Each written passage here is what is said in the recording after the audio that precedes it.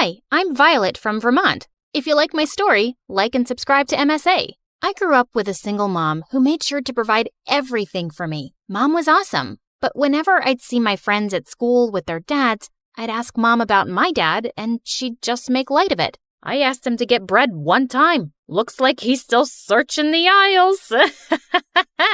Even though she laughed, I knew the question bothered her, so I stopped asking. My mom loved me to bits, and that was all that mattered. One time when I was 13, everything changed. I was just minding my own business when a fight broke out in school. I tried to get out of the way, but a kid shoved me. When I got up, I saw a huge, puffy rash appear on my skin, and I screamed. What was that? I was taken to the doctor, who told me I had dermatographia, a major skin allergy to anything I touched. My skin was sensitive to everything, even just scratching an itch. The doctor told me it was normal for it to start at my age. She reassured me the rashes passed quickly, but the condition would not. Mom, these look so ugly. Oh no, darling, you're just overthinking it. You'll be fine. We'll get you new clothes. If you're uncomfortable telling it to others, you don't have to. Of course I didn't want to. After that day, I started wearing long sleeves and jeans and even wore gloves. But soon, kids started to have a problem with me being covered from head to toe. I would always tell them that I had a condition, but they'd ask me to show it to them, and I didn't want to. My illness wasn't some freak show. Are you some kind of werewolf? Do you have tons of body hair that you have to keep yourself covered? Or maybe she has scales. Who knows? It's so weird.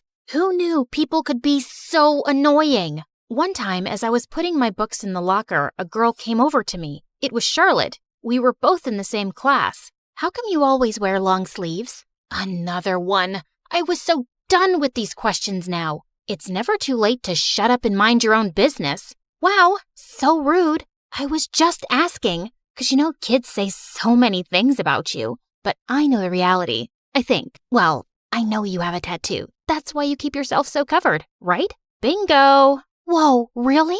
How did you get it? My dad would never let me. I guess if my mom was still living with us, then she would have allowed it. Oh, she didn't have her mom with her. That made me feel sad, and I decided to cut her some slack. I asked her to sit with me in class, and it turned out she was a pretty nice girl. I liked her. Soon we started watching MSA videos and hanging out after school. My mom welcomed her into our home with open arms, and her dad was really nice to me. Nice to meet you, Violet. Dad, you're embarrassing. Thank goodness Violet understands how it is. What really solidified our friendship was when we went ice skating.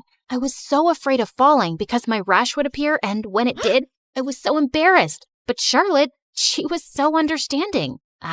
It's nothing. Come on, let's skate more. Over time, we became best friends, and we were super close. One time when I was in 9th grade, I saw Mom talking to someone in a hushed voice on the phone just as she saw me enter the house. Well, that was weird. I tried to leave it alone, but it became a routine. She'd be on the phone, and the moment I'd appear, she'd act on edge. One night, I heard her go out, and when I looked out the window, I saw Mom with Charlotte's dad. What the heck? I even told Charlotte about it, but she wasn't too concerned about it. But I was, 'cause it started to happen almost every other night. When I confronted Mom, she straight out lied. No, honey, I just went out to get some milk. Nothing else.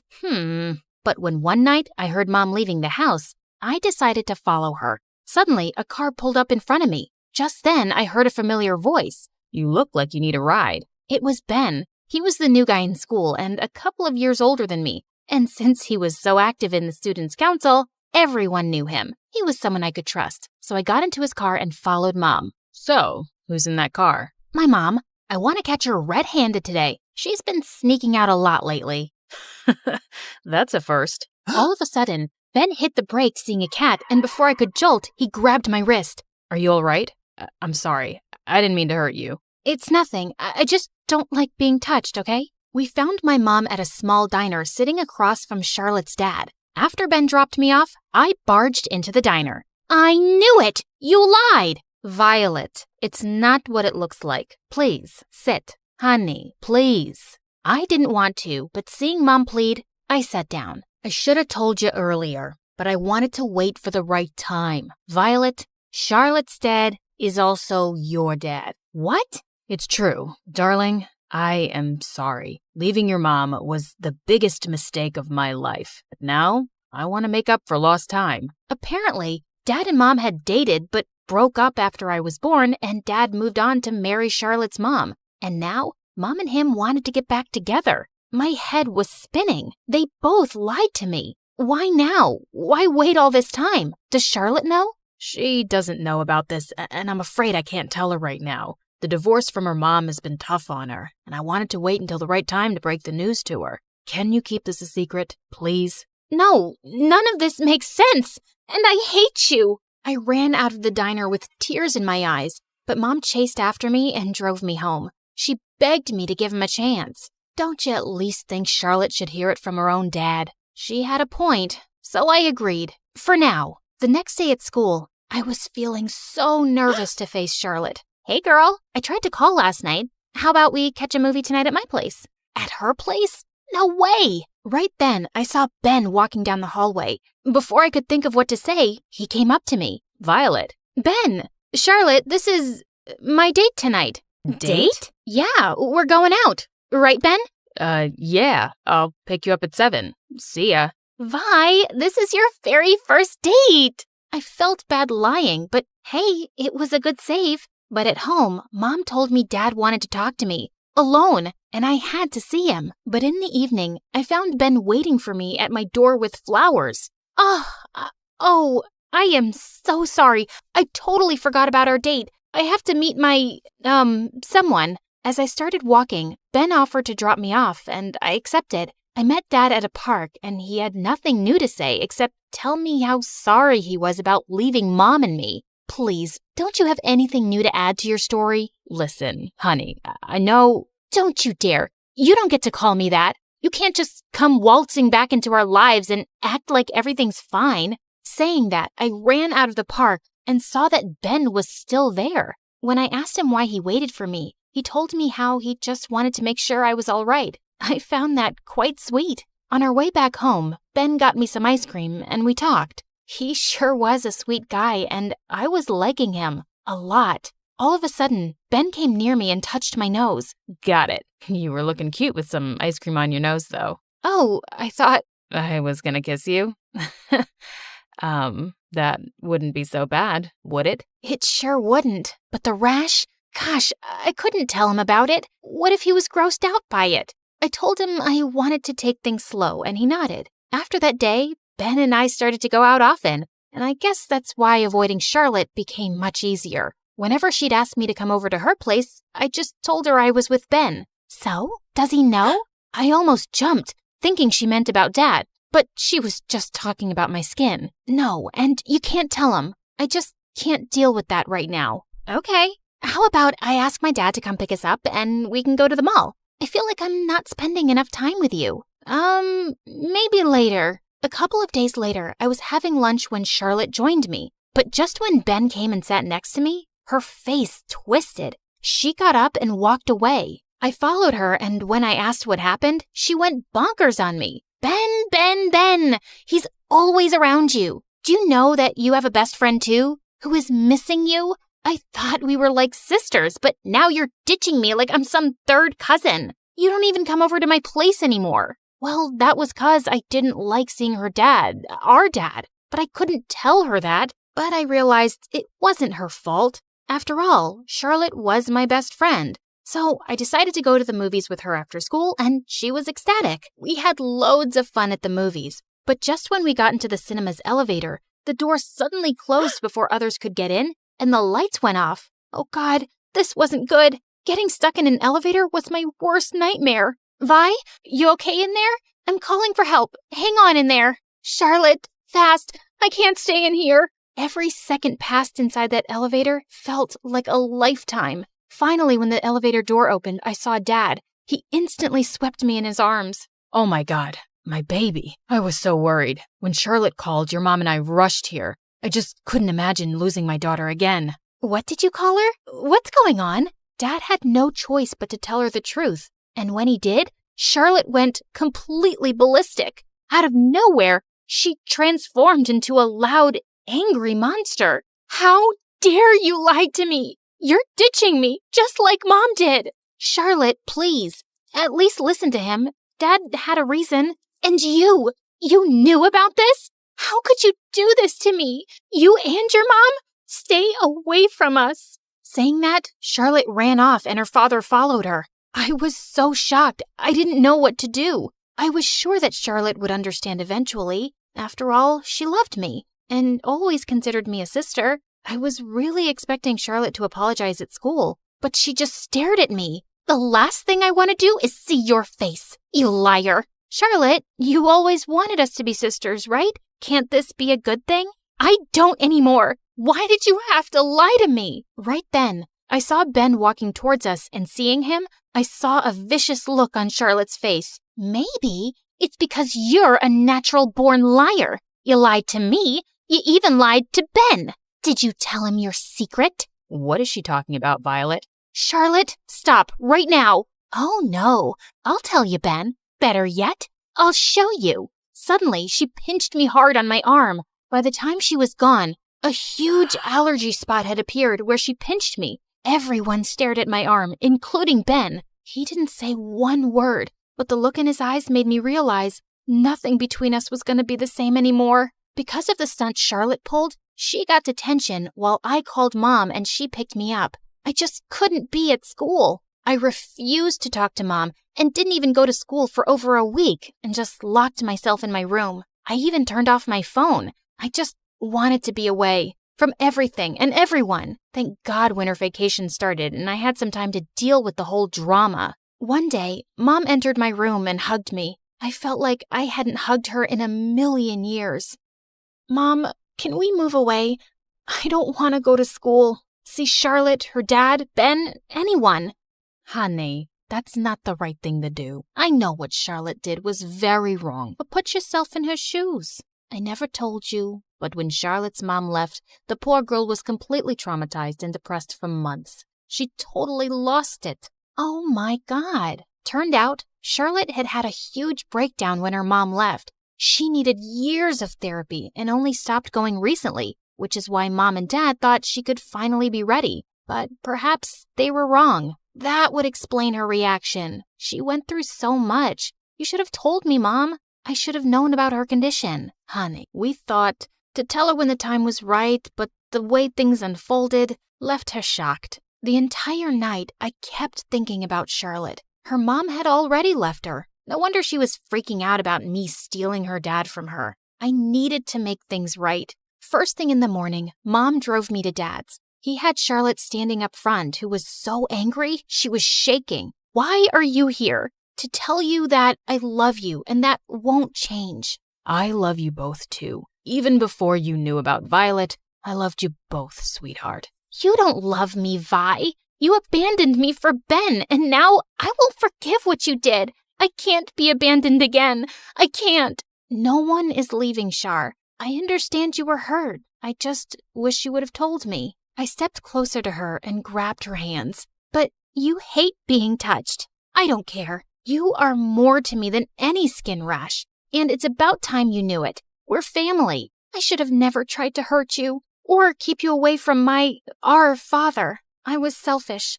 I'm so sorry. We all went into the house together for our first family breakfast. Charlotte and I got closer than ever. And our dad was pretty cool too. But no one was better than Mom. A week later, Charlotte made a plan for us to visit a ski resort in our town, considering what a disaster our last outing was. It was so much fun. We both went for the ski lift, and just as I sat, I saw Ben next to me instead of Charlotte. Talk, you two! Well, it was awkward, considering how hard I was avoiding Ben lately. I'm sorry. I then showed Ben my skin condition, and he just smiled, saying how it only made me cool. Charlotte, your arms are beautiful. I can't believe you'd hide something so cool from me. You know, I think so too. May I? Ben drew, "I love you, Violet," with his finger, and it appeared quickly in big, puffy letters. But it was the most beautiful thing I had ever seen. He kissed me on my lips, and I didn't have an allergic reaction. After that, I learned to listen, trust, and be proud of who I was.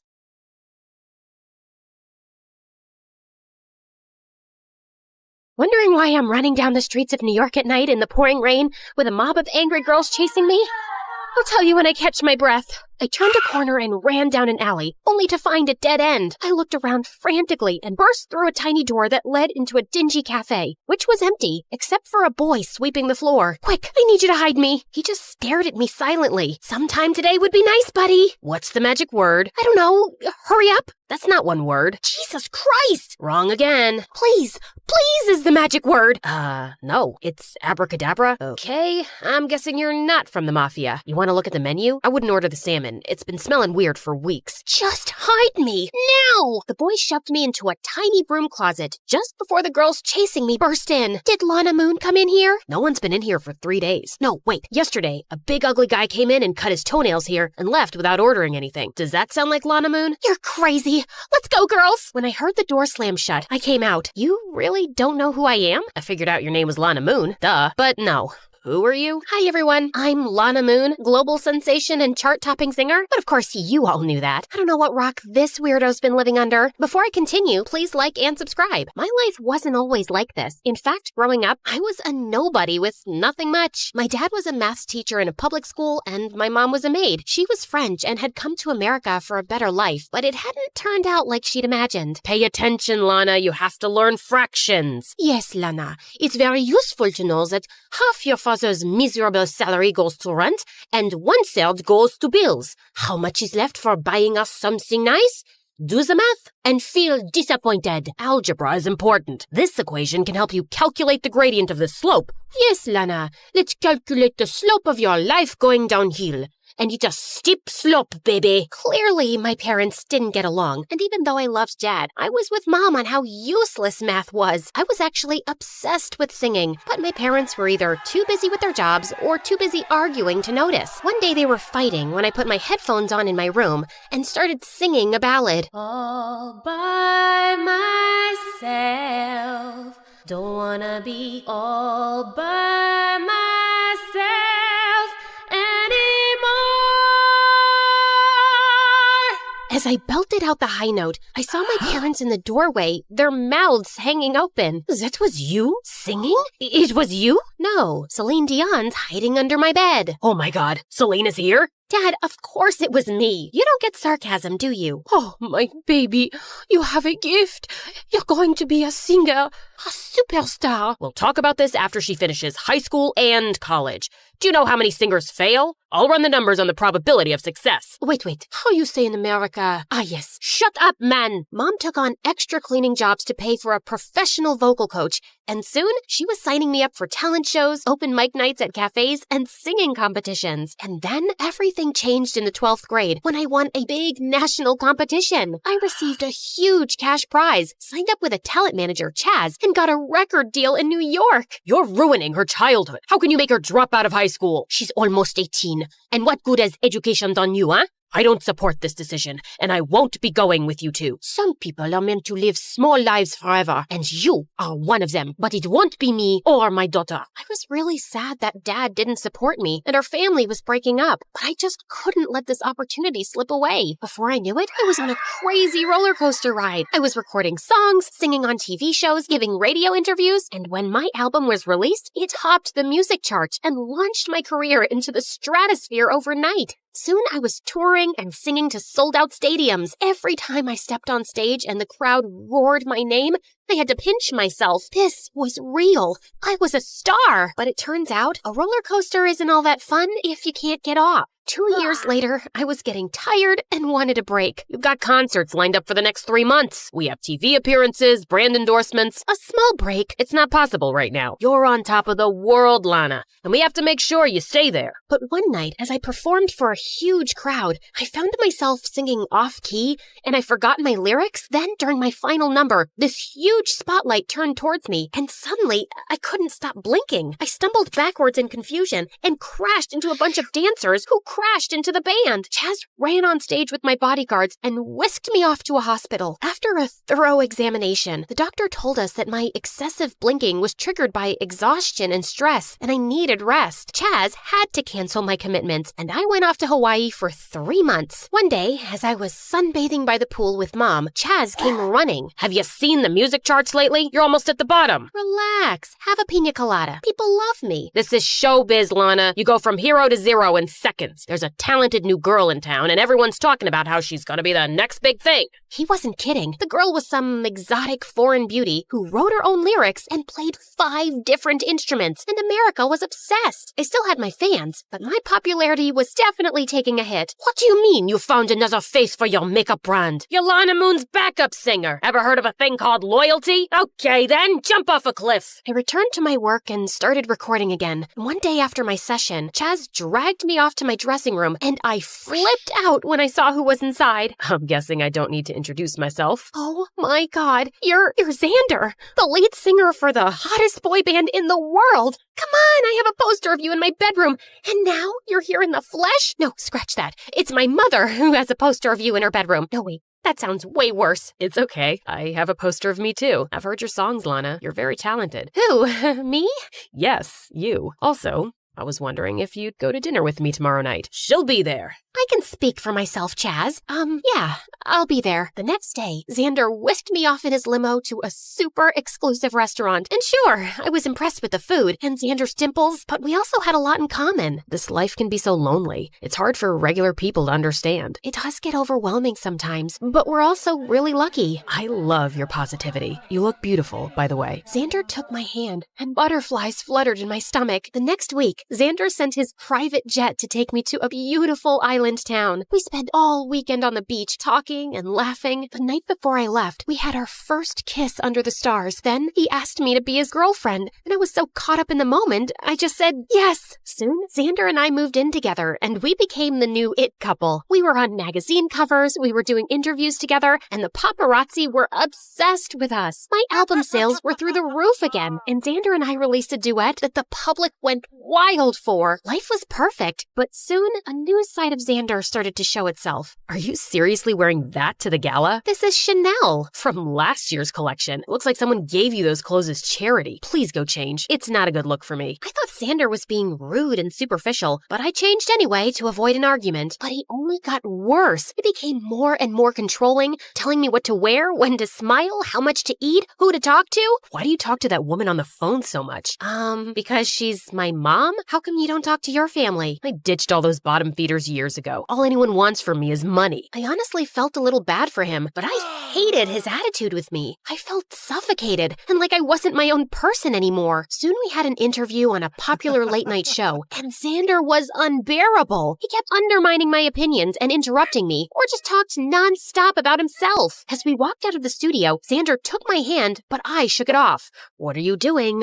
You know the paparazzi is always watching, so smile. Don't tell me what to do, and I'm not going home with you. We're done, Xander. Excuse me? Do you understand what it means to be my girlfriend? There are girls far prettier and more talented than you who are dying to be with me. Jeez, I hate it when your eyes start doing this blinking thing. You look so stupid. Make it stop. I'm having a serious conversation here. No, Xander. This conversation is done, and so are we. As I turned away, he tried to stop me, but I pushed him hard. The paparazzi went crazy around us, and I jumped into a cab and fled the scene. I checked into a hotel that night, and as I sank into the bed, I felt relief wash over me. I was free. But the next morning, I woke up to 100 angry voicemails from Chaz. When I turned on the TV, I saw the video of me pushing Xander being played on every news channel, and he was crying. Lana was only with me because of my fame.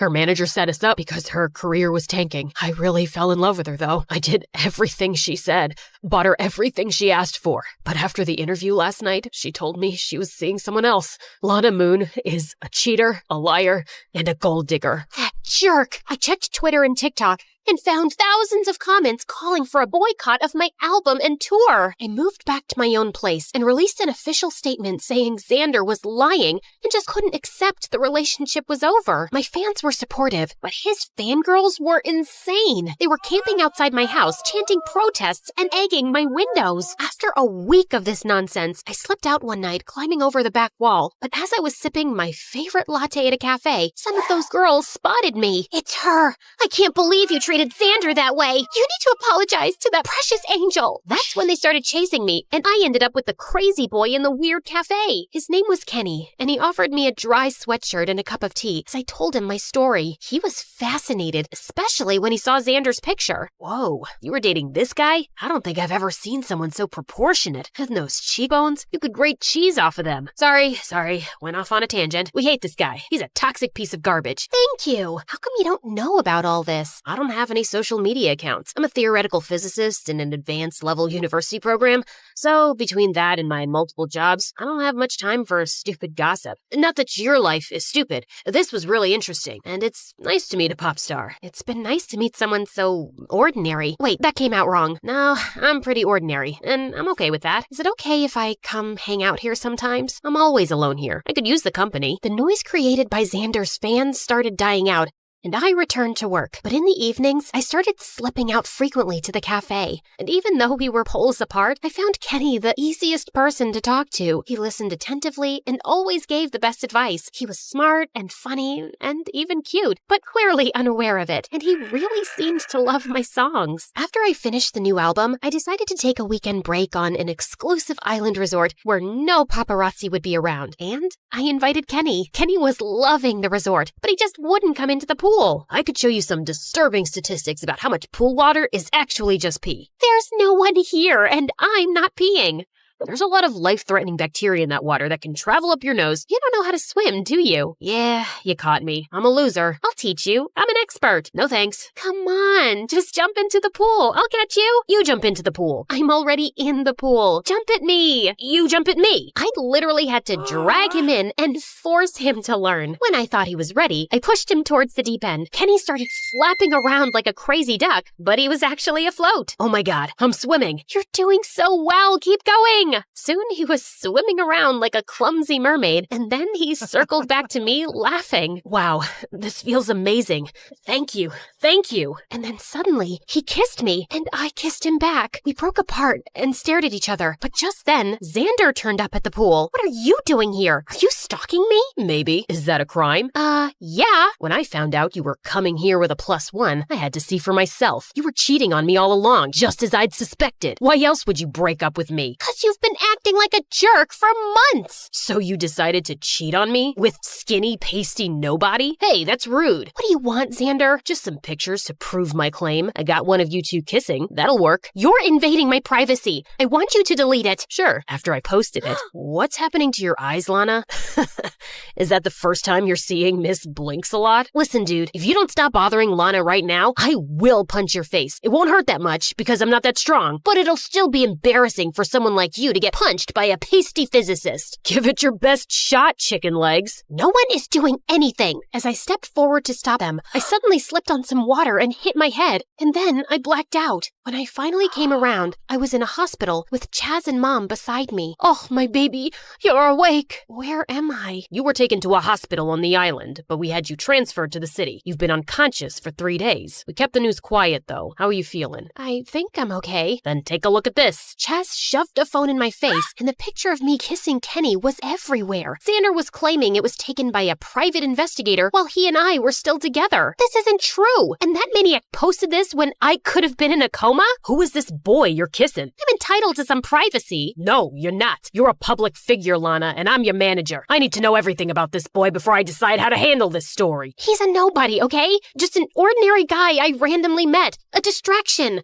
I only invited him to the resort because I didn't want to be alone. Don't drag him into all this drama. He's no one important. Of course I lied to get Chaz off my back. Kenny meant a lot to me, and I wanted to talk to him about us before I made anything public. I texted Kenny, but he didn't reply. Soon after I was released from the hospital, I went to the cafe, and sure enough, he was there. Hey, why haven't you replied? You didn't want to know how I was doing? I knew you were fine. Okay then. Kenny, we need to talk. Yeah, and I'll go first. Lana, I don't think you should come around here or keep in touch with me. Oh, so you don't want to see me anymore? Yeah, 'cause I'm just an ordinary guy you randomly met and hung out with. So you wouldn't be alone, right? I came to see you at the hospital and I heard you and Chaz talking. Listen, it's fine. I am ordinary. And I have a lot on my plate. I don't want to be in the public eye and I don't need distractions. You and I belong to two different worlds and they're never going to intersect. So let's just back off before anyone gets hurt, okay? If that's what you want, okay. I felt kind of heartbroken, but maybe it was for the best. He didn't want this life, and perhaps it was better for me to not be in a relationship right now. But on the bright side, karma hit Sander soon. He started dating the exotic foreign singer who recorded him acting crazy jealous and screaming at her,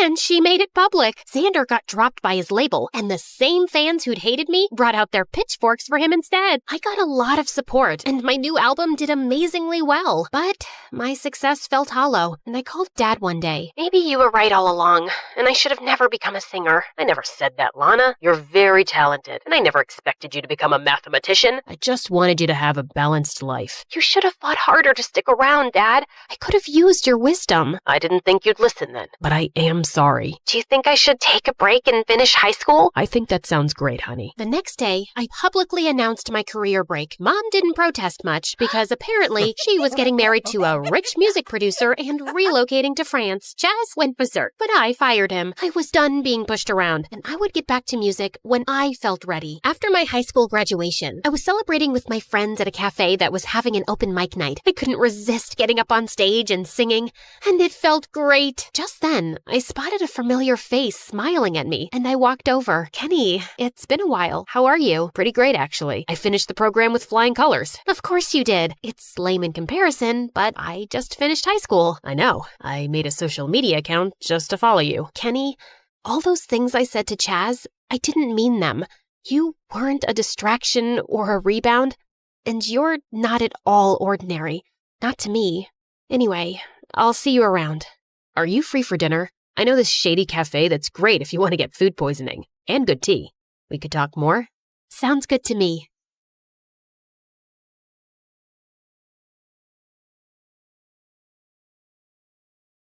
Okay, listen. Onion, honey, or pineapple. Any of those can tenderize meat. Pick whichever one's available. Okay, got it. Noted. I didn't come to this school for academics. I came for the food.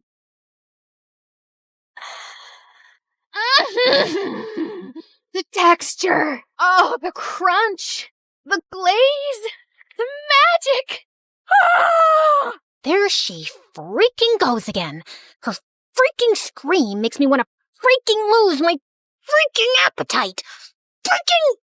And that's exactly why you don't have friends. You treat food like it's your boyfriend. So what? I've got you.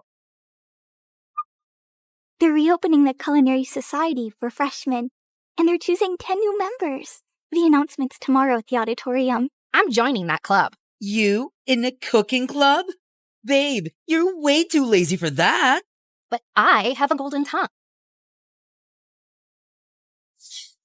What was he doing here? Don't tell me. He also cooks? Broody boy has kitchen skills? The world doesn't revolve around you and your stupid food cravings, you annoying brat. We only passed because of you. We almost failed because of me. You wasted all of this? For what? For your stupid little practice? Goodbye, Wi-Fi. Goodbye, sanity. Welcome to the life it endless you, where the story's changing and the lead is you.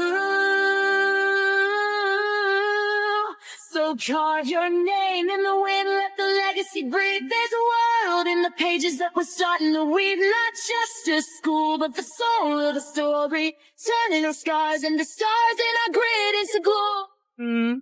Salty? Sweet? Cheesy? Ooh, spicy. You're clearly riding a flavor high. Did you fall in love?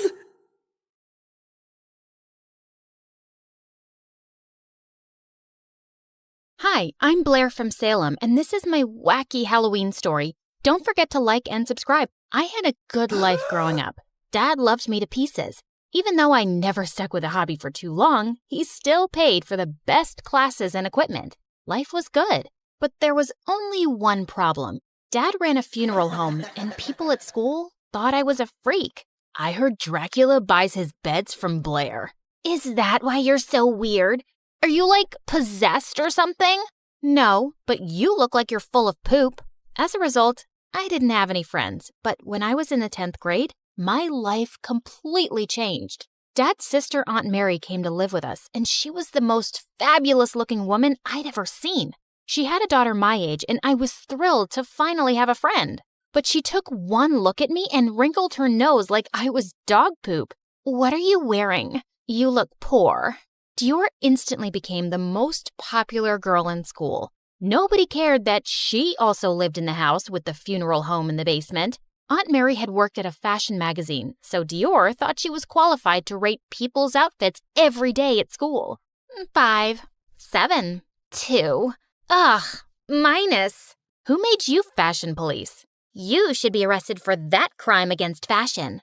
I ignored her and went to gym class, but when I went back to the girls' showers, my clothes were gone.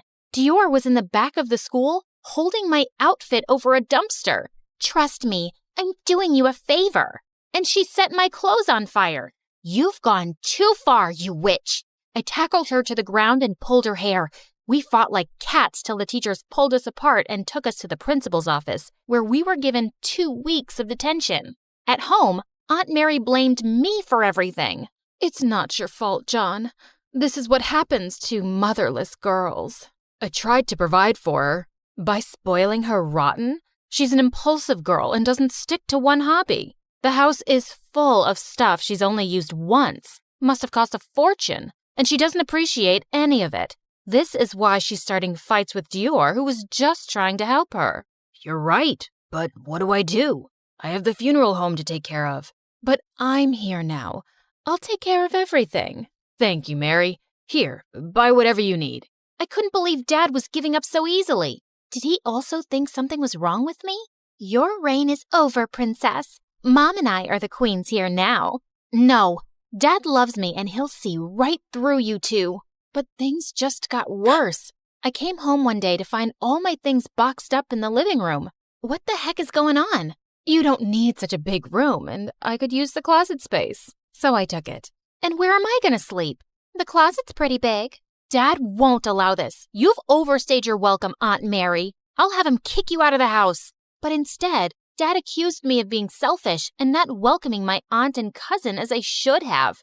I was completely heartbroken, and I felt replaced. Things were already grim at home, but a week later, I was rushing to the cafeteria to get the last slice of pizza when a boy beat me to it.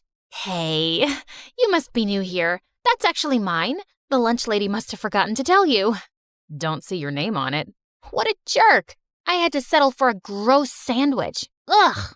The pizza thief's name was Ashton, and he had recently transferred from New York. He was super rich, but I suspected he was some kind of robot because the dude never changed his expression. But the girls were going crazy over his good looks. His style is on point.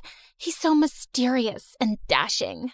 I mean, yeah, he was cute, but the guy hardly ever said 2 words. A few days before Halloween, Dior announced she was throwing a party and that there would be a prize for the best costume.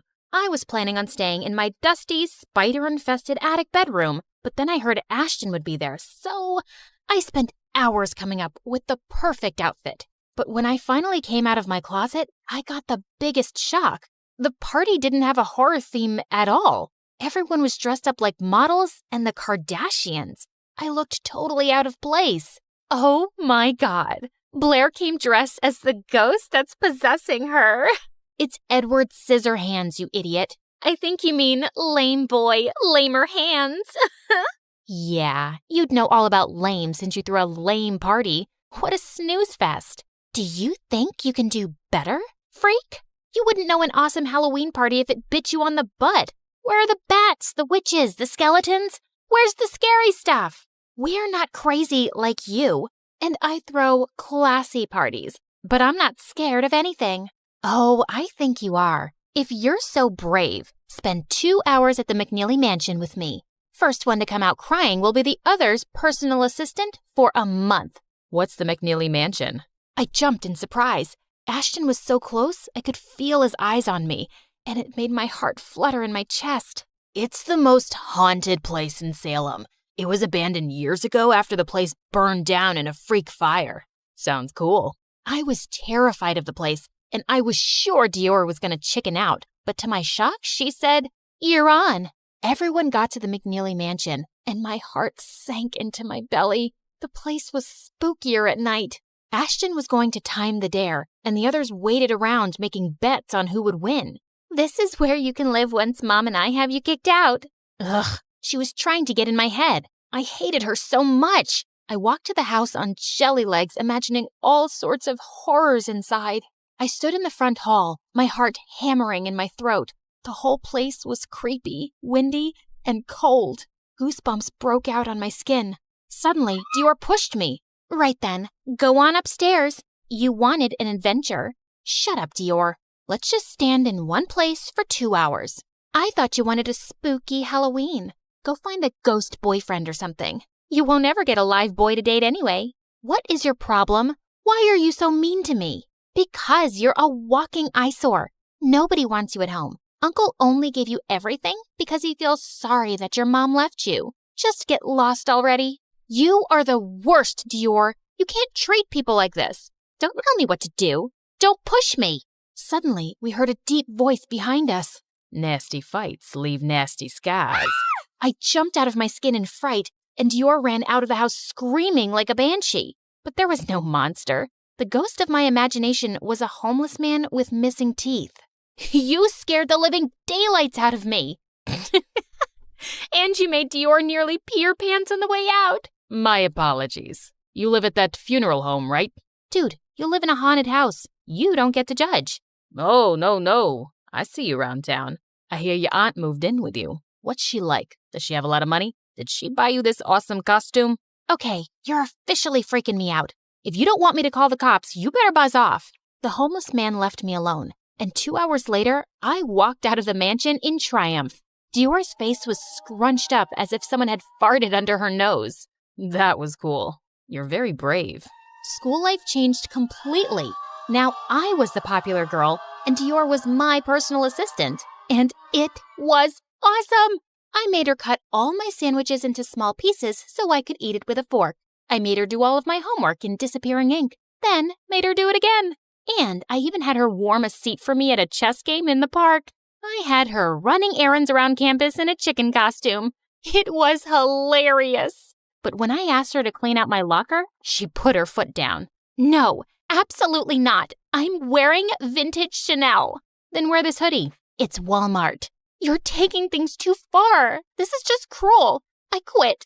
Maybe I had taken things a bit too far, but I wasn't sorry. One day on my way home, I saw the homeless man from the mansion snooping around our street. I chased him to the park, but he got away from me. But when I turned back to go home, I saw the most amazing thing. Ashton was rolling around on the grass with a cute puppy licking his face, and he was laughing. The sight set butterflies loose in my stomach. The dog playfully ripped the shirt he was wearing, and it fell right off. Oh my God. But as soon as he saw me, his expression became robotic again. What the heck? Is this your dog? Yeah, his name is Bruce. Cool. Oh, good dog. I fell hard on my back, but I didn't care. Bruce was such a lovable puppy. I rubbed his belly, but then Ashton said it was time to go. But before he did, he picked the grass from my hair. His face was close, and I could see just how green his eyes were. And then he just left. He was super weird, but really cute. The next day at school, he brought me a whole pizza for lunch. Hey, thanks. What are you doing today? Maybe you and Bruce can come over after school. Sure, I think he really likes you. Only him, or... He didn't answer. He turned around, face expressionless, and walked away. I was thinking about why he was the way he was when someone knocked my pizza to the floor. You don't need the extra carbs. What kind of witch magic have you done on Ashton? It's called human decency? You wouldn't know anything about it. No way is someone as cool as him into a loser like you. You're definitely up to something, and I'll get to the bottom of it. I ignored her. I hated going home these days, but I was looking forward to Ashton coming over with Bruce. We played with Bruce in the garden, and Ashton became a completely different person. I felt my heart beating fast when he looked at me. What's your deal? You're like RoboCop with the rest of us, and with Bruce, you finally start acting human.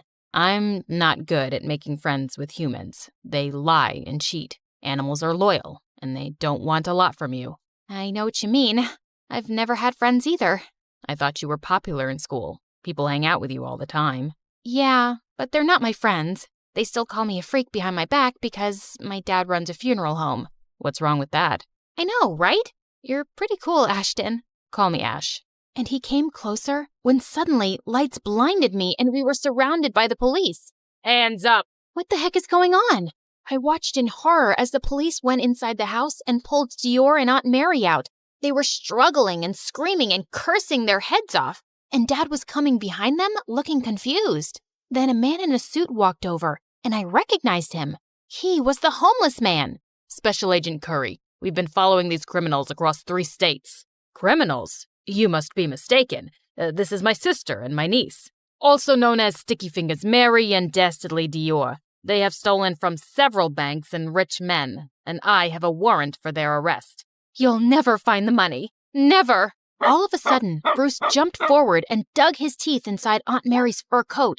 Let go, you dirty mutt! But the coat ripped and money started pouring out of its lining. I can't go to jail, Mommy. I'm too pretty to go to jail. Dad was shocked. He turned to me looking completely confused. What have I done? I trusted them completely. I was still mad at Dad for trusting Aunt Mary over me, but he didn't deserve to go under a mountain of debt because of all the money they'd probably spent or stolen. We'll be fine, Dad. I'm sure Agent Curry can talk to the banks and we can get our money back.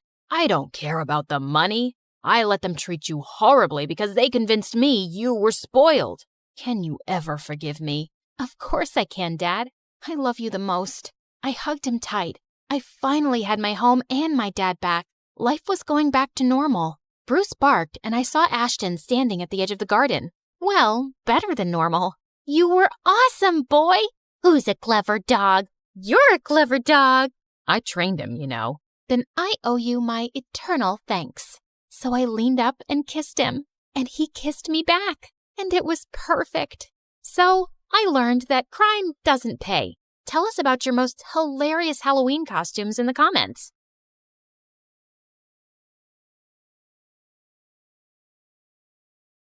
I sat in the audience for the 1,000th time watching my annoying sister Mara's talk show. I was just about to fall asleep when suddenly a spotlight shone on me. There she is, my twin sister Brooke. Come help us play the game, sis. Wait, what? Before I could say a word, the audience started chanting my name and my parents nodded at me encouragingly. Mara was waiting on stage with her guest star, who was some famous model. So, Brookie, you and Iris are going to play the card game War, and whoever wins breaks an egg on the other's head. Can I jump off a building first?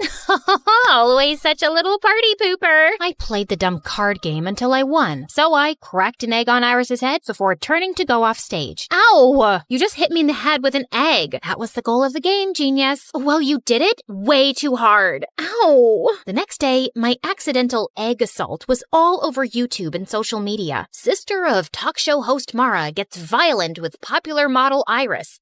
So melodramatic. My life wasn't always like this. I'd never asked to live in the public eye. All of this started when my bimbo sister got her own show a year ago and became a child millionaire. Then here I was, just trying to get through high school without punching or kicking walls. Hi, I'm Brooke from Manhattan, and this is my story. But before I rant about my drama, please like and subscribe. Everyone at school brought up the stupid talk show incident. Look, it's Mara's extra crazy sister Brooke. Should we refer to her as the egg beater? I can beat an egg over your head, but don't worry. I'll avoid smashing your new nose.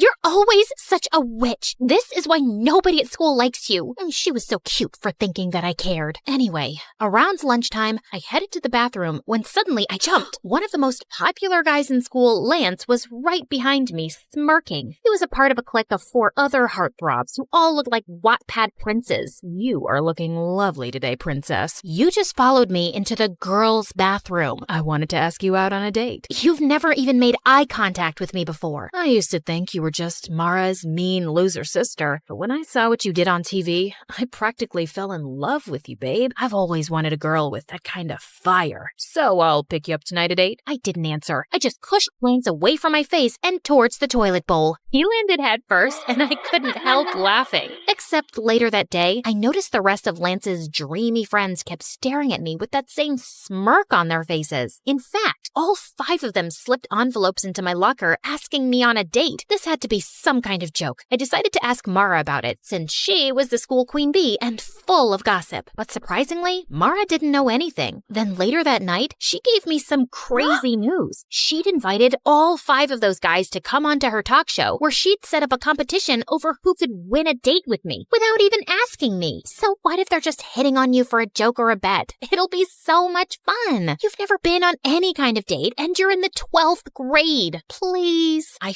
finally gave in, but I knew those boys were up to something, and if they were gonna mess with me, I was gonna mess with them too. On the night of the show, I sat center stage behind a table while the 5 idiot heartthrobs lined up behind a rope. Each of them had 30 seconds to impress me. After you pushed me into the toilet, I went and bought you flowers. I also have chapstick to put on before kissing you for our date. Too bad your breath smells like a sewage drain. Next. If you were my girlfriend, I'd take you to a restaurant right on the ocean and buy a giant ice cream sundae with ice cream makes me puke. So I used to be an underwear model, but then I'm embarrassed for you. I had this flown over from Japan. No! By the time the 5th guy, Zeke, came over, I was already exhausted. Then I noticed he was holding a guitar. Oh my God. Brookie, oh Brookie, honey, my heart is yours. Yeah, Brookie, oh Brookie, Brookie, my sassy princess I adore. The audience went wild, and I wanted to cringe. But for some reason, I found myself smiling. So when it was time to choose the guy I'd go on a date with, I chose Guitar Boy Zeke. I just had to remember that he probably didn't really like me, and if he was planning on humiliating me, I had to beat him at his own game. So when I met Zeke for our picnic date, I came wearing my mom's wedding dress.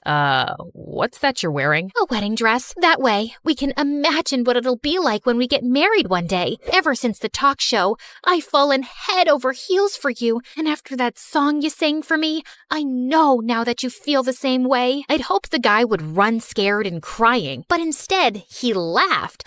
I must have really won you over with that song I played you. I'm not done with you yet, Prince Charming. During our picnic, I sat on his lap and made him feed me every bite of food and hold the water cup up to my lips. And when he turned to get a napkin, I started fake crying hysterically. We were staring into each other's eyes, but you looked away. Is it because my eyes are ugly? Or are you breaking up with me? I have nothing else to live for now. You are so extra. I know what'll cheer you up. Let's have a romantic dance. Wait, what? Before I could say a word, Zeke turned on classical music and pulled me up to dance. He started spinning and twirling me around and even threw me in the air. God, he was crazy. Later on, Zeke drove me home, but he said he needed to stop at his house first for something. I decided then I'd confront him. Look, I know you're either dating me because you bet your friends money or you guys want to humiliate me as a joke. Either way, I'm just telling you, I didn't fall for it. I told those guys you'd be too smart to trick. It was Lance's idea to bet money on which one of us can win you over. I never wanted to do it, but I couldn't tell Lance that, because whatever Lance wants, Lance gets. Zeke then told me his dad and Lance's dad were friends, and because Lance's family was rich, his dad was going to pay for a music college Zeke got into. Therefore, he could never afford to ever piss off Lance. And don't tell Lance I said any of this. Please, just let me tell him you fell for me and you asked me to be your boyfriend. I really want to go to music school. Come on, you don't care what anyone anyone thinks, and you're already unpopular and barely have any friends, and no offense. How little self-respect did this guy think I had? I wanted to give him a good slap in the face, but just then, Zeke stopped by this really run-down trailer next to a pile of garbage. Okay, we're here. My dad's sick, so I have to check on him every few hours.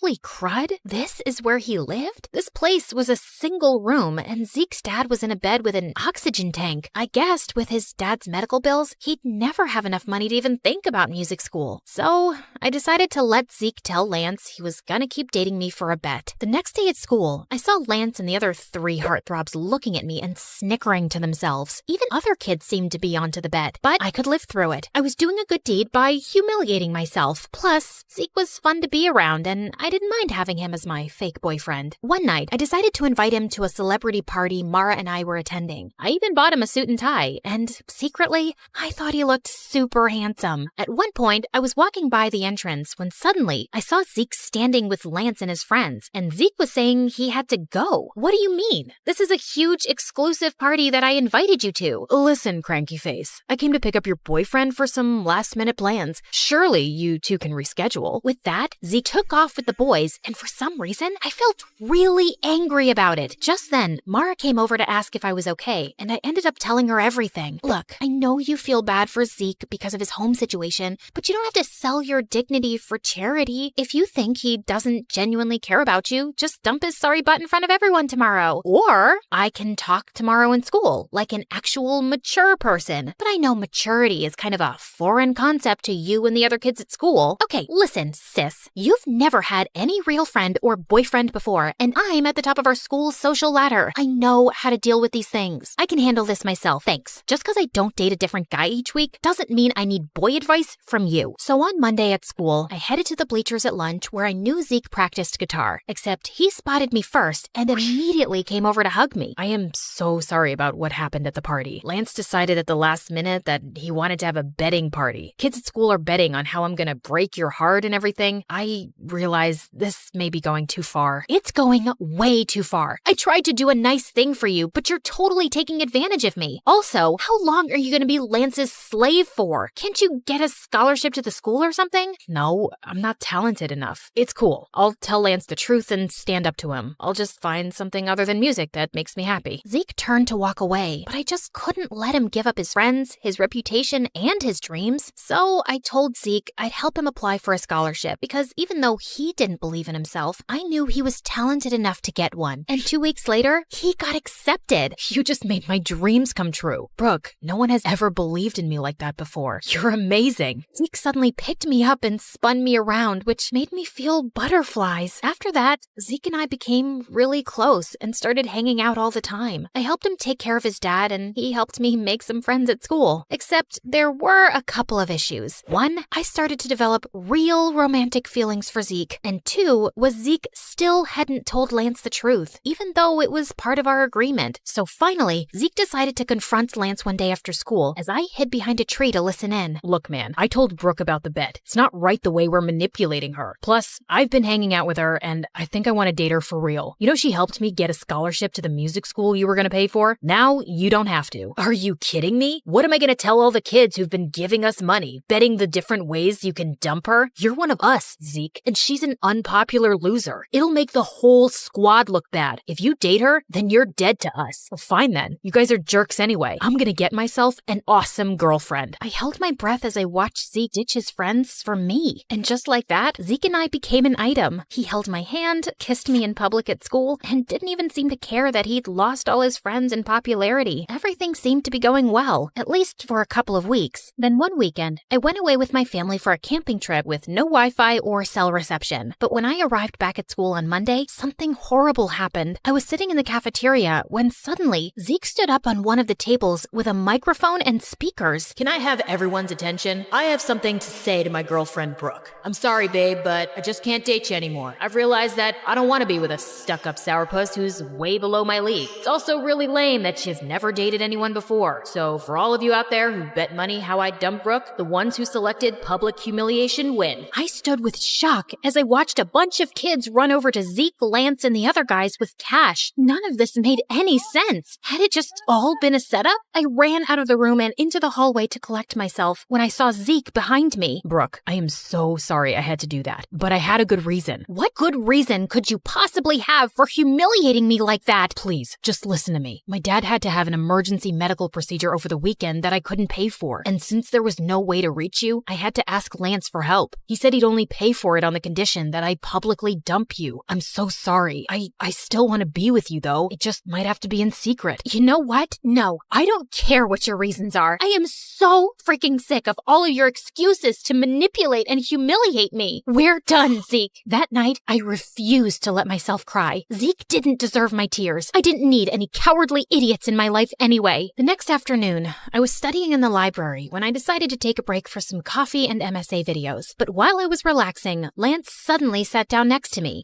Ooh, MSA. I watch them on TikTok all the time. Let me help you pick an episode. If you come anywhere near me or my computer, I'll squeeze your head until your brain pops out. Oh wait, I forgot. You don't have a brain. Probably why you watch MSA on TikTok instead of YouTube. You know, YouTube, the site for smart people. Wow, Zeke must really regret dumping you. Yeah, about that. I know it was you who forced Zeke to break up with me. Why do you have to go around messing with his life and mine? The way you and your friends bet on me and tried to break my heart for fun? How sick do you have to be to want to do something like that? Maybe some people just enjoy messing with other people's lives. You should ask your sister. After all, the whole betting game was her idea. Lance got up and left, leaving me very confused. What did he mean by that? He was probably just messing with me, but I still asked Mara about it, and she got really quiet. Okay, it's true that it was my idea, but let me explain. I just felt bad because our whole lives, you've lived in my shadow. I have everything. Fame, popularity, friends, and you didn't get any of that. So I wanted to find you a cute boyfriend to make you happy. Except none of the guys at school wanted to date you. The only ones who were willing to were Lance and his friends, if they could make money off of it. But I had hoped one of them would fall for you for real. I was stunned and silent as Mara apologized over and over. I knew her heart had been in the right place, but she'd gotten me into such a giant mess. God, I just needed space from everyone. The next morning, I was going through the mail when I saw an envelope from Zeke's music school. To my surprise, they'd returned a check I'd paid as a deposit to confirm his place in the program. Apparently, Zeke had called the college and declined the offer to attend. I thought right away of his sick dad, and suddenly I got a bad feeling. I drove immediately to Zeke's house, but when I reached there, he was sitting outside and playing guitar, looking perfectly happy. Zeke, is everything okay? Did you call your college and decline the offer? Yeah, I just didn't feel right taking your money to attend there, not after the way I treated you. So I'm just gonna save up and reapply next year. In the meantime, I got a job and my dad's doing better. Thank you for believing in me, Brooke. You have no idea how much it means to me. Zeke came over to hug me, and I felt those stupid, happy butterflies again. Hey, listen, are you still friends with Lance? God, no. I'm done being his slave. I took a loan and paid him back everything I owed him for Dad. So, if I give you a second chance, that means you can't be an idiot this time. I swear on my life I won't be. I want you back, and I won't have it any other way. So, I guess my sister did achieve her goal of finding me a guy, even though it was in the craziest way possible. Still, maybe one of these days I could thank her for it.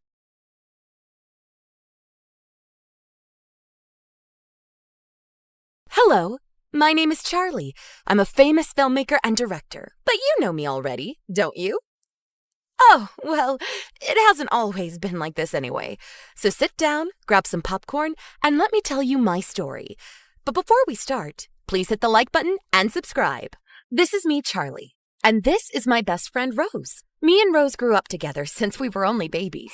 We played together, we went to school together, we did everything together. We were like autumn and colds, unavoidable, like rain and thunder, indivisible. Rose was the sister I never had. I was to her the brother she never... well, you got the point. She was blonde while I was black. She was shy while I was sunny. She had a big brain while I had a big butt. We fit perfectly together. Most of all, we had one dream in common. One day, we would become filmmakers and make movies about witches. Yes, that was our dream at the time, our common goal in life. And we were all ready to get it realized. But what a tragic fate awaited us. Well, I'm being a bit overly dramatic here, but please, let me explain. It was our last year in high school and a few weeks before Halloween. I was reaching my classroom like every morning when Rose came running toward me. Charlie! Charlie! Rose, what? Charlie! Rose! Charlie! Rose! Charlie! Barely breathing, Rose managed to announce to me that the school had opened a cinematographic contest where the winners would be enrolled in the best movie school in the country. We started screaming. At that point, me and Rose already had tins of scripts ready. We simply chose one and brought it in the next morning to our art professor to have it approved. But instead, there stood Mona, high like a giraffe, dressed like a rock star, and loud like a tempest. Who is Mona, you ask? She's the daughter of a famous celebrity couple, a movie producer dad, and a 5-star actress mom. She had the best connections, the best grades, and the best face. A cloud of desperation came upon us when we saw her just talking to the teacher, explaining her project for her script. We felt lost. When our turn came, I spoke for both of us because Rose was too shy to speak, and the sight of Mona shook her too much. Hey, Charlie. Nice job there. What? What? Mona was approaching me, willing to talk. Had I stumbled, hit my head, and fallen into a dream without noticing? Sorry, I couldn't help but listen to your script while you were explaining. It seems like some hot stuff there. Did you come up with it all by yourself? Well, me and Rose, yes. It seems you have a promising future in the business, baby. Would you mind joining me tonight at my party? There will be producers, movie stars, and many important people. I couldn't believe it was happening. It was too much for me, and all at once. Of course, me and Rose will be there for sure. Rose? I'm sorry. I don't want someone who is barely able to speak in public to be associated with me. You are invited. See you later, baby. She left like the tornado she was, leaving both me and Rose speechless. I tried to console my best friend, convincing her this was a once-in-a-lifetime opportunity that could help us both. Rose nodded her head, but her look told me something else. I pretended not to see it and went straight to the party. This was an occasion I just simply couldn't afford to lose. Mona's house was not exactly a house. It was a castle, a gigantic manor with a park, 4 towers, and 2 pools. All over the place, men in elegant suits and shiny-looking women talked to each other cheerfully. Oh dear, you've arrived. Sir, lady, nice to meet you. I'm so glad you invited me. That man and woman were Mona's parents. They look amazing together. A perfect couple in a perfect house. Everything was perfect in Mona's life. Shiny and bright, like herself. Please, enough with the pleasantries. You're part of the family now. Mona told us all about the project you're working on together. The project? Of course. I told Mom and Dad we are working on an amazing movie. We will win the contest for sure. I didn't know what to say. I was totally caught unprepared. So I just smiled and said nothing. Mona's parents left us soon, and I immediately reached after her. Mona, what did you tell them? Well, that we work together. Isn't that true? But I already work with Rose. Didn't you know that? She's my best friend. I can't just leave her like this. Mona just smiled and washed the problem away with a swing of her hand. You create too many problems, baby. Can't you just work with us both? Come on, let's have fun. I'm ashamed to admit, but the truth is that I forgot Rose for some time, and quite easily. I just loved to be asked about my history and my interests by all these interesting people there. The future was winking at me, and I just couldn't resist. Then I saw him. How to describe the finch that came to perch on my branch? He was like a god in a garden on Olympus. He was like a breeze on a hot summer day. He was like a... well... That horse was hot, girls. You can bet about it. That angel had dark eyes like enchantment and such a fine, elegant beard. I was totally captured. He must have noticed my dumb expression because he started smiling at me as if trying to help me retrieve some of my dignity. Too late. And Charlie, let me introduce you to my brother Tom. So you are the famous Charlie. A handsome lady, that's for sure. Nice to meet you. Is he really going to kiss my hand? Is he really? Oh, God, I'm fainting. Am I famous? How? Of course. Mona has talked about you all afternoon. Mona, can I steal this lady from you for some time? Do as you please, brother, but be a good boy. I always am. Mona, don't scare our host like this. The walk with Tom around the garden felt like a dream. He was not only handsome in sight, but also elegant, charming, and kind. His fierce appearance was balanced by such a quiet temper that it made him look like the perfect man in every single way imaginable. Hours passed in a flash, like seconds. Come back soon, baby. We're here for you anytime you want. Couldn't wait to be invited again. The image of Tom was still in my eyes when I woke up, and even if I don't remember it with certainty, I can bet I dreamed about him. How did it go? Rose's soft voice reached me as if coming from far, far away when she met me in the corridors at school. I felt happy to see her, but not so happy as I should have been. I think she noticed, but I kept it a secret. I explained to her all that happened the night before and promised to meet her within a few days in order to complete our script. The plot was there, but so much work had yet to be done. Fine then. See you soon. See ya. Those were busy times for me. In the daytime, I met Mona to work on our script for the contest. At night, I often saw Tom. Mona's script was completely different from mine. Her subject was Barbie. Barbie! Can you believe it? What's wrong with that? Barbie was a paradigm of freedom for girls, don't you know? Mona's fantasy was wild. She had a lot of ideas, but none of them were connected to each other. Her thoughts were as chaotic and impulsive as she was. Without me, she would have been lost. But what about Rose? Without me, she would have been lost too. She was smart and nerdy, but she didn't have the creativity I had. Rose had always been my best friend and sister, and even if Mona's spell and Tom's charm were still upon me like magic crows, I started to feel bad about how easily I abandoned my lifelong friend in order to get a quick ticket to success. The moment of the contest was approximating, and I had to speak with Mona about this. I would have helped her with her project, but I had to participate in a team with Rose, and if Mona didn't want Rose, I would leave the Barbies in order to go back to the witches. I found the courage and spoke to Mona. Roar! Can you imagine a dragon's reaction to someone trying to steal his gold from under his throne? The same was Mona's reaction to my words, if not worse. Out of my house! Never come back again! I will eat you! Do you think I'm being overly dramatic again? You weren't there, my friend. I think I barely saved my own life. I'm lucky to be here to tell the story. Yet I felt happy after arriving home. I felt I had done the right thing. Now there was only Tom to speak to. Even if I liked him, our time had to wait until after the contest was finished. I couldn't subtract any more energy from Rose and our witchy project. I mean, there can be only one Dua Lipa in the world, right? Enough with Barbie. Hey, Angel. Tom's words were honey poured all over me. I melted. But hey, not this time. I had serious work to do. Listen, Tom, there's something we must talk about. Something like what? Did I do something wrong? No, it's not about you. It's about Mona. My sister, huh?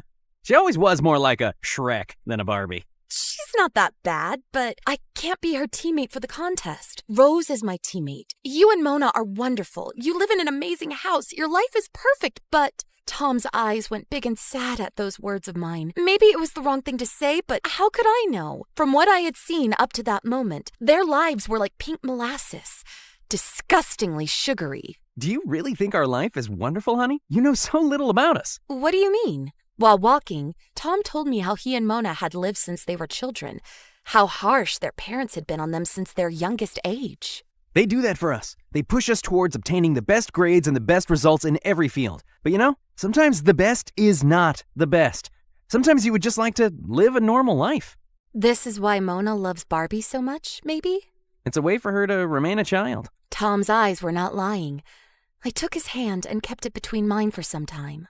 Still, a wrong behavior remains a wrong behavior. Mona will have to grow up sooner or later. You were a strong girl and made the right choice today. I'm proud of you, Charlie. At that point, I was melting again.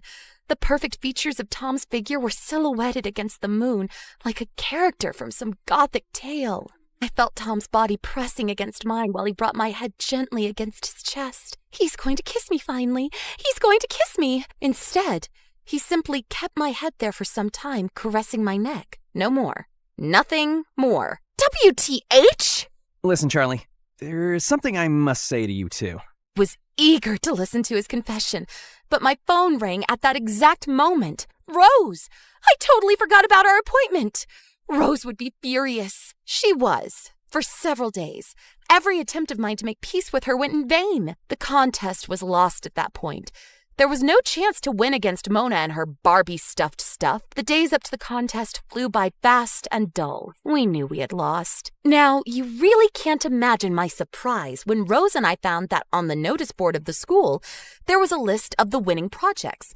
And the first one was about witches. As authors, it had 3 names: Rose, Charlie, and Mona. A coincidence? Of course not. It was our project. We won, but we didn't submit it, of course. So who did? The question puzzled us for some time until we received a phone call from a strangely masked voice. Oh dear. She tried hard to excuse herself for her behavior in the most recent times. Her voice didn't disclose her origin, but it wasn't too much of a guess. Mona. We found out with certainty later, when the 3 of us, plus Tom, met together at the back of the school to talk about the matter. Mona looked like a baby. She cried all the time and told us she felt guilty for how she treated Rose after Tom had talked to her. To get her excused, instead of her script, Mona submitted a copy of ours, proposing it as if it had been worked upon by the 3 of us. Of course, it won. It was written by me, after all. But this wasn't the only news of the day. Tom, don't you have something you want to say? Yes, well, Charlie, I have a confession to make. Oh, yes, finally! The bomb was going to explode. The moment I expected for days and days finally arrived. After such a tragic story, I was going to have my sweet piece of cake after all. Yes, Tom, tell me, please. I have a crush on Rose. Oh, Tom, yes, a crush on... Wait, what? I really didn't know how to say it, but now I can't keep it a secret anymore. I like you, Rose. Would you like to go out on a date with me sometime? I couldn't believe it. Rose went red like a tomato, and I was shocked. Mona was laughing hard, and her joy expanded contagiously. So this was the secret?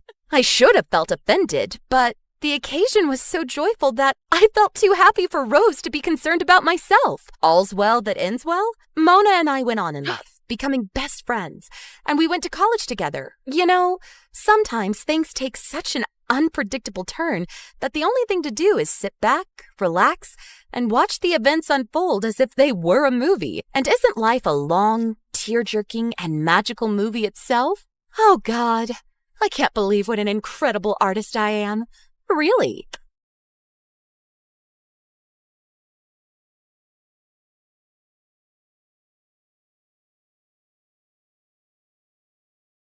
I woke up as the maids drew the curtains and I could hear the sound of birds singing. I slipped into my shimmering gown, just like Elsa's, placed delicate heels on my feet like Cinderella, and styled my hair like Rapunzel's. I looked awesome. Why wouldn't I? It was my 7th birthday after all. Whoa, I want to pinch myself. Is it for real? You look stunning, my princess. Thanks, Dad. Will you remember your promise? You will rescue me. If I need you to, right? Of course, sweetheart. Hi, I'm Olivia, the princess of a small country in Europe. Dad threw a grand party for my birthday, and everyone was stunned to see how pretty I looked.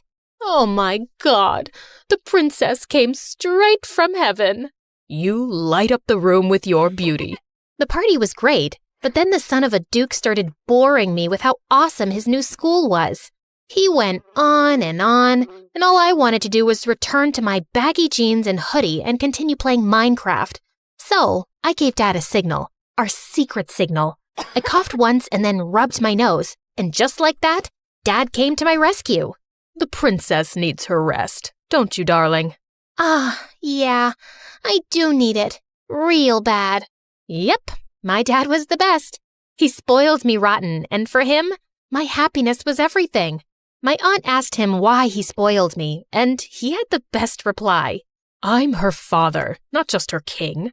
Olivia is strong and wise, and her life is her own to decide.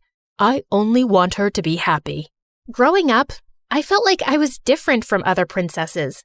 I mean, how many princesses do you know who got to go to a normal school, stay up late playing video games, feed their pets, and give them baths? I could go out and play with kids and just be myself. I loved to live a simple life, just like everyone else. I remember one time I begged Dad to take me to the circus in town. Oh, honey, I could bring them to the palace. You don't need to go there. No, Dad. You know I want to go like everyone else. And I want you to come with me. Dad wasn't too sure about it, so I suggested we get a little creative and disguise ourselves to throw off the paparazzi. It was so worth it. Oh, girl, that's really fun. Yeah, I told you so. Okay, now say hooray! All of a sudden, I had terrible hiccups, which worried Dad, so I told him I was fine and went outside for some fresh air. As I walked around, I heard cries and rushed towards the tent to find people trying to train a monkey. Hey, you just stop it. How cruel. You can't do this to this poor baby. Ho, ho, ho. Ordering us? Who do you think you are? Some princess? Show off, kid. I ran away not because I was scared, but because I wanted Dad to know about it. And later, he dealt with it. But I remained upset for days, just imagining how that poor animal must have felt. One day, I heard some kids playing in my garden. When I went to check, I learned they were twins, Sophia and Ted. Their parents were friends of Dad's, and he promised to take care of them now that they had lost everything. The twins and I got along great.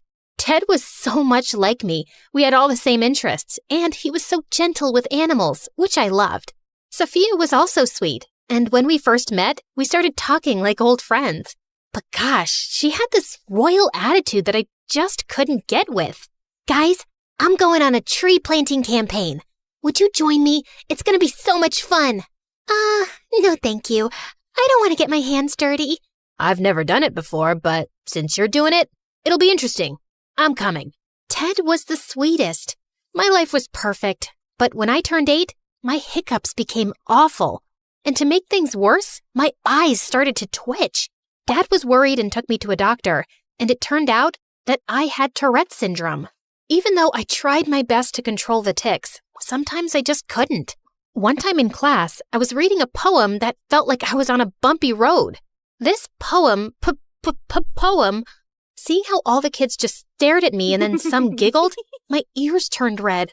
It was so awkward, and I ran from the class and just wanted to hide my face.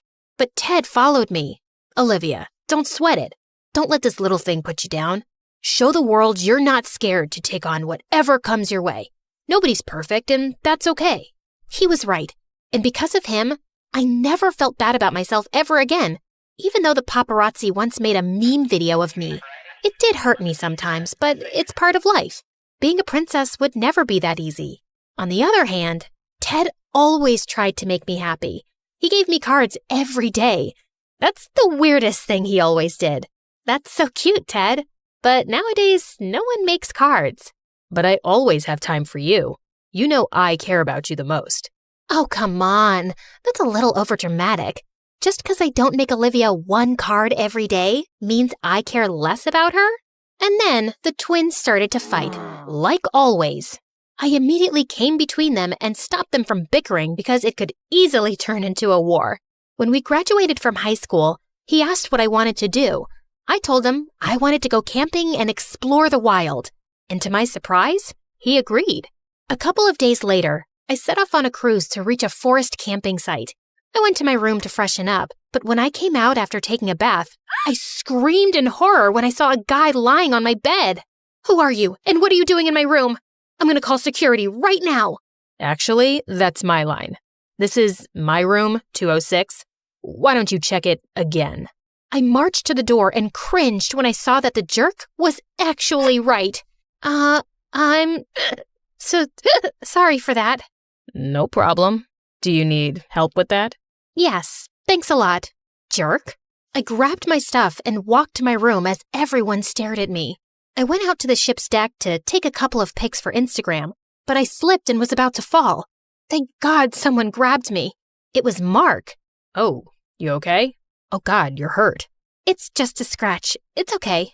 He looked so worried and instantly pulled out his handkerchief to tie it around my arm. That was kinda cute of him. The next day we reached the campsite, and I was totally mesmerized by it. I loved the greenery and the peaceful atmosphere. Everyone had split up into pairs, and guess what? Mark ended up with me. I saw a pond and decided to refill my bottle, But then all of a sudden, Mark snatched the bottle from me. Are you crazy? No, but I'm not sure about you. Didn't you see that water snake? I was stunned.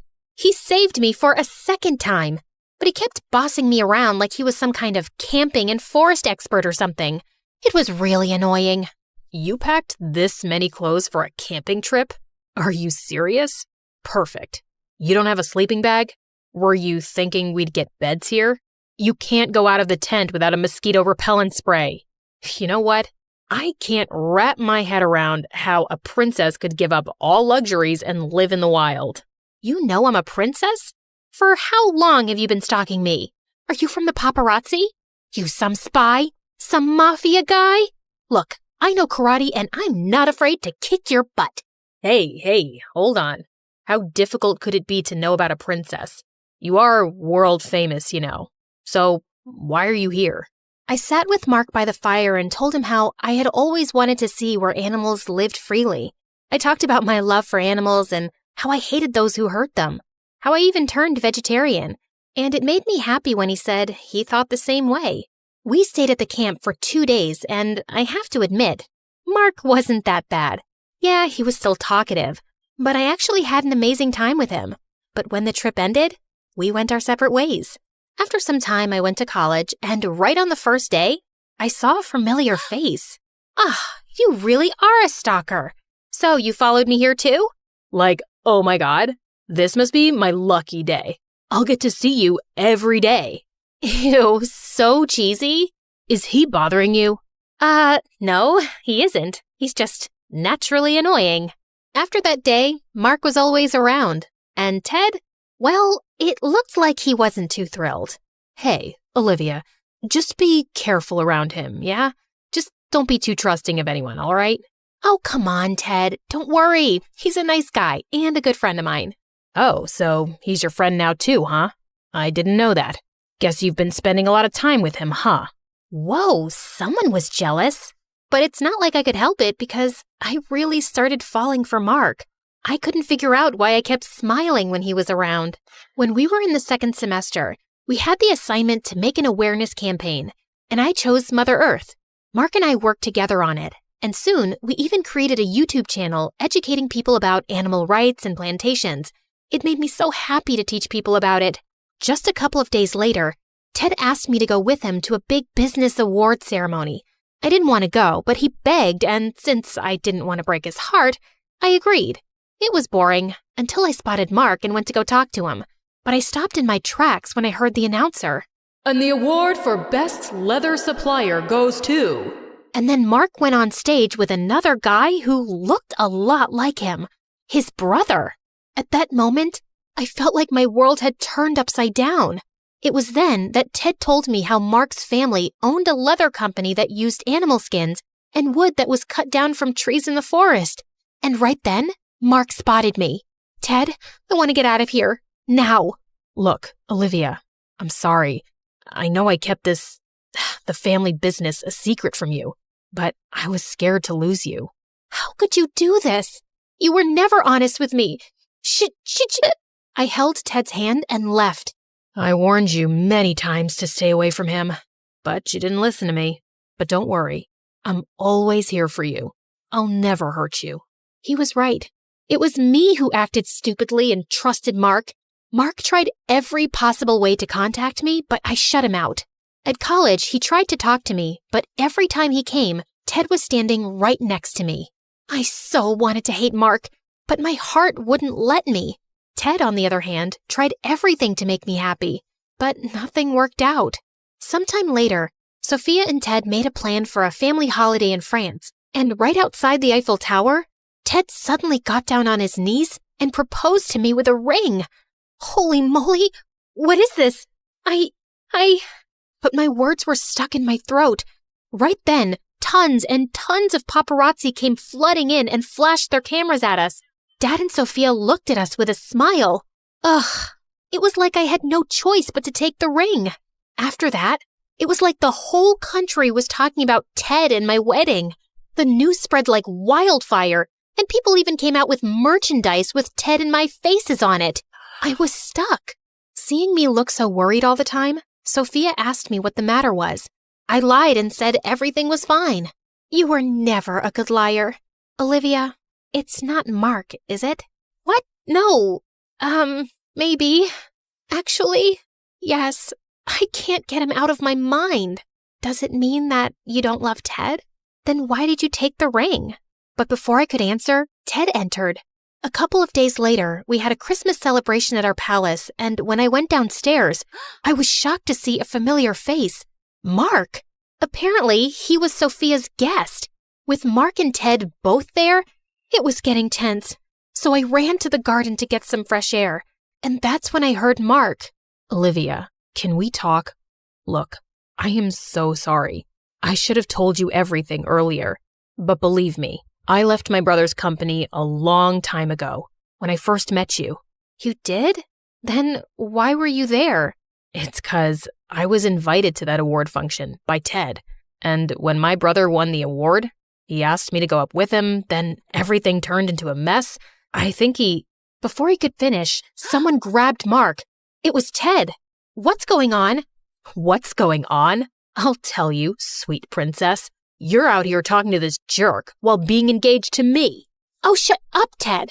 You are the real jerk. All this time, I thought Olivia liked you. But now I know she doesn't. I can't just stay quiet. Olivia, Ted wants to marry you just so he can be the next king. He took you to that award party on purpose. He manipulated both of you. I know I should have told everyone earlier, but I couldn't. He's my brother. But now, seeing how miserable you are, I just couldn't stay quiet. I'm sorry, Olivia.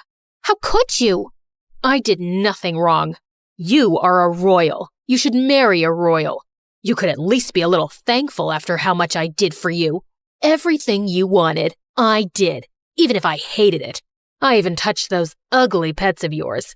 Yuck. That did it. Nobody calls my pets ugly. I gave Ted a much-deserved slap. And the next thing I knew, the guards took him away.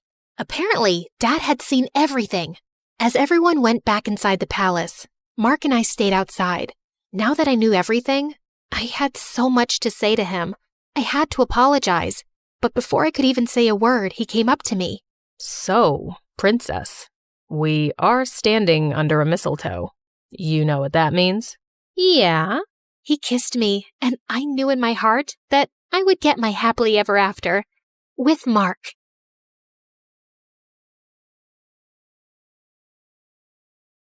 Hello, I'm Lily from Estonia. I grew up in an orphanage with my brother Joe. He's 2 years older than me, and we're total opposites. But before I continue, please like and subscribe, and you might get a kiss from your true love. My big brother Joe had shiny blonde hair and blue eyes, and he always got all the attention. Look at this gorgeous kid. He's so beautiful. But I was the opposite. I had dark hair and dark brown eyes, and my skin wasn't as fair, and no one ever said I was pretty. They hardly noticed me at all. Joe was tall and outgoing, and everybody liked him. I was short for my age, and the mean girls loved to tease me. Aw, poor Lily. She's just so ugly. How does it feel to be a loser with a perfect brother? But Joe always had my back. Maybe you should learn to respect others.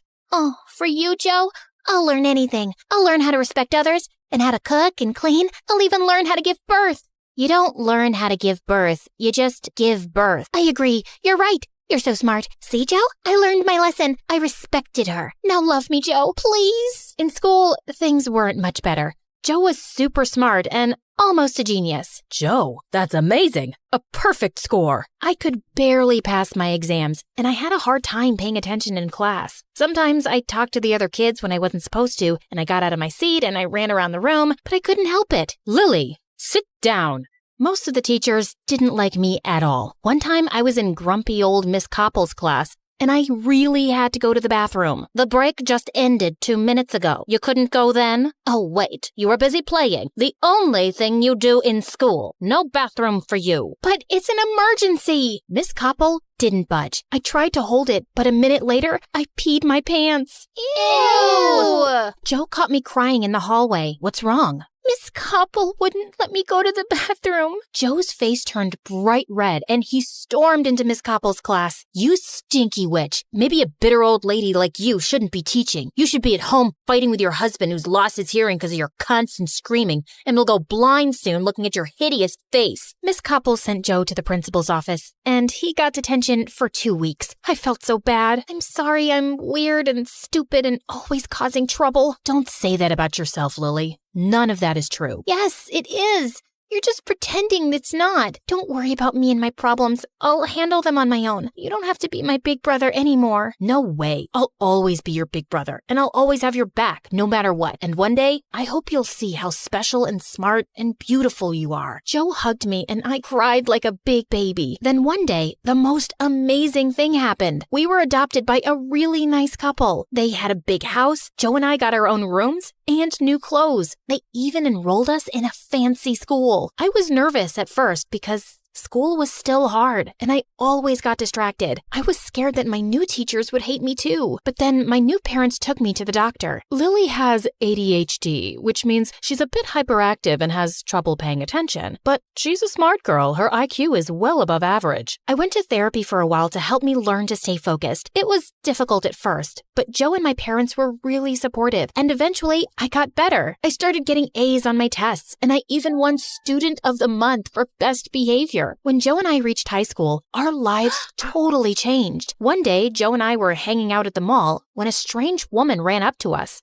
Your face is a work of art. Have you ever thought of being a model? Not really. Stick with me, darling. I'm gonna make you a star. The woman was a modeling agent. Joe signed a contract with her, and soon, every other weekend, he was doing photo shoots all over the city. My life was much better too. My grades were at the top of my class, I had a bunch of new friends, and when I looked in the mirror for the first time, I liked what I saw, especially since my mom always told me how pretty I was, and that I should love myself just as I am. I had a newfound confidence, and everyone noticed. Even though Joe and I weren't together all the time, we were still close. We had our own lives, and that was okay. We were always there for each other. Then one day, our dad got a new job and we moved across town. Another family, twice as rich as my parents, lived next door, and they had a daughter my age. The moment Joe saw her, he started acting strange. He was really dying to meet her. Oh, love at first sight? Something only beautiful people do. Why don't you just go over there and say hello? Just say hello? It's not that easy. It has to be just right. She's my destiny. She's my true love. We're meant to be. We started thinking of ways to make them meet. What made it harder was that she was homeschooled. We saw a lot of sophisticated teachers coming and leaving the house. Joe took one of my shirts and went to her house, pretending he found it in the yard and it belonged to the girl. But a maid opened the door and took it, then slammed the door in Joe's face. One time, I saw the mystery girl leaving her house, and I started calling out random names. Emily, Sarah, Anna,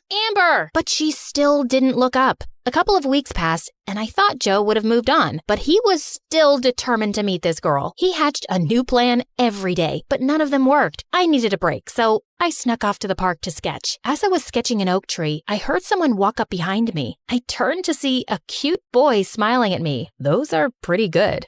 Your shading and detail are amazing. I froze. I'd never shown anyone my drawings before. I'll show you mine if you show me yours. The boy's name was Ryan. He was a couple of years older than me, and he was a talented artist. We talked for hours. Every time he looked into my eyes, my heart skipped a beat. Geez, I'm sorry. I didn't realize it was so late. I have to go. Maybe we could meet up tomorrow and, talk about art? Sorry, I can't. I was such a dork. What was I thinking? Asking a cute boy like Ryan out. He must already have a girlfriend. I wanted to crawl into a hole. It's okay. Sorry I asked. No, it's not like that. I'd love to see you again, but I'm leaving for New York tomorrow for art school. My heart sank. This doesn't have to be goodbye. Ryan pulled out one of his sketches from his notebook. He wrote his phone number on the back and gave it to me. I want you to have it. I can't take this. You can give it back when I see you again. On my walk home, every time I thought about Ryan, I couldn't help but smile. I turned the corner onto my street, and then I saw something insane. The mystery girl was scaling the side of her house like a cat burglar. I hid behind a tree and texted Joe, but then the girl came charging at me like a maniac. She tried to grab my phone. Give it to me. Let go, you crazy girl. My phone slipped out of my hand, fell to the ground, and broke.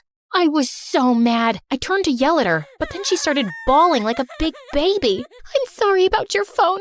I just didn't know what to do. Her name was Sophia, And her parents made her break up with her boyfriend because he was poor. They won't let me see him or talk to him. My heart's been ripped to pieces. It hurts so bad. Please, make it stop. Don't cry. Things will be okay. How? Thankfully, Joe walked up just then. Sophia took one look at him and got all googly-eyed. Then she got confused. I can't do this. Sophia pushed Joe and ran away crying. The next day, Sophia showed up at her door. What I did to you wasn't cool. I was having a hard time. If you don't mind me asking, what's wrong? Well, I'm broken. Excuse me. If I could just squeeze past you. Each time life smiles at me, bad things happen shortly after. I fell in love with our gardener's son. It was a secret because I knew my parents would never approve. I don't know how, but they found out and things got really bad. I'm so sorry. If you could just step to the side a bit, I could get out of your way, and they fired him and his father and forced me to break up with him. Then they took my phone and homeschooled me for a while. My dad is an important politician, and he can't risk his reputation. And now, every morning, I wake up in a puddle of tears. That's so sad. Yes, very sad. I've got an idea. Why don't you two be friends? It might make you both feel better. Over the next few months, Joe and Sophia started getting closer, and so did our parents. Joe started dressing in expensive clothes, buying Sophia fancy gifts, and he'd brag to Sophia and her parents about how much money he made modeling. Once, Sophia's parents invited us for dinner. Oh, neighbors, you have such a strong, confident, independent young man. I bet girls are fighting over him all the time. Yes, but I have eyes only for one girl. As Joe looked at Sophia and she blushed, everyone noticed the two and smiled. Oh, this is wonderful. We've been so worried about Sophia. I'm so happy she's found someone like you. We had to protect her, you know. She was tricked and manipulated by a dirty, poor boy that stole her heart. Ugh, poor people. You can't trust any of them. They're all liars and cheats. That's not true. Oh, you sweet, naive girl. You'll learn soon enough. Then Sophia's parents laughed at me, like what I said was some big joke. I'm not naive. You're just wrong. Joe and I used to be poor. We're not liars and cheats. We're not dirty, and we're not bad people. Joe's an exception, of course. Who knew an adopted orphan could be so perfect? You guys hit the jackpot with your son. Your daughter, well, she's no Sophia. No, you're right about that, honey. Joe lowered his head. My parents looked away, and I was about to explode. What's that supposed to mean? Thank you for the meal. We must get going. When we got home, my parents sat me and Joe down for a talk. Joe, we don't want you seeing Sophia anymore. No, that's not happening. I love her. You can't tell me what to do. Stop yelling at Dad. Son, what her parents said about your sister is unacceptable. They were just joking. They're really nice once you get to know them. Are you blind? Sophia's parents are jerks, and ever since you've been hanging out with them, you've changed. If I have to impress Sophia's parents to get their blessing, then I'll do it. True love is worth it. But you wouldn't know anything about love. You've never had a boyfriend and you look like you sleep in a trash can. Don't talk to your sister like that. That's enough. No more Sophia, and that's final. Then Joe got mad and shoved Dad. Dad fell and hit his head hard on the table. Dad! I rushed to Dad's side. He was really hurt. Mom called the ambulance. Then I looked up and saw Joe. I'm sorry. Joe ran out of the house. Dad had a minor concussion, and we spent the night in the emergency room. By the time we got back home, all of Joe's things were gone. We heard from the neighbors that he and Sophia moved into her parents' villa in Paris. Dad was weak after the injury, so I helped him out at the office. Staying on top of my schoolwork and helping Dad was tough, but I enjoyed spending more time with him. My parents and I tried calling Joe, but he never answered, which made me really sad. My new friend Ryan always found ways to cheer me up. He sent me funny sketches and MSA videos. One summer, he came back to town and we sat under the oak tree. We saw a boy and a girl playing on the swings, and I started to cry. What's wrong? I miss my brother. He was my best friend and always had my back. I'm scared I'll never see him again. He's your brother, and he could never stop loving you. I'm sure he'll come back to you one day. Then Ryan handed me a sketchbook and I drew a picture of me and Joe. Ryan encouraged me to study art, and eventually I started selling my drawings. 5 years later, we got married in a small ceremony in our backyard, and soon after, we had a baby. But there were complications. I felt this horrible pain, and the machine started to beep. As the doctors raced to save me, I cried out, Joe, my brother, Joe, come to me. Then I fainted. I woke up from a coma 2 days later, and when I opened my eyes, I saw Joe and Sophia sitting beside me with tears in their eyes. Joe? Yes, Lily. Is that you? Yes, I'm here. I'm sorry, Lily. I'm so sorry for everything. I looked up at my parents.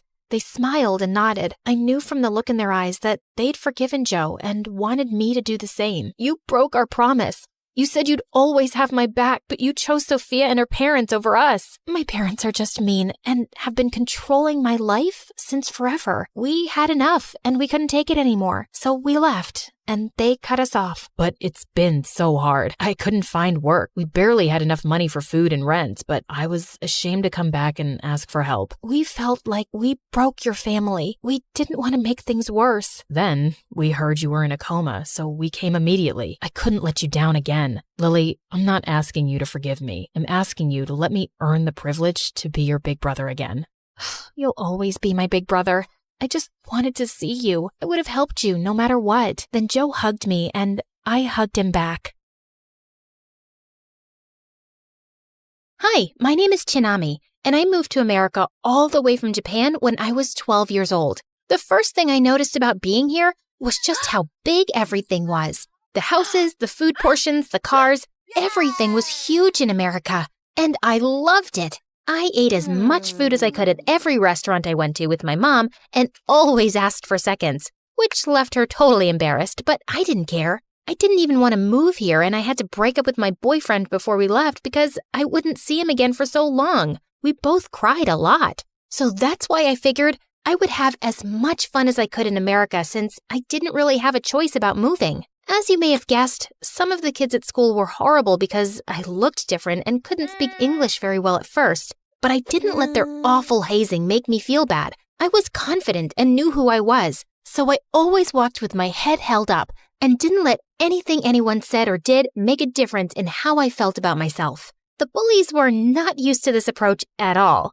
It just left them confused and scratching their heads. I guess they never met anyone quite like me before. Good. So eventually, they just left me alone. One day, my mom asked why I had no friends at school, and I told her they were all jerks. I don't believe that. I'm sure a lot of them are exactly what you say, but there must be some nice ones too. I love how independent you are, but everyone needs a friend. The truth is, my mom knew something I was trying to hide, which was, as comfortable as I was with myself, I was terrified of making friends or dating anyone new. In Japan, we had moved at least 6 times because of my mom's job. Each time we went to a new town or city, I had to say goodbye to one of my best friends or boyfriends. My heart broke every time it happened, and I always asked my mom if we could just stay in one place for at least a couple of years so I could have some real friends, but she said she couldn't guarantee that. So I decided to only rely on myself, but the truth was, I was getting pretty bored and lonely hanging out with only myself and my cat all the time.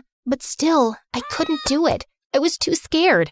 I ate lunch alone, walked home alone, and spent every weekend playing video games or dressing my cat up in fun costumes. Until one day when I was in 8th grade, a boy called Max came to my lunch table and sat across from me. He started talking as if we knew each other our whole lives, and I didn't even have time to be scared like I had been with everyone else because, well, he just didn't give me a choice. I told Mom I wouldn't talk to Max anymore in case we had to move. But she told me this time we would be living here for a long time, so I may as well try to find a real friend. From then on, Max and I were best friends. He helped me to learn English, and I taught him some Japanese. But he was terrible at it. I know what you're thinking. We're gonna fall in love because we're such good friends, but nope, we just stayed friends. Even as we grew up and went to high school, neither of us had feelings for each other. Thank God, too, because he was my biggest helper when it came to boys. Which is ironic since he was constantly getting broken up with. I tried to warn him about the girls he was dating. They were all shallow and absent-minded, but he didn't care. As long as he had a pretty girl beside him, he felt like he was on top of the world. But of course, they would always break his heart and leave him for someone else, which only made him more sad and want to date prettier girls to prove that he wasn't, as he put it, a total loser. And the cycle would begin all over again. You really deserve better, Max. Not according to the girls I date. They always leave me for someone stronger or smarter. Because they don't care about anything other than how popular they are. You're kind and fun and really thoughtful. Why don't you date someone like that? Look who's talking. You don't date anyone. What do you mean? I go on dates all the time. Yeah, one date. And then, no matter how cool they are, you stop talking to them. So many really cool guys want to at least try to be your boyfriend, and you never give them a chance. Like who? There was George with the gelled hair and nifty vests, Tom who asked you to the dance, and Pete who, well, doesn't have a lot going for him, but he's really nice. What's so wrong with being single anyway? What's wrong with dating around? You only do it because you're insecure. And you're only single because you're scared. It's a miracle we even became friends. All you ever want to do is be alone with your stupid cat. If you're not careful, you're going to miss out on a lot of great things in life. And what if you meet the one and don't give him a chance? Well, if it's up to you to meet the girl of your dreams, you'll probably pass her up for someone with an expensive car and a pretty face who doesn't even know where Japan is. You know it's happened before. All of a sudden, he stopped talking and just stared off. I thought maybe I really insulted him or something, but then he smiled and said, "You're right. What if we switched lifestyles for a month just to see what happens?" Switch lifestyles? Yeah, you go out with one of those nice guys who likes you for at least 3 dates, and I'll ask out someone who knows where Japan is, and maybe who won't dump me for the football captain for once. Date someone for 3 dates? That's practically a relationship. I can't do that. All of a sudden, I couldn't breathe, my palms got sweaty, and I got nauseous. Well, what do you say? But before he had a chance to ask again, I ran out of the cafeteria and hid in the bathroom. I avoided him all day after that and ran home so fast he could never catch up. I guess I was even more afraid than I realized. Mom saw how frazzled I was when I got home and asked, "Honey, what's wrong?" "Max wants me to date someone nice and be happy." What a jerk. I know. I was kidding. Oh, well, I don't need a boyfriend anyway. Well, there we agree. You're not even allowed to have one. What? Since when? When you were little, it was okay, but now you have to focus on your schoolwork, so no boys. You're the reason I can't get close to anyone, and now you won't even let me if I want? You have too much to do to prepare for college. Sorry, honey. I ran to Max's house right away and told him I was in. What changed? You freaked out earlier. My mom said I couldn't. Ah, yeah, that makes sense. So, you aren't too scared anymore? You mean, what if I fall in love only to have to move again and maybe it just doesn't work out and I'm left broken and hollow and sad and crying like every other time I ever got close to anyone? Yeah. Well, that's easy. I just won't fall in love. And you? You're gonna be able to date a normal girl who doesn't look like a supermodel? Hey, I'm not shallow like that. I just date them because it makes me feel good about myself. But I know, you don't have to tell me. That's not a good reason to be with someone. Then why do you do it? Because if I date a girl I actually like and she breaks up with me, it won't be because she wants to be more popular. It'll be because I really wasn't good enough for her. I don't know if I can take that. Well, I won't do it if you won't. You have to. You can't be scared your whole life. And you can't be insecure your whole life and just date girls who don't even care about you. Fine, but we both have to do it. Okay. We shook hands and made it official. As scared as I was, at least I knew I wasn't alone. Now, all I had to do was find someone I liked, but didn't like enough to actually fall in love with. I stalked the halls trying to find the perfect guy who wouldn't be boring or too full of himself, but also wasn't very cute or smart or caring. This was a lot harder than I expected. I liked Peter, who played basketball and was very confident, but that made him way too attractive, so I kept looking. Eventually, I found Sean, my neighbor who was quiet, respectful, but he didn't play any sports or do any plays. He had only one friend, and I think he got mostly C's in class. He was perfect. Not too confident, not too smart. He was just average. Hi, Sean. Do you want to take me on a date? Cool. Come to my house tonight at 7 and pick me up. At home that night, I got dressed and ready and just paced the house waiting for him. But by 7:30, he still hadn't shown up. Hey, you were supposed to pick me up. No, I wasn't. I never agreed to date you. Wait, what? He didn't want to date me? My whole life, I never met a boy who didn't want to date me. Except for the bullies, of course. Are you a bully? No, I just don't want to date anyone. I'm happy as I am. Really? Me too. So why do you want to date me? I'm just trying to get over my fears. Oh, so you're just using me. OMG, I was using him. How could I do that? I'm so sorry. You're right. I'll go away forever now. I left thinking about what a jerk I was for doing that. I have to go to the store if you want to come. We walked and talked, and it didn't feel like a date at all. Only 2 new friends hanging out.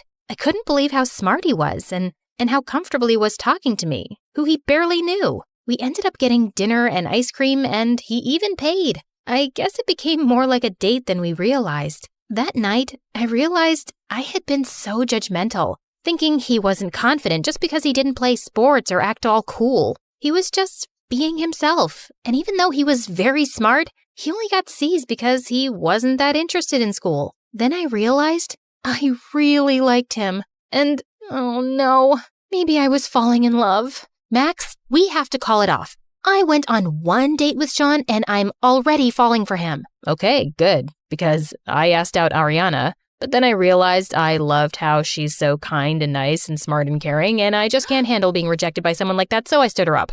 You did what? That's so mean. She's the nicest girl in school.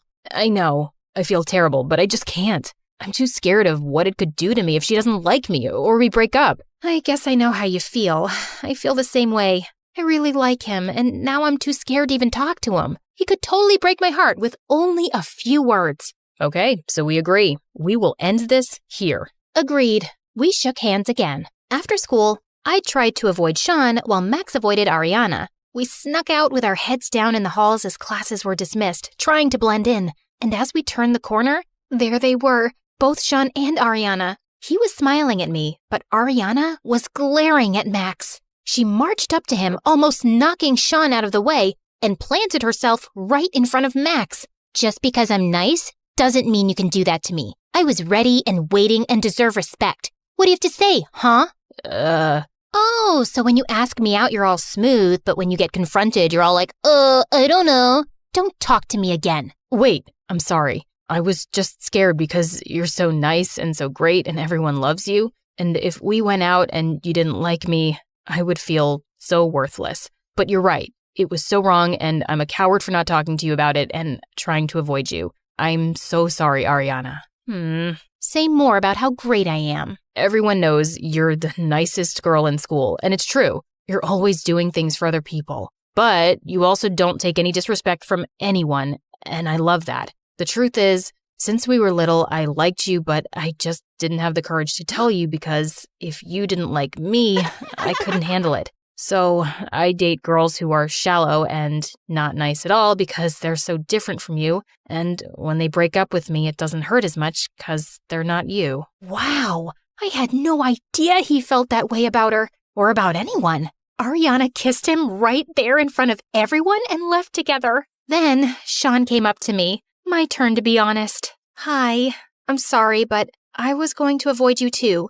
I know now I was just scared. Of me? Of myself, and how I don't think I'm strong enough to handle it if I fall in love with you and it doesn't work out. How do you think people become strong? They take risks, and when they get hurt, they learn and grow. I can't promise we'll be happy forever, but I can tell you I like you and I had fun, and I think that's enough to try. He took my hand and we left together. I don't know what's going to happen. Maybe Sean and I will be together forever, or maybe I'll have to move again and lose the only guy I ever really loved. And maybe Ariana will end things with Max and break his heart. But what I do know is that just because some things end doesn't mean they weren't important and that it didn't mean anything. I can't control what happens, only how I feel and what I choose to do with it. And I will never again let fear stop me from doing what I want or being with someone I love. Because whatever happens, this is my life, and I will choose to live it.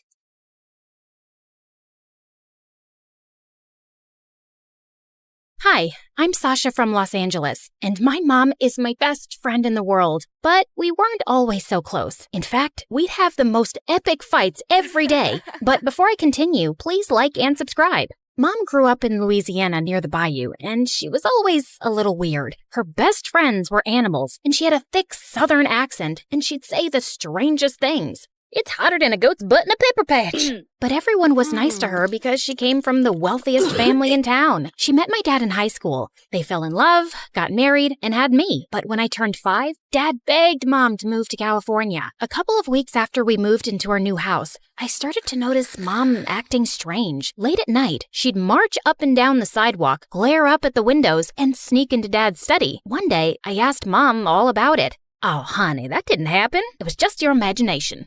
Nuh-uh, you did it every night this week. Then Mom gave me the strangest look. And that night, I heard Mom and Dad arguing, and a couple of days later, Dad moved out. After Dad left, Mom tried to make me happy, but she only made things worse. On my 10th birthday, she threw me a huge party in our backyard with dozens of kids from school and their parents. But when my mom opened her mouth, it was a disaster. Well, butter my backside and call me a biscuit. Excuse me, what?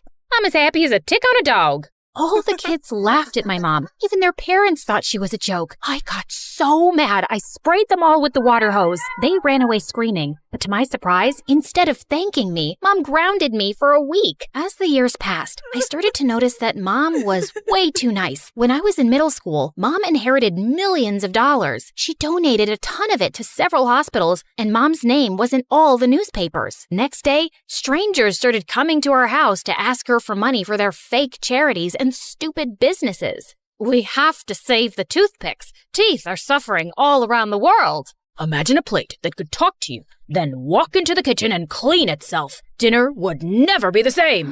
Mom just couldn't tell them no, but the moment they left, they'd call Mom an idiot and spend the money on expensive clothes and fancy cars. Of course, I didn't let them get away with it. I snuck into Mom's office and found all their addresses. Then, I'd toilet paper their house, leave poop on their doorstep, slash their tires, and leave notes demanding that they give Mom her money back or else. It was exhausting protecting Mom all the time, and I swear she never learned. We'd argue for hours about her ridiculous habits, but she refused to change. Dad was worried about Mom too, so he started to come around more. It felt really good having him back in my life. He was the best dad in the world. He took me to the movies, shopping sprees at the mall, and he even let me plan a special vacation to Las Vegas for the two of us when Mom was out of town. I was so excited.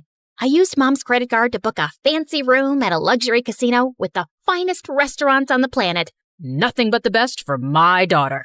We'd just stepped into the airport when Mom showed up and ruined everything. She canceled the trip and dragged me back home. A week later, I called Dad to apologize for Mom's behavior. Your mom's crazy. I can't stand her anymore. Can we hang out this weekend? Sorry, I'm busy. Maybe another time.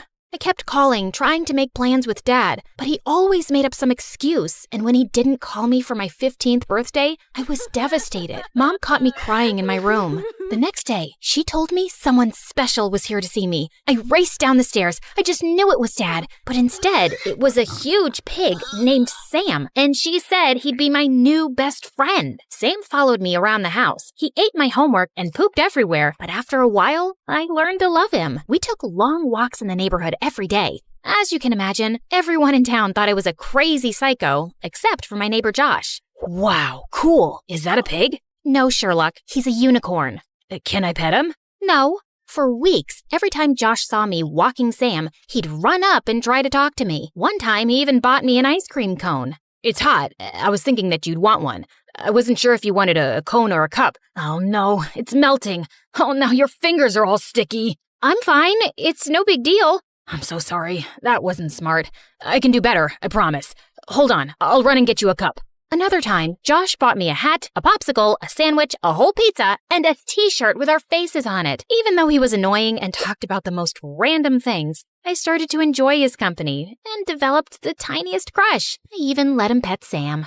Can I really? Sure, but be careful. He's kinda shy. Josh rubbed Sam's head. Sam got mad and chased him into the bushes. Josh scraped his knee and started crying like a baby. Mom saw the whole thing and invited Josh inside. And as usual, she embarrassed me. Now aren't you as cute as a button? No wonder Sasha's been happy as a clam at high tide. Josh was totally confused. Mom, I'm just being honest, honey. You two go together like peas and carrots. Stop acting like a bump on a log. Ain't no secret that you got the hots for that boy. I was mortified. I wanted to fold myself into an envelope and mail myself to Siberia. Luckily, Mom finally left the room. Then Josh started smiling like a demented clown. Why are you looking at me like that? I've got a crush on you too. Soon, Josh and I started dating, but when his parents found out, they weren't very happy. It didn't help that my mom caught Josh's mom making fun of her at the grocery store. That woman has no class. Her clothes are a disaster, and that daughter of hers is a menace. Mom marched up to Josh's mom and started screaming like a maniac. Hold your horses, honey. If you keep talking about my daughter like that, I'm gonna slap you silly. Oh, what's that you say? I can't understand you. Maybe you should learn some proper English. Josh's mom shoved past Mom and started laughing with her friends. Mom grabbed a pie and smashed it in Josh's mom's face. Josh's mom grabbed a cantaloupe and threw it at Mom's head. Then the two of them started fighting like wrestlers in a cage match. Josh tried to break it up, but accidentally got hit in the eye by someone's elbow. Then a couple of security guards showed up and dragged them out the door. The police showed up and gave them both a warning. That night, Josh sent me the worst text ever. It said, "Hi, I can't be your boyfriend anymore. Sorry." I called Josh a dozen times, but he didn't answer. I went to his house, and his mother sent me away. I was heartbroken. Mom tried to comfort me, but it didn't help. The truth was that my mom was ruining my life, and I started to really resent her. I wanted her to change, but I knew she never would. But things started looking up in the fall. I was accepted to a fancy private school across town, and since no one knew me, it was the perfect time to reinvent myself. I changed my hair, bought new clothes, and practiced being cool in the mirror. When school started, the most amazing thing happened. The popular girls loved me. I landed a spot on the cheerleading team, and the cutest boy in school asked me out. To my surprise, I saw Josh in the hallway. He was a new student like me. He tried to say hello, but I totally ignored him. I was way out of his league. Life was perfect until Mom messed up everything. I was hanging out with Lacey and the rest of the cheerleaders when Mom showed up at school to pick me up. Look at that lady. Is that a lizard on her shoulder? Oh, no way. Is she walking a pig? They started laughing at Mom, and I wanted to fit in, so I started laughing too. I know, right? She's so disgusting. I felt bad about it at first, but I couldn't go back to being a freak. I tried to steer my friends away, but Mom saw me and rushed over. Aren't y'all precious? Fine as a frog's hair split 4 ways. It's so nice to finally meet your friend, Sasha. Then the worst thing happened. Sam squealed and then pooped on Lacey's shoes. The entire ride home, I was raging mad. I didn't talk to Mom for the rest of the night. The next morning at school was the worst. Lacey and the other kids couldn't stop talking about Mom. Who was that crazy woman, and how did she know your name? I lied and told her that Mom was my maid, and she was too poor and crazy to live by herself, so she lived at my house. And my real parents owned a successful multinational business, and they traveled to a new country every week on their private jet. Too bad for you. That really stinks. I'd have fired her a long time ago. Yeah, I know. It's hard, but I've learned to live with it. Josh overheard me talking to Lacey and ambushed me at my locker 10 minutes later. What's wrong with you, Sasha? Why would you say those mean things about your mom? Why do you care? You broke up with me because of her. It wasn't like that. It's complicated. Just like your stupid face. My parents gave me an ultimatum. They said that if I kept dating you, then they wouldn't pay my school tuition, or give me an allowance, or buy me a car. Breaking up with you was the worst decision I ever made. I regret it every day, but I didn't think I had a choice. But now I know I was wrong. I think we can make this work, but even if we can't get back together, maybe we could at least be friends? I've got plenty of friends. I'm really worried about you. You shouldn't have to pretend to be someone you're not just to fit in with those jerks. At least those jerks didn't drop me when things got inconvenient. I stormed off. I couldn't believe that Josh had the nerve to judge me. As the days passed, I ignored Mom and spent all my free time with my new friends. Then I got a phone call from my dad. He asked me to meet him after school. Promise me you won't tell your mom. You must realize by now that she's crazy. I've been trying to contact you for years, but she refused to let me see you. I met Dad at a cafe, and we talked for hours. He told me about his fabulous new life as an artist and how he traveled the world and made tons of money, but I never remembered seeing any of his paintings. He even invited me to travel with him for the summer. Then this strange man came in, and Dad got really nervous. I love you, honey. I have to go, but I promise I'll make things up to you. Dad gave me a big hug, and he left with the man. All of a sudden, I felt like I was 5 again. Watching Dad leave, a typhoon of tears rolled down my cheeks. I was so angry that I'd missed out on having a dad for so many years because of Mom. By the time I got home, it was really late, and Mom was upset with me. Honey, we need to talk. You don't walk Sam anymore. You hardly spend any time with me. And every time I try to talk to you, you're madder than a wet hen and tougher than a $2 steak. What does that even mean? You've been difficult, and you used to be sweet as cherry pie. What's going on? It's you! You're weird and strange, and everyone thinks you're a freak. You're embarrassing, and you've been ruining my life since I was 5. Even Dad says you're crazy, and I know you've been keeping him away from me. Mom looked at me like she'd seen a ghost. What are you talking about? Dad told me everything. He even invited me to travel with him for the summer. He's an artist now, and he's awesome. Your father is lying like a dog on a rug. I should have told you earlier, but your dad has some problems. He's a thief and a con artist, and he owes a lot of money to some really bad men. I didn't believe her. I couldn't. My dad was a good guy. She was the crazy one. I was so angry, I screamed. I couldn't stand being in the same room with her for another second. I turned and ran out the front door. Then, the craziest thing happened. This van rolled up, and the scary man from the cafe jumped out. He grabbed me and tried to pull me into his car. Mom and Sam appeared out of nowhere. Let my daughter go, you low-down, dirty snake. Mom yanked me out of the man's arms and pushed me to safety. Mom and the man fought in the street. Mom slipped, hit her head on the curb, and fell unconscious. Sam bit the man on his butt, and the man ran away, screaming. A couple of neighbors called the ambulance. When we got to the hospital, they rushed Mom into emergency surgery. The police told me that they'd caught the man trying to leave town. He and my dad hatched a plan to kidnap me and hold me for ransom. My dad even had an anonymous note on his computer that he was going to send to Mom demanding $2 million for my return. The police arrested them both and threw them in jail. I felt horrible. I couldn't stop crying. Then I turned to see Josh, and he gave me the biggest hug. This is all my fault. Mom tried to tell me the truth about Dad, but I didn't believe her. You can't blame yourself, Sasha. We all make mistakes. I'm sure your mother knows that you love her. What matters is you're here for her now.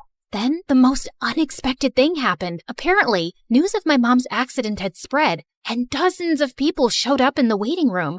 They told me stories about how Mom mentored them and changed their lives. Your mother is the smartest woman I know. She invested in my business when no one else would. She taught us to be ourselves. Now, we've got the most popular album in the country. I was amazed at how much of an impact Mom had on so many people. I told you your mom was special. Then the doctor came out and gave us the best news. The surgery was a success. Mom was released from the hospital a week later. When she came home, I was so happy. I hugged her as tight as I could. Heavens to Betsy, what's gotten into you? I'm just happy you're okay. I'm sorry about everything I said. I love you so much. I'm not ashamed of you, and I'm proud that you're my mother. I know you love me in your own way. Well, that just stills my pickle. I'm as happy as a clam at high tide. What does that mean? He's not the sharpest tool in the shed. The porch light's on, but no one's home. Huh? We're just kidding. You're the smartest kid I know. I pulled Josh close, and just as I was about to kiss him, Sam jumped between us and licked my face.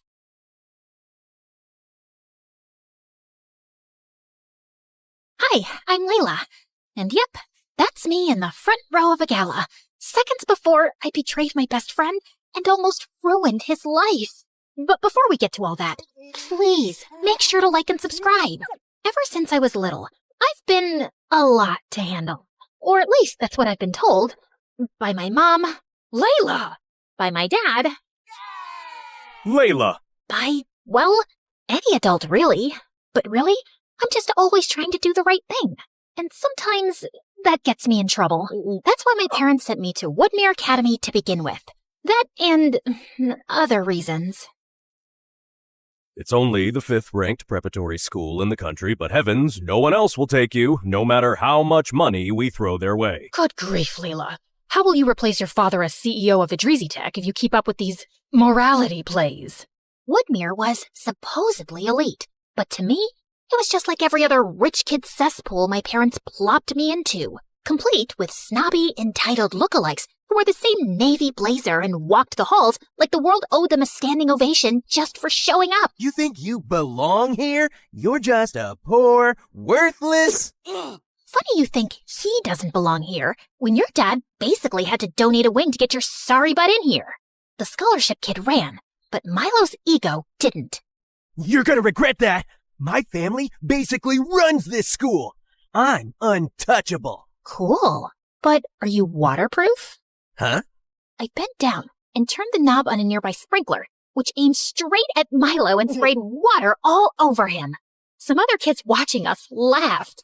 15 minutes later, I found myself in a familiar place, the headmaster's office. Do you think drenching a student with irrigation equipment is leadership material, Miss Idrizi? I don't think threatening a kid with a lacrosse stick is exactly student of the month behavior either. That student of the month is my grandson. Of course he is. Which is why you're not just suspended. You're expelled. Wait, no, please. If I get expelled, my parents will actually disown me. You don't understand. I'm supposed to be the next CEO of a Jersey Tech. As the school doors slammed shut behind me, along with, my future, I did the only thing a girl with no options and rapidly shrinking inheritance could do. I walked home. Every step was basically a countdown to whatever fresh nightmare my parents had waiting for me. Mom? Dad? Pack your bags. Immediately. Wait, you already know? You bet we do. You got accepted to Advena Academy! I am so sorry, Wait, what? It's the #1 school in the country. Looks like they changed their mind. Wow! So you're not mad about the sprinkler? The what? Nothing. When do we leave? Apparently, we were leaving that night. No time to overthink it, no time to sabotage it. Just a suitcase and a second chance that, let's face it, I totally deserved. And when we got there, my jaw almost dropped. Advena made every other fancy school I'd ever been kicked out of look like a daycare run by raccoons. I waved goodbye to Mom and Dad and approached the doors with a fresh start in mind and a promise in my heart. But as soon as I walked through the doors... Layla Idrissi to the headmaster's office immediately. Oh, what now? I hadn't so much as eye-rolled at anyone, and I was already in trouble? I braced myself as I entered the headmaster's office. But something felt different this time. For one, the headmaster was smiling. Ah, Miss Idrissi. Welcome to Advena. I'm Headmaster Quinlan. Hi? Don't worry, you're not in trouble. Not yet, anyway. We brought you here for a very specific reason. Let's call it an assignment. What kind of assignment? One that requires your particular talents. Quick thinking, initiative, a healthy disregard for rules. Wow. Most schools just call that detention. Here, we call it useful. But if you mess this up, we will expel you. So, no pressure. He kept going on about some top-secret mission, about how the only reason I was at Advena was to follow someone with as little contact as possible and await instructions for my next steps. Then, he slid a manila envelope across the desk like we were in some low-budget spy movie. I expected a photo of a criminal mastermind, maybe a hacker, a ninja, at the very least someone with a scar or an eye patch. But nope, it was Louis Block, a kid so aggressively average he practically faded into the folder. Brown hair, brown eyes, scrawny. You could lose him in a crowd of two. And yet, that was my mission. Follow Louis. So I did. And at first, everything about him was even more ordinary than I'd expected. He was the quietest kid in class. He didn't eat with anyone. Even his locker code was 1, 2, 3, 4. But because he was allergic to attention, he actually turned out to be weirdly hard to follow. After all, we couldn't both sit in the back row and pretend to be invisible, and there's only so much space between the vending machine and the science wing. But in all that solo stealth mode, there was exactly one group activity where he appeared to be somewhat comfortable. The chess club. A place so mind-numbingly dull that it made math class feel like a rock concert. And, thanks to this seemingly pointless mission, I guess that's how I'm going to be spending my afternoon. Pawn to B4. Before what, though? I watched as Louis moved a pawn, then another pawn, then the horse one, whatever it's called. Riveting stuff. But then, his opponent leaned back, grinning like he just solved world hunger. Checkmate again. Wow, Louis, do you just come here to be reminded about what a loser you are? Man, even in chess club he was an easy target. My brain was screaming, stay out of it, observe, don't blow your cover. But my instincts, they'd already stood up. Do you just come here to forget that your mom cut your hair with a weed whacker?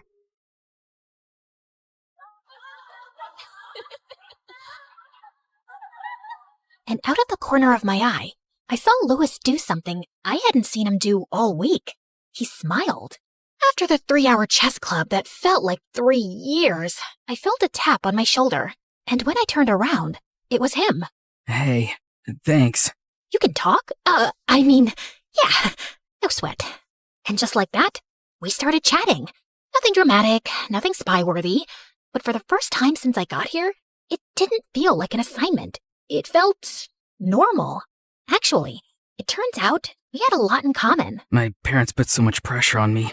I figure it's better for my future to keep a low profile. You probably wouldn't understand. Oh, trust me, I do. Maybe he was just a regular guy after all. But as we talked more often, I started noticing something unique about Louis. He had a knack for expressing himself in a way that was poetic. So you always eat alone? Mostly, but sometimes the birds show up. They all swoop down for the crumbs, pecking at them like it's their last meal on Earth. Yet, somehow, they always leave enough for each other. And I think that's kind of beautiful. Yeah, it kinda is. Even his voice had this magnetic pull. Like there was something musical about him. And over the next few days, my whole just observe and report strategy kinda crumbled. I told myself I was keeping things professional, that staying close to Louis was just part of the mission. But the truth? We were becoming friends. Real ones. He was also weirdly funny, in that dry blink and you miss it way. And he could quote MSA videos like they were Shakespeare, which, let's be honest, is a wildly underrated skill. Why don't they teach those videos in school? I know, right? Then one afternoon, I saw him slip into a place I didn't even know students were allowed into. The old theater backstage loft. I waited for a moment, then crept in after him. And that's when I saw it. Louis, alone, tucked into the shadows with a battered violin under his chin. Playing. But not just playing. Humming, too. A soft, steady note that floated above the strings like it was made of air and magic. It was beautiful. Like, make your heart hurt kind of beautiful. And then, before I even knew what was happening, I was crying. At music. Me. Who knew I could even do that? Unfortunately, he heard my sniffles and looked directly at me. Oh, I'm so sorry. What? No, don't apologize. No, I'm so sorry. And before I could say anything else, he bolted, like he'd accidentally set the building on fire with a G major chord, and I ran after him. I didn't know you could do that. No one does. I mean, they used to. But after what happened with my brother, I stopped, mostly. What do you mean? What happened? I don't know how to explain it exactly. It's like, when I play, it messes with people. Their emotions. Their insides. I don't try to do it. It just happens. He was going through something really hard. And I thought I was helping. I thought if I could just play the right notes, he'd feel better. But he didn't feel better. It just got worse. And then My parents sent me here after that. Said I needed a break from too much feeling, whatever that means. Suddenly, everything made sense. The quiet, the staring out of windows, the assignment in general. I wasn't just following a weird boy with a sad vibe and a violin. This was something else. Something powerful and broken. Later that week, I got called into the headmaster's office again. Miss Idrisi, how are things progressing? With what? Oh, Louis? Yep. He's just a totally normal guy. Nothing to see here. Definitely not emotionally gifted to the point of concern, if that's what you're wondering. I understand the two of you have become quite close. What? No, I'm the headmaster, Layla. I know exactly what happens around here. You do know about the incident involving his brother, right? I tensed up. This was going deeper than I ever could have thought. He blames himself. He hasn't spoken about it to anyone. His parents tried everything to help him out, got him the best therapists in the world. Nothing worked. But we believe his silence is part of the problem. When he plays, he connects. He releases what he's been holding in. Now, suppressing a gift like his is not healthy, especially when it's tied to guilt. Now, that's where you come in. You need to help him heal, Layla. There's a gala next month. Nothing flashy, just a showcase of student work, a safe space. If Louis were to play again, even just one song, it might be the first step back to himself. Convincing the quietest kid in the universe to sing at a fancy fundraiser? No pressure or anything. I found Louis in his usual spot, tucked behind the music building, sitting on a chipped concrete ledge that overlooked the soccer field. Want one? The cafeteria throws them out a day before they expire. Still perfectly fine, just no longer worth the shelf space. Wait, what? That's like a criminal amount of food waste. Someone needs to stage a protest. You know what you should join? The Social Activism Club. They'd love you. Yeah, well, not sure I have time for that given my assignment. Assignment? Assignments. Like school assignments, homework, tests. Never mind. Anyway, you know what you should join? The roster of performers at the annual gala. Oh, no, Come on. I heard you play yesterday. It was... I said no, Layla. Sorry, it's just not my thing. I should go. But for a while, I kept trying. Subtly. Isn't it weird how the word gala rhymes with voila, like a big performance reveal? Sure. But it was hopeless. I could feel my future as CEO of a Drazy Tech slipping through my fingers. I'd already burned through every other school worth mentioning, and the headmaster had made it clear, screw this up, and I was done for good. And if that happened, my parents would never forgive me, so I felt like I had no choice but to do the ultimate betrayal. I signed him up for the gala anyway. And then I told the headmaster that Louis had agreed to play. Next thing I knew, Louis wasn't just on the schedule. He was the centerpiece. They printed his name on the flyers and announced it in assembly. Was it manipulative? Yes. Did I feel bad? Also yes. But it was for his own good, right? I mean, he had to break out of his shell eventually, right? Unfortunately, he didn't see it that way. How could you do this to me? Do what? Oh, please. You think just because I don't talk much means I'm stupid? I know it was you who signed me up for the gala. Thanks for reminding me why I don't trust anyone. I'd done the opposite of what I was trying to do. He wasn't coming out of his shell. He was burrowing deeper in. Thanks to me. So I went to the headmaster's office, rehearsing my confession in my head.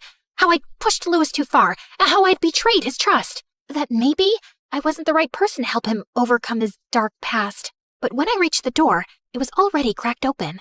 And what I heard made me freeze. Everything is right on schedule. The boy plays his little melancholy solo. The audience tears up and boom, 50s, no hundreds, no thousands of dollars fall into our laps. Easy peasy. And yes, you'll get your 50% as agreed. I couldn't believe my ears. He didn't want to help Louis. He was using him for profit. And I was just a pawn in his scheme. But I'm not a pawn, or one of those horse thingies. I was going to show him who he was really messing with. A queen. Chess club stuff. I sprinted to find Louis, who was sitting alone, as expected. Louis! What do you want? Well, first off, to apologize. I never should have signed you up for the gala. But honestly, I swear to you, I only wanted to help. I didn't ask for help. Why does everyone keep trying to fix me? What if I'm not broken? What if I just want to be left alone? You have every right to feel that way. Then why are you here? Because something's not right. I overheard Headmaster Quinlan on the phone. He's not trying to help you. He's using you. The gala is just a cash grab, and your solo's the tearjerker. That's the plan. You suffer, and they get paid. I expected him to explode the way I was about to, but to my surprise, he didn't get angry. I guess he was too broken to even react. Of course, that tracks. I thought I was pushing you towards something good, but I got so caught up in juggling my own problems and trying to do the right thing that I guess I never asked what you wanted. Yeah, no one ever does. I'm so sorry, Louis. You know, when I first met you, something clicked in me. And I played something different. What do you mean? Can I hear it? He didn't say a word, but the way he looked at me hit me harder than any note ever could. No audience, no gala, just me. I promise. To my surprise, he picked up his violin. I braced myself for another emotional gut punch. But what came out wasn't heavy or sad. It was light. And suddenly, so was I. I was grinning like an idiot, flooded with the kind of hope I hadn't felt since before I got kicked out of my first fancy school, back when I still believed the world could change. And then, through my joy, I blurted, "Louis." Oh, you hated it, huh? Hated it? I've never felt so amazing in my life. Look, I know I can't get you out of performing anymore, but that doesn't mean you have to fall into their trap. If you played like that, you'll be making people feel good, including yourself. He gave me the smallest smile and left without a word, but I could tell something was shifting in him. On the night of the gala, I had no clue what to expect. Either the one person in my life I truly cared about gets exploited and traumatized even further, or he goes off script and reclaims his story, which meant I was probably getting expelled again. And then, just when I thought my bundle of nerves couldn't get more twisted, I spotted them in the audience. My parents. Guys, what are you doing here? Layla, look at you. Still enrolled.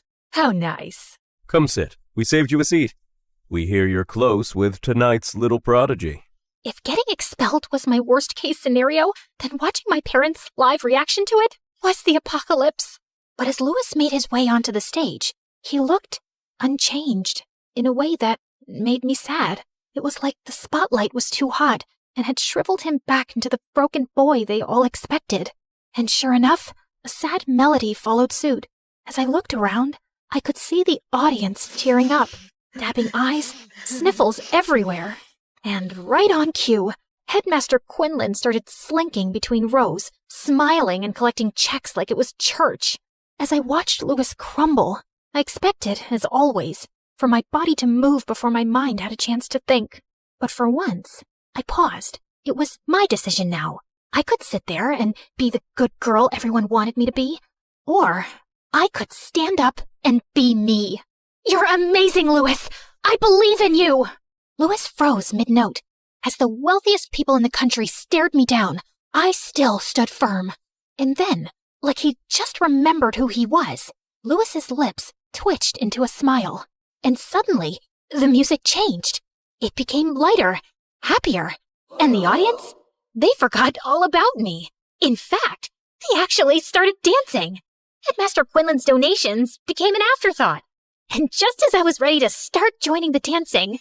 Layla, what have you done? Huh? What do you mean? The donations are stopping. Do you know what that means for the company? This was supposed to be a proof of concept for investors for our latest tech. Emotional music activation. You've ruined it. Make it stop. And it dawned on me. The person on the other side of the phone call with the headmaster was my father. How do you think you got into this school in the first place? You had one task. Now we'll never be able to convince the board to make you CEO. No, wait, But I couldn't finish the sentence. I looked up at Louis and saw something I almost never saw in myself. True joy. And then I remembered what he'd said to me. No one ever asks what I want. Did I even want to be the CEO of some big tech company? I realized the answer was no. If Louis could find his voice, then maybe I could too. You know what? Fine. Find another CEO. Layla, you don't mean that. Stop telling me what I mean. I don't want to be the CEO of Idrizi Tech. I want to work on something that helps people, not manipulate them. Now, if you'll excuse me, I have some dancing to do. I walked toward the front of the stage, feeling more alive than I ever had. For a second, Louis looked up mid-note, and our eyes locked. I didn't know what the future held, but I knew one thing. Unlike so much in our lives, we'd earned this moment. The next morning, I was called into the headmaster's office, and I was rehearsing my speech to talk my way out of expulsion. But I walked in to find Headmaster Quinlan looking weirdly ashamed. You're not being expelled. I blinked. But your parents said if you wanted to transfer to any school of your choice, they'd support it. I didn't know what shocked me anymore, that I was still enrolled, or that they actually cared about what I wanted. Maybe, for once, they were trying. Thanks, but I think I'll stay here. I hear there's a social activism club that may need some help. I walked out of the office towards Lewis, who was waiting for me down the hallway. Still enrolled? Shocking, I know. You were kind of amazing last night. Kind of? Wow. Stop. I'm blushing. He suddenly stopped walking and looked at me, more sure of himself than ever before. I'm really glad you followed me. Yeah, me too. Turns out, I didn't need a mission to save someone. I just needed to stop chasing who I was supposed to be and finally start choosing who I wanted to be. And maybe, for the first time in forever, that was enough.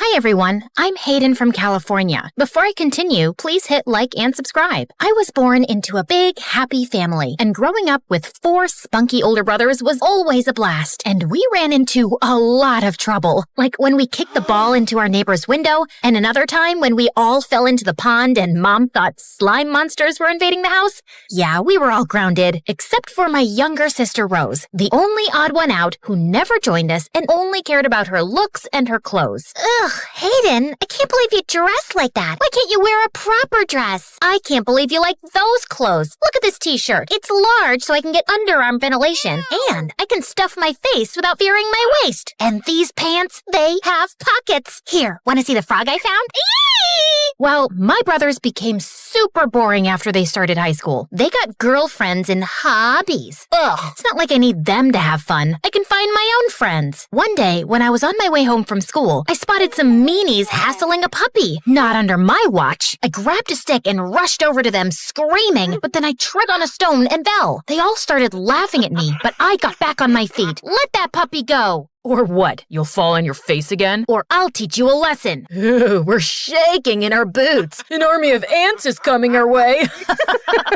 That boy was my new neighbor, who was the same age as me, but half their size. And then the puppy bit the bully's hand, and the new boy rushed in and snatched the puppy away. He grabbed my arm, and we started running until we got away. Wow, that was brave.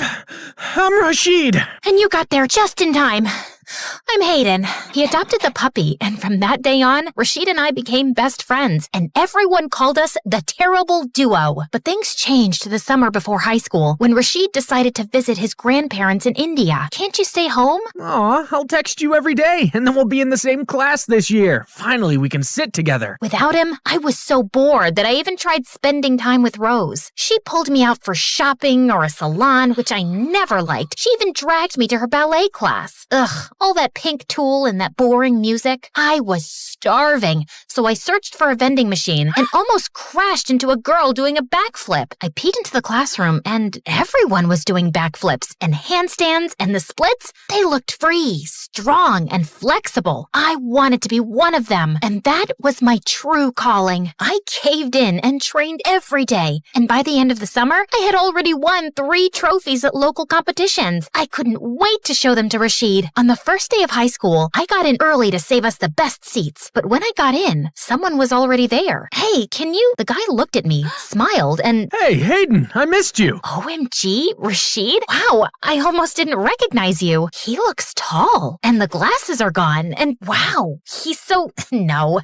he's the same guy as before. Don't act all weird around him now. Every time Rashid looked at me, I felt myself blushing, and if we bumped into each other, my insides turned into a giant knot. I needed bug spray to kill all the butterflies flying around me, and I felt so jealous when I saw all those girls falling for him and fighting for his attention, though he dodged the swooning like a ninja dodging throwing stars. Ugh, I don't know what to do. What if he decides to date one of those girls? Try to give him some hints and see if he likes you back. So I decided to put Rashid to the test. I left my lunch at home, and he shared his with me, but then he did the same for my classmate the next day. And when it started raining, he also shared his umbrella with me and my sister. Why does he have to be so nice to everyone? Ooh, I smell heart trouble. My sister has a crush on her best friend. How predictable. Unfortunately, he likes girly girls. Girls like me. He sees you as one of his buddies. I was crushed. Not only did he not like me romantically, I wasn't even part of the competition. I liked the person in the mirror. I liked that I was strong enough to walk on my hands or that I could sleep more in the morning because I wore no makeup. And then I decided that if Rashid liked those girls, I could be one. And like Cinderella, I just needed a fairy godmother to help me with the transformation. Or rather, will you give me a makeover, sis? OMG, I thought you'd never ask. I would love to. And you need to learn that Puma and Adidas are not the same brands. Well, leave it to me.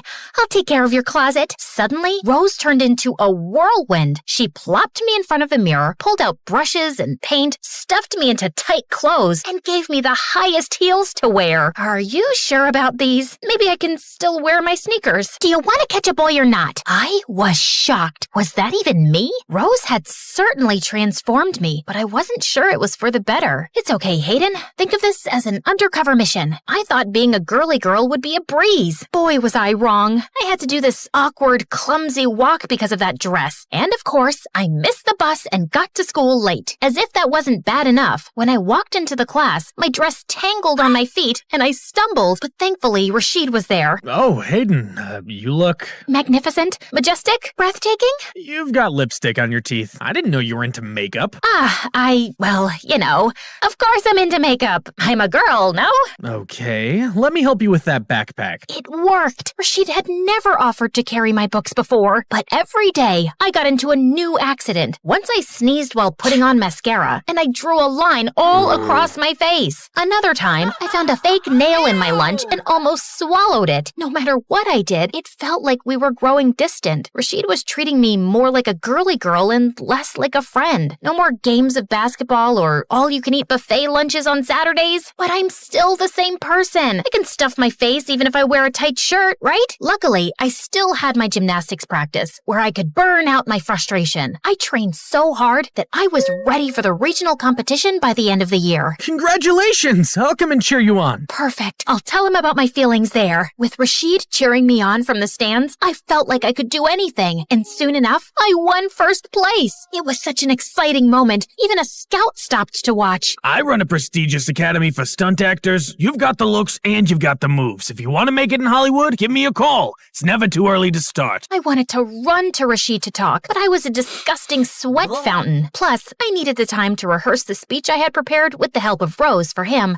So I snuck into the storage room. Hey, I know we started as friends, but since last summer, I started to like you, you know? I won today because you're here. Brian! OMG, you scared me! Brian was one of my teammates, just a couple of years older than me. Sorry. I just needed to put these away. Sure, I was leaving anyway. Oh gosh, what if he heard? This is so embarrassing. Brian had said nothing, so I hurried to get changed and do my makeup perfectly. Wow, look at you. You're really girly now. Just Rashid's type, right? But when I came out of the changing room, Rashid wasn't there. I texted him, and he replied coldly. Sorry, something came up. I couldn't wait. That's disappointing. Hey, do you need a ride home? I turned. Brian was waving at me, and for the first time, I noticed how cute he was. He was leaning against a nice sports car. I could wait for the bus, but I was sad and I didn't want to go home alone. Well, thank you. We spent the ride home talking about gymnastics, and by the end of the trip, Brian had asked for my number. I like this new style, by the way. You'll look even better with long hair.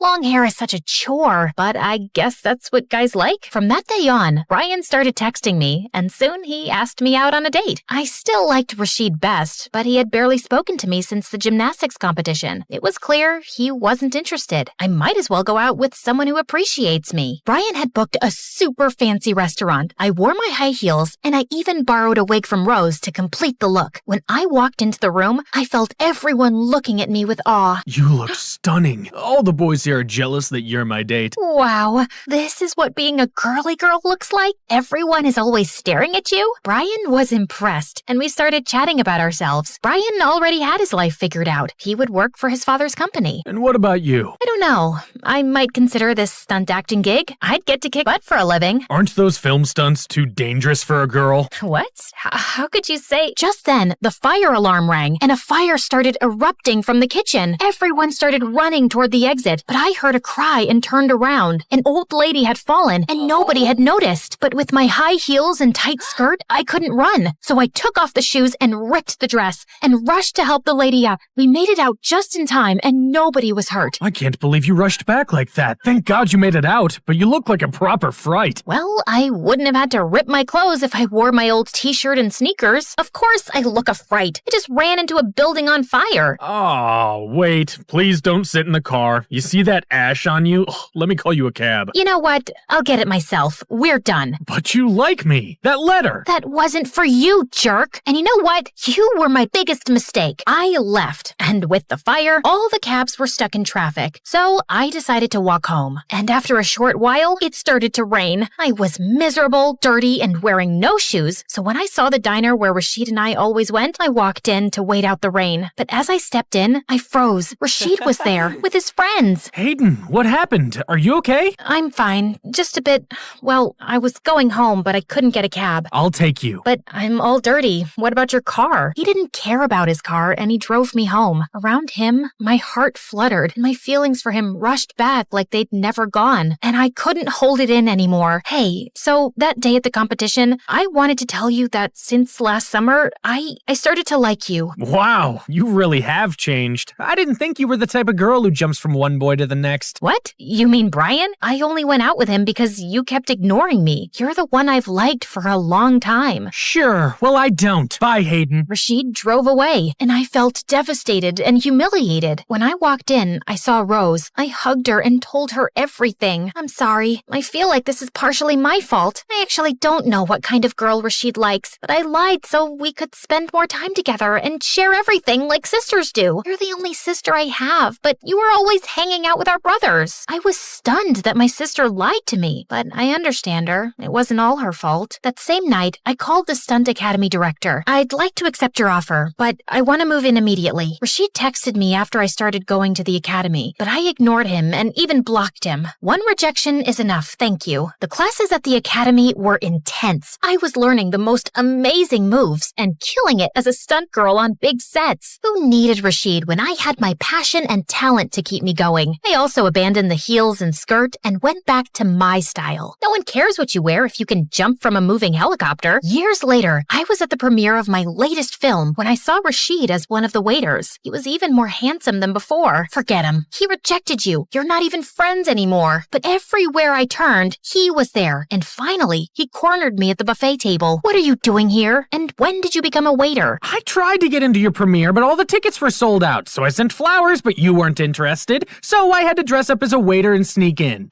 Whatever. Hayden, please stop running. Talk to me. At least let me explain. You were very clear the first time. Look, when we were at the competition, I overheard your confession, and I saw Brian, so I thought it was for him. When you confessed to me, it kind of made me feel like I was your backup plan.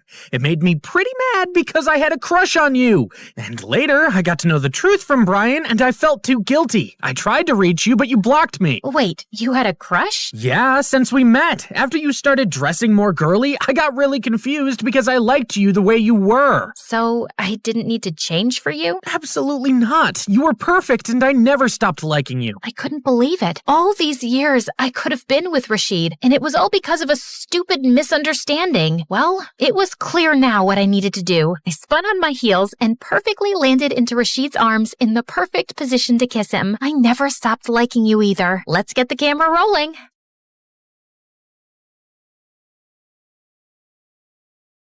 The heir of that painting is a young, charming millionaire, and you will get to know him. You need to earn his trust completely, so he lets you into his life and his home.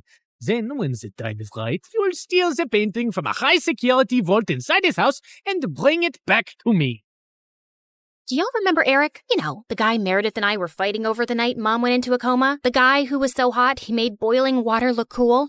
The guy whose smile shone brighter than the sun and whose eyes were deeper than the Amazon rainforest? The guy who... He looks familiar. Oh my God, I've kissed this guy once. Yeah, the guy who stole my heart the minute I saw him. And then Meredith kissed him. Do you girls know him? Not super well, but I'd rate him number 8 on my list of good kissers. And I've kissed tons of people, so that's pretty high. Oh, Pierre, you really gotta see his brothers. They look like ugly old girls, I know. I know everything about him, but how well does he know you? He and his family lived in our neighborhood only for a month, and that was years ago.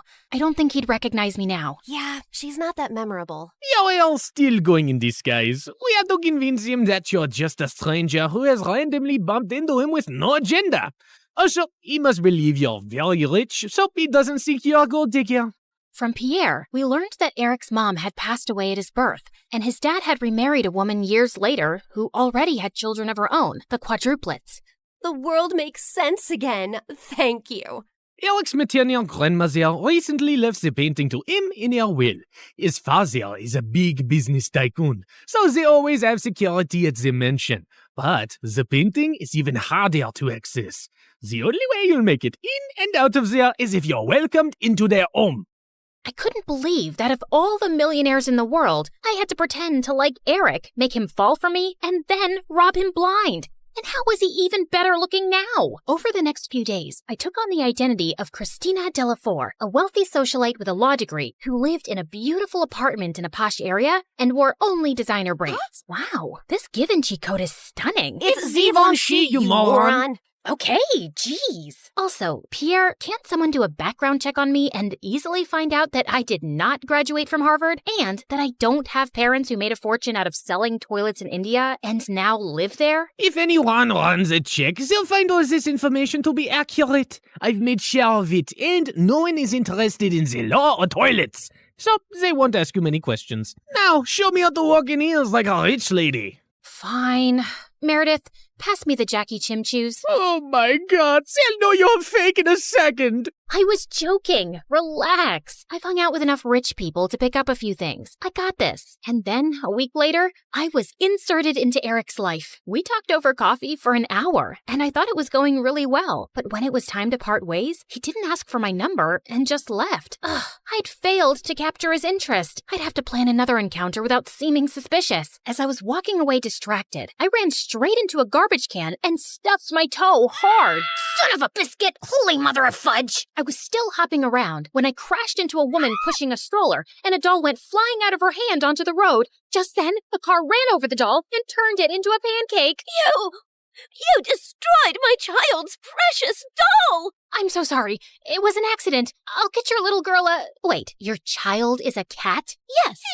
And that was my childhood doll, which I passed on to my baby. Look, here's some money. Get your baby another doll. She loves that one, and they don't make those anymore. Your baby is a cat. She doesn't love that particular doll. She probably doesn't even love you. She'd eat your face in your sleep if you weren't the one to feed her. Now, please. Just then, someone tugged hard at my purse, and I saw a thief running away with it. You've got to be kidding me. I took my heels off and sprinted after the thief. He jumped over a fence into a park, and I followed. I was gaining on him and sent a flying heel at his head. Just then, someone ran past me, pounced at the thief, and pinned him to the ground. Gotcha! Eric? The park security immediately arrived on the spot and took the thief away. Aren't you glad I followed you and came to your rescue? My rescue? I hit him with my shoe to slow him down and was about to catch him, but then you swooped in at the last minute, and now you want credit? Whoa, easy. I was just flirting with you. Oh, sorry. Wait, you said you followed me? Yeah, I felt stupid that I left without asking for your number. I definitely want it now. You became even more interesting when you stubbed your toe, murdered a doll, yelled at the cat lady, and chased a robber. Eric and I started seeing each other, and even though I knew it wasn't a real relationship, it still felt wonderful. We both hated rom-coms, but were always up for watching horror movies. We supported different baseball teams and had heated debates about who sucked more, and we both loved eating from street vendors and walking around the city at night. I enjoyed his company more than I cared to admit, and my heart skipped a beat every time he took my hand or gave me a goodnight peck on the cheek. And then one night, as we watched a fireworks show in the park, he pulled me close close and kissed me, and I practically melted in his arms. Soon enough, he told me his parents were hosting a party at their house, and he wanted to introduce me to them. This was the first time I'd be in his mansion, and I needed to make sure I got invited often enough to find out where the vault was. Eric's dad was lovely, but his stepmom looked at me with a stare so icy it could make hell freeze over. I escaped from the party for a while when the dancing started. Yeah, that's when Meredith dropped by as Catwoman with a cheeseburger. But soon enough, Eric came around to call me in for dinner,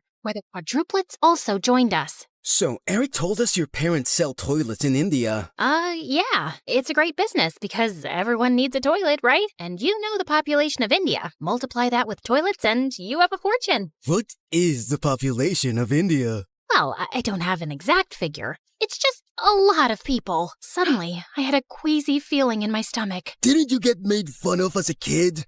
If you were in my school, you'd be called the Toilet Princess. Rubber Queen. Duchess of Poop. Guys, cut it out. You're not in high school anymore. Wait a second. Have we ever met before?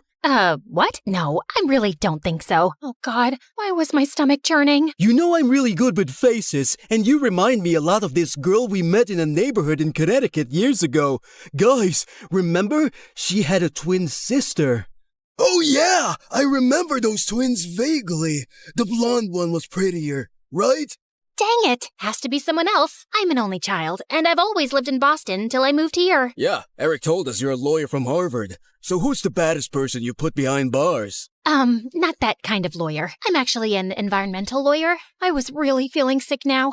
Maybe it was that burger I ate? Like you have trees as clients? What do they pay you with? Leaves? Hey, why are you turning green? You love trees so much that you're becoming one? You guys stop. You're not even that funny. No, look at her. She's green. I think I'm gonna hurl. Eric called the doctor immediately, who said I had food poisoning. He gave me some medicines, and Eric insisted I stay over for the night in one of their guest rooms. I fell asleep immediately and woke up a few hours later feeling thirsty. As I made my way down to the kitchen, I realized I had the perfect opportunity to try finding the vault. Just then, I heard some low voices from some room, and I slowly crept up to find Eric's stepmom talking to one of the bodyguards in the library. Were you able to figure out how to unlock the vault? There's no way. I've tried everything for weeks.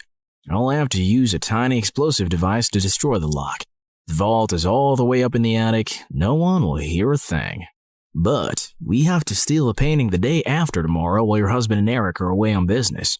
Are you ready for this? And then he pulled Eric's stepmom into his arms. I can't wait to run away with you, James. I'm so tired of seeing you secretly, and I am completely ready.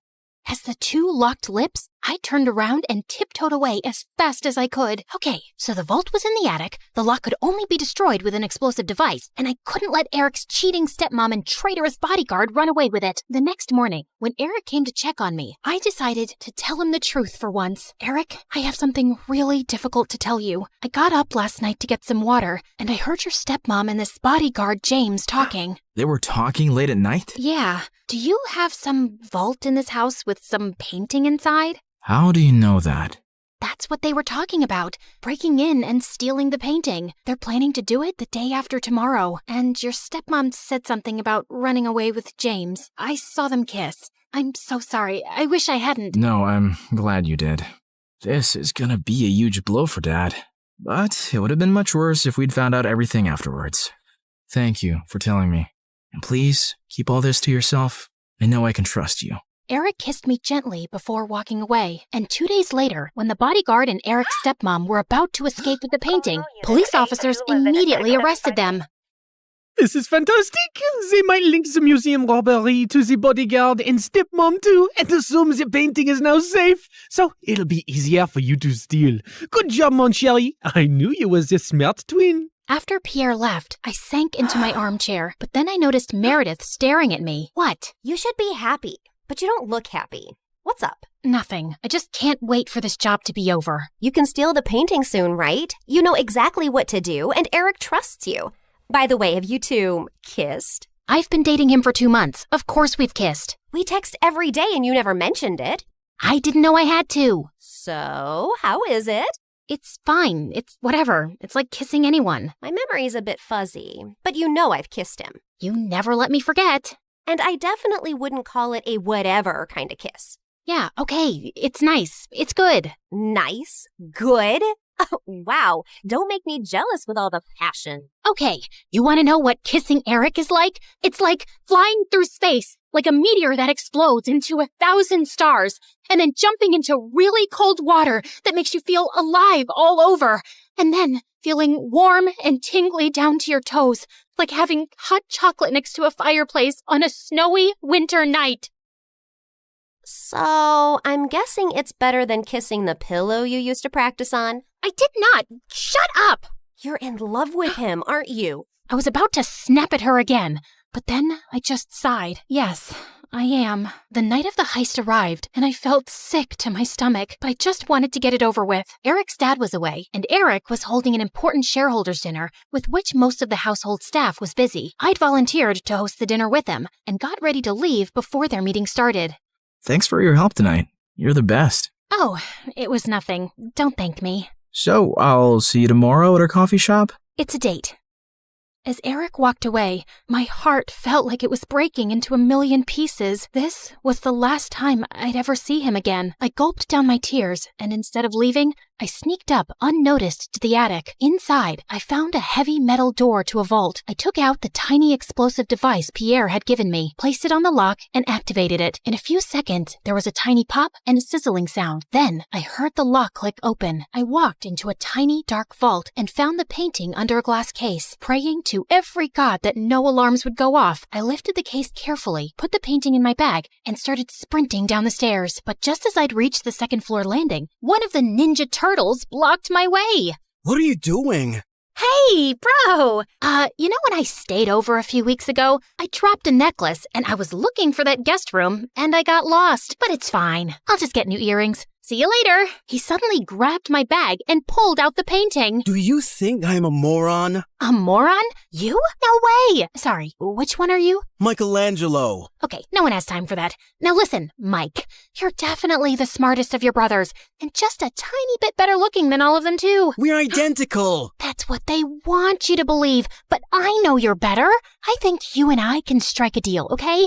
I'll sell this painting, and you and I can go halvesies on it. Just give me an account number and I'll wire the money to you. No, you're not leaving with it. Okay, look, dude, I'm doing this for your mom. I have to sell this painting so I can pay for her bail and get her a really good lawyer. Don't you want that? No, my mom's in jail because she did something wrong, and she abandoned us all. She shouldn't have stolen Eric's painting. Why do you care about Eric? Don't you hate Eric? He's so good looking and smart and perfect and gets all the ladies. It makes you guys look even worse than you really are. You should want to hurt him. So let me take the painting. That'll really hurt him. Eric's the best brother in the world, and I love him.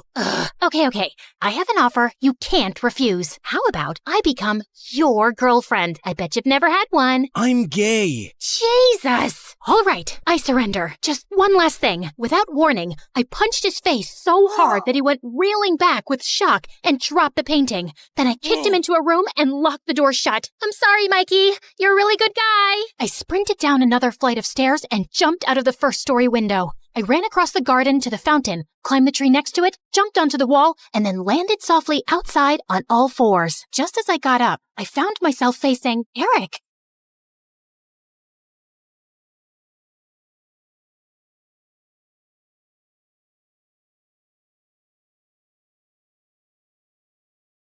Hi guys, I'm Lucy. Like and subscribe to hear my crazy story. Growing up, I had a happy life, and I basically had it all. Only one thing was missing: siblings. And since my parents were always busy, I felt lonely. So I came up with new ideas every time. Once when I was 4, I asked my driver to push my life-sized doll in a stroller to my dad's office. Oh no, she pooped. Dad, can you please change my baby sister's diaper? Oh, honey, I can't do. Remember when you cleaned my bum in the middle of the forest? with a leaf? My dad looked horrified. You've got this. You can imagine my dad's embarrassment in the middle of the meeting. When I turned 8, I'd grab the neighbors' kids and beg my parents to bring them home, but they weren't convinced. So I did everything to let them stay with me as long as I could. Until, stop trying to kidnap my kid. Put down that Prada bag filled with jelly beans and get your butt home now. As they left, I started bawling, and my parents had enough embarrassment. So the next month, they adopted 6-year-old Harrison from foster care. I was ecstatic.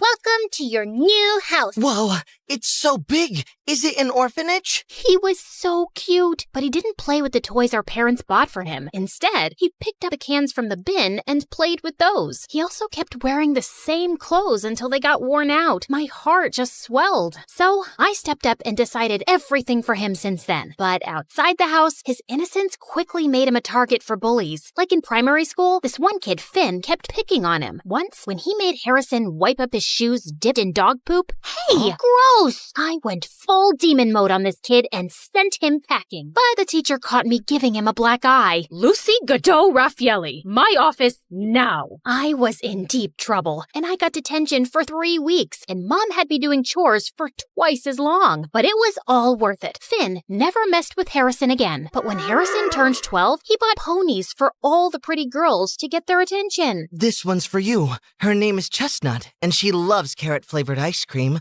Gosh, oh my gosh, thank you! As a responsible sister, I'd have to go around to all those girls' houses later to fix the damage. Chestnut's coming back with me. Hey, is that scarf cashmere? Give that to me. Stay away from Harrison, understood? I was genuinely worried that if a girl bats her eyelids at him, he'd buy her Prada bags and skirts from Miu Miu. In high school, the stakes got higher. There were more bullies who'd trick him, but the biggest threat was the hotties trying to charm him. Thankfully, my boyfriend Justin was 100% genuine. He was handsome and the best basketball player. Harrison is totally gonna get his butt whooped. And you're going to follow him around with the baseball bat beating up anyone who tries? I wish, but I have my own stuff going on too. But maybe if you could... Nuh-uh, no way. You can hire someone like Nathan. It's not like you don't have the cash for it. I was kidding, Lucy. I sprinted off looking for Nathan. Oh, meet Nathan, the editor of our school paper. He's your typical dork, but don't underestimate him. This guy knows his work best. I remember in middle school, someone was smearing boogers on all the walls, and it turned out it was our cruelest teacher, Mr. Wobblebottom, and Nathan caught him in the act. Say cheese! So that meant if I wanted the inside scoop on any girls digging their claws into Harrison, he was the guy to ask. But when I went to the school newspaper office to find him, I didn't see him. I saw this muscled blonde guy with a nose piercing. Then I realized that it was Nathan. Wow, talk about a glow up. Puberty did him wonders. If it isn't the queen bee, what are you doing here? I wanted you to keep me updated on any girls getting close to Harrison, and I'm willing to pay anything. I slid an envelope bursting with cash across the table. But Nathan just laughed. An info for an info. Tell me more about Justin. Justin? Why? Guys want to be him, girls want to be with him, so you feed me the info on his lifestyle, and I'll help spy on your little brother. Deal? Ugh, I wanted to smack Nathan so bad, but now I'm stuck. Spilling the tea about Justin isn't a big deal, and it might even get him more fans. For the next month, I got the inside track on any girls who had their eyes on Harrison and shut him down early. And all I had to do was listen to Justin a bit more when he started gushing about his new protein powder or whatever. But things got messy when the first article on Justin came out. Gains, come my ways. He stopped me at my locker and shoved his phone in my face. Do you know anything about this? Your special no-carb meal plan? In the school paper. How'd they find out about that? I eat my lunch in the gym storeroom just to keep it a secret. Only 2 people know about it. My trainer and you. Don't get so worked up. It's just a diet. Meal plan. This is what determines if you're Olympic level or a local league scrub. You just don't get it. You never did. He stormed off, and before I could say anything, out of nowhere, Nathan peeked from behind. Don't worry about it. I heard something else that's going to blow your mind. He told me that Harrison and this girl, Natalie, have been secretly meeting up after school. And just today, she got a new iPhone.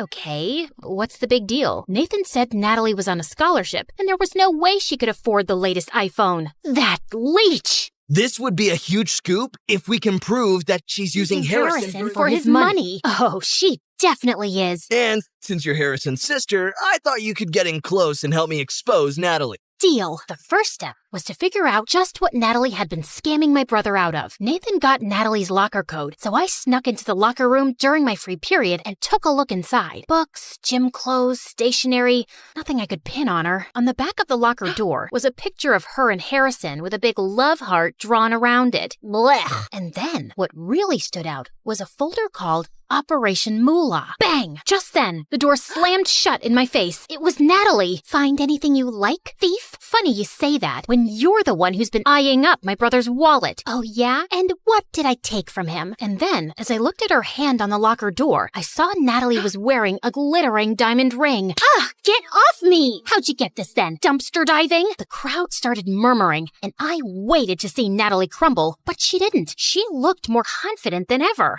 Harrison did give it to me as a promise ring. He gave this to me because he wants to go steady from now on. And before I could react, a couple of girls squealed, running out of the crowd to cheer for Natalie. Ugh. I went back to Nathan to tell him what happened. Not gonna lie, this is still great stuff for me. Not helping, Nathan. I need a new way to expose Natalie. Just then, he pulled out a drawer filled with cables, microphones, and cameras. How do you have all these? My friends lent it to me in exchange for information. So this was how he got his info for the gossip column. Over the next week, we tried to follow Natalie wherever possible, but she wouldn't let us get close at all. Until one day, we saw her and her friends go to a primary school's playground. We brought a long-distance microphone with us. Flying to the other side of the world just to try this steak was totally worth it. Medium rare, juicy and tender. Wasn't just a steak.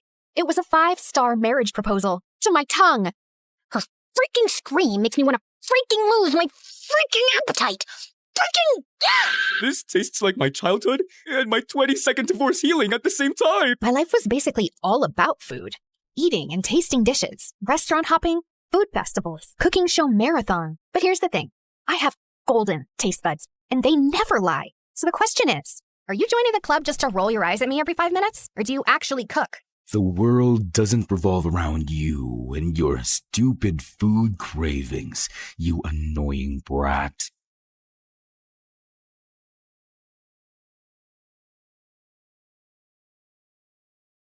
The morning bell echoes through the halls. 1,000 voices bouncing off the wall. From the quiet corners of the library floor to the laughter leaking through the classroom door, we're walking hallways where the legends grew. But today the ink is fresh and the story's new. A student stares at a blank white screen while an artist paints the things unseen. The scholar's lamp burns through the night. The athlete runs toward the morning light. A teacher sighs, hoping the spark they lit survives. Finding the light when the halls get dark. Oh, welcome to the life that ends you, where the story's changing and the leave you. So carve your name in the wind, let the legacy breathe. There's a world in the pages that we're starting to weave. Not just a school, but the soul of the story. Turning our scars into stars and our grit into glory.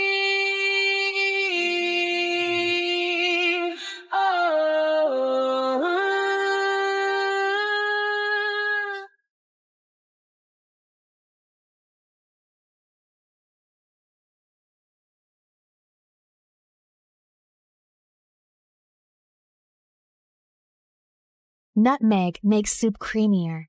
Rosemary is steak's best friend. Basil goes with almost everything. Cinnamon brings comfort to sweet and savory alike. And chili? Chili sets the soul alight. But nothing could have prepared my tongue for what came next. Flying to the other side of the world just to try this steak was totally worth it. Medium rare. Juicy and tender. Garlic butter glaze, flame-kissed edges. The scent alone levitates my soul to heaven, like it was invited to have lunch with the beautiful angels up above. Okay, here comes the love of my tongue's life.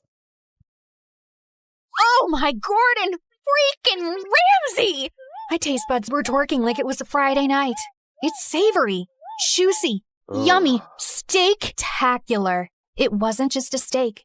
It was a 5-star marriage proposal. To my tongue. Goodness gracious, lady, get a room. Oh God, she is either possessed or just really, really starving. I was still mid-foodgasm, letting every bite baptize the very depths of my taste buds when the haters around started mumbling. Did I care? Not one juicy crumb. I had my priorities, and it was to finish this masterpiece. It seems like you've been thoroughly enjoying our food, milady. Oregano. I finally opened my eyes and came face to face with the handsome chef. Oh, I practically proposed to the steak. Weren't you watching me, Mr. Chef?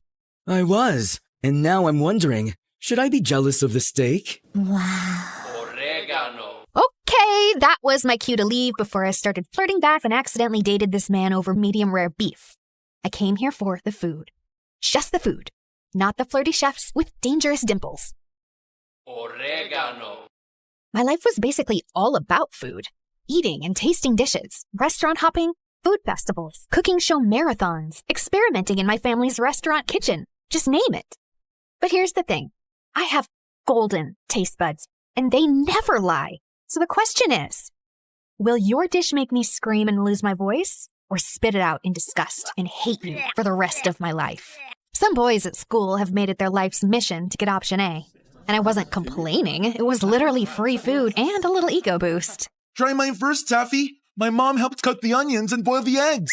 Forget that, peasant. This is from a 5,000-star Michelin restaurant. It cost me 10 kidneys. Mine's completely and personally handmade. Took me a month to make this, but don't worry, it's not rotting yet. My mouth and soul were ready, but my brain was totally overwhelmed. Just then, my bestie Jules swooped in with his imaginary cape fluttering. Excuse me, take it easy, gentlemen. Form an orderly line if you wish for Queen Taffy to bless your humble dishes with her divine taste buds. If your food makes her moan louder than a K-drama kiss scene, congrats! You win a date after class, but only for 60 minutes. No extensions, no exceptions. The boys went feral. What are you doing? I don't have time for boys. I just want to eat and that's it. Oh, babe, it's time you started eating with them, not just their food. Whatever. But let's see if one of these can make me scream. Unfortunately, every dish was a disaster. This one tastes like a zombie rat crawled out of the sewer, licked a quadruple A battery dipped in rotten mayonnaise, and fell into my mouth. What were you even thinking, dude? Next, fish and chocolate? It's bold and daring, but a total abomination. Next, please. Are you sure you ordered this from a Michelin star restaurant? Or did you accidentally grab it from a dumpster behind one? Suddenly, I felt it again. That weird, stabby vibe that hits me every time I chew. I turned my head, already knowing the source. And there he was. Gavin. Silent, brooding window guy. I always caught him glaring at me as if I just ate his pet goldfish. Maybe the bowl, too. And whenever I confronted him about it, he'd just roll his eyes at me. Like, seriously, did I eat his precious lunch in a past life or what? He was insanely annoying. It was even worse because he's stupidly attractive. Ugh! Why do Hawkeyes always have to have the worst attitudes? I was so ready to snap at him when Nicholas, the handsome French student, stepped forward holding a steaming ornate box. Mademoiselle Taffy, is the taster still open? Depends. What's in the box, Frenchie? Something très spécial, made especially for you. I took a bite, and fireworks started exploding around me instantly. Sweet gravy heavens! This is criminally delicious! Oh, I knew it. His dish looks as perfect as he is. So, do we have a winner now? Did you hear me scream? No, right? Because it's missing something. Are you implying my dish isn't perfect? It's really good, but it needs a little more kick. Maybe some spice, some crunch, some little twist, you know? Something to surprise me. Right now, it's just giving something, but not everything. You'll regret this, woman. I'm sorry, what? Nothing. I said I'll do better next time, just to hear that sweet scream of yours, mademoiselle. We'll see about that then, buddy. There was only one place that had ever made me scream so loud I lost my voice. The MSU cafeteria. I didn't come to this school for academics. I came for the food. The cozy, stylish ambience was just a bonus. And you know what was more interesting? Behind those lunch ladies hides a secret cooking legend. A masked mystery chef, whipping up dishes so good they'll make you cry in 1,000 different languages.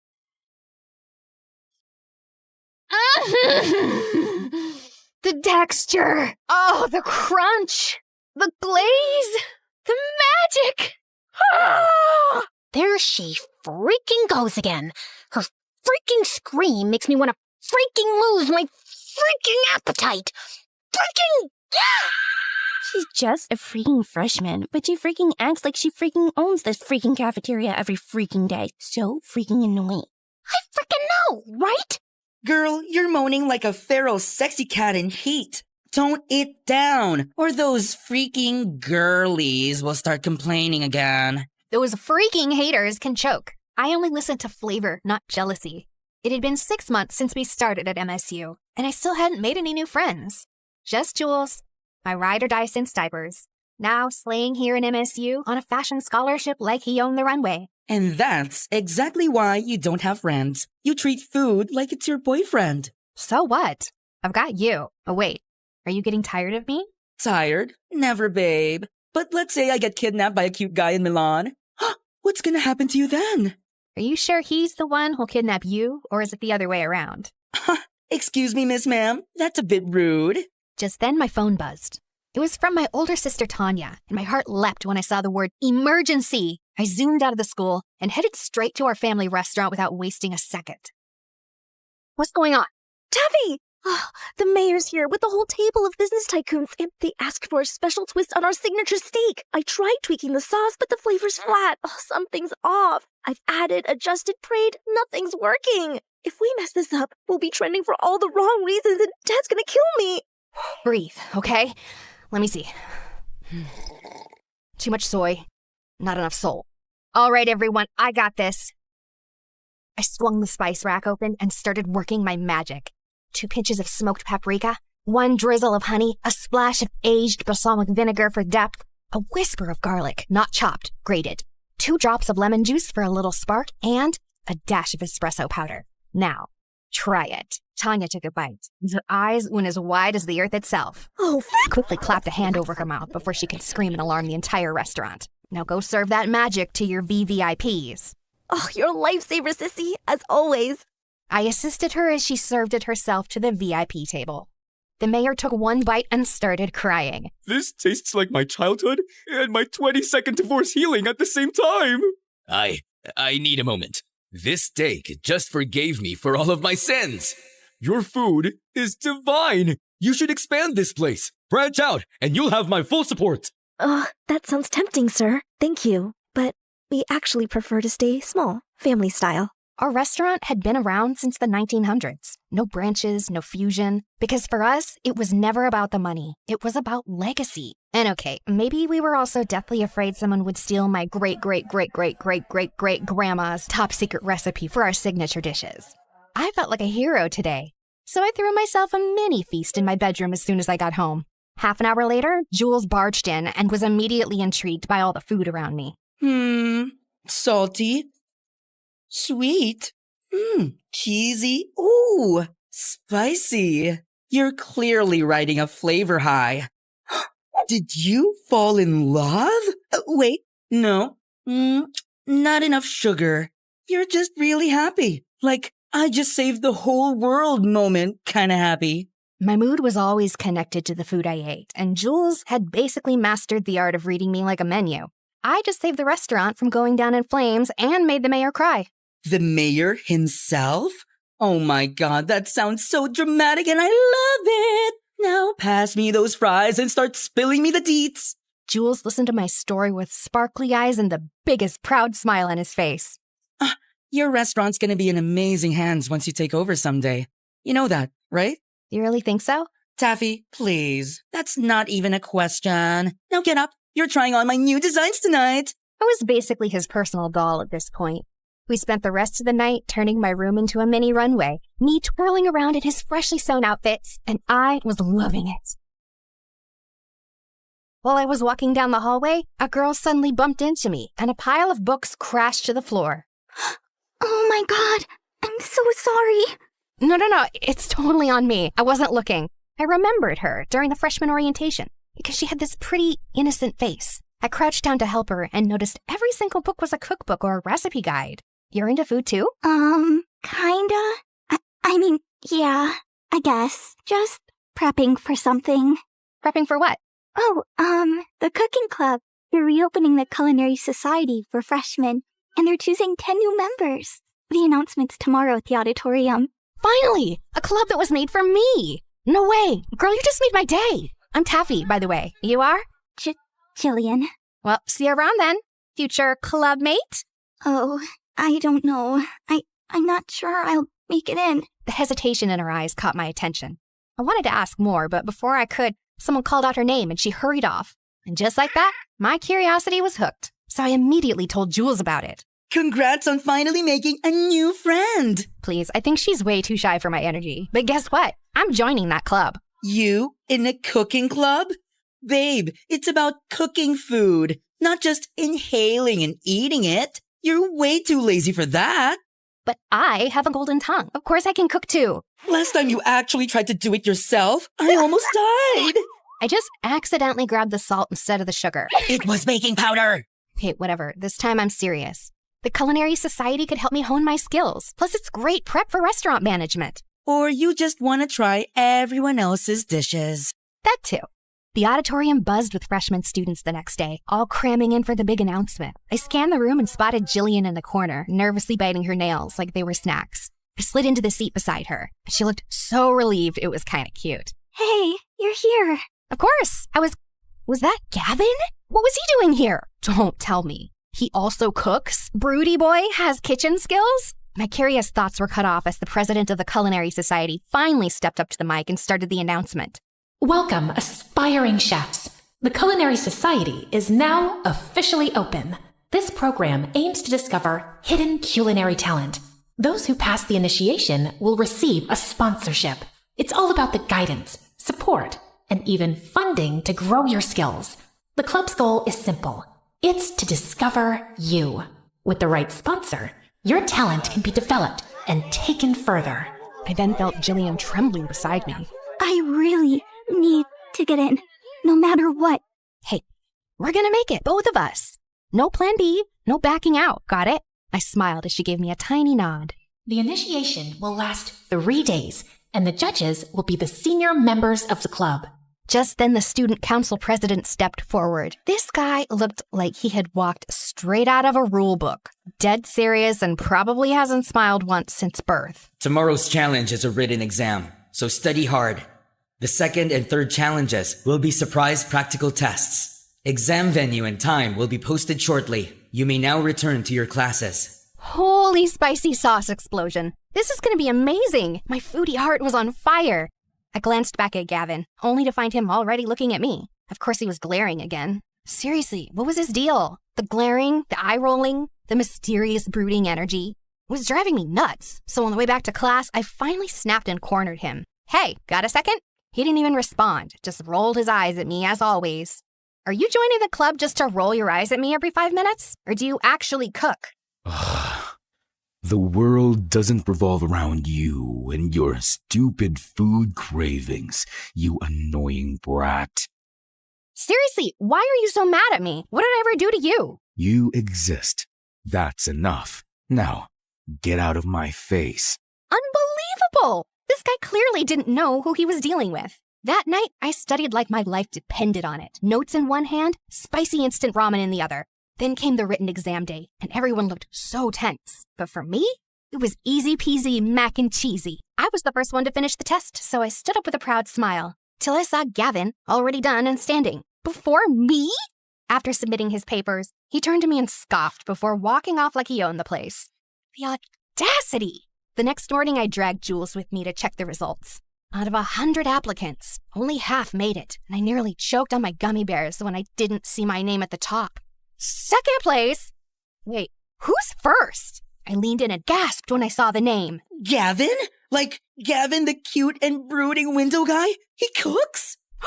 No, there's no way. That's probably a different Gavin. But then the crowd parted, and speaking of the devil... Excuse me. Oh, look.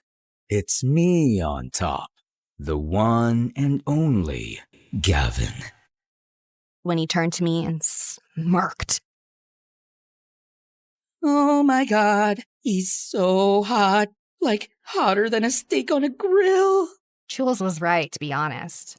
But I shouldn't be distracted right now. Can we focus on his evil smirk, please? He's literally challenging me. I think that's officially a war declaration, babe. This is gonna be extra interesting. That jerk better be ready, because I'm gonna crush him big time.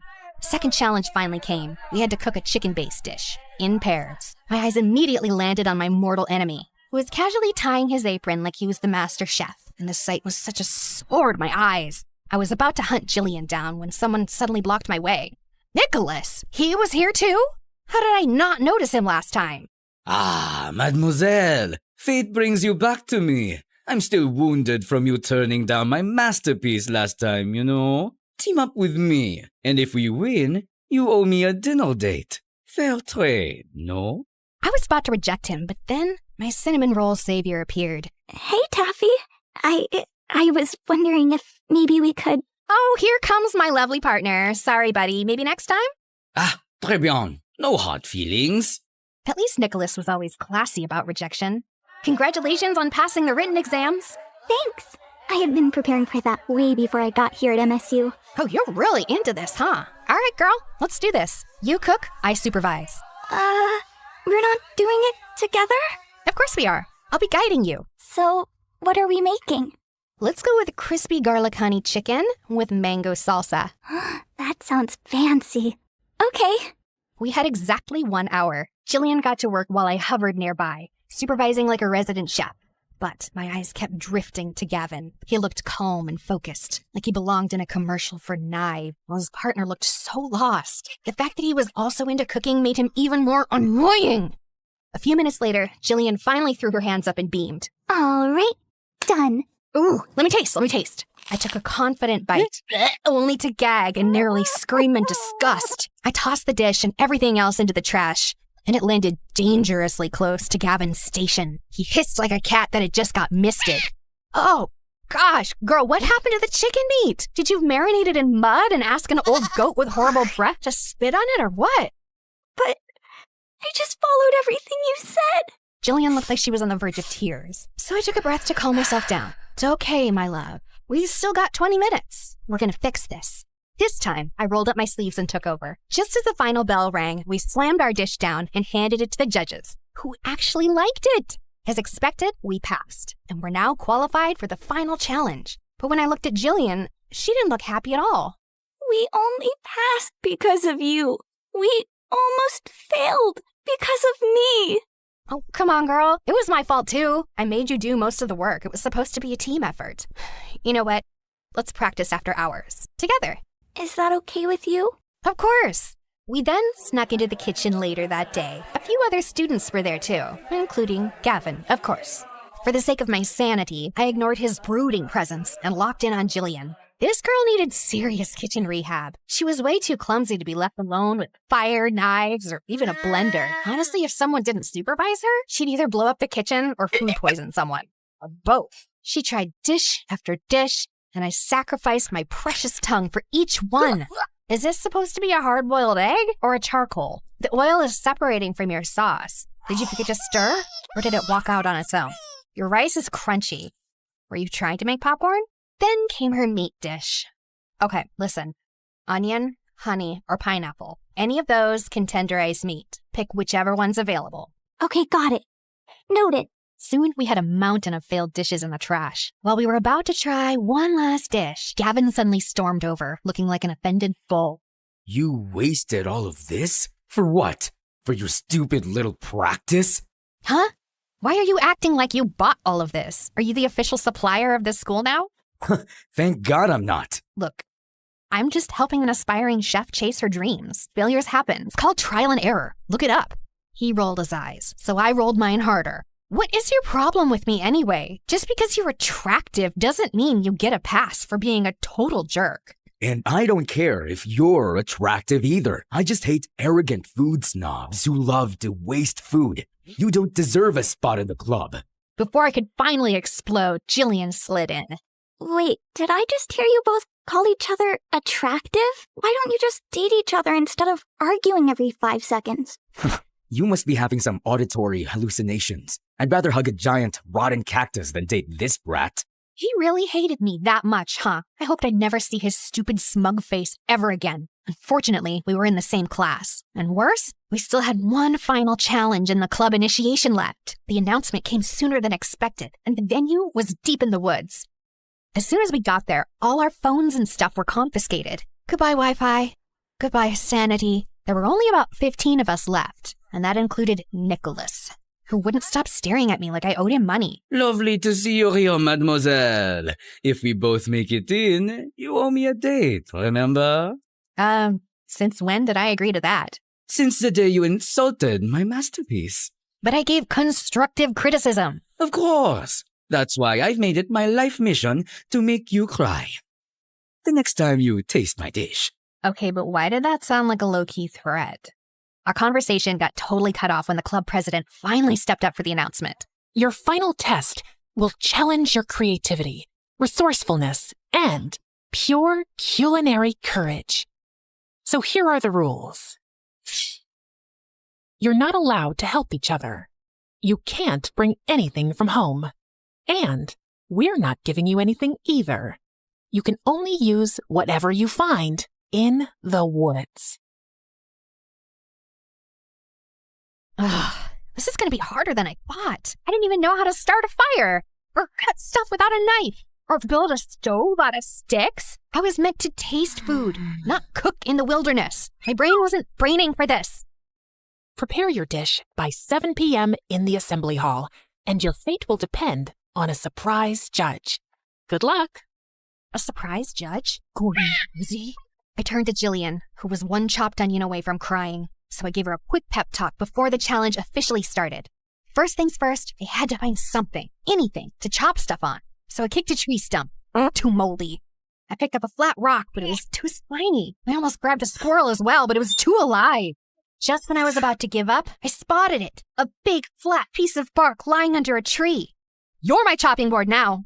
Next, I needed something to cook and serve the food. I searched around like a hungry raccoon on a mission, and then, bingo! I found an old tin can that could work as a pot, and some giant leaves that looked perfect for plates. Now for the utensils. It took me several minutes to find a rock knife, a stick spatula, and a shell spoon. Finally, the ingredients. Good thing I knew a bunch of wild plants thanks to my grandma and her obsession with tea. Let's get those herbs and spices, baby. I continued walking around until I reached the riverbank. I leaned down to grab a lead, then my foot slipped on some mud.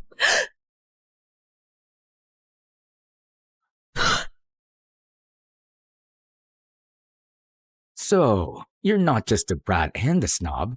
You're clumsy too. Do you really have to insult me? I didn't ask for your help anyway. Fine. Then I'll take it back. Wait, what? Ugh, ew, get off me, tall boy. Huh? You're the one who hugged me like I was a pillow. I ignored him and stomped off like I was totally fine, except I wasn't. Because why the heck did I blush? Oh, no, bad hormones, bad. Focus, Taffy, focus. Half an hour later, I'd gathered enough herbs to open a mini forest restaurant. Now it was time for the protein. But the problem was, I can't fish and hunt. I can't even catch something still. So I did what any desperate girl would do. Target acquired. Eggs. Sorry, Bird Mom. Finally, it was time to build a fire. Tried. I really tried. But at this point, I was basically just bullying those sticks. Just then, I heard some chopping noises nearby. I walked closer to take a peek and realized that it was Rabbit. What? Shiftless! My brain just short-circuited at the sight of those magnificent abs. Before I could stop myself, a weird squeaky sound escaped my mouth. I was busted! Are you stalking me? What? No, I was just peacefully trying to cook in my spot over there, and then I heard something, and obviously I had to check it out. Sure. Why are you even shirtless? Why? Does it bother you? Yeah, it's too indecent. Then find another spot? I was here first. You're the one who somehow set up your camp near mine. I was so furious. I huffed and stormed back to my sad little fire pit.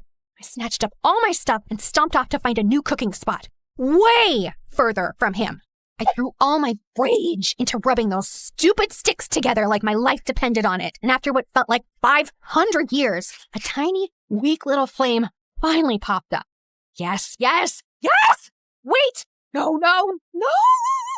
It suddenly started raining! Are you kidding me right now? I grabbed my stuff, and as I dashed through the rain towards the nearest cover, I spotted Gavin running toward the same place from the other side. We both reached the shade at the same time, soaked and panting. Wow, so the brat can run, huh? What do you think of me? The corn dog? What? Before either of us could say anything else, a soft sob broke through the sound of the rain. We both turned toward it and saw Jillian. She was soaking wet and crying. Jillian? What's wrong, girl? Are you okay? My family doesn't have much, and this was my only chance. But I think I'm too stupid for this, Taffy. As I comforted her, Gavin sat down next to her, pulled a small dry cloth from his bag, and handed it to her gently. No attitude, no sarcasm, and he looked so soft like that, like a totally different guy. Ugh, he hated how my heart noticed. Thanks, Gavin. To break the tension, I changed the topic to food and cooking, and somehow it worked. Jillian started to relax and even smiled a little. How about you, Gavin? Why do you love cooking? My ears perked up at her question. Gavin didn't answer right away. Instead, he stared out at the rain, silent, like he was watching a memory unfold in the distance. Tragedy struck me since I could remember, and I was homeless for a long time. Park benches, cardboard blankets, cold nights when I thought I wouldn't wake up, scavenging for even ketchup packets just to trick my stomach into thinking I'd eat it.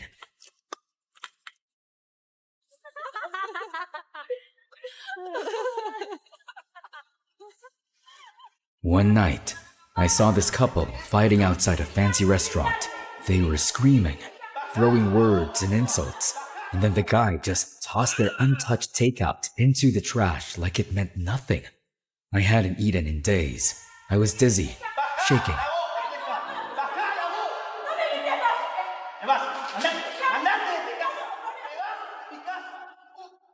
If you're gonna fight, fine, but don't waste good food.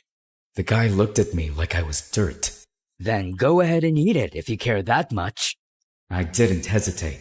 Right there on the wet pavement, I sat down and ate every bite like it was a 5-star meal.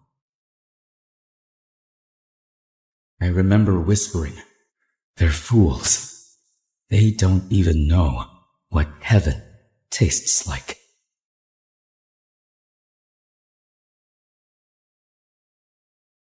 But I didn't realize the owner of the restaurant had been watching.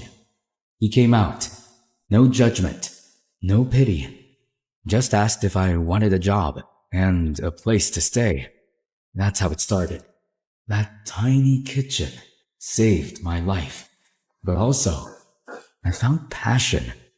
But the rest of the staff, they didn't see me as one of them. Just a stray they took in. A charity case with no pedigree, no past. I worked twice as hard to prove I deserved to be there. And I came to MSU to prove that I belong in the kitchen, to find a sponsor who actually believes in what I can do. You wasted all of this? For what? For your stupid little practice? Just hate arrogant food snobs who love to waste food. You don't deserve a spot in the club.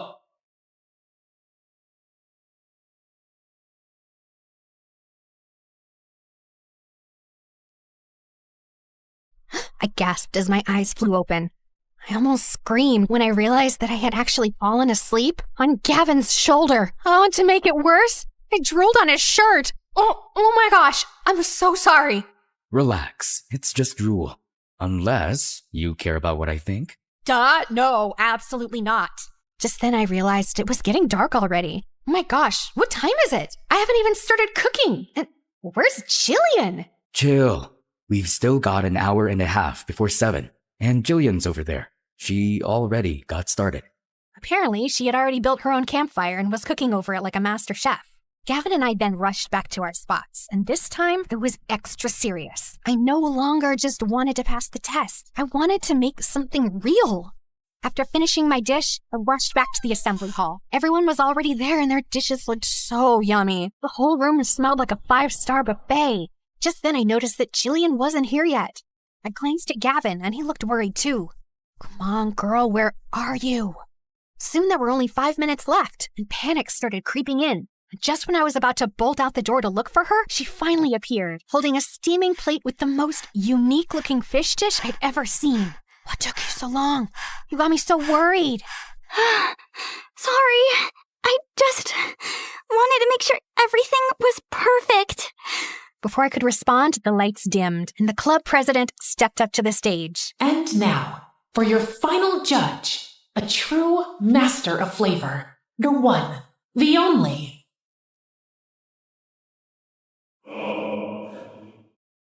The masked cafeteria chef. The legend behind the lunch trays. Y'all lined up in front of him, clutching our plates like newborn babies. He was just sitting at the table, silently tasting each dish one by one, but his presence commanded attention. Then it was my turn.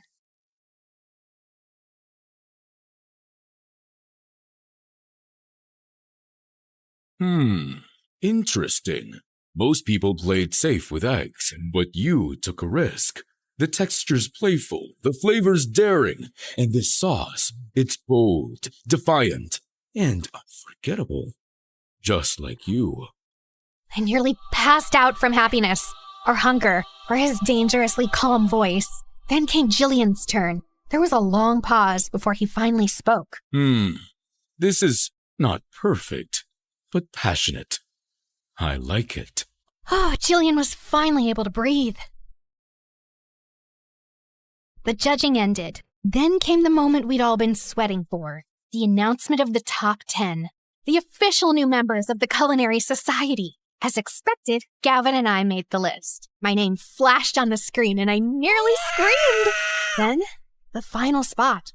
Jillian was trembling as she gripped my hand. We all held our breath. And the last spot goes to Jillian. She instantly burst into tears. As we celebrated, I noticed someone storming out of the venue looking furious. Nicholas! Wait, he didn't make it? That actually surprised me. As the winners celebrated, Gavin then strolled over to us, holding his plate like a trophy. Well, well. Looks like we all made it. Want to try my dish? Taffy, you have to try this. Careful. She might scream loud enough to summon the forest spirits. Oh, please. My golden tongue has standards. Oh, I know. That's why I strategically kept my masterpieces far away from you. Strategically? Yes. I knew the moment you tasted my food, you'd scream your lungs out and fall hopelessly in love. I'm gonna throw this plate at your face. But not before you taste it. Fine. One bite. I took a bite and instantly exploded. Oh my freaking goodness! This is... In the middle of my foodgasm, I saw him smirking, so I immediately stopped myself from praising his dish. I knew it. One bite and there goes your dignity. Shut up! He kept teasing me all the way home on the bus. But of course I had to stay strong for my pride. I will never admit it, ever. Unfortunately, I couldn't stop thinking about him and his cooking skills that night, so I stuffed my face with sugar to distract myself. That was when Jules barged into my room. Girl, why are you blushing and inhaling candy like you just caught feelings? Are you in love or something? I'm not blushing, and no, I'm not in love. Got it, miss. Totally not in love. Anyway, why is your voice all scratchy? He was never finding out my voice died because of Gavin's food. He'd never let me live it down. It's the rain. My vocal cords got water damage.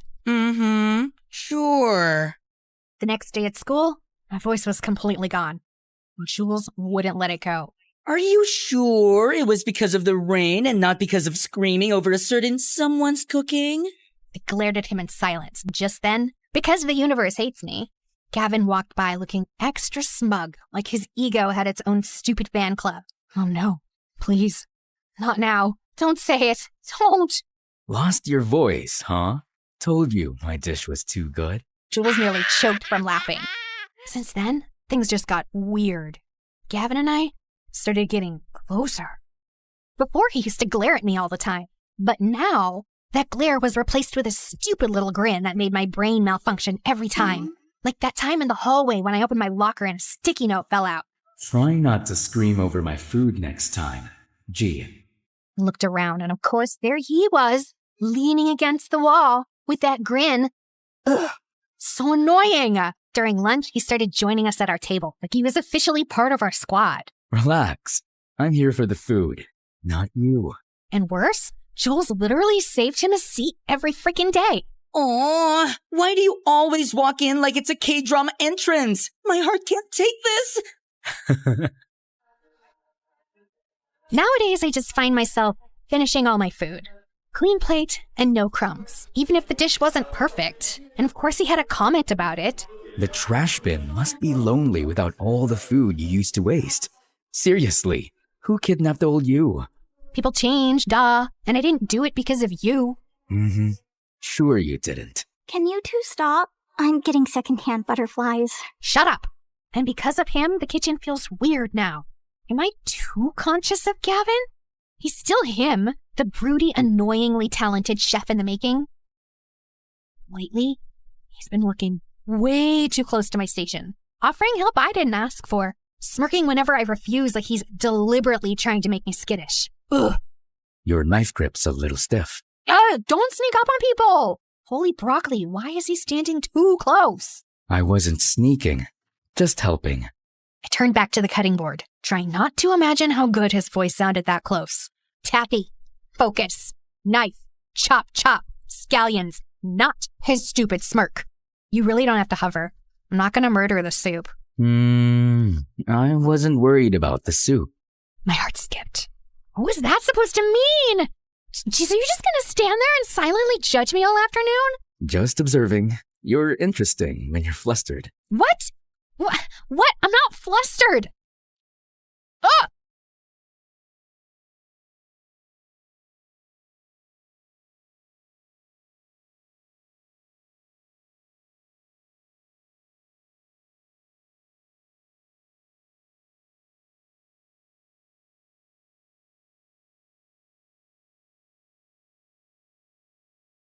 Careful now. I bite. I pushed away too fast and nearly slipped again. What? That was... You were just in the way. Gavin finally stepped back. He looked way too satisfied. I'll try to be more in the way next time. Then he walked past me, as if to tease me more, and my back went straight. I could still feel his heat in the air. That's spicy right there. Oh, what are you even doing here? Rude, but I forgive you. I nearly melted watching you two. The tension, Michelin star level. I groaned, trying to will my face not to combust.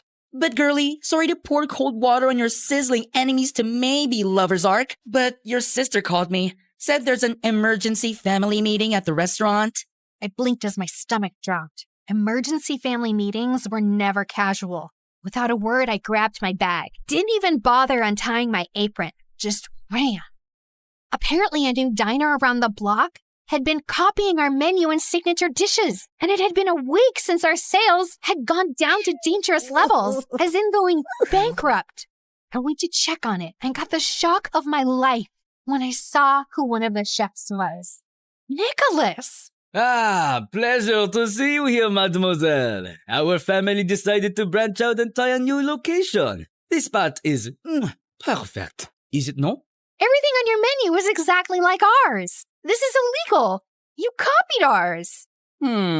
If we copied yours, then why do most people flock to ours and keep saying that ours is more delicious and better? His weird behavior ever since I rejected him suddenly made sense now. Is this what you meant by wanting to see me cry? That's what you get for insulting my masterpiece. Now go cry and run back to your little kitchen. The audacity! Keep it. That old recipe is all yours. I can just let my expertise do its magic and make something so good it'll make yours taste like reheated kitchen scraps. And when the tears come, make sure they don't water down your salty little ego. I then marched out of his stupid restaurant without looking back. I went back to our restaurant and saw Tanya and the rest of the staff reviewing the security footage. We all then froze when we realized that a shady-looking guy had been snapping photos of our restaurant from every angle for several days. And if that wasn't bad enough, he even disguised himself as one of our staff. They didn't just steal ideas. They cloned our entire concept and turned it into a fancier, more Instagrammable version. The audacity! We decided to temporarily close our restaurant while I cooked up some new ideas for the menu. Later that day, while brainstorming, I noticed a few hungry street kids outside. Their eyes weren't begging. They were just watching, like food was something distant, almost like a dream. I remembered Gavin and just found myself opening the door. I'm not serving anything fancy as of this moment, but if you're hungry, come in. He sat quietly as I cooked. No fancy plating. No pressure to impress. Just warm food from the heart. As I watched them eat, something shifted in me. A thought came into my mind. Food isn't just about flavor or technique. It's about the connection you share with the meal. After they were done eating, I gave them some more food and a neat takeaway. Their eyes sparkled. They thanked me loudly before waving goodbye.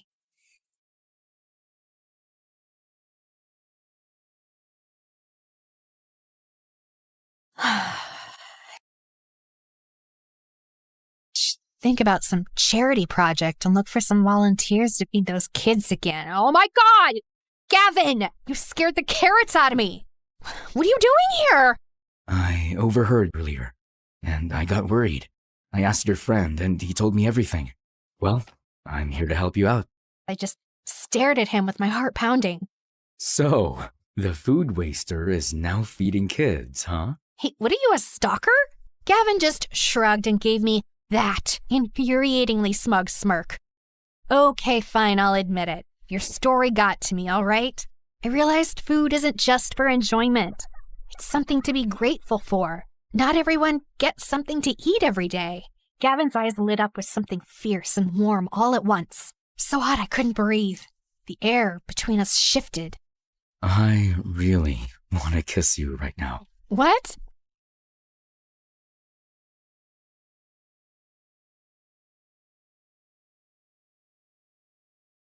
Say no. I clutched his arms, the warmth of his touch sending my heart into a race, and my knees wobbled. He grinned. His intense eyes smiled. I take that as a yes. Then he pulled me in, and before I could blink, his lips crushed into mine. Hot, intense, sweet, and it tasted like cinnamon made from heaven. I melted. I never knew kissing the person you like is the sweetest thing ever. More than the best macaroons in the universe. I wanna stay here with you. All that we have is just I told you, I bite. promise I won't leave your side. Be who you are and you'll be enough. If you're giving me your love, giving me your love. All that we have is each other now. Promise you won't leave my side. I hope who I am is enough for you. If I Maybe it's the kiss. Okay, no, it was definitely the kiss that inspired this new recipe. Sweet, warm, with the right amount of spice. It lingered and was very special. Whoa, you made this look like it belongs in a 5 million star restaurant. Thanks for helping out, Jillian. While we worked on our test dishes, we discovered her secret skill. She was amazing at plating, garnishing, and all the aesthetics. Just don't ask me to actually cook it, like, ever. Girl, you're now officially the queen of food catfishing, and I say that with love. Then Jules popped in while holding up a sketch pad. Okay, if we're leveling up the food, then we're leveling up the fashion. He flipped the sketch pad around, revealing a full lineup of brand new uniforms. Chic, comfy, and grease stain resistant. You're welcome. Oh my god, you made slayable uniforms? I am an aspiring fashion icon, babe. Let me slay in peace. We all laughed. And in that moment, I realized that this wasn't just my comeback. It was ours. And for the cherry on top, we added a tagline for our new and special dish. The dish that can make you scream. It was inspired by someone, and as expected, it was a hit. Customers were literally screaming, and their videos went viral. They kept returning to our restaurant, so we finally decided to add it to the official menu. I used to think food was just about taste and fun. Now, I knew better. Nutmeg makes soup creamier. Rosemary is steak's best friend. Basil goes with almost everything. Cinnamon brings comfort to sweet and savory alike. And chili sets the soul alight. But the most important ingredient of all is love. Love is the secret spice. You won't find it on any shelf, but it lingers in every bite, making each dish as special as it can be. All that we have is each other now. I promise I won't leave your side. Be who you are and you'll be enough. If you're giving me your love, giving me your love. All that we have is each other now. Promise you won't leave my side. Think about your favorite spot. It's probably a tree in the woods, a couch in your sitting room, or maybe your parents' car. For me, it's always been the kitchen. In fact, this kitchen saved me from becoming a raging monster with a thirst for vengeance, destruction, devastation, and... Oh, sorry. I didn't mean to scare you. I'm Lily, and before I continue, please like and subscribe. You see, my parents were amazing chefs who owned a popular restaurant in town. My grandmother was a baker extraordinaire. Dad's bread literally made grown men cry, and Mom's pasta won a dozen awards. I'd clearly inherited their love for cooking, and they started teaching me when I was really young. But the cooking gene entirely skipped my twin sister Mia. The poor thing couldn't even boil an egg right. She burned everything she baked, and once she got so frustrated that she threw a pot out the window. Cooking sucks. After that, she was banned from the kitchen for life. In middle school, Mia was the absolute worst. On my parents' anniversary, I baked a fancy cake. Then Mia burst into the kitchen on her skateboard. She banged into me and I fell face first into the cake. Oops, sorry, didn't see you there. That night, I stormed up to Mia's room, grabbed her precious laptop, and smashed it to pieces. Mia went ballistic. We fought like a pack of hyenas, and Mom and Dad grounded us for a month. The summer before our freshman year, our parents sat us down and told us they wanted us to help out at the restaurant. I was so excited. I can't wait. This is going to be awesome. Meh. But on our first day, my parents gave me the worst news. They said Mia would work in the office while I'd be a waitress. What? I can't be a waitress. I'm a chef. I've been training for this for years. My parents gave me a dozen reasons why they needed me to be a waitress, but I can't remember one. As I looked out onto the busy restaurant floor, I felt sick to my stomach. I forgot to mention, I'm terrified of crowds. I mean, it's bad. Like, one time I was in a school play. I only had one line. The moment I saw all those beady eyes staring at me, I got so nervous I fainted, fell backward, bumped into a backdrop that smashed into a light, and then the whole stage came tumbling down. Lily, are you listening? I don't think this is a good idea. You'll do just fine. My first shift was the worst. I screwed up 2 orders, I spilled a drink on the floor, and then one of our biggest customers, Mr. Spinster, yelled at me. My order isn't right. Did you leave your brain in the sink? Just as I was about to burst into tears, this gorgeous boy named Wyatt came to the rescue. He was a waiter at the restaurant, and everyone loved him. Wyatt calmed the customer down, fixed their order, and had them smiling in seconds. They even gave him a big tip when they left. Ignore Mr. Spinster. He's a jerk. This is for you. Wyatt handed me a $100 bill. I can't take this. You did all the work. We were a team. Then Wyatt smiled at me and put his hand on my shoulder, and my heart raced like it had just entered the Indy 500. Wyatt was my parents' best employee, and he took me under his wing. He taught me how to be a great waiter and helped me overcome my fear of crowds. There's nothing to be afraid of. Picture them as silly clowns with big red noses and floppy shoes. Soon we started dating. One time, Mia caught us kissing in the kitchen after hours. Gross, get a room. Wyatt and I had so much in common. We loved the same foods and MSA videos. He even wanted to own a restaurant someday. Wyatt was my first love, and even my parents adored him. It took some time, but Mia eventually warmed up to Wyatt after he fixed her laptop. But when school started, everything changed. Wyatt was my senior and one of the most popular boys in school. All the girls had a crush on him, but he only had eyes for me, which didn't sit well with his ex-girlfriend, Sophie. One day, Wyatt and I were talking near my locker when Sophie marched up to us. She was the most popular girl in school. Her father owned a dozen hotels around the world, and she was a social media star with millions of followers subscribing to hear about her ultra-rich life. And then, Sophie shoved me to the side. Out of my way, nerd. Hey! I lost my balance and stumbled backwards. I marched towards Sophie so I could smack her in her stupid face, but then two huge bodyguards grabbed me and set me down 5 feet away. Sophie, why are you being a witch? Oh, Wyatt, that doesn't matter. Listen, I was thinking, breaking up with you was a mistake. I traveled the world and dated a dozen boys, but I could never stop thinking about you. I love you, Wyatt. Let's get back together and make it Insta-official. Sophie pulled out her cell phone and started recording as she leaned in for a kiss. Wyatt moved to the side and Sophie fell flat on her face. She was so embarrassed. Sorry, I have a new girlfriend. What girlfriend? Wyatt marched straight up to me. Her name is Lily, and we're in love. Sophie took one look at me and laughed. That's your girlfriend? No way! I thought she was your mutant brother that lived under the stairs because his face was so ugly he made your mother cry. I was so mad I wanted to throw a book at her, but then Wyatt pulled me close and kissed me. Come on, babe, let's get out of here. Sophie was so angry, she started screaming like a peacock. Yeah, peacock scream. I saw it on YouTube. It's actually pretty wild. That night, Wyatt and I were in my room studying and kissing when Mia barged in.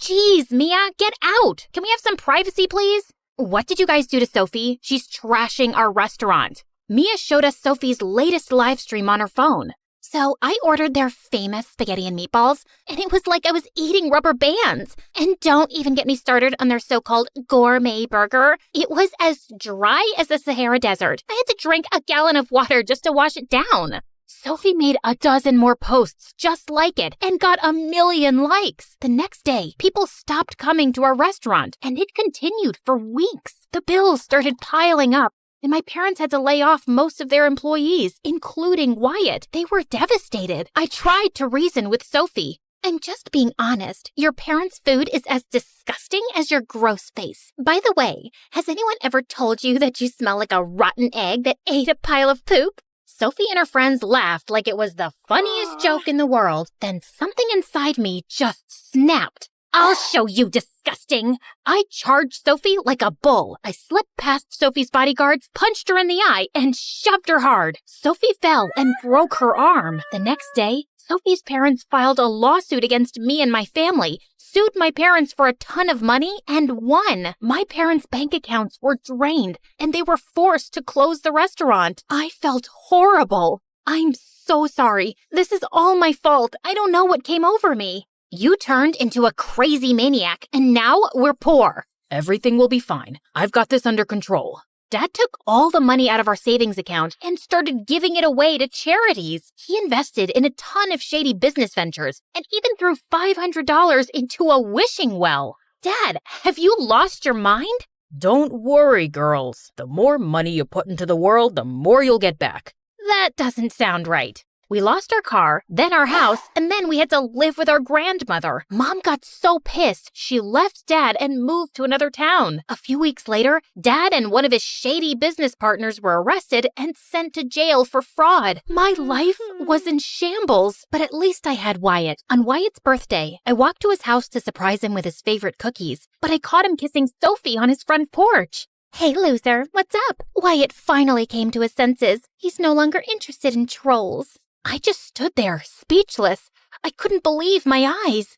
If you're gonna stand there like a dummy, do you mind making yourself useful and taking a good kissing picture of us? I'm commissioning a world-famous artist to make some oil paintings of us as a couple. How could you do this to me, Wyatt? I thought we were in love. Things changed. I realized that I'm still in love with Sophie. Sophie convinced her dad to give me a new job at one of his restaurants. Isn't she an angel?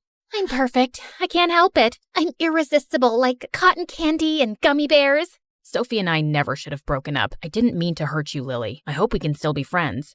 Or not.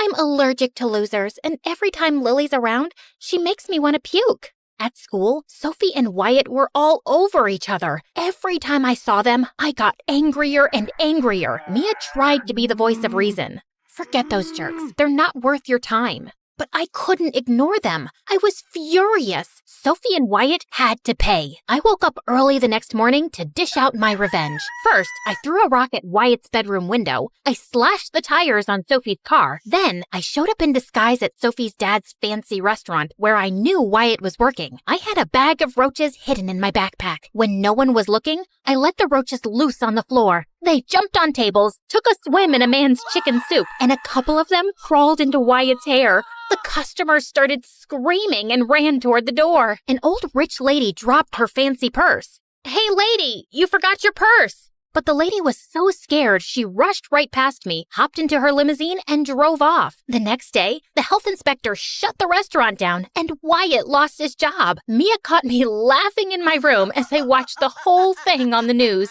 I know you're behind what happened to Wyatt. You've got no proof. And even if I was behind it, why do you care? He's a jerk. You said so yourself. Who are you? And what have you done with my sister? I shoved Mia out of my room and slammed the door shut. I didn't have time for any distractions. I had one thing on my mind, getting back at Sophie. I kept following her around, ready to attack her with a paintball gun or rotten eggs. But ever since I'd hurt her earlier, the bodyguards stayed even closer to her. But Sophie was such a witch, she fired at least one of them daily and had a replacement by the next morning. Like one time, one of her new bodyguards named Simon accidentally photobombed Sophia's selfie, and she lost her mind. You stupid idiot! Your hideous face ruined my selfie! I'm sorry, ma'am. It won't happen again. Of course it won't, because you're fired! Simon begged Sophie to let him keep his job, but Sophie just laughed in his face. So the next day, I met Simon at a coffee shop. He was so pissed at Sophie that he wanted to humiliate her just as much as I did. Sophie's going to be attending a really posh event at the National Museum tomorrow. Everybody who is anybody will be there. If you're going to try something to humiliate her, that would be the place to do it. I was so pumped. I had the perfect time and place. Now all I needed to do was figure out how to crush Sophie in the worst way imaginable. Then the best thing happened. I was walking home when I saw this news report about how some old rich lady's purse was stolen at one of Sophie's dad's restaurants. And inside was a priceless diamond necklace. There was a $50,000 reward for anyone who returned it. The old lady's face popped up on the screen, and I immediately recognized her and her purse. I raced home and found the purse in my closet with the diamond necklace inside. Then I had an amazing idea. I could frame Sophie for stealing the rich lady's necklace and make sure she got caught at the museum event. The next day, I put on a disguise, and just as I was putting the necklace in my bag, I heard Mia behind me. You better be returning that necklace to get the reward money, because if you're planning what I think you're planning, you've lost your mind. It's none of your business. I pushed past Mia and headed toward the front door. Then a salt shaker hit me in the back of the head. Ouch! Step away from the door, sis. I can't let you do this. Mia grabbed a huge wooden spoon. I grabbed a rolling pin. I'm leaving. Then you'll have to go through me. Mia lunged toward me, and we sparred like Jedi. I knocked the spoon out of Mia's hand, then Mia threw a plate. I dove for cover. Then I grabbed a bunch of muffins off the counter and threw them at Mia one by one. Mia picked up a cutting board and used it as a shield. I grabbed a bottle of cooking oil and sprayed it in her eyes. I can't see! I darted out the door and headed straight to the museum. When I saw Sophie get out of her car, I walked up to her, but was stopped by her bodyguards. Please, sir. I'm Sophie's biggest fan. I just want her autograph. I'm saving money to get plastic surgery to look just like her. Sophie heard that and told her bodyguards to step aside as she gave me an autograph. Dear whoever you are, you smell like failure. Wishing you well with your life as a loser. XOXO, Soph. While she was busy doing that, I slipped the diamond necklace into her purse, and then I stepped back and waited. Sure enough, the minute Sophie's bag went through security at the museum entrance, they found the necklace inside. She was immediately arrested and carried off by the police, kicking and screaming. I'm innocent, you morons! Take your filthy hands off me! On the day of Sophie's trial, I was over the moon. My revenge would finally be complete. But just as I was about to go to the courthouse to hear Sophie's jail sentence, my grandmother, Mia, and Mom confronted me. You stupid tattletale, why would you tell Mom? I was worried about you. You've changed, Lily. All you think about is revenge. Sophie has to pay for what she did. She took everything from us. Dad made his own mistakes, and you can't keep living in the past and blaming yourself. You have to forgive, honey. Wyatt and Sophie don't deserve my forgiveness. We're not talking about them. You have to forgive yourself. Tears streamed down my face as the weight of the guilt I was carrying dropped down on me like a ton of bricks. We're here for you, Lily. You're better than this. You have to let this go and move on. I went to the courthouse and told the judge that it was all a misunderstanding. I explained how I'd found the diamond necklace and gave it to Sophie to return to the lady. Is this true? Sophie went along with my story, and the judge dismissed the case. Afterward, Sophie came up to me. Why did you do that? I ruined your life, and you could have easily ruined mine. Because someone reminded me that I'm a better person. After the trial, I apologized to Wyatt for what I did, and he said he was sorry for being a big fat jerk. I also started working on my anger issues. I went to counseling, started cooking again, and doing lots of yoga. Sophie's dad felt so bad about what Sophie did to me that he gave me a huge check. No, thank you, sir. Your apology is enough. Mia pulled me to the side. It's great that you're zen and all now, but don't be stupid. Mia was right. I ran to catch up with Sophie's dad. Excuse me, sir. On second thought, we'll take the check. I used the money to reopen our family restaurant. Dad even came to the opening since he got out early on good behavior, and it was the happiest day of my life.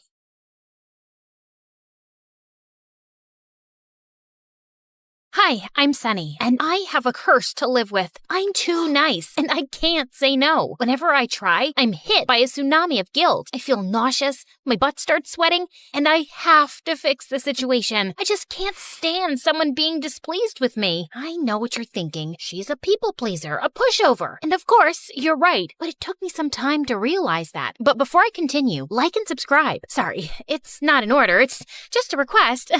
Please, I never disobeyed my mother. I always shared my lunch at school. I always gave up the swing at the park, and I could never turn down a poor person's request. Like this one time in 10th grade, I was running back home after school when the homeless guy around the corner asked me for a favor. Hey, Sonny, could you hold this shovel for a few minutes? It's really heavy, and I need to run to the soup kitchen before it closes. Sure, no problem. I kept standing there for 2 hours, and he didn't return. Finally, I left the shovel in the homeless guy's corner with an apology note, but later that night, the police turned up at my door to arrest me. Apparently, they'd found my fingerprints all over a murder weapon, a frickin' shovel. It took a while to get my name cleared. Or this one time, I had to go to the bathroom in the mall when I accidentally went into the disabled people stall. When I came out, I was met by a furious woman in a wheelchair. I've been holding my pee for 10 minutes. People like you are what's wrong with society. What? Oh no, this was a mistake.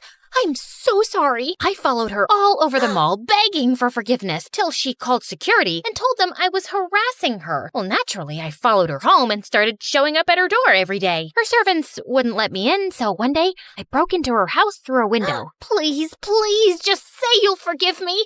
I can't live like this anymore. She filed a restraining order that day. I still pay for a plane to go over her house every week and skywrite my apology. In addition to being nice, I'm also a teen model. I know, I'm breaking stereotypes. I've been on the cover of a dozen fashion magazines, and I've walked on many big runways. My career was amazing, till my mom convinced me to fire my agent and hire her instead. Trust me, honey, I'll make you a star. That's nice, Mom, but you have no experience. What does that matter? I'm your mother, and no one will ever have your interests at heart like I do. I was in labor with you for the worst 23 minutes of my life, remember? Right, of course.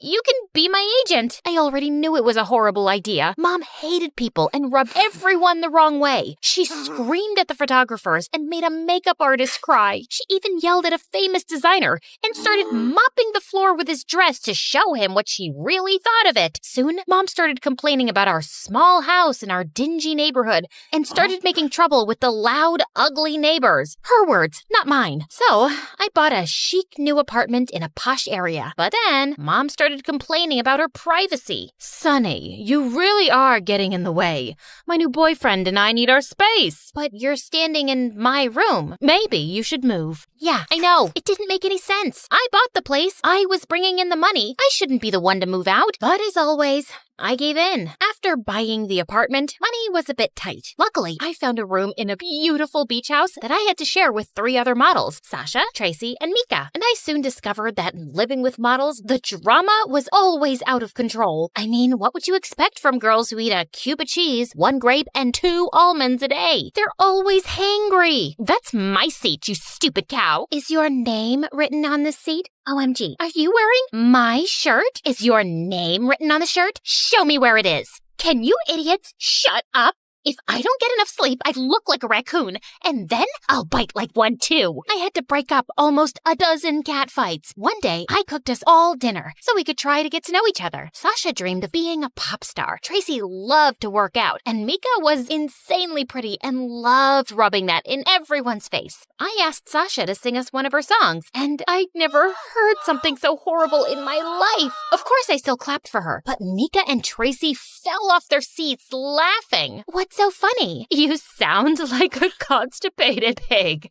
I'd rather put my head up a cow's butt than listen to you. Yeah, stick to modeling. As long as you can. I mean, you're already showing signs of aging. Sasha got so mad that she threw her plate of pasta at Tracy. Tracy ducked and the food landed on Mika's dress, and they started shouting and pulling at each other's hair. I tried to break up the fight, but I slipped on some sauce and fell. Then someone tossed a hair extension onto the stove, and the kitchen caught fire. When the landlord found out, he was furious and banned us from the kitchen. I put up an ad online for a chef, and a ridiculously good-looking candidate named Lance showed up the next day.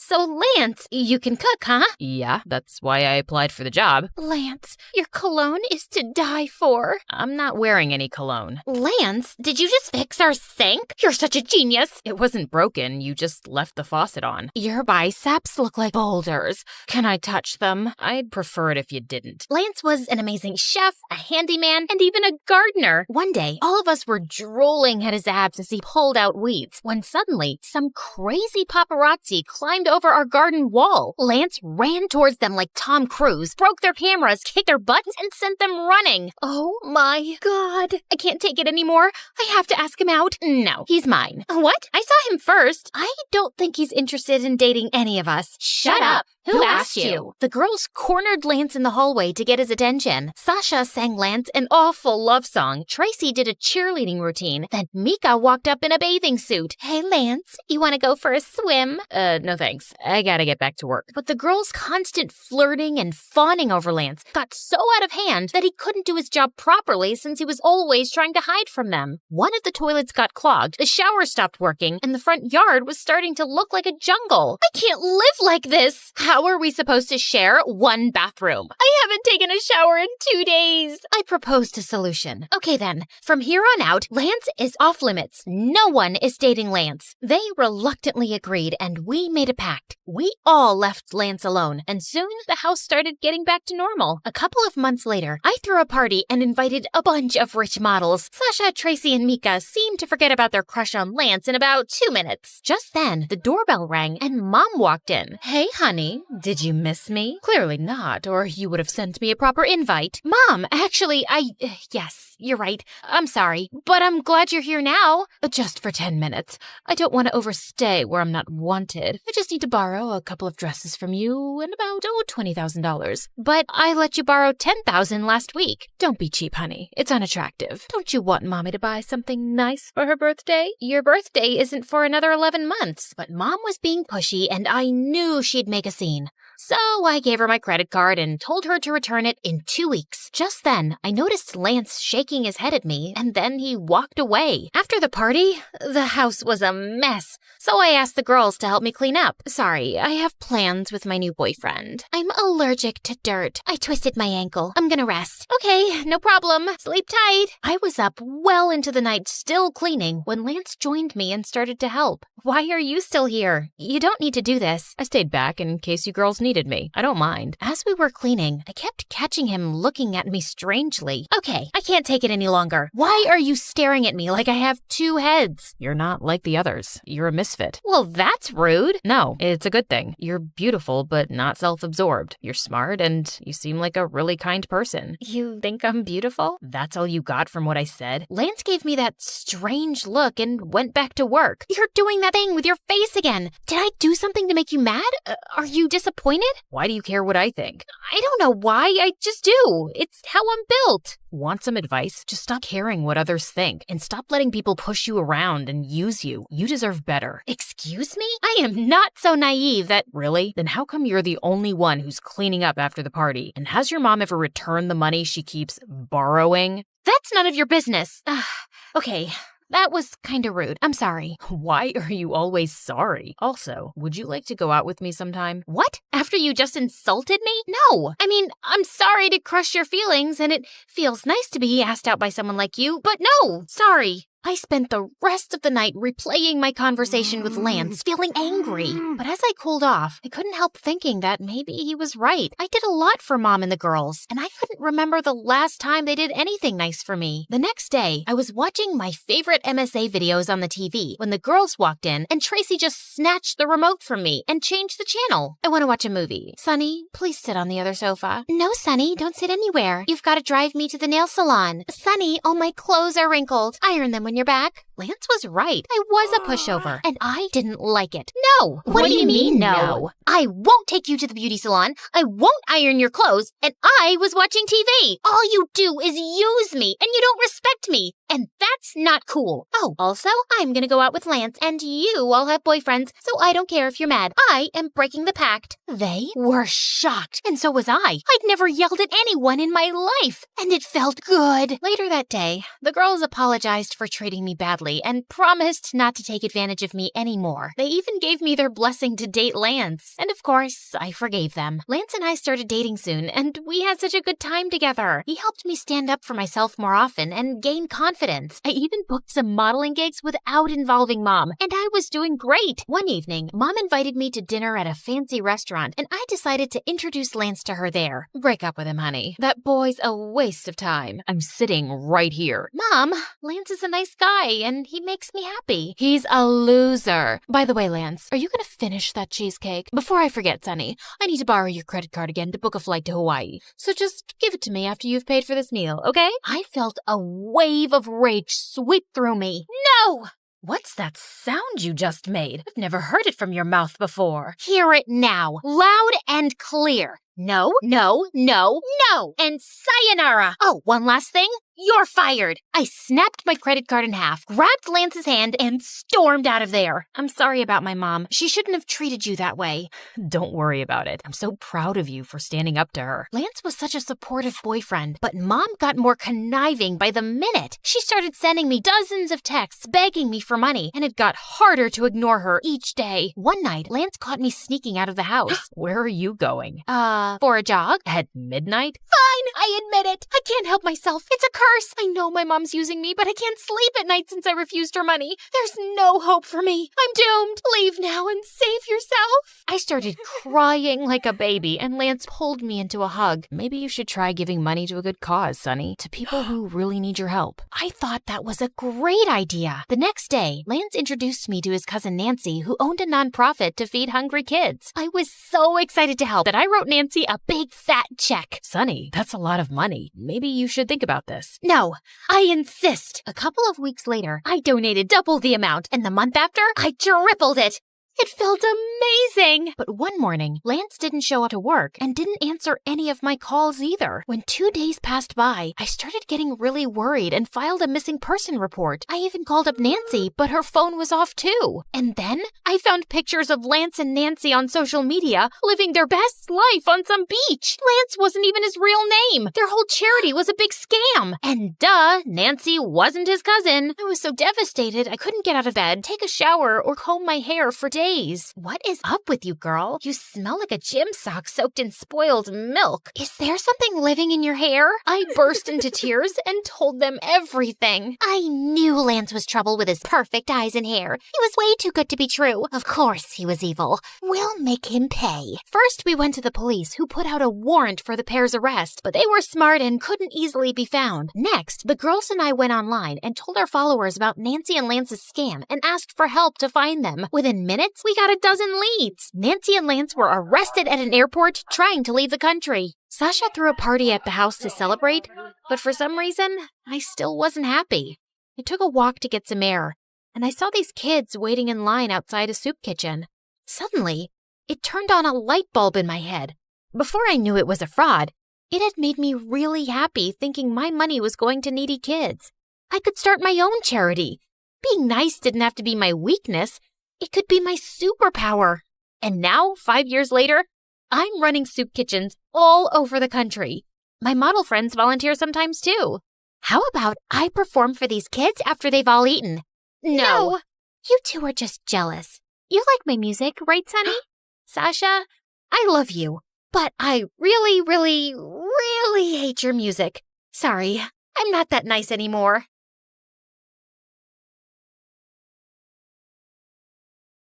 Hi, I'm Grace, and I'm a liar. But before that, please like and subscribe. When I was little, my mom worked for this rich woman who was the third cousin of the daughter of the king of bleep. Oops, I forgot. Mom and I signed an NDA, so I really can't say which country or what king. Anyway, the rich woman had a fabulous life. She and her daughter Gigi, who was my age, lived in a beautiful mansion. They went to the spa every week and on vacation every weekend. But the only thing was that the paparazzi never left them alone. They camped in front of the house and hid in the trees to get a glimpse of Gigi and her mom. Gigi and I looked alike, so I'd often pose as her decoy. I'd walk out the front door in her fancy clothes and smile for the paparazzi, while Gigi snuck out the back into a tinted SUV and sped off. Life was great until Gigi and her mom moved back to bleep and Mom lost her job. We moved into a tiny house and Mom had to work 2 jobs just to afford the rent. I hated being poor. It made me sick to my stomach. So I decided I had to be rich one day. I worked harder than ever in school so I could get a good job and make a ton of money. Then one day, I was called into the principal's office and she gave me the best news ever. Congratulations, Grace! You've been awarded a scholarship to one of the most prestigious private schools in the city. I was over the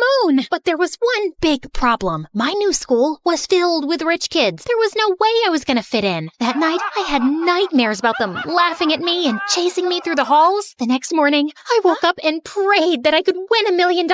And then the craziest thing happened. I talked with your Aunt Maddie. She lives near your new school. You'll be staying with her so I can save some money. I jumped for joy.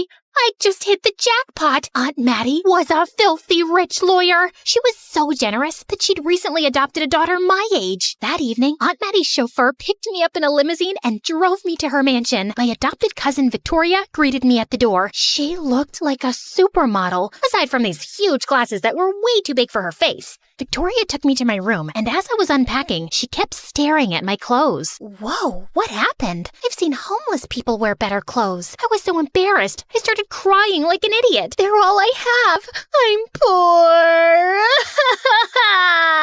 Oh, don't worry about it, Grace. I've got your back. You can borrow some of my clothes. I've got plenty. Victoria led me to her room, where she opened a walk-in closet twice the size of my mom's house, filled with dozens of Gucci and Versace dresses, shoes, and handbags. I was in heaven. When we got to school, I strutted like a superstar down the hallway, and all the kids couldn't stop staring at me. In class, the teacher asked us all to introduce ourselves and share something interesting about our families. All the other kids came from wealthy families that owned huge business empires. Some even had parents who were famous celebrities. When the teacher asked me to introduce myself, I walked to the front of the class. I felt really nervous. I couldn't tell them about my poor single mom who worked as a janitor at a beauty salon and waited tables at a 2-star restaurant. Then suddenly, something strange came over me, and the most unexpected words just fell out of my mouth. Hi, everyone. I'm Grace, and I'm an heiress to the throne of Bleep. Due to the privacy of the royal family, we cannot... Jeez, can we skip the legal mumbo-jumbo and get back to the story? Now, where was I? Oh yeah, everyone in class stared at me like I was a unicorn. I took out my phone and flashed one of my photos from a magazine, and the kids went wild. Victoria appeared out of nowhere and pulled me to the side. Have you lost your mind?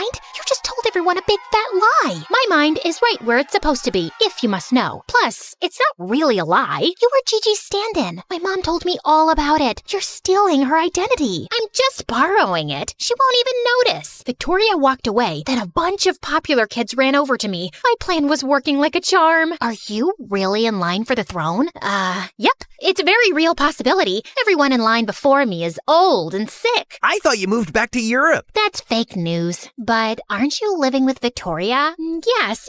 My mother wants me to have a more grounded experience among commoners, but it's just temporary. Ta-ta. Sorry, no more questions today. Maybe we can have crumpets and tea later. Then Damien, the most beautiful boy I'd ever seen, patted me on my shoulder and my heart skipped a beat. His sparkly brown eyes and warm smile made my heart flutter. Your Highness, would you do me the honor of coming to my party tonight? He took my hand and kissed it. Yes, please. That night, I raided Victoria's closet and found the perfect dress. I pranced around in the mirror, flashed my prettiest smile, and practiced kissing my hand. What's up with you? I told Victoria all about how Damien invited me to his party, and she looked pissed. Don't you mention that jerk to me. He's not a jerk. He's really cool, and he looks like an angel. Listen, you'll live to regret it if you choose to hang out with that idiot. Are you sure we're talking about the same guy? Damien's at the top of our class. He smells like fresh strawberries. He's super cute and the captain of the football team. He's perfect.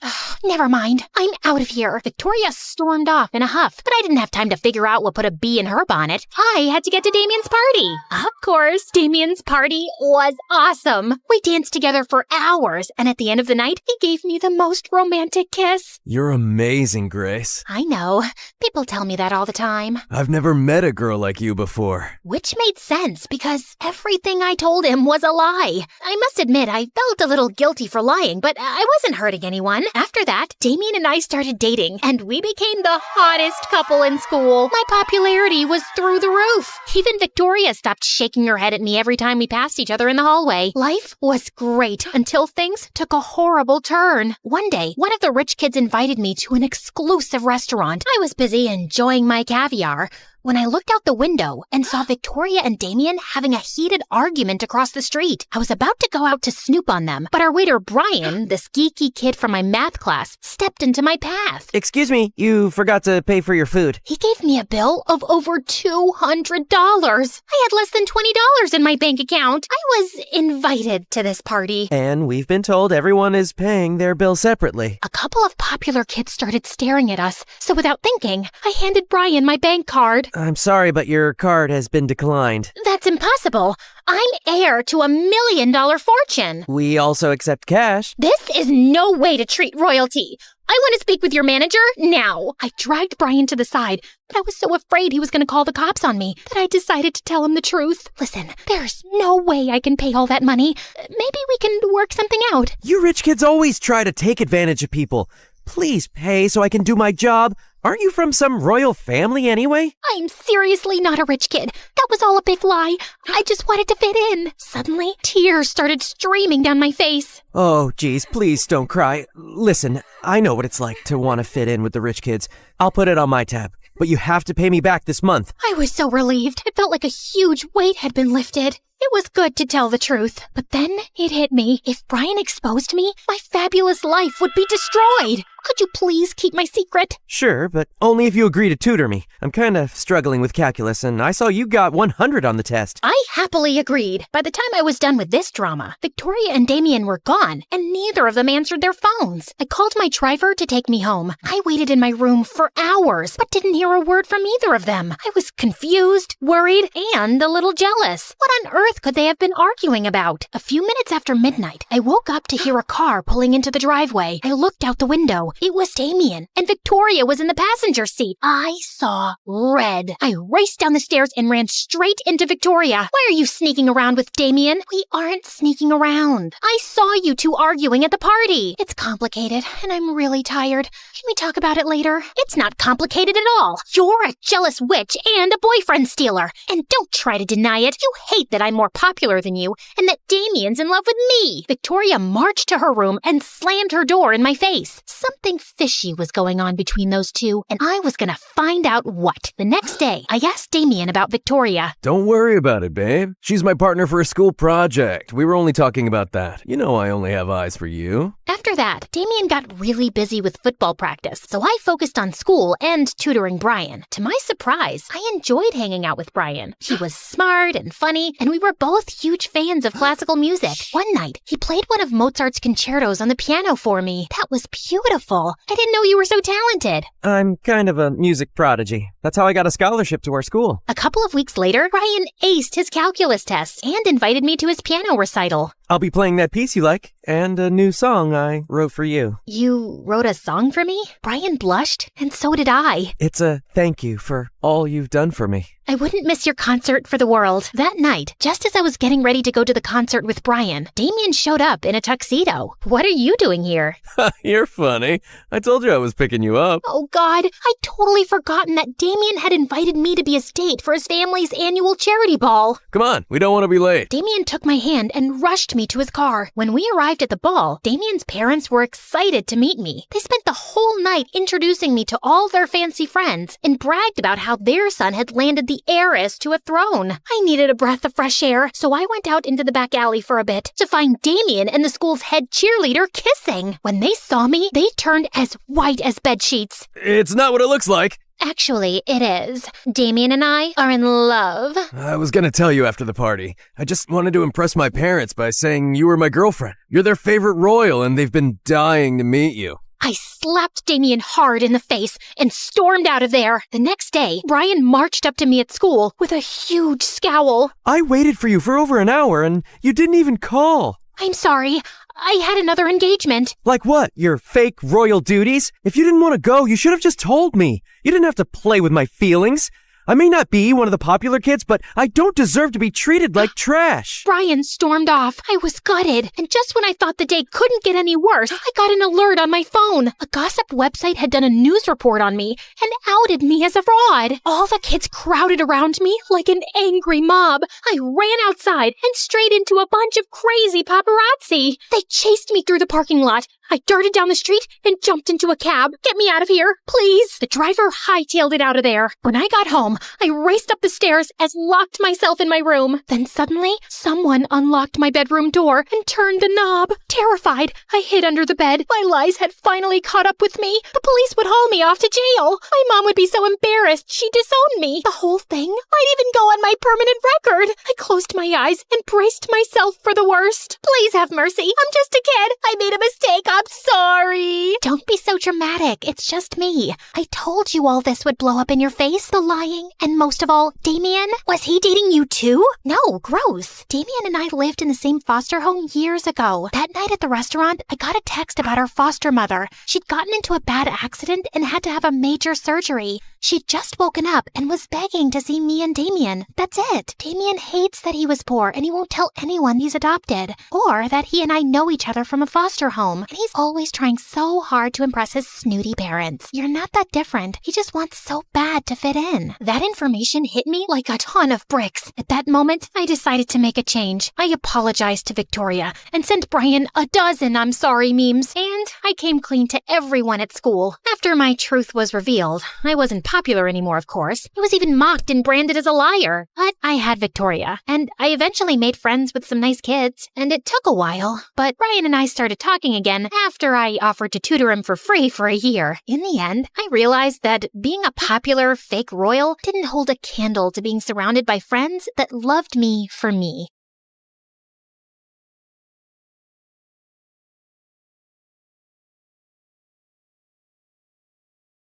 Hello, I'm so sorry I'm late. You won't believe the afternoon I've just had. Oh, lemonade, thanks. No ice? Not much lemon and sugar either, so just water then. It's okay, I'm not a fussy person. Anyway, yeah, my mother had one of her breakups, and she was crying, and I was trying to be a nice, supportive daughter. Mom, your stupid boyfriend stole my favorite jacket. I know it's him. He's always had his eye on it, and if I ever find him wearing it, I'll strangle him with it. By the time I was done comforting her, I missed the bus. Then I dashed to the subway station and barely managed to squeeze into a jam-packed train. And then this couple started baby talking in my face. The guy was all like, "Aw, my baby broke a nail. I'm gonna kiss that boo-boo away." And the girl was like, "Oh, Schmoopy, I love you so much." Oh, God. How can anyone with an ounce of self-respect talk like that? Then they started kissing, literally in my ear. I mean, the girl was leaning against me for support, and I could see the guy had spinach stuck in his teeth. Ugh. I just couldn't take it anymore, okay? I shouted at them to get a room, and then everyone around me started booing me for harassing two people in love. Someone even threw a tomato at me. This is why I hate romantic love, and how ridiculous it makes people. Actually, wait, don't start thinking I'm some love-hating, bitter person just yet.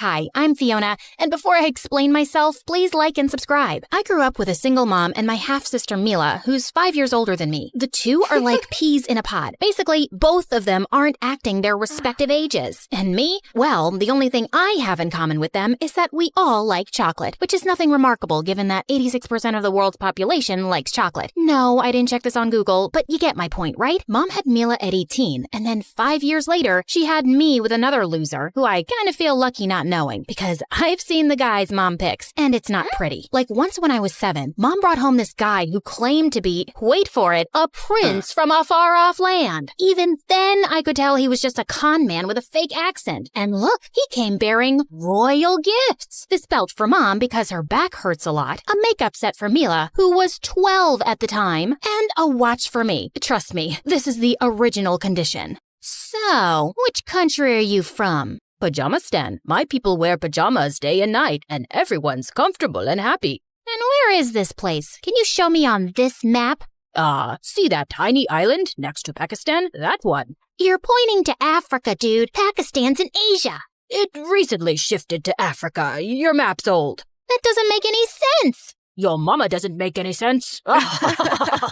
He stayed for free with us for 3 weeks, then finally stole Mom's jewelry and vanished off the face of the earth, pretty much like the country he rules. And my sister, well, she has a serial dating problem. You know those girls who just can't be without a boyfriend ever? She's already in another relationship before she's fully out of the last one. Also, Mila has 2 types. One is the macho criminal type, like if she ever wants a reunion party for her exes, she'd have to arrange it in prison. This last guy she was dating had tattoos all over and gold chains around his neck. And surprise, surprise, he turned out to be some low-level drug dealer. Talk about a walking cliche. The second type is pathetic losers. Boys with terrible self-esteem who keep telling Mila that she's way out of their league. Now, these guys are slightly better than the macho jerks, but I don't respect them either. For example, see this guy? Let's call him Peter. What is this loser even wearing? The first time I met Peter, I walked into Mila's room thinking some homeless dude had broken in, and I hit him with my shoe. Which brings me to a question for all you guys out there. What happened to basic grooming and occasionally washing your face? Is that a very tall order? If you're watching, please comment below and explain this to me, okay? Because when I see old Hollywood movies with their impeccably dressed heroes, I just swoon. When and why did guys decide it was cool to look like you just got out of bed and wear low-rise pajama pants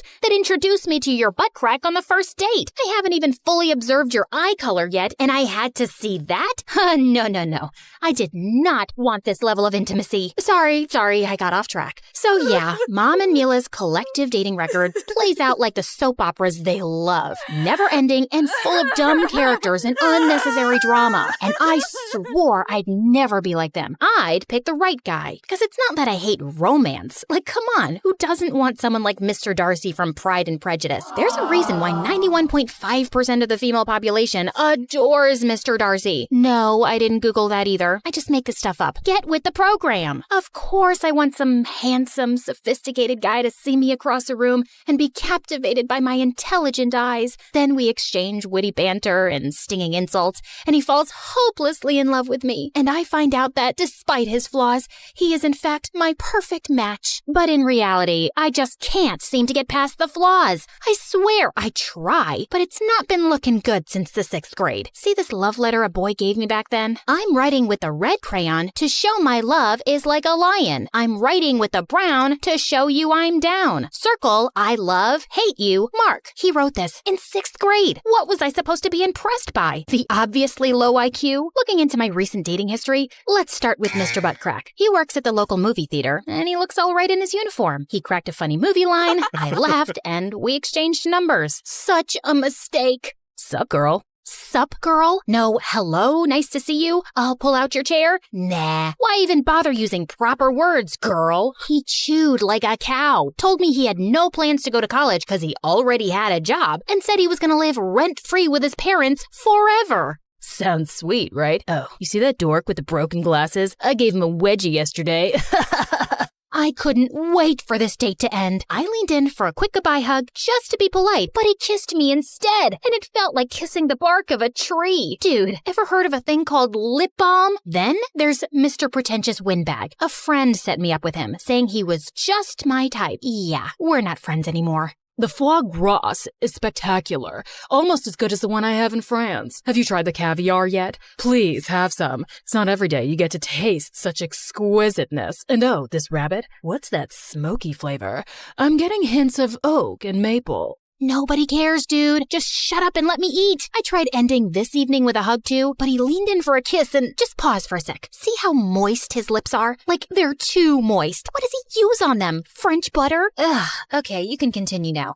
There's no getting out of this kiss for me. Ugh. Then there was Mr. Sweet Tooth. He kept calling me things like cupcake, muffin, sugar cookie, cream puff. What am I, a girl or a bakery item? Then the ugly crier. He actually seemed fine, till we went to see a sad play together, and I've never in my life seen anyone look so hideous when they cry, and so loud.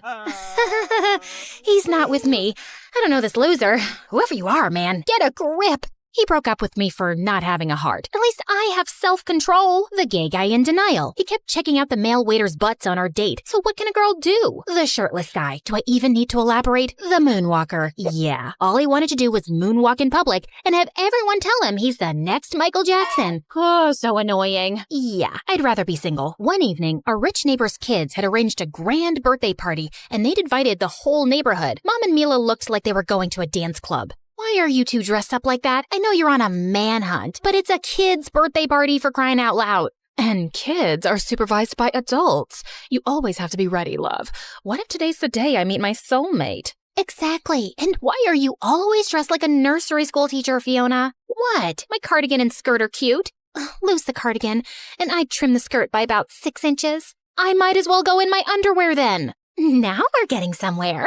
Ugh, these two. Mom and Mila did find guys to flirt with, while I sat in a corner eating cake and wondering why people ever willingly have children. They scream at the pitch of opera singers, carry a million germs, and think the universe revolves around them. Just then, our flustered-looking neighbor said she had to take her twins to the bathroom, and could I look after her baby? And then she just dumped him on me. FYI, I don't hate babies, like I'm not a psychopath. It's just that, well, babies are boring, and it's unfair to expect me to go gaga over them just because I'm a girl. No, my womb doesn't tingle every time I see a baby. Just look at this one. All it's doing is staring at me and making spit bubbles. This is about as much fun as spending time with a potato. Just then, I spotted the party clown and handed the baby to him. Can you just hang on to it till this woman with red hair comes around?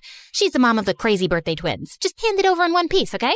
Are you calling the baby it? Yeah, I can't tell if it's a boy or a girl. Also, I really don't care. It's a girl, and she's my niece. Oh, she's very cute. Wait, your niece? Yeah, I'm the birthday twin's uncle. I live here. Who are you again? We've been living next door for ages. I've never seen you around before. Next door? Are you? Wait, Fiona? I'm Edward. We used to play together as kids. I went away to boarding school and then college. Oh my God, Edward, yes! You're the weirdo who would eat Snickers bars with a knife and a fork. You're the crazy girl who waxed my leg and said all men are loser babies when I cried. You were kind of a jerk to me, actually. Looks like you haven't changed much. Excuse me? I mean, you still seem like the warm, affectionate soul I remember.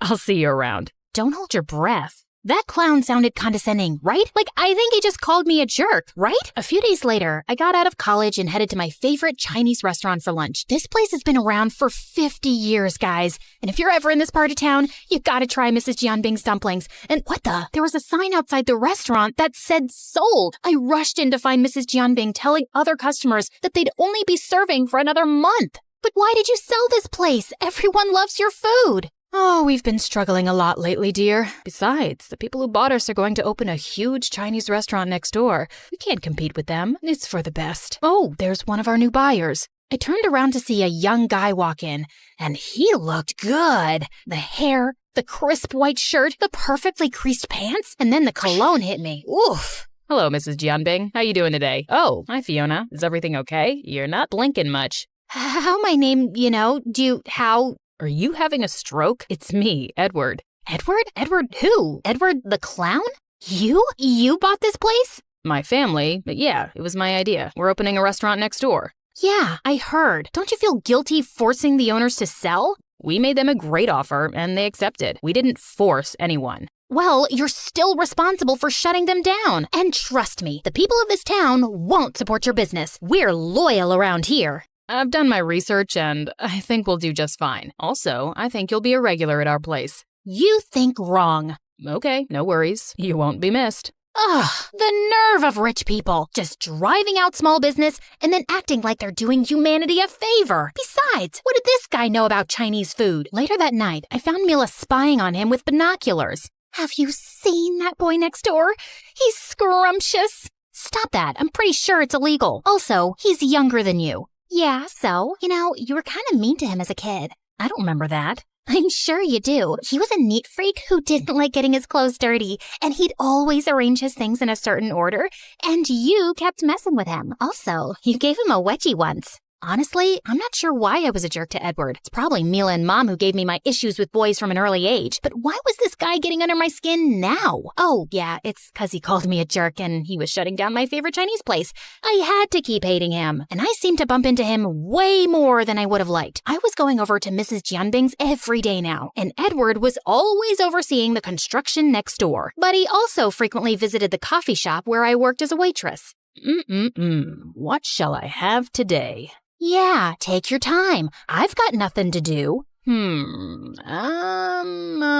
Let's see. Okay, never mind. I'll just have my usual. I don't have your usual memorized. I literally order the same thing every day. And you thought I put it down in my diary? No, just your brain. But it's okay. I understand. Waitressing is hard for you. Are you saying I'm dumb? No, I'm just saying that you don't have the best people skills. You should think about joining the army. And you should think about joining the garbage dump. And then one night, Edward turned up at our door with a cake and flowers. You took a job as a delivery boy? Sorry, wrong house. These are for your mom and sister. I never visit someone's place empty-handed. What a gentleman. So, anything for me? Yeah, a proposal. I'd like you to be my date for a charity gala. Did you just ask me out? What made you think I'd say yes? Well, you keep spying on me with your binoculars. Clearly, you have a crush on me. That's not me. I mean, it's not anybody here. You're hallucinating. Okay, if you insist. And it's not a real date. I just need any girl, and you're my neighbor. So, it's convenient. My ex will probably be there, and I didn't want to turn up alone, okay? Say yes, and I'll find another coffee shop to go to every day.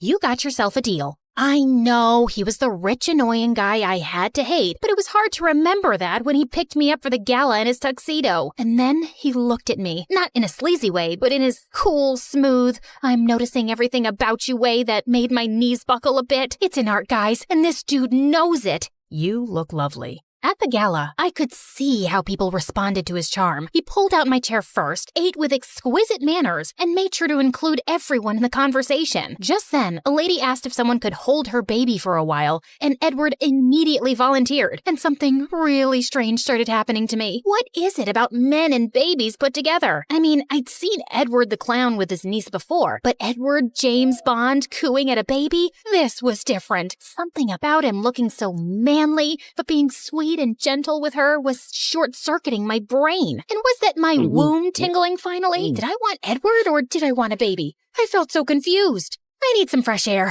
It's getting hot in here. Be right back. When I returned, I stopped short seeing Edward standing next to a beautiful girl. I felt I was watching in slow motion as she laughed, then reached out and casually took off a piece of lint from his coat with her perfectly manicured hand. Except that there was nothing casual about it. It was such a girlfriendy move. You don't take lint off a random guy's coat. Dang it, they looked like a golden Hollywood couple, and I didn't like it. So, that girl you were talking to, who was she? Oh, that's my ex. Right. She's gorgeous. Yeah, she really is. Do you think she seemed happy to see me? She looked happy, yeah. Cool.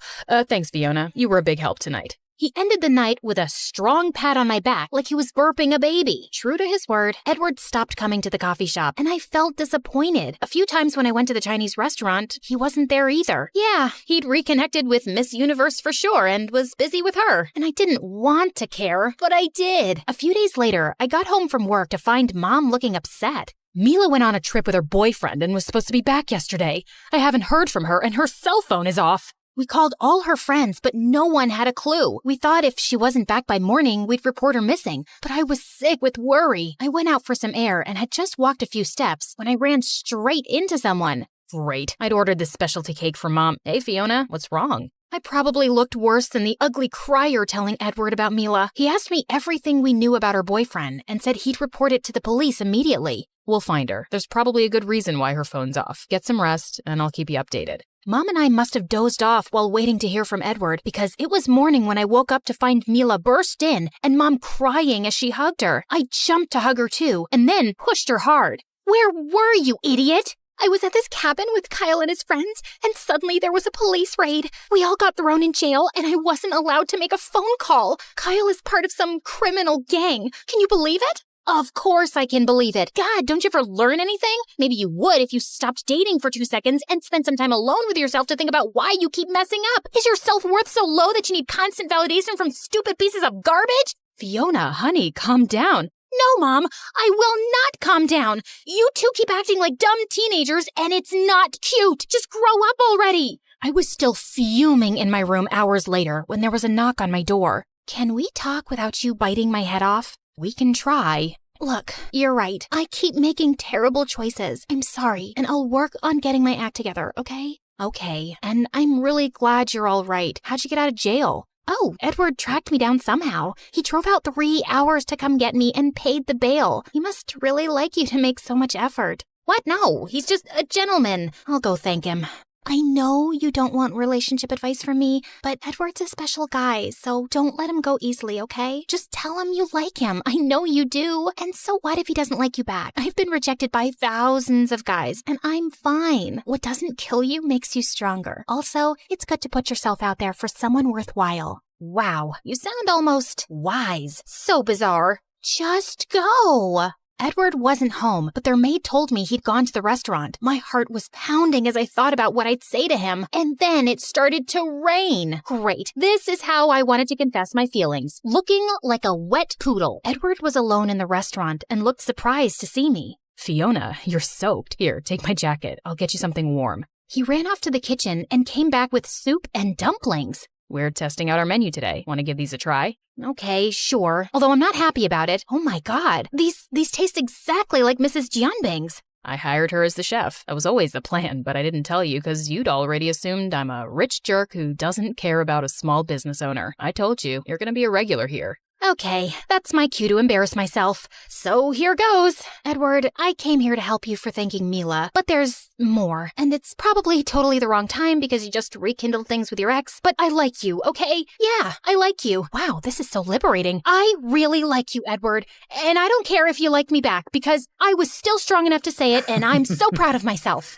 I'm proud of you too. Also, I didn't rekindle anything with my ex. I literally took you to the gala to see if you'd get jealous of her. I like you too, Fiona. Really? Why? Because you act so much tougher than you are, and it's really cute. I am tough. Remember I gave you a wedgie once? I can do so much worse if you turn out to be a jerk. I'll keep that in mind. Now please shut up so I can kiss you. It was just as magical as I'd imagined, and it looks like I'd met my match. Yeah, I'm not gonna say, and then we lived happily ever after, cause that's dumb and cliched and not real. We lived happy most of the time ever after, and I wouldn't trade it for anything else.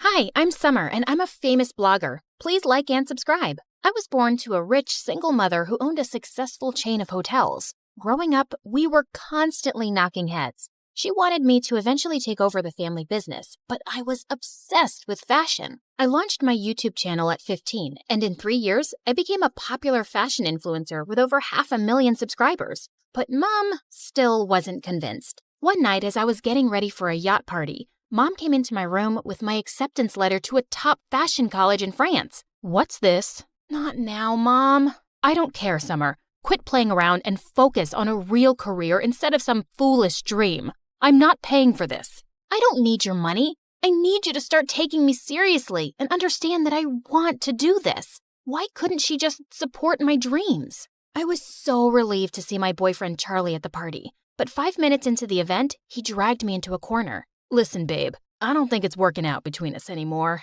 What? You're breaking up with me? Yep. You're too, basic for me. I just don't feel the sparks anymore. I was basic? He promised me the world just yesterday, and now he was dumping me? I got so furious, I grabbed a tray next to me and shoved it in his face before leaving. That should show him all the sparks he was missing. I'd only gone a few steps when I crashed into a waiter, and the next thing, I was dripping with spaghetti sauce. Are you blind?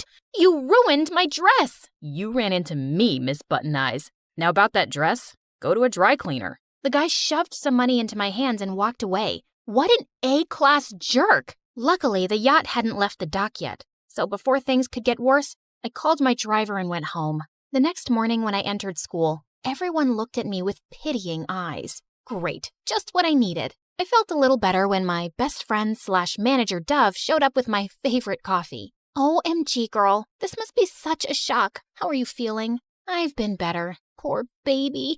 I can't imagine. Dumping you for Harriet? That's harsh. Harriet?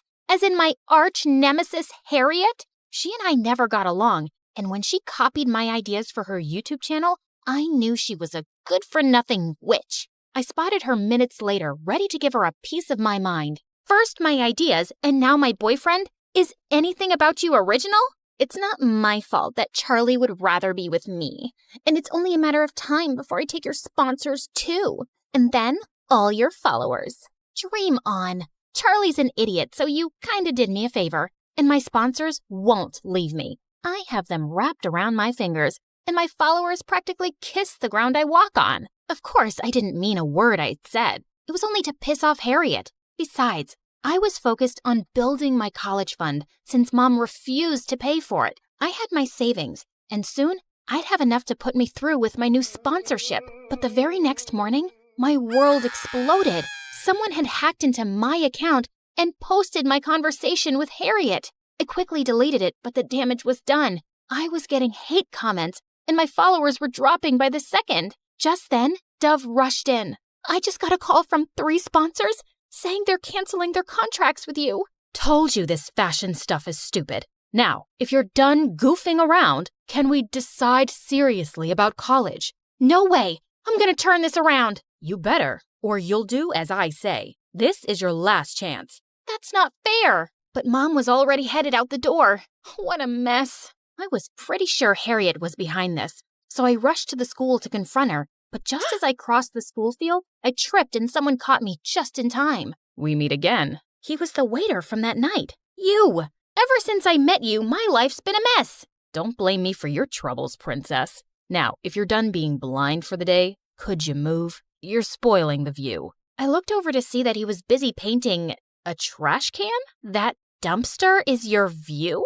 He rolled his eyes and put on his headphones, completely ignoring me. Ugh, such a bozo. I continued on my way, and minutes later, I spotted Harriet in the cafeteria with Charlie. Tell me you had nothing to do with that stupid video. Oh, but I did. Besides being a fashion icon, I also happen to be a genius hacker. Why would you stoop this low? You called my baby an idiot. I had to do something. I wasn't kidding when I said that. I made Charlie popular. Strip all that attitude away, and he's nothing but a guy with an IQ of a tree. I can easily get another boyfriend anytime I want. Fine, prove it. Prom's in 2 weeks. If you find a date before that, I'll eat my words, take responsibility for the video, and say I made it all up. That should get your sponsors back. Deal?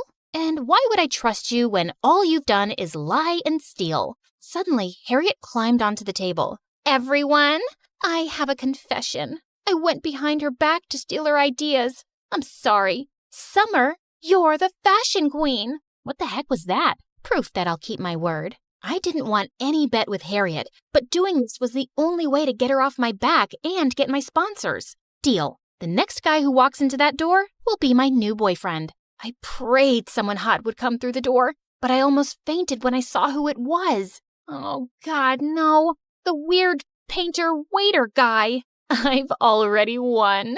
We'll see. I went to find Dove and told her everything. Even though she thought I was crazy, she agreed to help me. Dove was the student body president, so she could get me all the information I needed on him. His name is Martin. He transferred to our school last year and runs the school's art club. Perfect. That's where I'll start. But you know nothing about art. Of course I do. Makeup's art too. I decided to put my plan into motion by visiting Martin's art club. It was just him and 2 other guys staring at me like I was a piece of cake. Lost your way, princess? Call me Summer, and I'm here for my art class. Wow, did you paint that? It's amazing. It's a dot. It's the prettiest dot I've ever seen. Why are you really here? Fine. I was looking for you. Why? I want you to go out on a date with me. The boys in the room fell silent. I know you think we're all pathetic, so please go and bug someone else with your jokes. I'm not interested. Before I could say anything, he just packed his stuff and stormed off. So rude. I'm available. Ugh, as if. Later that day, Dove and I spent hours planning my next move. Just follow him around. You'll find something that you could use. I took her advice, and later when I saw him leaving the school, I followed him. I saw him park his bike near a cafe. I got down and peeked from the window to see him hugging a girl my age. Was he already dating someone? This could ruin my whole plan. I saw her leave for the bathroom and went in. You know, stalking is illegal in all 50 states. What? I'm just here for some coffee. That's not illegal, right? I'll have a latte, please. Martin made a face and left me to get my order. Just then, the same girl he was hugging approached me. She said she was a huge fan and wanted to say hi. Her name was Jane, and she was Martin's younger sister. Oh, thank God. As we chatted, I realized how different the 2 siblings were. She was so sweet and nothing like her sour brother. Their father was a sailor and was often away, so they lived with their grandmother and helped her run the coffee shop. Don't you have work to do, Jane? And you, here's your order. Take it and go, won't you? Slow down, tough guy. We're having a conversation. I'll pay for her time. Unlike you, some of us have to work to get money. I work hard too, you know. It's not easy to follow your dreams when... forget it. I just turned and left. I wasn't going to allow him to talk down to me. I'd only taken a few steps when I remembered I had to make him date me to win that stupid bet. Ugh. Just then, Martin caught up with me. Hey, I'm sorry. That was uncalled for. So does that mean you'll go out with me? Why? You haven't noticed me in a year. So why now? Because I find you interesting. Think of this as an apology for not noticing you. Since you won't leave me alone, fine, but I'll pick the place. Deal. We exchanged numbers, and I left feeling proud of myself. Soon after, Martin texted me the address and asked me to come there at 6 a.m. sharp. Who wakes up that early on the weekend? But I had no choice, so I arrived 5 minutes early at some random dock. Suddenly, I spotted him working on one of the boats. Shirtless, with the abs of a Greek god. Yummy crackerjackers. You're early. Yeah. So what's the plan? He reached his arm out to help me into the boat. As soon as I took one step, I stumbled and Martin pulled me close to keep me from falling. You wanted a date, right? So let's take you on one. On a boat? They're kinda unlucky for me. So you're backing out, scaredy cat? Scaredy cat my butt. Let's do this, sailor boy. Martin smirked at me as we untied the boat and set out onto the water. So you're a painter, sailor, waiter, anything else I should know? You ask too many questions. You never ask any. What do you want to know? You paint all the time, but no one has ever seen any of your finished stuff. Why's that? I paint to escape the world, but I don't think I'm ready for people to see it. It's my passion, not my career. Why not? If you're good at it, it should be your career too. Not everyone has your confidence, fashion queen. So, you've seen my videos, huh? I have a sister, remember? We laughed and talked more before he dropped me back. That entire night, I couldn't wait to go to school and see him again. He was nothing like I'd imagined. Soon after, Martin and I were always together. We would talk for hours, and once, he even agreed to paint me for one of my videos. My followers couldn't get enough of him. Is he your new boyfriend? He's so much cuter than Charlie. I didn't confirm the rumors, but my numbers were rising, and Harriet was not looking happy. A few days later, we had an art exhibition in our hotel, and I invited Martin. I was over the moon when he agreed, but when I saw him, I was blown away. Wow, you clean up well? Even nerds can look good. And you? I know. I showed him around, and we were having a great time, till Mom interrupted. The Dean of Yale is here. Go meet him and be nice. Can't, Mom. I'm in the middle of a conversation. Mom gave me a stern look, but I took Martin's hand and walked into the garden. What was that about? Nothing. Just Mom being Mom. She wants me to take over the family business, but I have no interest in it. My YouTube channel means everything to me. It's what I'm good at. I'm not giving up. I think you're brave. Suddenly, I felt Martin's hand in mine, and my heart started racing. Let's get out of here. Where are we going? You'll see. In a couple of minutes, we were parked outside his cafe. He closed my eyes and led me inside. Are you planning on kidnapping me? Another side passion? Just wait for it. You're the first person who's ever come down here. After my mom. I opened my eyes to a room full of phenomenal paintings. You did these? They're amazing. People should know how talented you are. You should do an exhibition. I'll talk to my mom. Right now, all I wanted was for you to see them. I never thought I'd say this, but Summer, I like you. I felt my stomach doing wild spins as Martin bent down to kiss me. But just then, I snapped out of it and pulled away. I gotta go. Wait, did I say something wrong? No, you didn't. It's just late. I'll see you in school. Bye. I ran as fast as I could to get away from him. I was head over heels in love with this guy, and he was perfect. But I was lying to him, and that was wrong. I told Dove about what had happened the next day. You have to talk to him and explain the situation. I'm sure he'll understand that you made a bet to save your channel. What if he doesn't? It'll break his heart. He needs to know the truth, Summer. Dove was right, and I had to do it right away. As I walked into the cafeteria later looking for him, I found Martin on his knees with a banner, asking me out to prom. Martin, there's something I need to... Oh my God, Summer, that's so cute. I turned around to see Harriet walking in our direction. Go away, Harriet. What's your name? Sharton? No. Farton? Oh, I remember. Martin, right? Congratulations, dude. Your girlfriend just won a bet. Shut up, moron. Am I missing something? You don't know. Your girlfriend here just placed a bet that she could make anyone her boyfriend. And well, you just ended up being the random dude she picked. Don't you feel special? Don't listen to her. She's just an idiot. Oh, but I'm smarter than you think. Harriet pulled out her phone and played an audio clip of me and Dove talking about how I'd made a bet to save the channel. So, I was a bet? I thought you actually liked me. I should have known. This was too good to be true. Wait, I can explain. I felt my heart crush as he stormed off furiously. I tried to call out to him, but he ignored me completely. Well, that was embarrassing. But a bet's a bet, and I'm a lady of my word. I'll tell everyone I'm a genius hacker and I was behind the video.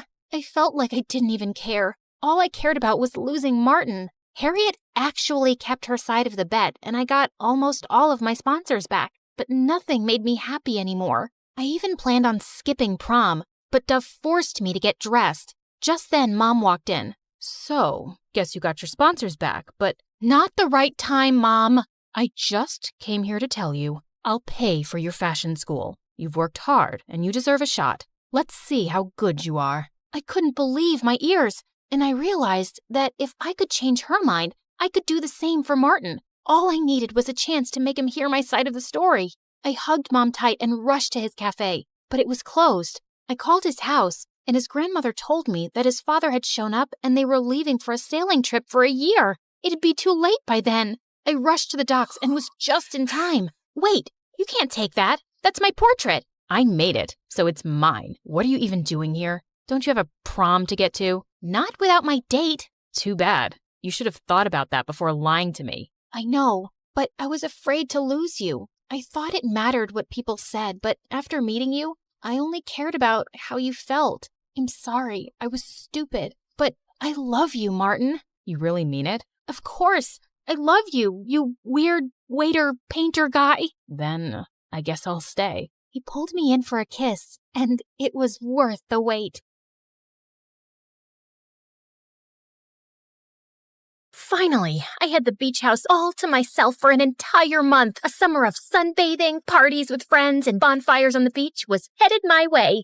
I couldn't wait, and the best part, a break from my dad's annoying rules. Hi everyone, I'm Taylor, the girl who has it all. Everyone knows my name, teachers love me, and I live in the sweetest oceanside mansion on this side of the panhandle. Everything was falling into place. I'd just finished my senior year. I got accepted into my dream college, and I had a killer party planned at the end of the week. Life was great, but my summer dreams shattered like a mirror when I saw a familiar face jump out of a moving truck next door. Before I continue, please like and subscribe. What is she doing here? I ducked behind the railing and peered over at a preppy-looking girl walking toward the neighboring house. Her hair clip stuck out like a sore thumb. Whoa, that's Heather Lanigan. I haven't seen her since... Shut up, Troy. She'll hear us. My annoying little brother almost gave us away. Thankfully, I pulled him out of sight just in time. Weren't you guys like best friends or something? Why are you being so sketchy? I glared at my brother and crept inside as fast as I could, watching from the tilted blinds. Heather and I went way back, but she moved away when we were 12 and took all her insane drama with her. We used to be friends until she started making my life a living nightmare. More on that later. All week, I was forced to sneak around from room to room to stay out of sight, like I was a burglar in my own house. This was not how I wanted to start my summer vacation. Before I knew it, it was the day of my party. I didn't even realize the DJ had arrived to set up his equipment until the doorbell shocked me out of my trance. The guests started showing up, and I wasn't even dressed yet. I threw on the cutest dress in my closet and raced downstairs. Oof, straight into my boyfriend, James. Careful, babe. What's the rush? Sorry, I'm just a little on edge. My arch nemesis moved in next door a few days ago, and I'm pretty sure she's plotting my demise. You mean the tiny little girl on the swing over there? Sure enough, Heather was outside swinging innocently with a lollipop in her mouth like Lord Voldemort with pigtails. I didn't buy her act for a second. Don't let her size fool you. Okay. Should we go dance? Yeah. The music kicked on, and I finally let my guard down. We danced and sang karaoke all night long, having an absolute blast. At one point, I looked out the window again and saw Heather, still alone on the swing set. Maybe I'd been too judgy. I was almost tempted to invite her to the party, when suddenly I heard gasps behind me. Watch out! I spun around and stared just as a light snapped off the railing above. James dove and pushed me out of the way just in time. When I looked back out the window, Heather was gone. I tried to act like it was no big deal. Just a little accident, everyone. No need to stop dancing. But the truth is, I was shaken up. Did Heather do this? Even if she did, I knew there was no way anyone would believe me. After all, no one did the first time she tried to ruin my life. So, about that. Growing up, Heather and I were best friends. We loved all the same things. Fashion, parties, the beach, obviously the beach. But we were also straight-A students and in all the school clubs. My dad wouldn't let me do anything without adult supervision. So I used to always drag my mom to our hang sessions because she was less strict. And Heather would bring her dad since he'd recently sold his company for like $1 billion and suddenly had a bunch of free time. Then one day, Heather's dad left. Not long after, my parents got divorced too. Heather's dad moved to Europe to start a new business, and my mom moved to the rainforest to find herself. Guessing all she found was bug bites and poor cell service. It was one more thing Heather and I had in common, except not fun like the others. But instead of bringing us closer together, Heather changed. She stopped answering my calls, started playing cruel pranks on on me and even spread a rumor at school that I peed myself. Pro tip, do not drink lemonade with white pants. Learn from my mistakes, people. One day, she started telling everyone I'd ruined her life. And when I stuck up for myself, Heather turned on the waterworks and no one believed me. I understood her being sad. I was sad too, but I couldn't understand why Heather suddenly hated me. Eventually, Heather and her mom moved away. By then, I was honestly relieved to see her go. At least I'd be safe from her pranks. And I was, for a while. But now, she's back. Over the next few weeks, my brand new car broke down. I lost my entire makeup bag in a thunderstorm, and James even started ditching me. This wasn't a coincidence. Heather was ruining my life all over again. I knew I needed proof this time, so I watched Heather like a hawk. One day, James came over to pick me up for a date and found me doing surveillance. Babe, she hasn't said a word to you. You're being paranoid. That's what she wants you to think. Ooh, scary. Watch out for the big bad she-wolf. I considered dumping my mocha latte on James's head, but decided to be mature and punch him in the arm instead. Also, this latte was way too good to waste. Mocha. I headed out, not waiting for James. I took one step off my porch when suddenly a tidal wave of bright blue paint rained down from above, covering me from head to toe. Still think I'm paranoid?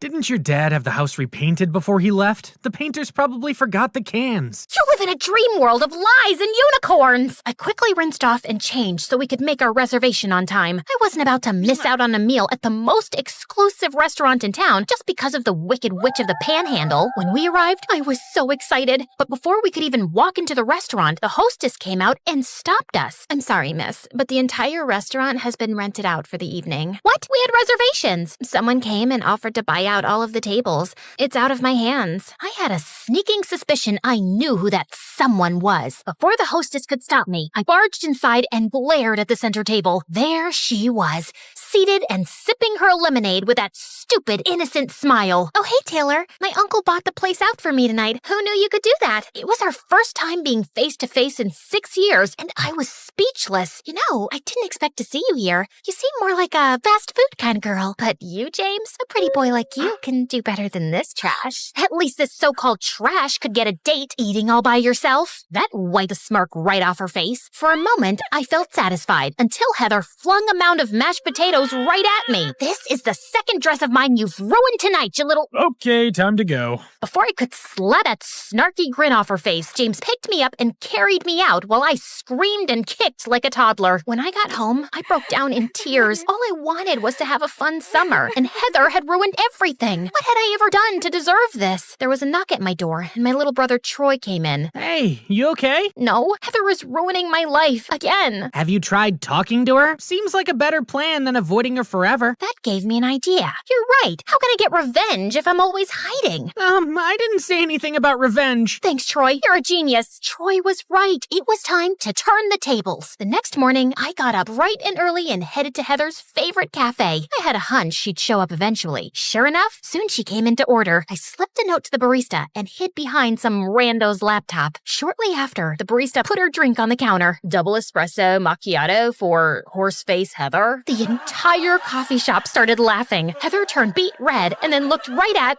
Before I could hide, Heather marched right over and dumped her iced coffee on my head. Did you really think you could hide? I could see the tacky dye job from space. I'll have you know that I'm a natural strawberry blonde. Seriously, my hair got lighter from spending so much time in the sun. It's not a dye job. Okay, so that didn't go quite the way I'd planned. I was seriously gonna have to get a new wardrobe with all the clothes Heather was ruining. Next time, I would be more stealthy. Sadly, summer was coming to an end, but the good news is my university campus was gorgeous. I fell in love in an instant. Even the presence of my arch nemesis couldn't break the spell. On the first day of classes, I had my textbooks, my planner, and a pencil with an adorable pink floofy thing at the end. I was prepared for everything. I noticed a girl was about to sit next to me. Don't even think about it. Sorry, I'm saving it for a friend. Why was I yelling at random students? I'm glad you asked. About an hour ago, I'd paid the janitor to delay Heather on her way to the classroom. That way, when she arrived to class, there would only be one seat left. Earlier that day, I'd gone to a hardware store to buy the strongest glue I could find. See where I'm going with this? Unfortunately, Heather did too. When she came in, I tried to play it cool, but I kept glancing at the chair, and Heather noticed. Then she did something truly evil. but she did something truly evil. Hey, your name's Kiki, right? Would you mind taking this seat? I'm nearsighted, so I like to sit close to the front. As that girl Kiki came over to take the seat, I panicked. Pranking Heather was one thing, but embarrassing this random girl was another. She was about to sit when suddenly I shoved her out of the way and sat there myself. Sorry, I just realized my great-grandmother sat in this seat when she was my age. It's kind of a sentimental thing. You get it. She didn't get it. But whatever. At least I'd saved her from humiliation. Unfortunately, I couldn't say the same for myself. When it was time to leave class, I tried to stand carefully, but the glue stuck to my jeans and ripped a hole right in my butt. What's wrong? Did you pee your pants again? If I did, this would be the first time. It's hard to come up with a good comeback when there's a giant hole in your pants. All of my pranks were backfiring. Clearly, I needed to make better plans. So this time, I did. I spent all week preparing for the most epic prank ever. I gathered 6 chickens, 25 jars of honey, glitter, and a human-sized net. Don't ask. Then I hid in a bush with my binoculars and waited for Heather to get home. I see you decided to be mature and talk things out. Exactly. Thanks, Troy. I am mature. Troy rolled his eyes and went inside. A little while later, I saw headlights approaching, and Heather pulled into the driveway. Everything was ready. Heather was finally going to get a taste of her own medicine. But when she got out of the car, she was on the phone, and I noticed she was crying. You obviously don't care at all. You would have come back by now if you did. Forget it. My hand hesitated on the rope. Heather was in position. All I had to do was pull, and she'd be coughing feathers and glitter for a week. Instead, I approached her. Are you okay? Why do you care? Well, I don't know if you remember, but we used to be friends. Before you ruined my life, you mean? Oh my God, Heather. I have no idea what your problem is with me. We were besties, and then one day you decided to turn me into a boogeyman for no reason. Whatever it is, get over it. I'll never get over it. I'll follow you to the ends of the earth. You'll never know a moment's peace until I have my revenge. Wow, she really was insane. Stripes and polka dots? Also, the whole evil villain speech, that was weird too. Good luck with world domination or whatever, crazy pants. I started to walk away when suddenly I tripped and pulled on the rope to catch my fall. In an instant, I was hit with a cascade of feathers, honey, and glitter. Heather laughed when suddenly the net fell and snatched her up into the air. We both looked totally ridiculous, but at least the prank was a partial success. Was it just me, or was that a smile on Heather's face? Smile or not, Heather had told me she wasn't gonna let this go. I needed to be ready. A few weeks went by with nothing happening. I knew Heather was trying to lure me into a false sense of security. She must be planning something big. There was a big fall festival coming up. Even though I was a total summer girl, I loved the changing leaves, crisp autumn air, and pumpkin candles. I couldn't wait for the festival, and that's why I knew Heather would make her move there to ruin it for me. The day of the festival, I was on high alert. Babe, why do you keep checking your makeup? You look great. I'm not checking my makeup. I'm watching my 6. Then I saw her, hiding behind the donut stand. That's it. I've put up with your stupid little games all summer,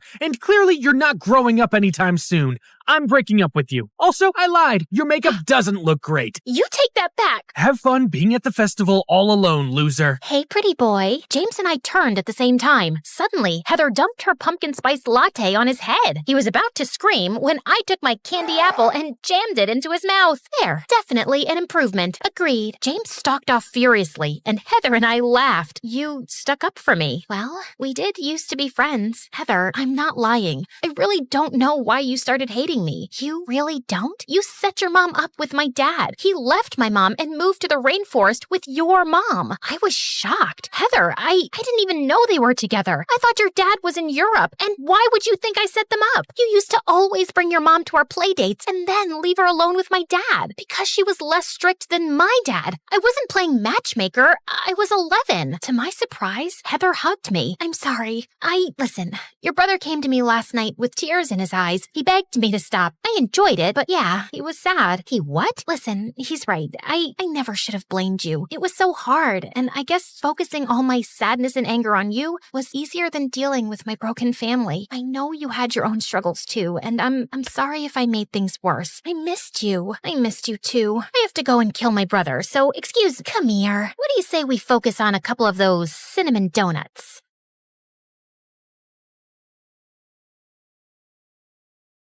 Okay, if you hate everything and my car so much, why don't you just get out? This isn't funny. It's freezing, and it's dark out. Is this a joke? Does it look like a joke? Call an Uber. My jaw dropped as he sped off. I was waiting for the driver when I suddenly heard glass shattering and a loud alarm. I looked behind me and saw a man in a dark hood running out of a jewelry store. We both froze. Hi, I'm Layla from New York. Before I tell you the rest, don't forget to like and subscribe. I had a perfect family. I grew up in one of the most expensive penthouses in all of New York City. We had a personal chef, designer clothes, everything. My dad was the president of a huge company, and he loved my mom and I more than anything in the world. We had it all. But when I was 5, my life turned upside down when my mom left, and my dad started spending all his time at work, and a few years later, he married Gwendolyn, who was some random supermodel, and they started jetting off to exotic cities for her work every weekend. At first, I hated how they left all the time. I even tried going with them once. All packed up for the trip, Daddy. Oh, Layla, you didn't really think you were coming with us, did you? Tomorrow's my 7th birthday. Right.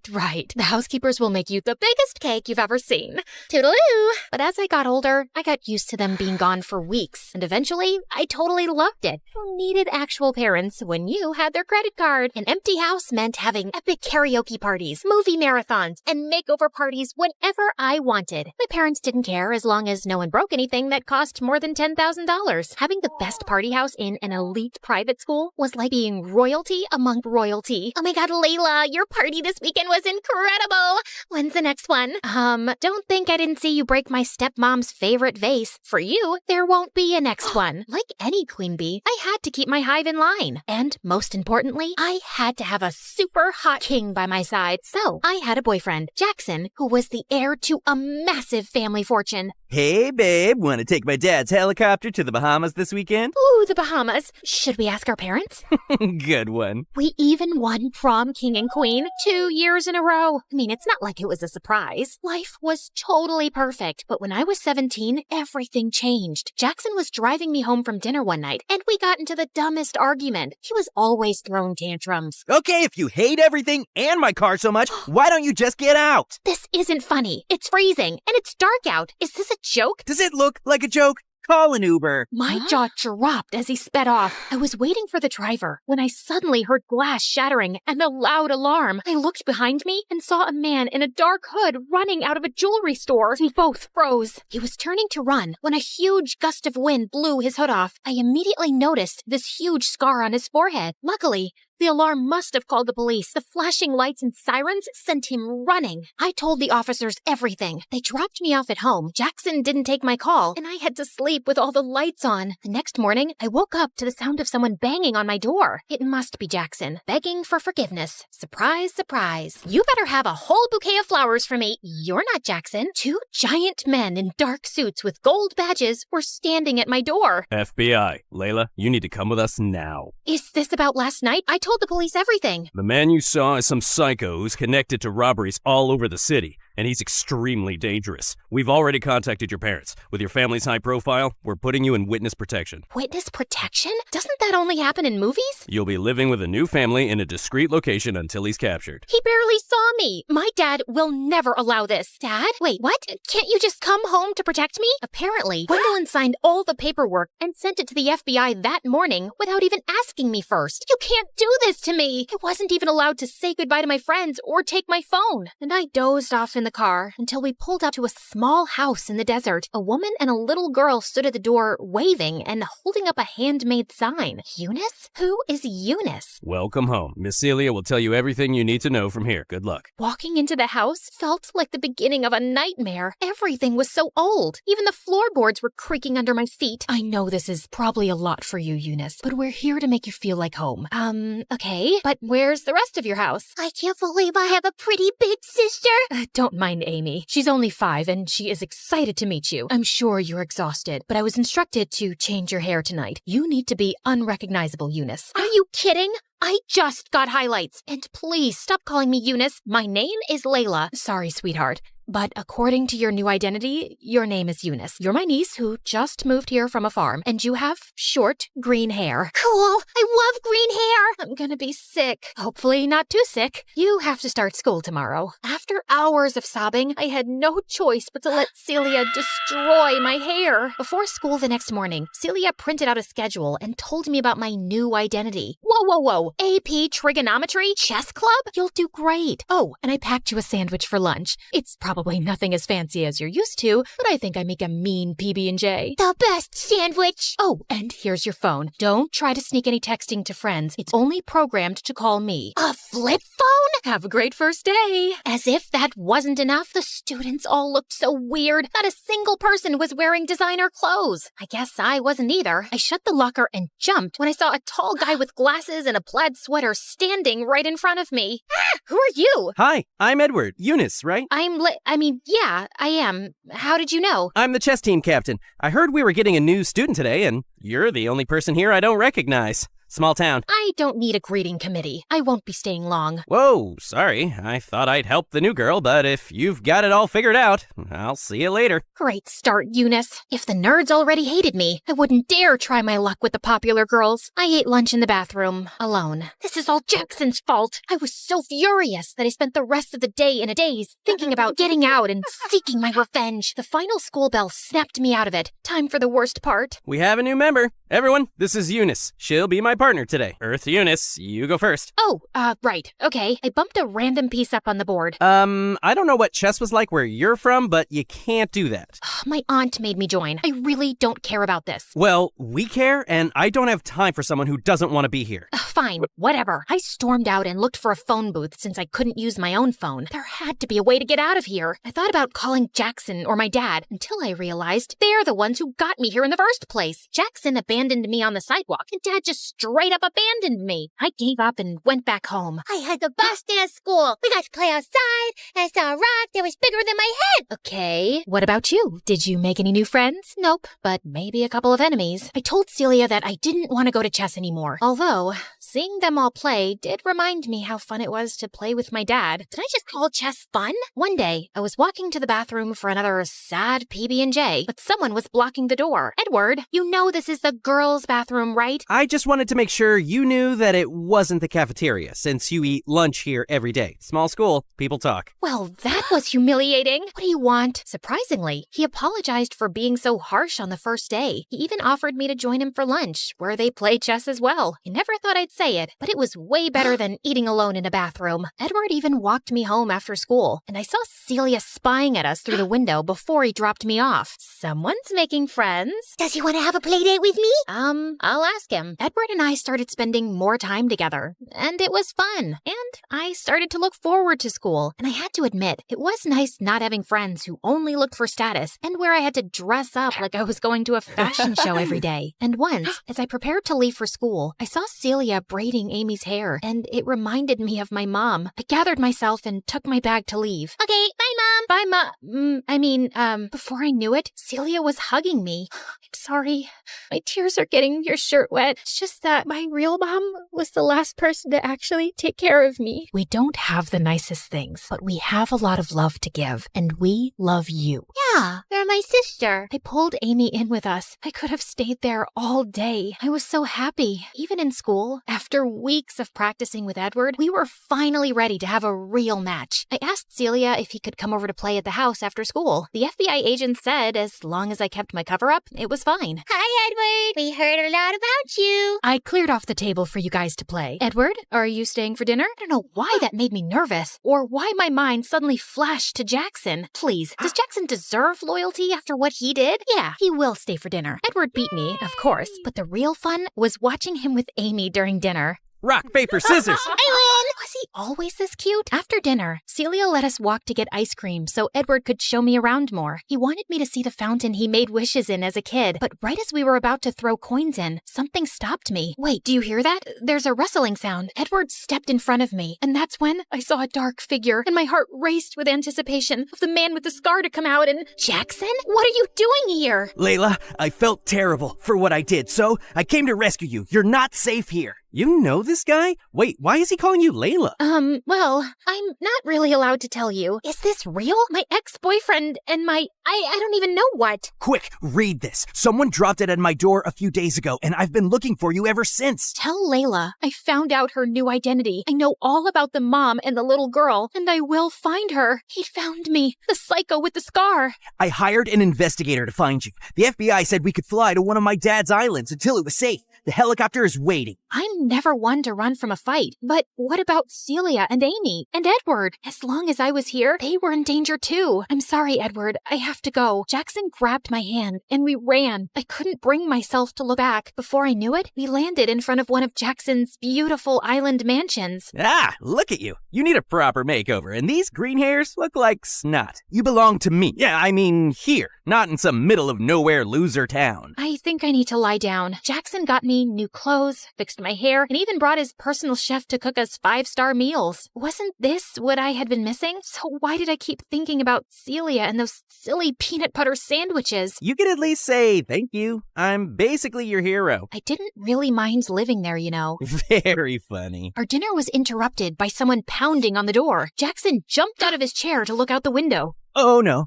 FBI, open the door. FBI? What did you do? He tried to block me, but I pushed past him to open the door. Good, you're safe. Celia thought something terrible happened to you. We've been looking for you for days along with your dad. We asked him to wait for you at home. But Jackson said I showed them the letter. Miss, the man you identified has been on trial for a few days. We were waiting until he was in prison to tell you it was safe to return. There's no way he could have written that letter without us knowing. I can explain. Jackson, you ruined everything again. I had a family who cared about me, friends who wanted me for more than just parties. Why do you even care? You got me into this mess. Because no one walks away from me. Only I can decide that. I am Jackson St. Germain. I always get what I want, and I still want you. Walked away? I was in witness protection.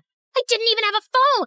You're insane! The agents had to put Jackson in handcuffs to put an end to one of his famous tantrums. Get him out of here. The FBI told everyone I was safe and took me back to my penthouse in New York. Walking through the empty rooms, I thought about Celia and Amy, and I suddenly understood the difference between a house and a home. My baby, Layla, I'm so sorry for not being here with you all this time. I can't go back to the time that has passed. I know I was so focused on work because I was trying not to miss your mom, and I didn't realize how much you had grown up. You look just like your beautiful mom, and when I got to know that you were in the witness protection program, I used all my connections to find the scumbag bandit as soon as possible. And when I found out you'd gone missing, I realized what a terrible father I am. Oh, Dad, you'll always be my dad, but I really want to go back to finish high school with Celia. My dad accepted as long as I had a bodyguard for protection. There was just one thing I had to do before going home. Driver, can you please make a stop at the local jail? You better tell them to let me out.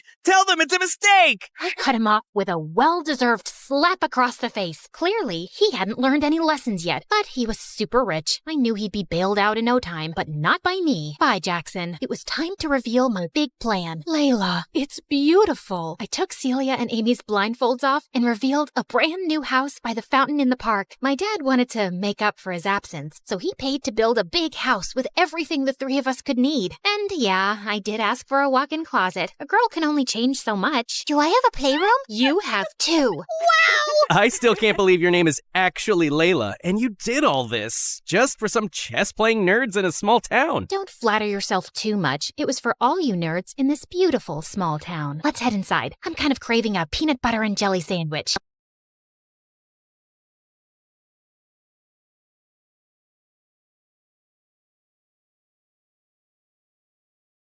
Hi, I'm Marie. Growing up, I liked all things geeky. Comic books, anime, and most of all, video games. I was the kid in elementary school that would sneak behind some trees during recess to play my Nintendo DS instead of socializing. So I never really had any friends. And home wasn't so peachy either. Dad left soon after my sister Ava was born. And Mom, well, let's just say she tries. She worked as an attorney at some huge firm, so she always had money, just not enough time to look after two kids. What's wrong? Mom's cooking again. She watched some stupid show on TV, the one where they wear big hats and cook fancy meals, and now she thinks she can do the same. She's gonna burn the house down, Marie. I rushed to the kitchen, only to see the stove on fire and Mom desperately trying to put it out. I immediately grabbed a damp towel and threw it on top of the flames. And that wasn't all. Once, Mom tried fixing an exposed wire and ended up short-circuiting the entire house. Another time, she decided to grow her own vegetables. But a month later, she quit. And now we have a half-dug garden that turns into a swampy mud pit every time it rains. At least if you guys like and subscribe to MSA, it'll make all this a little more worth it. I always had to be the adult around at home, and basically brought up Ava all by myself.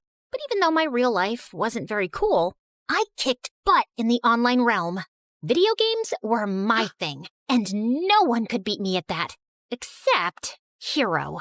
The first time we met was on the first day of high school. He was new, and the teacher asked me to help him catch up. And I quickly found out that, just like me, Hero loved video games. His mom didn't make a lot, so he was always jumping from one part-time job to another. And it was his dream to become a world-famous gamer.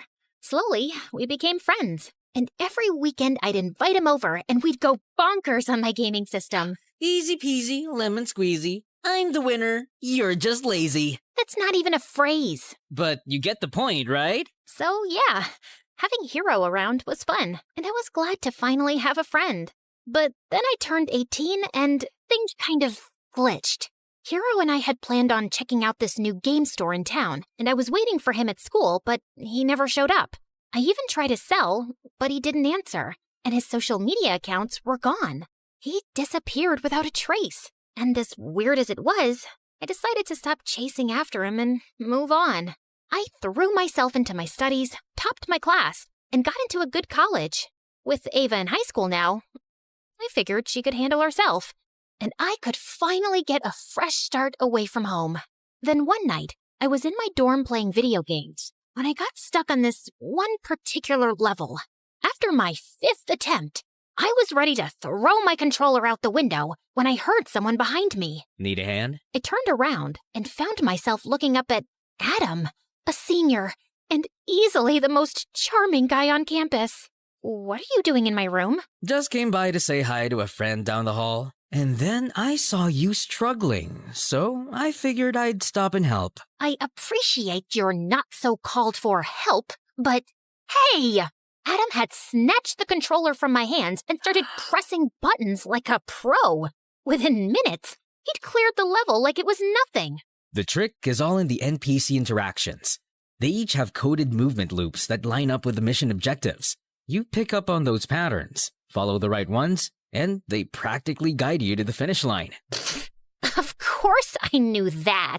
I was just trying to improve my timing. Right. You know, my friends and I are playing at the video game arcade tomorrow. You could join us if you want. Thanks, but I like to play alone. Suit yourself. But just in case you change your mind... And he wrote his number on my desk and left. I tried to shake off his offer, but then I thought it had been a while since I was playing solo and maybe teaming up with others wouldn't be so bad. So, the next day I called him and he sent me the address. I expected it would be a casual gaming session with a few friends, but I was stunned to see that it was a massive gaming tournament. Hundreds of gamers sat around, dead serious, fingers flying over controllers, and eyes glued to screens. Just then, Adam spotted me and ran over. Hey, perfect timing. You're playing with me. I nodded and took a seat next to him. And together, we breezed through every challenge. The games were tough, but our sync was on point. And by the end of the tournament, Adam and I were on top of the leaderboard. That was incredible. I knew you had skills, but this is next level. I couldn't even tell it was our first time playing together. You know what? You've got to meet my dad. I don't think I should.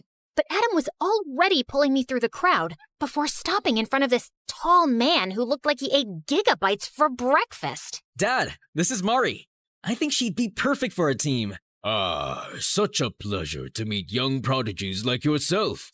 Tell me, Maria, has the world of digital gaming always intrigued you? It's Marie. I know. But I prefer Maria.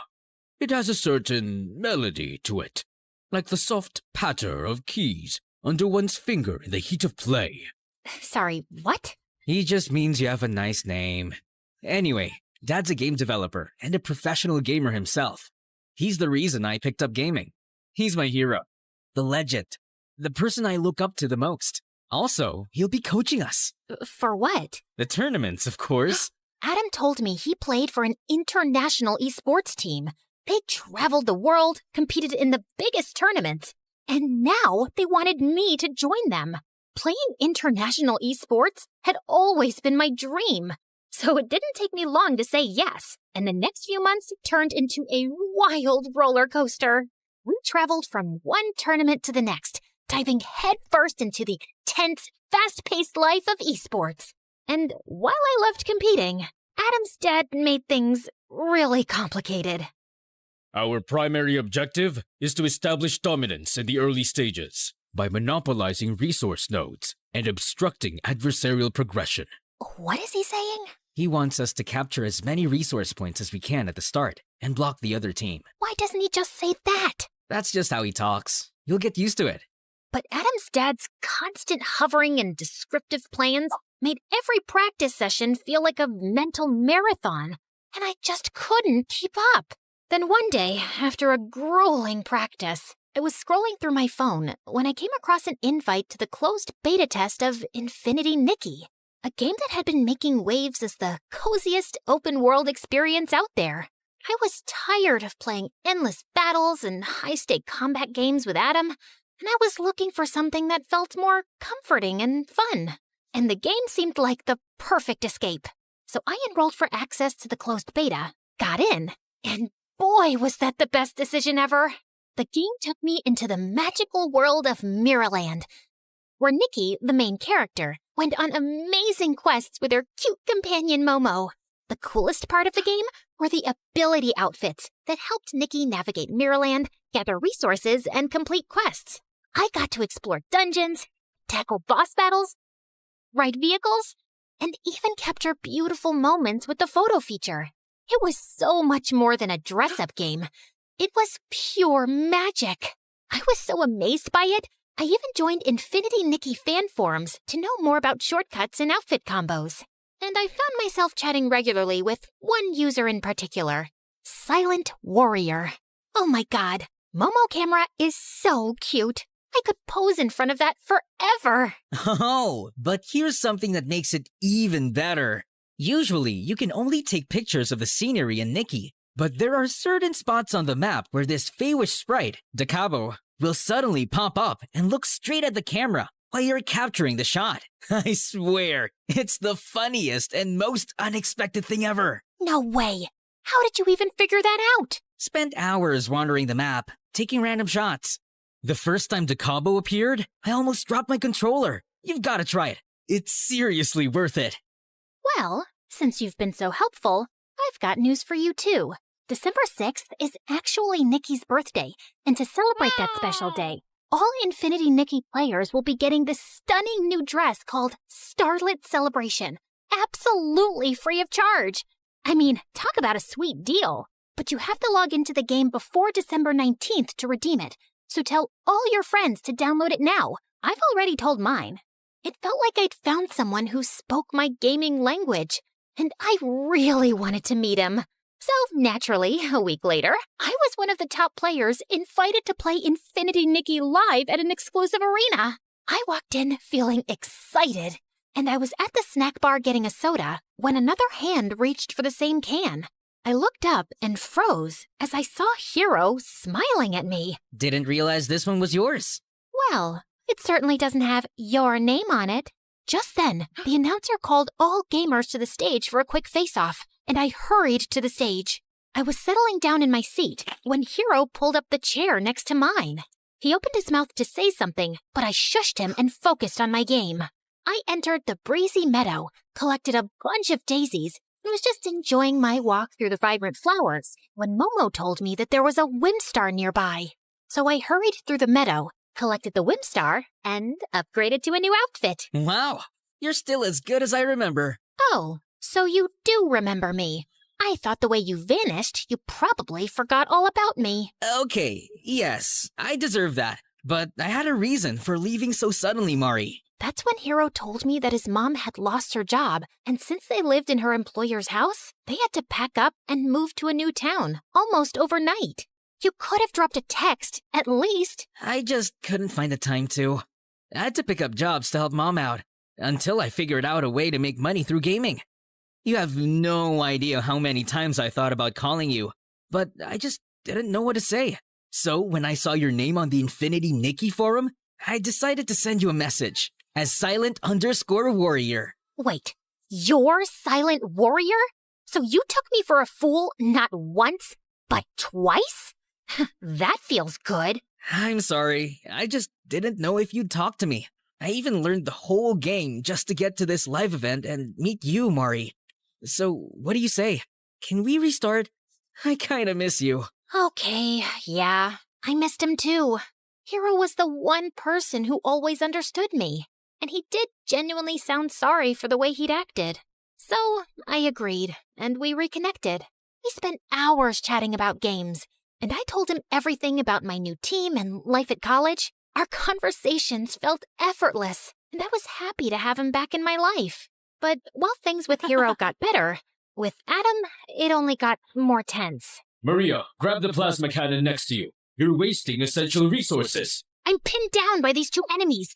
I need to deal with them first to advance. Incorrect.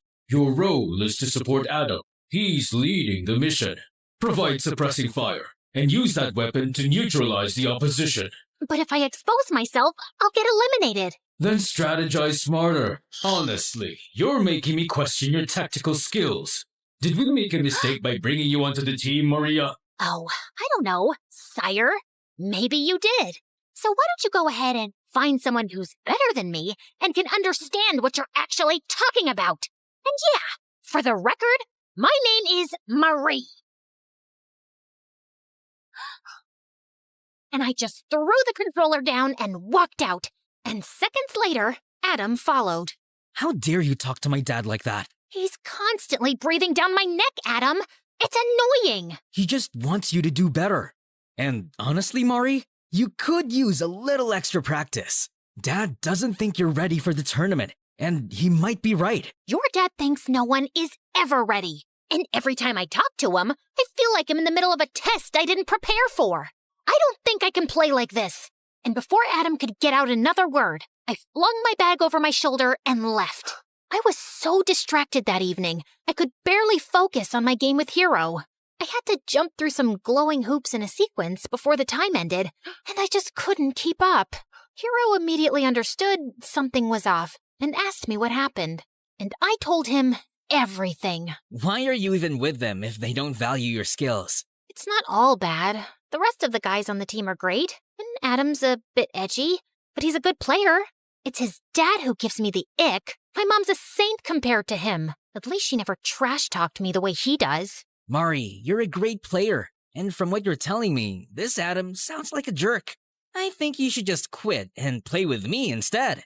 We're good. I just laughed at Hiro's suggestion. He was clearly joking. There's no way he'd actually expect me to quit my team at the last minute. Although, I'll admit, the idea was kind of tempting, considering how Adam being on the team was seriously getting on my nerves lately. Later, I ended up talking to my sister Ava about it, and the next day, she and Mom showed up at my dorm with dinner to cheer me up. I was struggling through the lasagna Mom made, when suddenly there was a knock at the door. Hiro? What are you doing here? Okay, don't freak out, but I kind of put our names down together for the tournament tomorrow. What? Why? Because your team sucks, Mari. Adam and his dad are dragging you down, and it's obvious you're not happy. But playing Infinity Nikki with you these past few days made me realize how amazing we are together. If we team up, we actually have a chance of winning. And I found out from my sources, and the prize money on this tournament is insane. Hiro, Planning to ditch me at the last minute? I saw Adam standing behind Hiro with a hard expression on his face. You're taking this the wrong way. Oh, am I? Wasn't he just telling you to leave us and join him? My dad gave you the opportunity to be a great gamer, and you tossed that aside to play Infinity Nikki with him? It's that same dress-up game you keep raving about, right? It's more than a dress-up game, Adam. It teaches you about friendship, care, and warmth. and it tests your skills and presence of mind. You have to strategize your way through each puzzle. It's not easy. Sounds like a pretty easy game to me. Really?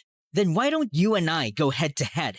First one to complete his quest wins, and Mari joins the winner's team. That's the stupidest thing I've ever heard. Why? Scared I'll kick his butt? We'll see about that. But the food's getting cold. Believe me, Mom, no one wants to eat that. And this is way too entertaining. Adam shoved me aside and took over my gaming system while Hero pulled out his laptop. And they both dove into the game. Hero skillfully switched between Nikki's ability outfits, jumping between platforms with precise timing. The puzzles were tough. Rotating tiles that moved unpredictably, hidden traps waiting to catch him off guard, narrow pathways requiring precision, and lasers that could slice through in an instant. But Hero kept his pace steady. Adam, on the other hand, was clearly struggling.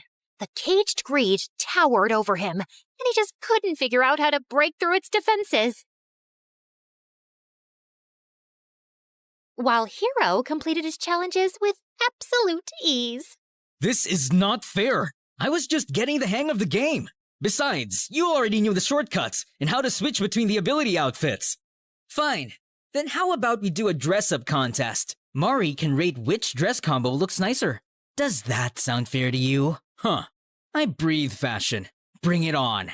The combat started, and just like before, Hero nailed this one too. He carefully curated a stunning look. A bright yellow playsuit called the Sunny Agenda, paired with a set of elegant stockings and white high-top sneakers. He finished the outfit with a sleek ponytail and the sweetest headband, creating a perfectly coordinated ensemble. I was just watching him work in awe when Adam jumped up. That's how you do it, baby! Adam, why have you paired the red shimmery gown with the green shimmer jacket? And what's up with these blue glitter stockings? So, it's all glitter, and I know girls like glitter a lot. Yeah, if you're 5 and dressing up your doll, your outfit has no synchrony, Adam. Everything looks great individually, but together, it looks like Nikki fell into a pool of glitter. It doesn't make any sense. And that's why I vote for Hero. Hero smiled at me proudly, and I was about to shake hands with him when Adam jumped in between. You're a cheat. Obviously, you'll vote for Hero because you like him. Hero won because he's good, and he genuinely made an effort to learn the game. Yeah, right, liar. What's your problem, dude? I beat you in 2 games straight, and you're still crying like a baby. Be a man and just admit you suck. What did you just say to me? And with that, Adam launched himself at Hero, grabbed his laptop, and threw it across the room. Hero lost his mind, swung back, and the two of them got into a fight. I tried to stop them, but they kept swinging at each other. And then Hero pushed Adam, and he went flying into the table with all the food. Oh my god, I made that with my own 2 hands. It took me hours to get the flavor on point. And somehow it still sucked. What did you just say to me? Ah! Shut it! All of you! What is wrong with y'all? And Mom, I love you, and I'm happy you're here, but you've got to stop cooking. As for you two, I'm not teaming up with either of you. I've decided to go solo. What? Oh, don't look surprised, Adam. After the way you and your dad have pushed us around, it's a miracle I stayed as long as I did. But I'm a gamer with ethics, so I stuck it out for my team when it mattered. And Hero, these past few days have been fun, but you can't just show up and expect me to jump on your team. You didn't even know about this tournament until I mentioned it. And now you want to participate for the prize money? I get that it's a big opportunity, but I can't make decisions like that on a whim. Maybe someday we'll team up again, but for now, I need to do this my own way. And I totally respect your decision. I don't. It's a stupid decision, and I'm not letting you get away that easily. Adam grabbed my hand, but I twisted his arm around in one swift motion, and he winced in pain. Guess I picked up a thing or two from your so-called combat games. Maybe you could learn a little something from Infinity Nikki and handle defeat with a little grace, instead of throwing a tantrum every time things don't go your way. Wait till my dad hears about this. You and your dad can both eat slugs for all I care. Now get out and don't come back. Adam left that night, but I knew he wasn't going to stay quiet. Not that I cared. I'd already made up my mind to pull my name from that stupid tournament. I didn't want to be part of something that sucked the joy out of the one thing I loved. It was time to take back my happiness, to focus on what made me feel alive again. And for the first time in weeks, I felt free. It's showtime, baby.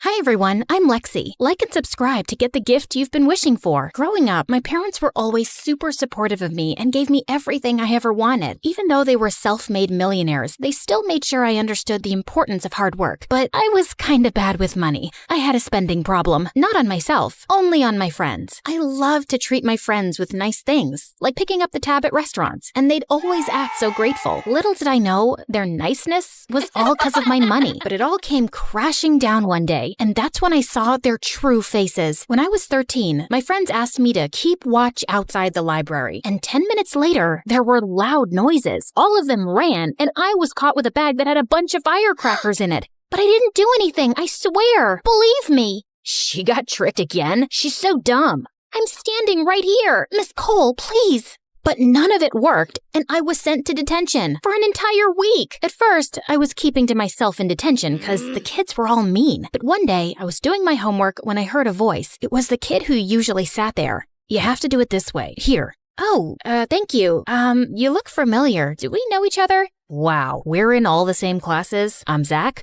Never mind. Sorry, I've been so busy with my friends that I haven't had the chance to meet anyone new. It's fine. Heard they threw you under the bus again. Listen, you've always seemed like a nice girl, despite how naive you are. And Lexi, your money's the only thing your friends care about. Don't be fooled by them again, just because they act all nice to your face. They're barely even nice to my face anymore, to be honest. If they were, I wouldn't be here in detention. That evening, I thought about what Zach had said, and I had to admit, he was right. During that week of detention, Zach and I became friends. That was almost 3 years ago, and our friendship has only grown stronger since. A couple of months before high school, Zach had a major glow-up, and all of a sudden, everyone wanted to be my friend for a whole new reason. But for me, he was just Zach, my best friend. I realized the reason I liked Zach so much was because I felt so comfortable around him, and he was so kind to me. Unlike my old friends, he didn't care about money and always split the bill when we went out. He also never let me buy him expensive gifts. He didn't see me as the rich Lexi, but as Lexi, a bro of his. What a weirdo. Zach was such an amazing friend, but little did I know that one day, he would be the one to turn my world upside down. Once, when I got the highest grades in 10th grade, Zach threw me a surprise party with my parents. It was totally awesome. So many huge celebrities were invited, including Iris. I loved her. The party was a blast, and I had an amazing time. Can this day get any better? Turns out, no, it couldn't. But it could get weirder. I was in for the biggest plot twist of my life, like the twist at the end of the movie The Sixth Sense. As I was walking up to my room after seeing off my friends, I heard my parents arguing, which was really weird because they hardly ever fought. No, we can't tell her. What if she leaves? She's my baby. But she has a right to know. We should have given her the letter when she was younger, but we kept putting it off. We can't keep her in the dark forever. It's time. She should know about her real family. Mom? Dad? What are you talking about? Honey, we can explain. Before they could stop me, I snatched the letter off the table, and then my entire world crumbled. Is this real? I'm not your daughter? Of course you're our daughter. You'll always be our baby girl. But it is true that we are not your biological parents. How could you keep this from me? Lexi, we're sorry. This is not how you were supposed to find out. We wanted to tell you sooner, but your mom, birth mom, left that note when she left you and your brother at the orphanage. Brother? I have a freaking brother? What else haven't you told me? Sweetie, please, calm down. You look pale. I think I need to lie down. That was a lot of information for me to take in. 16 years of me living here, and I find out now that I was adopted and have a twin brother who was adopted by another family? I was furious at my parents and refused to talk to them for weeks. When Zach tried to force me to talk to them, I told him everything. How could they do this? You're angry right now, but you have to remember, your parents never let you feel like you weren't their own. The love they have for you, it's real, no matter what it says on a piece of paper. When you calm down, you'll realize how lucky you are. Not everyone is this lucky, Lexi. I know I would give anything to have a family like yours. That made me feel sad for Zach. His parents had split when he was 10, and it had been just his mom and him ever since. And I realized Zach was right. I forgot how much my parents actually loved and cared for me. I rushed to them and apologized. I was determined to find my brother. From the letter, I knew his first name was Mark. I just needed a last name. So I called the orphanage every day to ask for my brother's last name, but they didn't budge. I even asked my dad to make a big donation. Might as well use all this money for some good, but it didn't work. Looks like money can't buy everything, huh? Zach then had the most brilliant idea. He suggested we both volunteer at the orphanage and snoop around for the details. Oh my god, I love you. And your amazing brain. Sorry. Volunteering gave me a new perspective. All these little kids without parents, I was just like them when I was their age. I hoped they'd be lucky enough to find great parents like I did. Of course, I didn't let that distract me from my mission. After a couple of days, I found my way to the file cabinet and searched, jotting down all the last names of every Mark that had ever stayed there. But trying to contact each of these Marks was more tiring than I thought it would be. Most of them thought I was trying to scam them. It wasn't until Zach pointed out that I realized I could just look for the date of birth for each of these guys, cause duh, we were twins. I know, you don't have to say it. Zach, oh my god, there's 2 of them. Oh, thank you. I'm gonna contact the families right now. Lexi, wait, take a deep breath. You don't want to just call them and drop the news, hey, I might be your twin. How about you let me do it? I'll look into it, and before you know it, Mark will show up. I agreed with him, but I couldn't help feeling anxious for days. What if Mark is in another part of the world? What if he has no idea I even exist? Or worse, what if he hates me? I couldn't eat or sleep properly because the entire thing stressed me out. My parents were sweethearts, though. They tried to calm me down and distract me when we suddenly heard the doorbell. I rushed to open it, only to find Zach standing there with a confused look. Did you find Mark? I'm still looking, but this guy showed up. Are you Lexi? Wow, it's so crazy to finally meet you. You look just like I expected. I'm getting goosebumps. I'm Mark, your twin brother. What? I couldn't believe my eyes. My twin, my own brother, was standing here in front of me. I cried and hugged him. You know those heartwarming reunion videos on YouTube? Never thought I'd be one of those people. We had the same hair color, the same eye color. We even laughed the same. But he was much taller and had an English accent. Turns out his adopted family had taken him to the UK, and he came all the way from there to look for me. He showed me the adoption certificate. My parents told me the truth a year ago, and since then, I've been trying to find you. And a couple of weeks ago, I finally got your address and had to come right away. I had to see my sister. Look, I even have the birth certificate and my adoption papers from the orphanage. Oh, I'm so glad. You have no idea how much I've looked for you. Mark stayed with us for a couple of weeks, and we did our best to make him feel at home. I showed him around my school, got along with Zach, and best of all, I got to introduce someone as cool as him as my brother. All the girls at school were even drooling over him. It was probably because of the accent. He told me all about his life, the UK, and his projects and fundraisers that he started in order to help as many people as he can. He was like the perfect brother. I was so caught up spending time with Mark that I was losing touch with Zach. Whenever Mark wasn't hanging out with me, he was with Zach. It was like they were long-lost twins, honestly. Zach was always asking Mark questions, and my brother seemed to enjoy talking to him.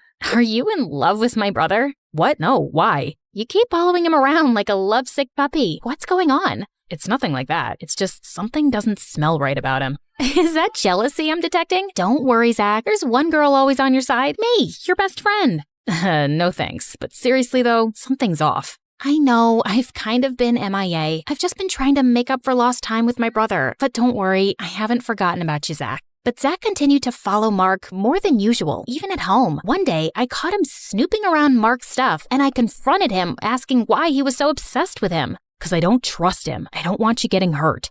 Zach, I finally have my brother after years. If you care about me, just let this go, please. But I'm not lying. Over the next few days, Zach stopped coming over, and Mark and I spent more time catching up. It was stressful fighting with my best friend, but at least I was having fun with my brother. We went out to fancy restaurants and on expensive shopping trips. Mark offered to pay, but I insisted every time. I was so happy to finally have him in my life that I figured buying him nice things was the least I could do. Well, he was always talking about the fancy cars in our garage, walked in and out of Dad's walk-in closet, and was so excited to see his watch collection. Apparently, he was a huge fan of fancy washes.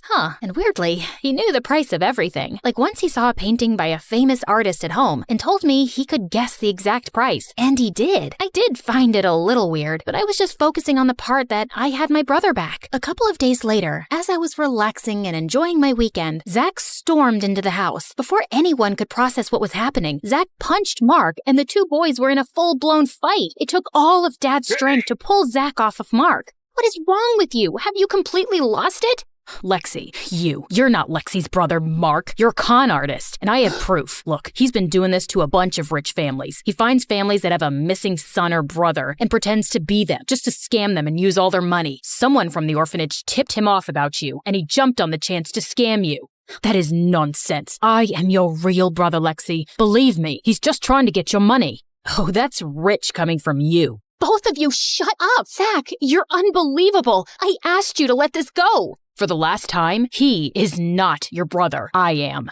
Of course you are. You're not just my best friend, Zach, but I also see you as a brother figure. But you're obsessed with Mark. This has to stop. Please. I meant your real, biological twin brother. That's me, not him. I know it sounds insane, but... It does sound insane. This has gone too far now. I just can't... Lexi, you're my best friend. You have to believe me. You know I wouldn't lie about something like this. The day you showed me the names of the adoptive parents, I was shocked because my dad's name was there. Henry Duckstein. That was the name of my adoptive dad. After my parents divorced, I took my mom's last name. Yes, last name. The paper said my brother's name was Mark. Exactly. This man is an imposter. Shut up! My adoptive parents named me Zach. I confirmed with Mom too. That's when things started to shape up, but I didn't want to get my hopes up until I had proof. And did you find proof? Got a DNA test done. It's a match. Lexi, you're my twin sister. The moment I got this report, I came here right away. I felt like my mind was racing. It was a lot to take in. Why? How could you? I trusted you.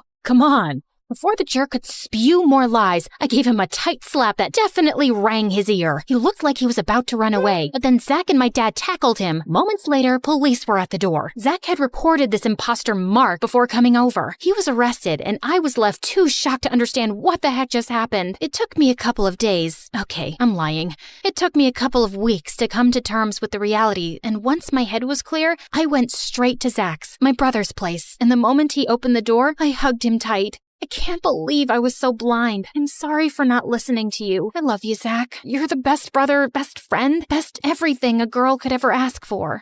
It's all good, Lexi. I'm always here for you, no matter what. I mean it. Brother and sister share a strong bond. When they're together, they can win any battle.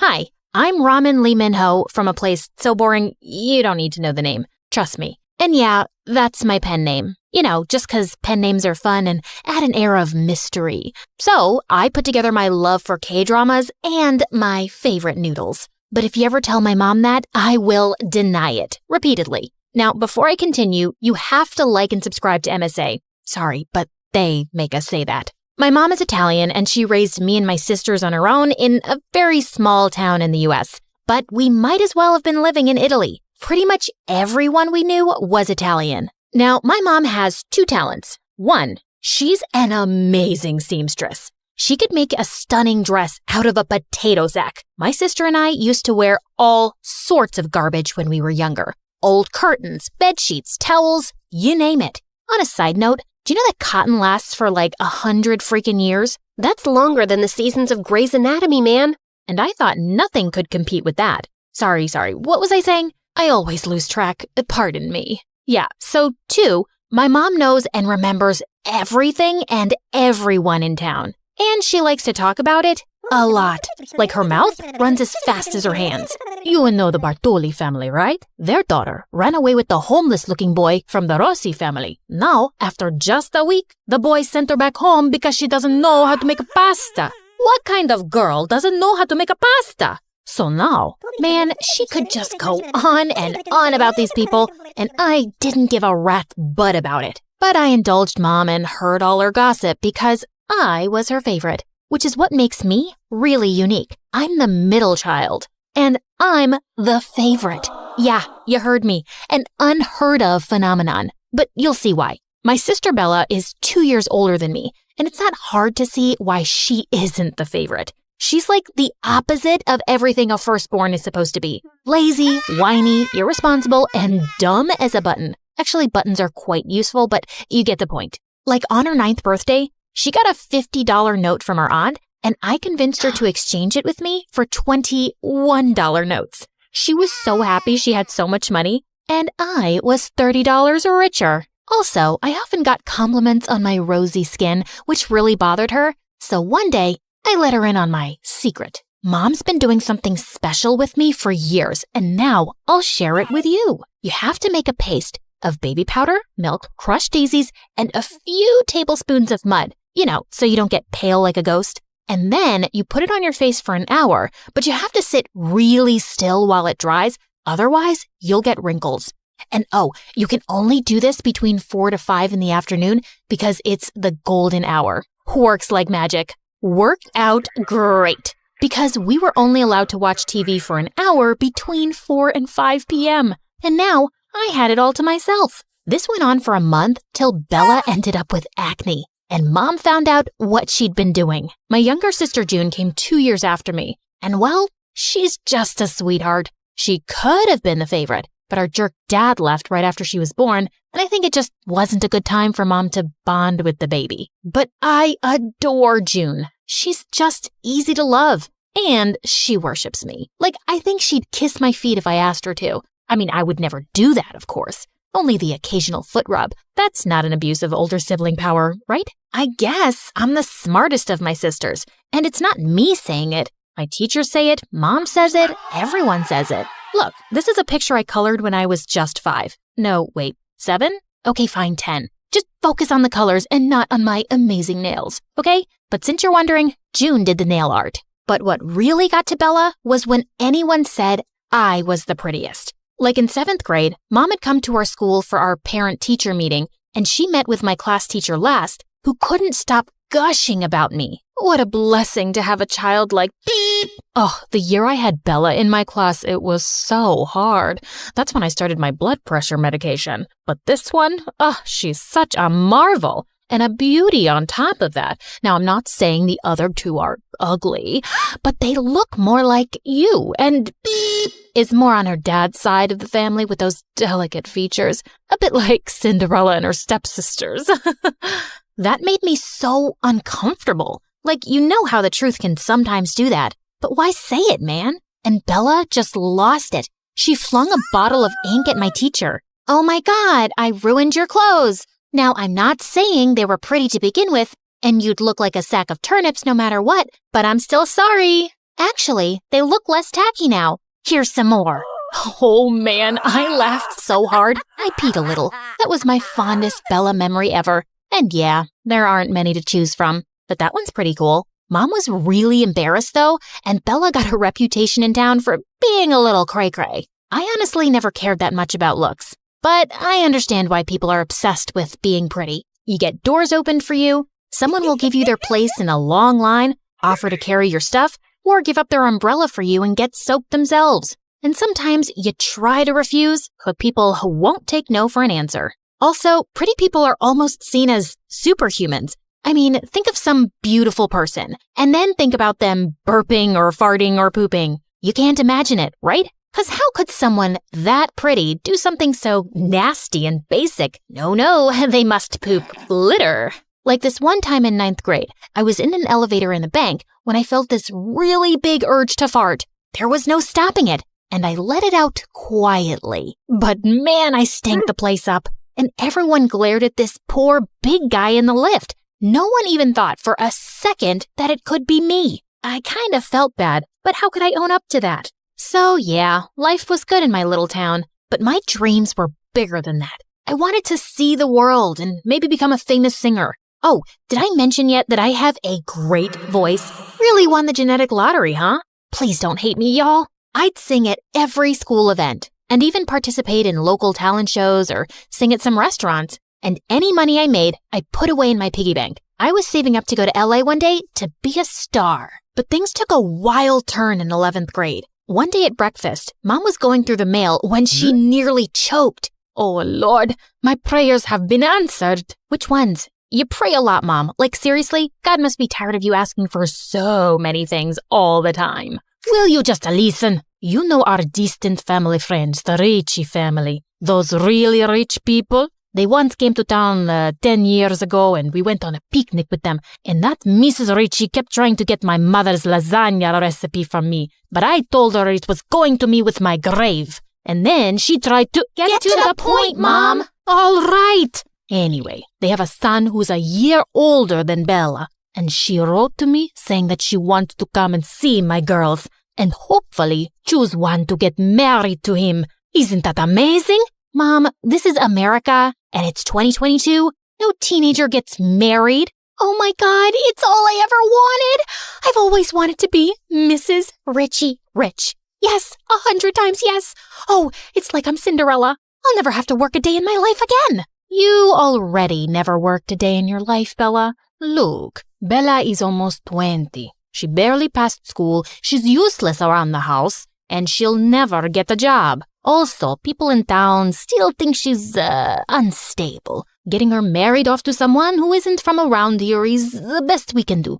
For us. Hear. Now listen, the only problem in this plan is you. I don't want to have you around when they come over. They might choose you instead, and I don't want to ruin this chance for us. I mean, for Bella. Fine by me. The Ritchie family was coming over that weekend, so Mom sent me off to my aunt a day in advance, right to the other end of town. I was in for a relaxing weekend. Aunt's house was close to a lake, so the next afternoon, I was sitting by the water practicing my singing when I spotted a boy swimming. And oh, mother may I, his blonde hair shone in the sunlight and the water rippled smoothly over his strong arms. Wow. Now, don't think I'm boy crazy. I find most guys annoying, actually. And who knew? Maybe this one was annoying too. But who minds a little eye candy? It's the only candy that's good for you. But suddenly, he let out a sound I've only ever heard a cow make in labor. A jellyfish bit me! He passed out and started sinking. I swam like a graceful mermaid towards him. Man, he weighed a ton. I managed to drag him to the shore and checked his heartbeat. Yeah, he was gonna live. And up close, he did look kind of annoying. You know, those boys who are too pretty and think the universe revolves around them? Yeah, he was definitely giving off those vibes. I thought I'd wait around till he came out of his beauty nap, so I started singing one of my original songs. You wanna hear about this girl who makes jealous witches hurl? She had beauty, she had brains, there was talent in her veins. Not that everyone was dumb, but the town made her numb. What? Stay here forever? That made her feel bummed. She knew that there was more, so much more to her life than the gossip and the small talk. Being a dumb man's dumb wife. It's not hard to see. The girl I'm talking about is me, so if you wanna hear the rest, pay up now, it's not for free. Suddenly, I felt something touch my foot. I'd almost forgotten the boy who was staring right up at me. Wow, you're a goddess, an angel. That voice? And you saved me, right? Yeah, but anyone would have done the same in my place. It's not special. Of course it's special. You saved my life. I think I'm in love with you. Aw, man. This boy was dumber than I'd thought. That's so sweet. You know what? You still look pale. You should lie back down. And I'm gonna go make a mixture of herbs for your jellyfish bite. Oh, I've forgotten all of my pain, except that ache in my heart. Yes, we'll deal with that too. Just close your eyes and I'll be back before you know it. I skipped off all the way to my aunt's house. I'd be gone in 2 days from here and I'd never bump into him. When I returned home, I went through the back door into the kitchen. Just as I popped a muffin in my mouth, Mom walked in. What are you doing here? Hello, I live here? I'm your favorite child, remember? Shh, keep your voice low. The Ritchie family came for a second visit today, and they're in the house right now. You better not come out. Okay, I'll just stay here. Just leave the cakes, woman. Oh, sorry, I was looking for the bath. Oh my God, it's you, the rapping angel. What the freaking fruitcake? The Ritchie boy was the guy I'd saved from the lake? Apparently, he'd stopped for a swim on their way here. His name was Luca, and he told his parents he was in love with me, and he'd marry me, or marry no one. Such a drama queen. He cried, Bella cried, his parents begged, Mom panicked, and she sent them away saying, we need time to think. You really went out of your way for these guests, Mom. You never make pasta for me. And yum, I haven't had this pastry in ages. Will you please get serious for a minute? What are we going to do? About what, Mom? I'm not getting married, duh. You don't have to get married. It could just be an engagement till you know him better. Okay, fine. Just be his girlfriend. It's too good a proposal to pass. And I wanted it for Bella, but if it's not happening for her, you have to accept it. Before I could reply, Bella came flying at me. You stupid witch!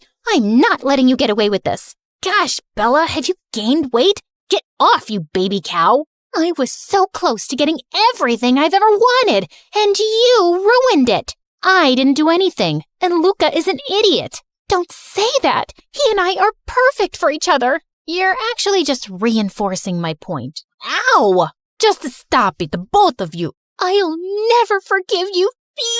And I'll curse you every single day for the rest of my life.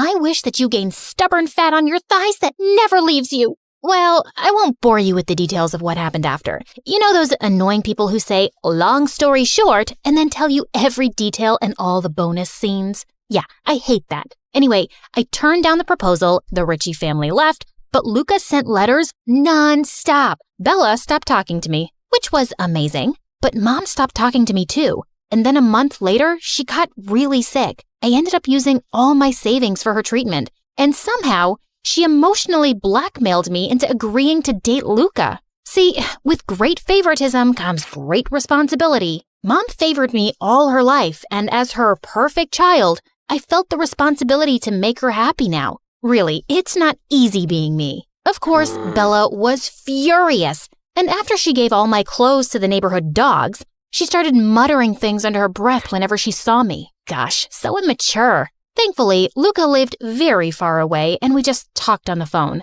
But he called so much that eventually I made June take his calls and say,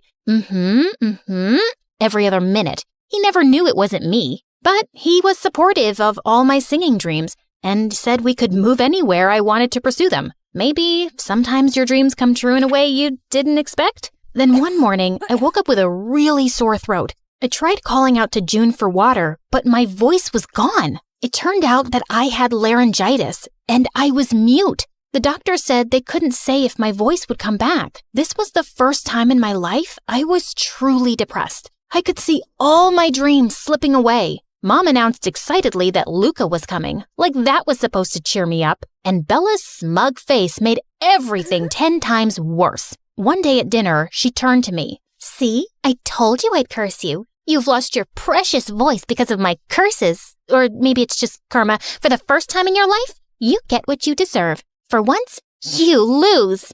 And something inside me just snapped. I threw my pasta at her face and then jumped on her. It took June and Mom some serious effort to save her miserable butt. Later that night, I was crying angry tears in my room when June slipped in. You know it's not Bella's curses, right? Of course I know. She's just unbearable. Why is she like this? Maybe because it's not easy to live in your shadow? She's always been told she's not as good as you. She's never even tried. Maybe because there isn't any point. You're pretty much perfect. How come you turned out so nice? It doesn't bother me that you're better. Also, being nice is easy. Being mean is hard. And it doesn't even feel good. Why are you writing things down? I have no idea. June had given me some food for thought. I guess it wasn't fun to always be compared to someone. And I guess I never made it easier for Bella either. Maybe I could start now. So when Luca arrived a few days later, I told him I was breaking up with him. He held my hands and looked really sad. Ha! See? I see a smirk! Animator, please go back a little bit. Okay, Animator, you can continue. It's not that I don't care for you, babe, but yeah, I totally get it. You need your space. Maybe if you get your voice back, give me a call? I won't be doing that, but I think you should ask out Bella. Trust me, you guys are made for each other. Looks like he listened because when I went down later, Bella sprung on me like a python. Oh, thank you, my amazing, lovely sister. I'll start a prayer circle for you tomorrow and you'll get your voice back in no time. You'll see. Now let's kiss and make up, but only in the air because I don't want to ruin my lipstick. Bella and Luca got married a month later and she left. And that is my favorite Bella memory, watching her leave. One evening, it was just me and June, and I was sipping tea when I spilled some on myself. Ow! June and I looked at each other in shock. I tried speaking a bit more, and I could. My voice wasn't totally normal yet, but it was coming back. We both started crying and dancing around for joy. My voice did recover completely, and I was able to sing again. But I felt a bit different. I felt more appreciative of the things I'd taken for granted. And June was wrong. Being nice was freaking hard. Much easier to be selfish. But I wanted to be nicer, and I really tried. A few months later on my birthday, Mom and June surprised me with a ticket to LA. The American Idol auditions are happening there next week, and you deserve this chance, love. I'd always waited for an opportunity like this, and now it was here. I was excited and scared. Good scared, though. Here I come, world. Also, in case you're wondering, this is not my real voice, obviously. They hired a professional voice actress to do the job. I can't do it. You know you can't be perfect at everything. Also, if you want a part 2 of me telling you what happened in LA, please comment Ramen Lehman Ho, our amazing MSA character. Okay, thanks, bye!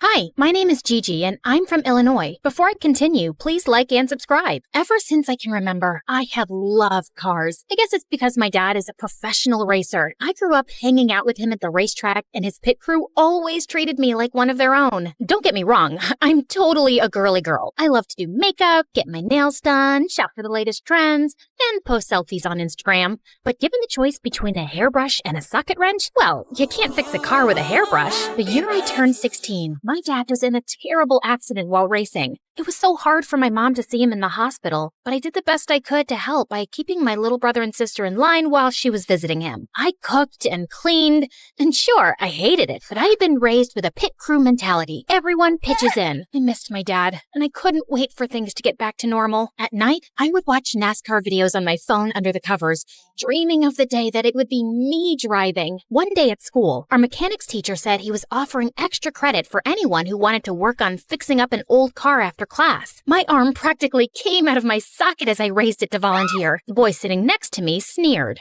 But you're just a girl. I took a wrench that I had in my zini purse and slammed it on his desk. Okay, flyboy, what kind of wrench is this? I was mad, but even though he was dressed in retro style, I couldn't help but notice his wavy blonde hair and steel blue eyes. He was kinda gorgeous. It was like I was watching a unicorn flip his mane in slow motion. I bet you're all thinking, focus girl, this guy is trouble with a capital WTH. And then he answered as if he was teaching me something. Torque wrench. I can show you how to use it if you need a lesson.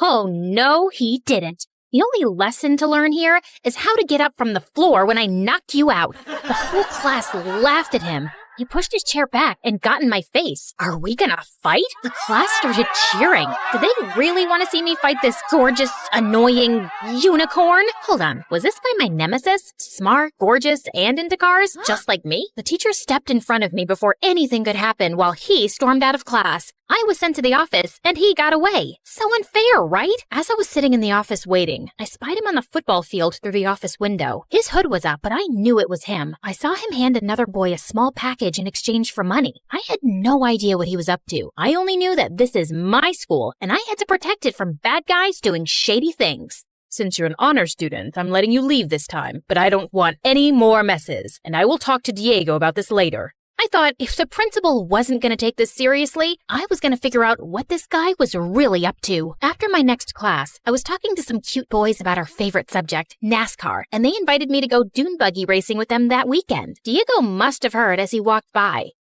Dune buggy? I guess you can't drive a real car. I followed him to confront him about his rude comment and saw him walk off alone to a lunchroom table. He took a half-eaten apple out of his pocket and started eating it. I stopped myself from gagging at the thought of eating what looked like something you would find in the trash. Gross! I needed to let him know that I was watching his every move, so I walked by him and gave him a dirty look. What's the matter? Couldn't afford a whole apple? He stood up, and I thought, this is it. I'm gonna wrestle him to the ground and search his pockets for evidence. Just then, my friends walked up to me, congratulating me for standing up to this bully earlier. But before they even noticed he was there, he put his hood over his head and darted away. We heard what you did, girl. Chalk one up for girl power. Girls can do anything.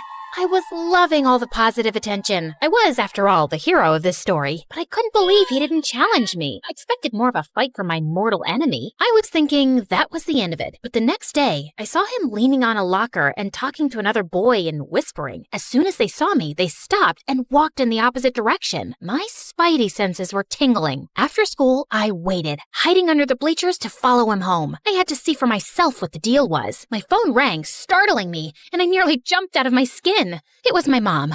I whispered so that I wouldn't give away my hiding spot. "Hi, Mom. I'm kind of busy right now." She asked me to pick up groceries on my way home. I wanted to go to the library. Can I do it after? I felt bad lying to my mom, but I needed to have time to confront this worm, Diego. He came out the back door of the school, walked across the field to a hole in the fence, and slipped through. "Gotta go. Love you." I followed him. And as I hid from sight, I saw him walk up to this small, broken-down house. 3 little boys came running out to hug him. It was the first time he smiled all day.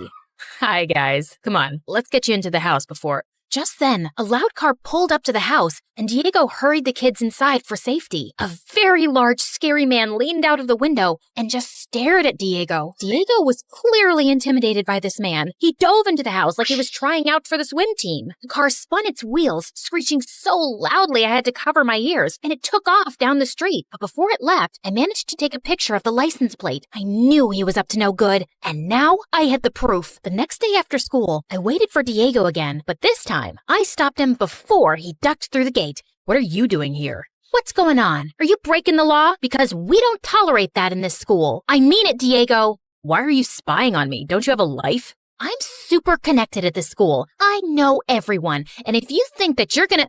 Okay, fine. I'll tell you, but just to get you off my back. That's Leo. He keeps asking me to work for his chop shop where they steal and sell illegal car parts. I knew it. You're a criminal. Suddenly, he got really calm and touched my arm. We locked eyes, and for a second, I couldn't explain it, but I wanted to kiss him so badly. I know what you guys are thinking. Love him or hate him, girl, but pick a lane. No, my dad worked for him as a mechanic, but when he found out that Leo was a criminal, he quit. And now he harasses my family all the time because he knows we're poor, but I always say no. My dad raised me better than that. My mouth fell open like the Grand Canyon. I guess I never thought about him having good parents. I felt like the crumbs in the bottom of a toaster. I wish I could take back all the mean things I said, but instead, I kissed him. Yeah, I was as shocked as you were, and I was the one doing it. Are you crazy? First you embarrass me in class, then you follow me around like TMZ, and now you want to be my girlfriend? A girlfriend? Slow down there, Flash. It was just a kiss. No, this is a kiss. He kissed me back, and after a second, he shot me a shy smile. But then I remembered why I was there. Hey, you're trying to distract me. Did it work? Never mind that. What was all that sneaking around school, handing people mysterious bags? If I didn't know any better, I'd say you were obsessed with me. You wish. Now answer the question. If you must know. He pulled up his sleeve and showed me a leather cuff around his wrist. I make these out of scraps and sell them. It's the only income I have since my dad isn't working.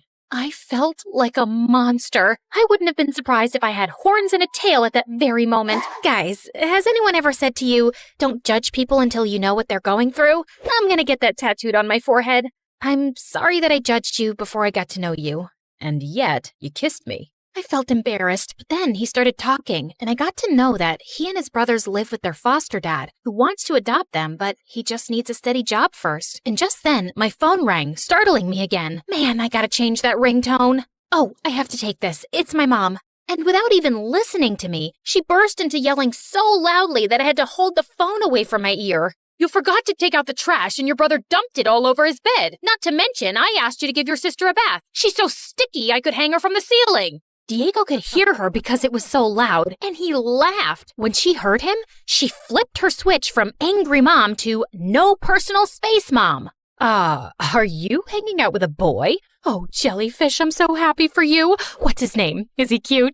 I was mortified. Didn't she know he might hear her? Mom, I'll be home soon, okay?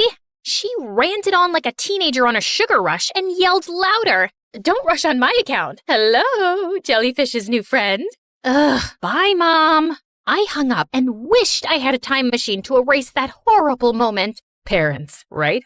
I'd better go. Okay, see you tomorrow, Jellyfish. Ugh, Mom. Ugh. Well, I couldn't stop thinking about Diego and how they barely had money for food. On my way home, I stopped and bought food to give them. When I got home, my mom saw the extra food, and before I had a chance to explain, she lost her mind. Are you kidding me with all this extra food? Do you want the kids to call you Gigantic Gigi? But no buts. Except your butt'll get even bigger if you eat all this food. I was so angry. And besides, I have a great butt. I'll bet JLo's mom never said that to her. Well, I asked her to calm down, and then I explained to her. After that, she flipped her crazy switch back to sweet again.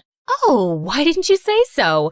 Let's go bring these to him. She grabbed her keys, and my jaw hit the floor. How could she go from steaming hot to ice cold at the drop of a hat? We pulled up to Diego's house, but he burst out of the front door. What are you doing here? Did you tell child services about me? I knew I couldn't trust you. Was I dealing with another crazy person? Then I saw his little brother snuggled behind him in the doorway, and I realized he was protecting his family like a lion protects his pride. We just brought these groceries.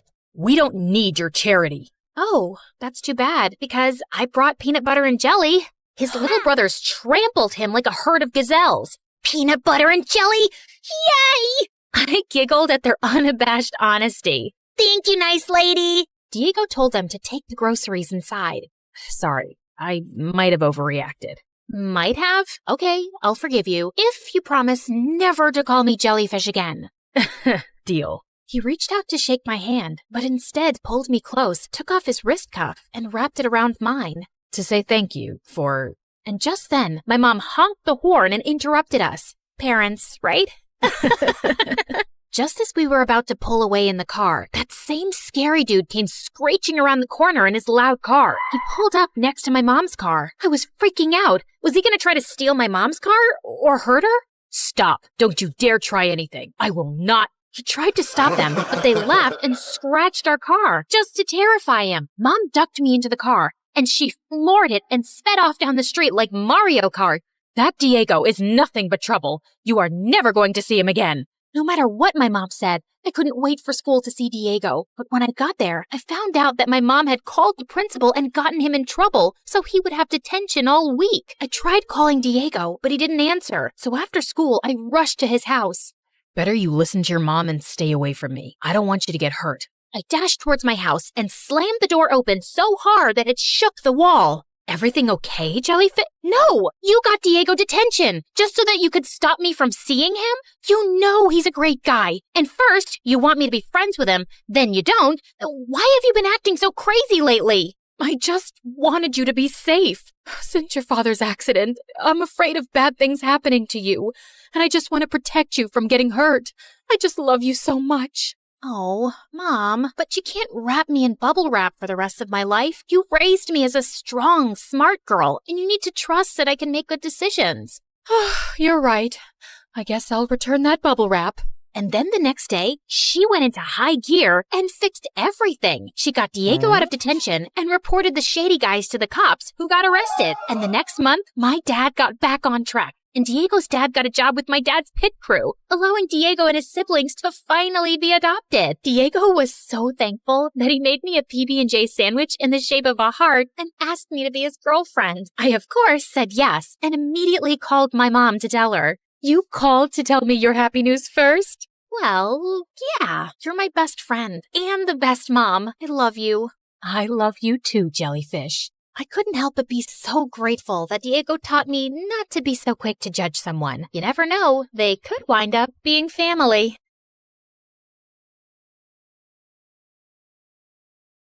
Do I look good, guys? Anything stuck in my teeth? Just let me know in the comments. I really don't trust my assistant. She hates me. See, I was telling a friend one day that my assistant smells like chicken, and I think she overheard. But seriously, I hear bark every time she comes close. Wait, if she sees this, she'll start spitting in my food. Director, please cut this part out, okay? Hi, I'm Cece, and I'm a model and Insta-blogger from New York. Now, I know many of you are expecting Ramen to do a part 2. And don't get me wrong, I love her. But let me tell you how I'm better than that noodle-loving rapper. ever. She never even told you her real name or where she's from. But I'm an open book. I have no problem disclosing that my full name is Cecilia and... Wait, I'm getting a phone call from the dragon. I mean, my mother. This can't be good. Be right back. Okay, where was I? Yeah, basically, Ramen's busy and her animator got sick and can't do more parts for now. But MSA can't disappoint you, so I stepped up. Now my story will take this lovely animator, and I chose him because he makes his character shake. Like this, see? See, I have a bit of a history with shaking. I love Rihanna and her song, Shine Bright Like a Diamond. But when I was little, I used to hear it as, shake your body like a demon. And I wondered, why would somebody shake their body like a demon? Who has even seen a demon shaking? But you know, I'm just an easygoing girl. I didn't question anything and just continued with my life. The reason why I was a relaxed, easygoing kid was because my parents were jerks. You know, like jerks to the point where you just give up and live your life because you have no other option. I was born in a family of French aristocrats who had moved to the US a long time ago, but my parents still acted like they had sticks up their butts. I lived in a large, dull mansion where everything was beige, and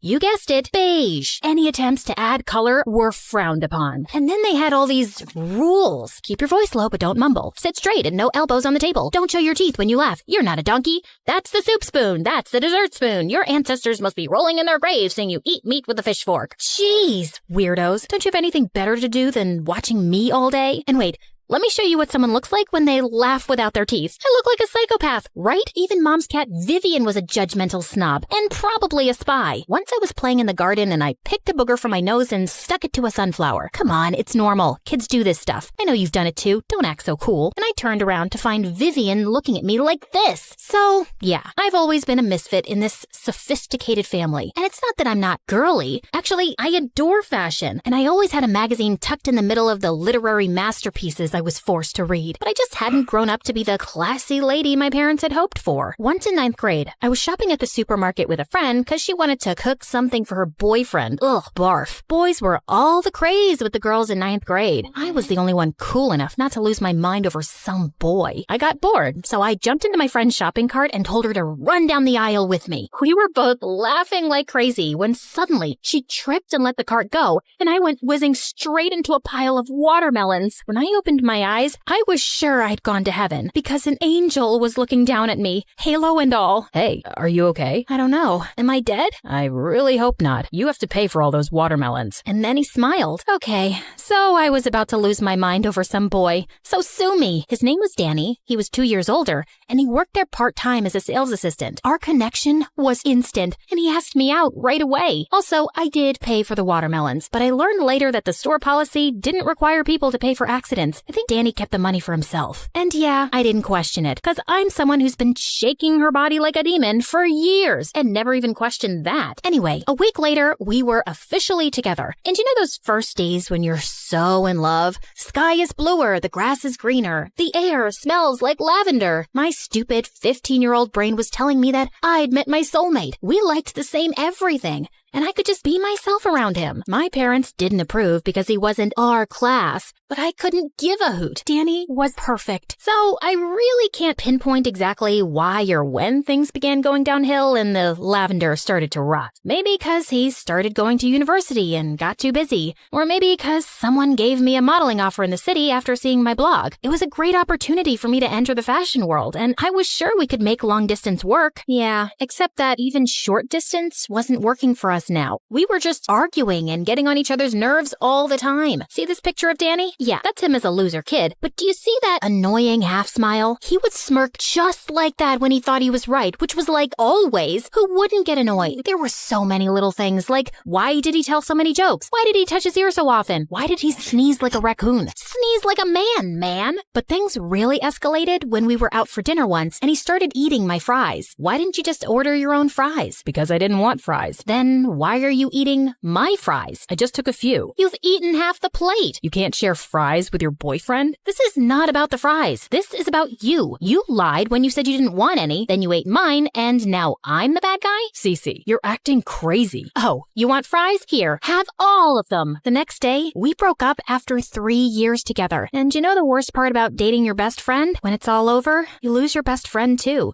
But don't worry about me, guys. I took the breakup like a champ. Anyway, I took up the modeling offer and moved to Manhattan right after high school. My parents were very disappointed at my career choices. Surprise, surprise. But I needed to get away from this place, and I just hadn't gone back since. But now, I had just received an invite to a high school reunion. Maybe it was a good excuse to go home. And Danny had moved away, not that it mattered. Yeah, what could go wrong? Oh, Cece, you dumb, silly duck. I didn't realize I'd missed my parents so much till I saw them. Even they seemed kinda happy. Cecilia, what's the matter? Has the dirty city air destroyed your corneas? No, Mom, something just went into my eye. I asked the chef to make your favorite dessert, a strawberry tart. That's your favorite, Dad. I'm allergic to strawberries, but I appreciate the thought. And man, oh man, did I appreciate my bed. Why had I left this life again? Hard to recall the moment. I was having a great time at the reunion with my old friends when I spotted a stunning brunette in a red dress. You know, the kind of dress that only a very confident girl can pull off and you instantly feel imperfect in every way just by looking at her. Hey, that girl wasn't in our batch, right? Cece, that's Regina. What? No, I remember Regina. Duh. She had braces, thick glasses, and she was cute but kind of fat, you know, like plump. Yep, same Regina. She got a major glow up. Also, there's something you should know. Just then, a tall guy in a suit walked up to Regina and kissed her. Danny? Oh my god, I'm not ready for this. I gotta go before he sees me. But as I turned, I tripped over my own feet and crashed into a photo booth. Caption for next Insta post. How to be a complete moron in front of your ex and his gorgeous girlfriend. Why do our meetings always start with you on the floor? Don't stare at my butt, you pervert. What? I swear I wasn't. Ugh. Get up, you weirdo. Gosh, he was even cuter than I remembered. You didn't even go to our high school, man. Why are you here? I'm here with, Regina. Cece, you look gorgeous as ever. Mwah. Always the most popular girl in school? You look great too. Thanks, babe. Listen, I wouldn't have invited Danny if I knew you were coming, given your history.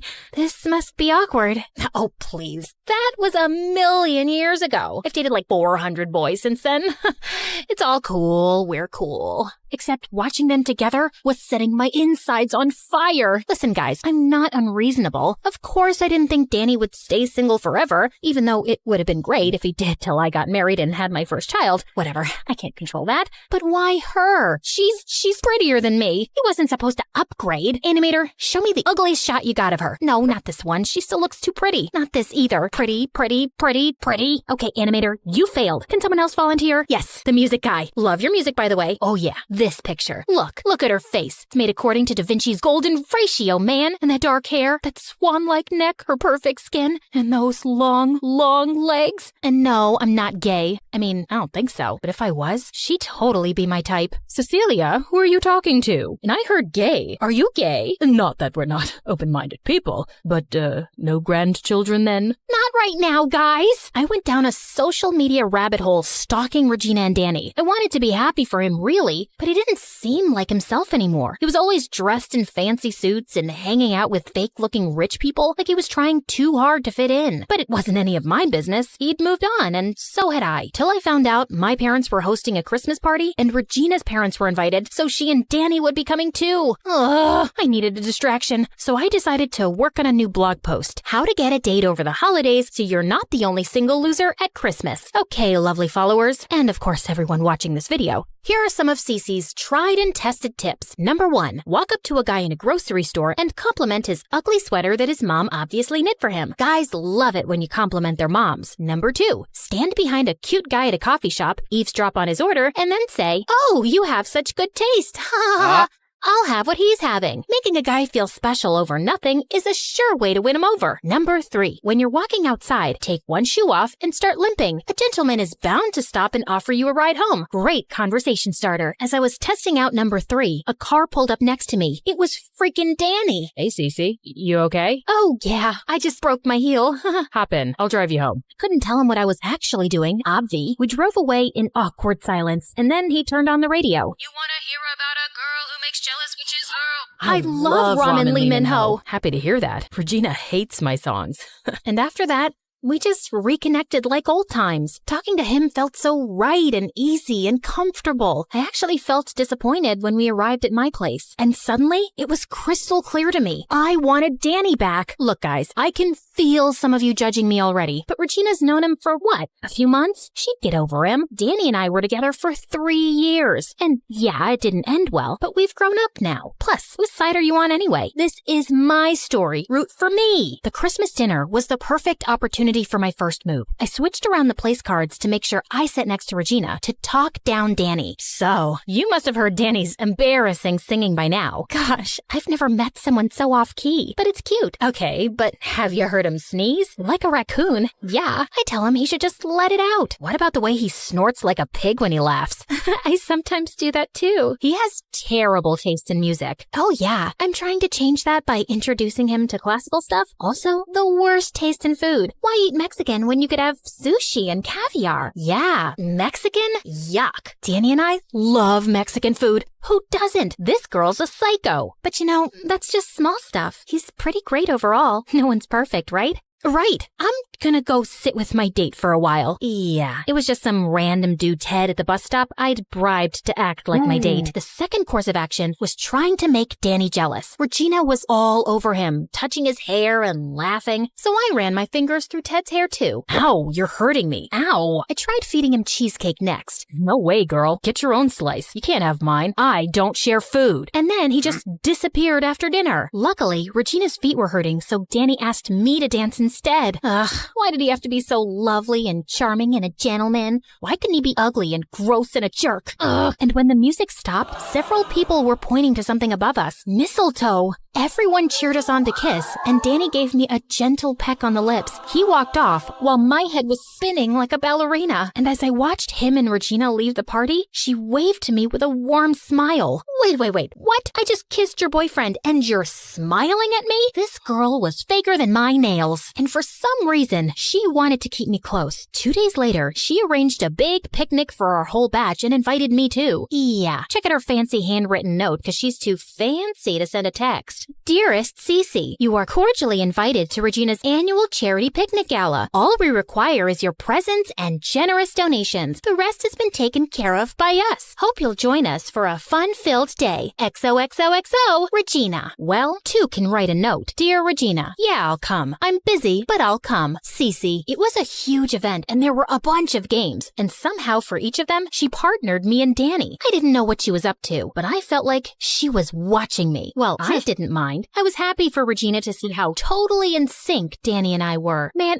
we could finish each other's sentences. We kept meeting for the next few days for some event or the other, but the problem was I was really falling for Danny all over again. Why did I ever let him go? And how could I know if he felt anything for me now? One evening, I was feeling bummed and sitting at my favorite spot when someone joined me. Didn't think I'd find anyone here. Want me to leave? You should have asked that before making yourself comfortable. I have food. You can stay. As we sat there eating crisps, Danny suddenly spoke. Why didn't you come home earlier, Cece? Maybe because I didn't want to return till I'd proved I could make it on my own. It's nice being back, though. Even my parents are a little chilled out now. I got Dad to do a TikTok with me. Can you imagine?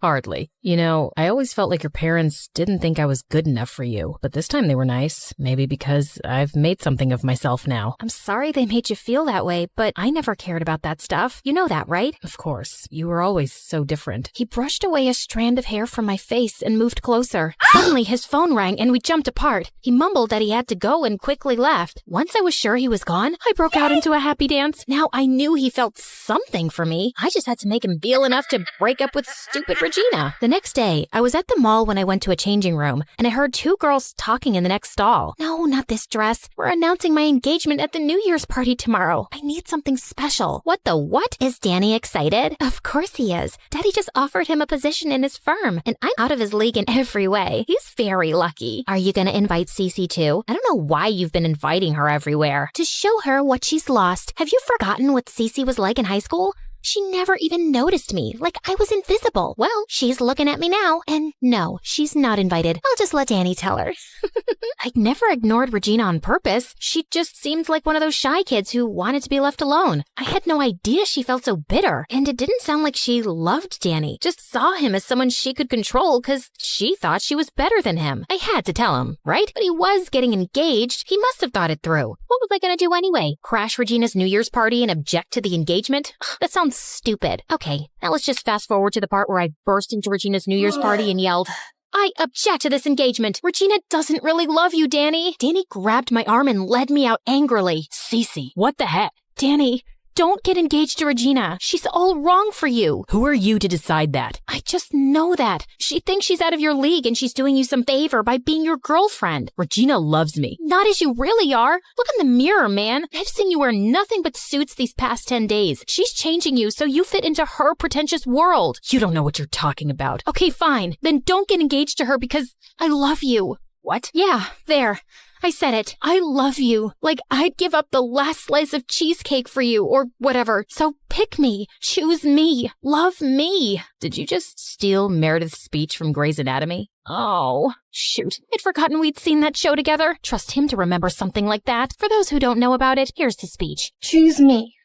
Love me. Okay, so I'm using her words, but I feel the same way. You're just playing games, Cece. You didn't look back once after leaving, and now you suddenly want me? No, you just hate the thought of me with someone else. We didn't work out before, and we wouldn't now. This felt worse than our breakup. And for those of you who are on Team Regina, you must be enjoying this. And you suck. I couldn't stay any longer. So I packed my bags the next day and hugged my parents goodbye. I'll send you TikToks every day. I'll be looking forward to that, Dad. Don't take so long to visit again, Cece. I won't, Mom. Wait, you didn't call me Cecilia. Oh, must have slipped my tongue. Is there something in your eye again? Yeah, I think so. Anyway, I'll come visit soon. Bye!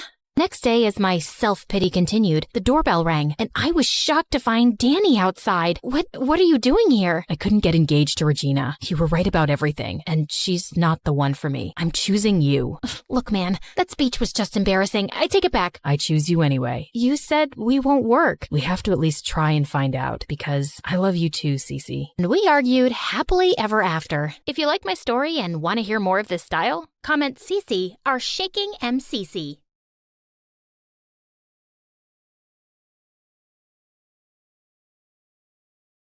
Do I look good, guys? Anything stuck in my teeth? Just let me know in the comments. I really don't trust my assistant. She hates me. See, I was telling a friend one day that my assistant smells like chicken, and I think she overheard. But seriously, I hear bark every time she comes close. Wait, if she sees this, she'll start spitting in my food. Director, please cut this part out, okay? Hi, I'm Cece, and I'm a model and Insta blogger from New York. Now, I know many of you are expecting Ramen to do a part 2. And don't get me wrong, I love her. But let me tell you how I'm better than that noodle-loving rapper. She never even told you her real name or where she's from. But I'm an open book. I have no problem disclosing that my full name is Cecilia and...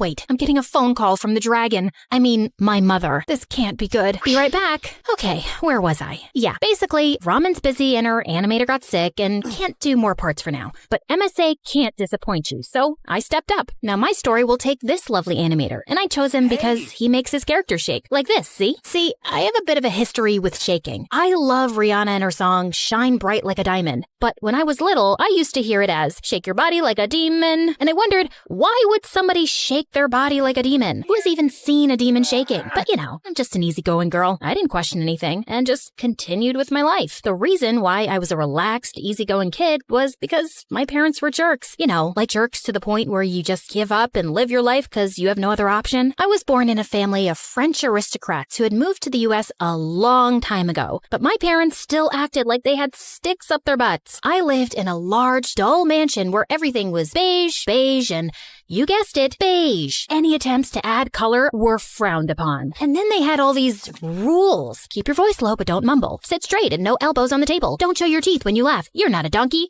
That's the soup spoon. That's the dessert spoon. Your ancestors must be rolling in their graves saying you eat meat with a fish fork. Jeez, weirdos. Don't you have anything better to do than watching me all day? And wait, Let me show you what someone looks like when they laugh without their teeth. I look like a psychopath, right? Even Mom's cat Vivian was a judgmental snob and probably a spy. Once I was playing in the garden and I picked a booger from my nose and stuck it to a sunflower. Come on, it's normal. Kids do this stuff. I know you've done it too. Don't act so cool. And I turned around to find Vivian looking at me like this. So, yeah, I've always been a misfit in this sophisticated family. And it's not that I'm not girly. Actually, I adore fashion. And I always had a magazine tucked in the middle of the literary masterpieces I was forced to read. But I just hadn't grown up to be the classy lady my parents had hoped for. Once in 9th grade, I was shopping at the supermarket with a friend because she wanted to cook something for her boyfriend. Ugh, barf. Boys were all the craze with the girls in 9th grade. I was the only one cool enough not to lose my mind over some boy. I got bored, so I jumped into my friend's shopping cart and told her to run down the aisle with me. We were both laughing like crazy when suddenly she tripped and let the cart go, and I went whizzing straight into a pile of watermelons. When I opened my eyes, I was sure I'd gone to heaven because an angel was looking down at me, halo and all. Hey, are you okay? I don't know. Am I dead? I really hope not. You have to pay for all those watermelons. And then he smiled. Okay, so I was about to lose my mind over some boy. So sue me. His name was Danny. He was 2 years older,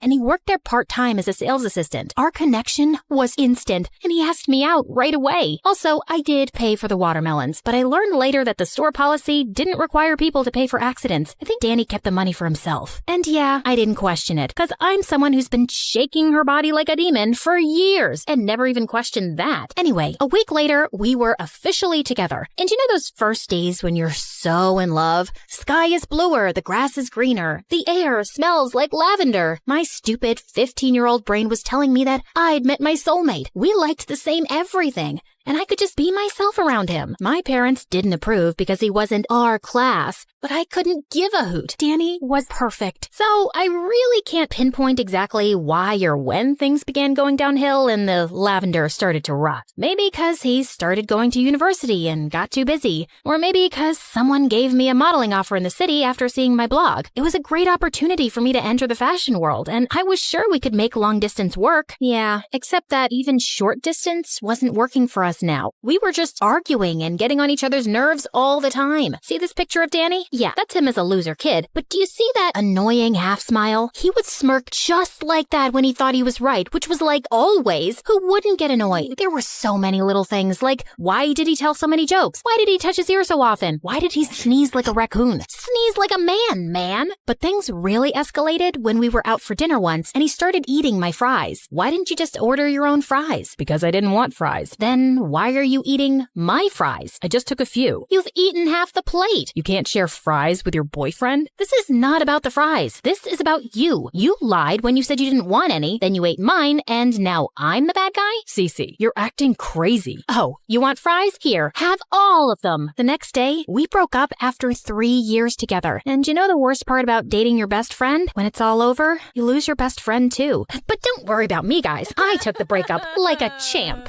Anyway, I took up the modeling offer and moved to Manhattan right after high school. My parents were very disappointed at my career choices. Surprise, surprise. But I needed to get away from this place, and I just hadn't gone back since. But now, I had just received an invite to a high school reunion. Maybe it was a good excuse to go home. And Danny had moved away, not that it mattered. Yeah, what could go wrong? Oh, Cece, you dumb, silly duck. I didn't realize I'd missed my parents so much till I saw them. Even they seemed kinda happy. Cecilia, what's the matter? Has the dirty city air destroyed your corneas? No, Mom. Something just went into my eye. I asked the chef to make your favorite dessert, a strawberry tart. That's your favorite, Dad. I'm allergic to strawberries, but I appreciate the thought. And man, oh man, did I appreciate my bed. Why had I left this life again? Hard to recall the moment. I was having a great time at the reunion with my old friends when I spotted a stunning brunette in a red dress. You know, the kind of dress that only a very confident girl can pull off and you instantly feel imperfect in every way just by looking at her. Hey, that girl wasn't in our batch, right? Cece, that's Regina. What? No,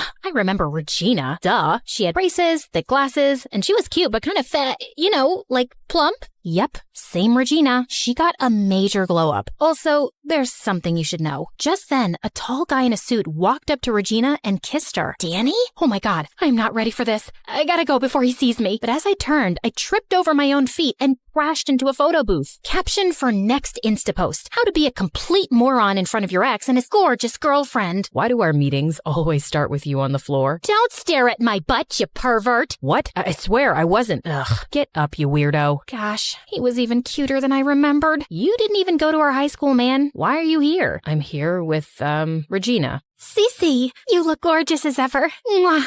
Always the most popular girl in school? You look great too. Thanks, babe. Listen, I wouldn't have invited Danny if I knew you were coming, given your history. This must be awkward. Oh, please. That was 1,000,000 years ago. I've dated like 400 boys since then. It's all cool. We're cool. Except watching them together was setting my insides on fire. Listen, guys, I'm not unreasonable. Of course, I didn't think Danny would stay single forever, even though it would have been great if he did till I got married and had my first child. Whatever, I can't control that. But why her? She's prettier than me. He wasn't supposed to upgrade. Animator, show me the ugliest shot you got of her. No, not this one. She still looks too pretty. Not this either. Pretty. Okay, animator, you failed. Can someone else volunteer? Yes, the music guy. Love your music, by the way. Oh yeah, this picture. Look at her face. It's made according to Da Vinci's golden ratio, man. And that dark hair, that swan-like neck, her perfect skin, and those long legs. And no, I'm not gay. I mean, I don't think so. But if I was, she'd totally be my type. Cecilia, who are you talking to? And I heard gay. Are you gay? Not that we're not open-minded people, but, no grandchildren then? Not right now, guys. I went down a social media rabbit hole stalking Regina and Danny. I wanted to be happy for him, really, but he didn't seem like himself anymore. He was always dressed in fancy suits and hanging out with fake-looking rich people like he was trying too hard to fit in. But it wasn't any of my business. He'd moved on, and so had I. Till I found out my parents were hosting a Christmas party, and Regina's parents were invited, so she and Danny would be coming too. Ugh, I needed a distraction, so I decided to work on a new blog post. How to get a date over the holidays so you're not the only single loser at Christmas. Okay, lovely followers, and of course everyone watching this video. Here are some of Cece's tried and tested tips. Number 1, walk up to a guy in a grocery store and compliment his ugly sweater that his mom obviously knit for him. Guys love it when you compliment their moms. Number 2, stand behind a cute guy at a coffee shop, eavesdrop on his order, and then say, "Oh, you have such good taste." Ha ha ha. I'll have what he's having. Making a guy feel special over nothing is a sure way to win him over. Number 3, when you're walking outside, take one shoe off and start limping. A gentleman is bound to stop and offer you a ride home. Great conversation starter. As I was testing out number 3, a car pulled up next to me. It was freaking Danny. Hey, Cece, you okay? Oh, yeah, I just broke my heel. Hop in, I'll drive you home. Couldn't tell him what I was actually doing, obvi. We drove away in awkward silence, and then he turned on the radio. You wanna hear about a girl who makes jealous witches? I love Ramen Lee Min-ho. Happy to hear that. Regina hates my songs. And after that, we just reconnected like old times. Talking to him felt so right and easy and comfortable. I actually felt disappointed when we arrived at my place. And suddenly, it was crystal clear to me. I wanted Danny back. Look, guys, I can feel some of you judging me already. But Regina's known him for what? A few months? She'd get over him. Danny and I were together for 3 years. And yeah, it didn't end well, but we've grown up now. Plus, whose side are you on anyway? This is my story. Root for me. The Christmas dinner was the perfect opportunity for my first move. I switched around the place cards to make sure I sat next to Regina to talk down Danny. So, you must have heard Danny's embarrassing singing by now. Gosh, I've never met someone so off-key, but it's cute. Okay, but have you heard him sneeze? Like a raccoon? Yeah, I tell him he should just let it out. What about the way he snorts like a pig when he laughs? I sometimes do that too. He has terrible taste in music. Oh yeah, I'm trying to change that by introducing him to classical stuff. Also, the worst taste in food. Why eat Mexican when you could have sushi and caviar? Yeah, Mexican? Yuck. Danny and I love Mexican food. Who doesn't? This girl's a psycho. But you know, that's just small stuff. He's pretty great overall. No one's perfect, right? Right. I'm gonna go sit with my date for a while. Yeah, it was just some random dude Ted at the bus stop I'd bribed to act like my date. The second course of action was trying to make Danny jealous. Regina was all over him, touching his hair and laughing, so I ran my fingers through Ted's hair too. Ow, you're hurting me. Ow. I tried feeding him cheesecake next. No way, girl. Get your own slice. You can't have mine. I don't share food. And then he just disappeared after dinner. Luckily, Regina's feet were hurting, so Danny asked me to dance instead. Ugh, why did he have to be so lovely and charming and a gentleman? Why couldn't he be ugly and gross and a jerk? Ugh. And when the music stopped, several people were pointing to something above us. Mistletoe. Everyone cheered us on to kiss, and Danny gave me a gentle peck on the lips. He walked off while my head was spinning like a ballerina. And as I watched him and Regina leave the party, she waved to me with a warm smile. Wait, what? I just kissed your boyfriend and you're smiling at me? This girl was faker than my nails. And for some reason, she wanted to keep me close. 2 days later, she arranged a big picnic for our whole batch and invited me too. Yeah, check out her fancy handwritten note because she's too fancy to send a text. Dearest Cece, you are cordially invited to Regina's annual charity picnic gala. All we require is your presence and generous donations. The rest has been taken care of by us. Hope you'll join us for a fun-filled day. XOXOXO, Regina. Well, two can write a note. Dear Regina, yeah, I'll come. I'm busy, but I'll come. Cece. It was a huge event and there were a bunch of games. And somehow for each of them, she partnered me and Danny. I didn't know what she was up to, but I felt like she was watching me. Well, I didn't mind. I was happy for Regina to see how totally in sync Danny and I were. Man, we could finish each other's sentences. We kept meeting for the next few days for some event or the other, but the problem was I was really falling for Danny all over again. Why did I ever let him go? And how could I know if he felt anything for me now? One evening, I was feeling bummed and sitting at my favorite spot when someone joined me. Didn't think I'd find anyone here. Want me to leave? You should have asked that before making yourself comfortable. I have food. You can stay. As we sat there eating crisps, Danny suddenly spoke. Why didn't you come home earlier, Cece? Maybe because I didn't want to return till I'd proved I could make it on my own. It's nice being back, though. Even my parents are a little chilled out now. I got Dad to do a TikTok with me. Can you imagine? Hardly. You know, I always felt like your parents didn't think I was good enough for you, but this time they were nice. Maybe because I've made something of myself now. I'm sorry they made you feel that way, but I never cared about that stuff. You know that, right? Of course. You were always so different. He brushed away a strand of hair from my face and moved closer. Suddenly, his phone rang and we jumped apart. He mumbled that he had to go and quickly left. Once I was sure he was gone, I broke out into a happy dance. Now I knew he felt something for me. I just had to make him feel enough to break up with stupid Regina. The next day, I was at the mall when I went to a changing room, and I heard two girls talking in the next stall. No, not this dress. We're announcing my engagement at the New Year's party tomorrow. I need something special. What the what? Is Danny excited? Of course he is. Daddy just offered him a position in his firm, and I'm out of his league in every way. He's very lucky. Are you gonna invite Cece too? I don't know why you've been inviting her everywhere. To show her what she's lost. Have you forgotten what Cece was like in high school? She never even noticed me, like I was invisible. Well, she's looking at me now, and no, she's not invited. I'll just let Danny tell her.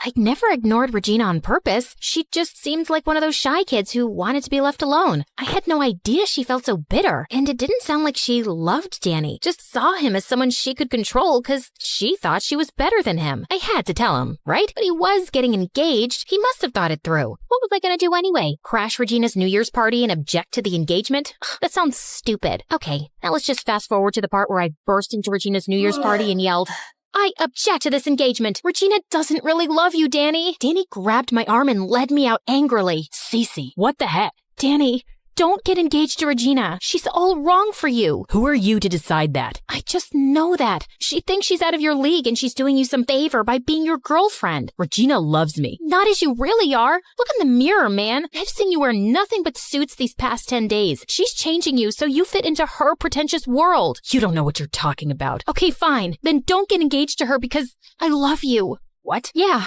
there.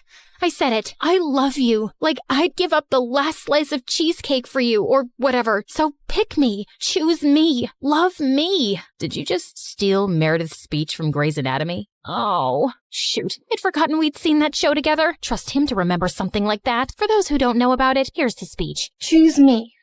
Love me. Okay, so I'm using her words, but I feel the same way. You're just playing games, Cece. You didn't look back once after leaving, and now you suddenly want me? No, you just hate the thought of me with someone else. We didn't work out before, and we wouldn't now. This felt worse than our breakup. And for those of you who are on Team Regina, you must be enjoying this. And you suck. I couldn't stay any longer. So I packed my bags the next day and hugged my parents goodbye. I'll send you TikToks every day. I'll be looking forward to that, Dad. Don't take so long to visit again, Cece. I won't, Mom. Wait, you didn't call me Cecilia. Oh, must have slipped my tongue. Is there something in your eye again? Yeah, I think so. Anyway, I'll come visit soon. Bye! Next day, as my self-pity continued, the doorbell rang, and I was shocked to find Danny outside. What are you doing here? I couldn't get engaged to Regina. You were right about everything, and she's not the one for me. I'm choosing you. Look, man, that speech was just embarrassing. I take it back. I choose you anyway. You said we won't work. We have to at least try and find out, because I love you too, Cece. And we argued happily ever after. If you like my story and want to hear more of this style, comment Cece, our shaking MCC.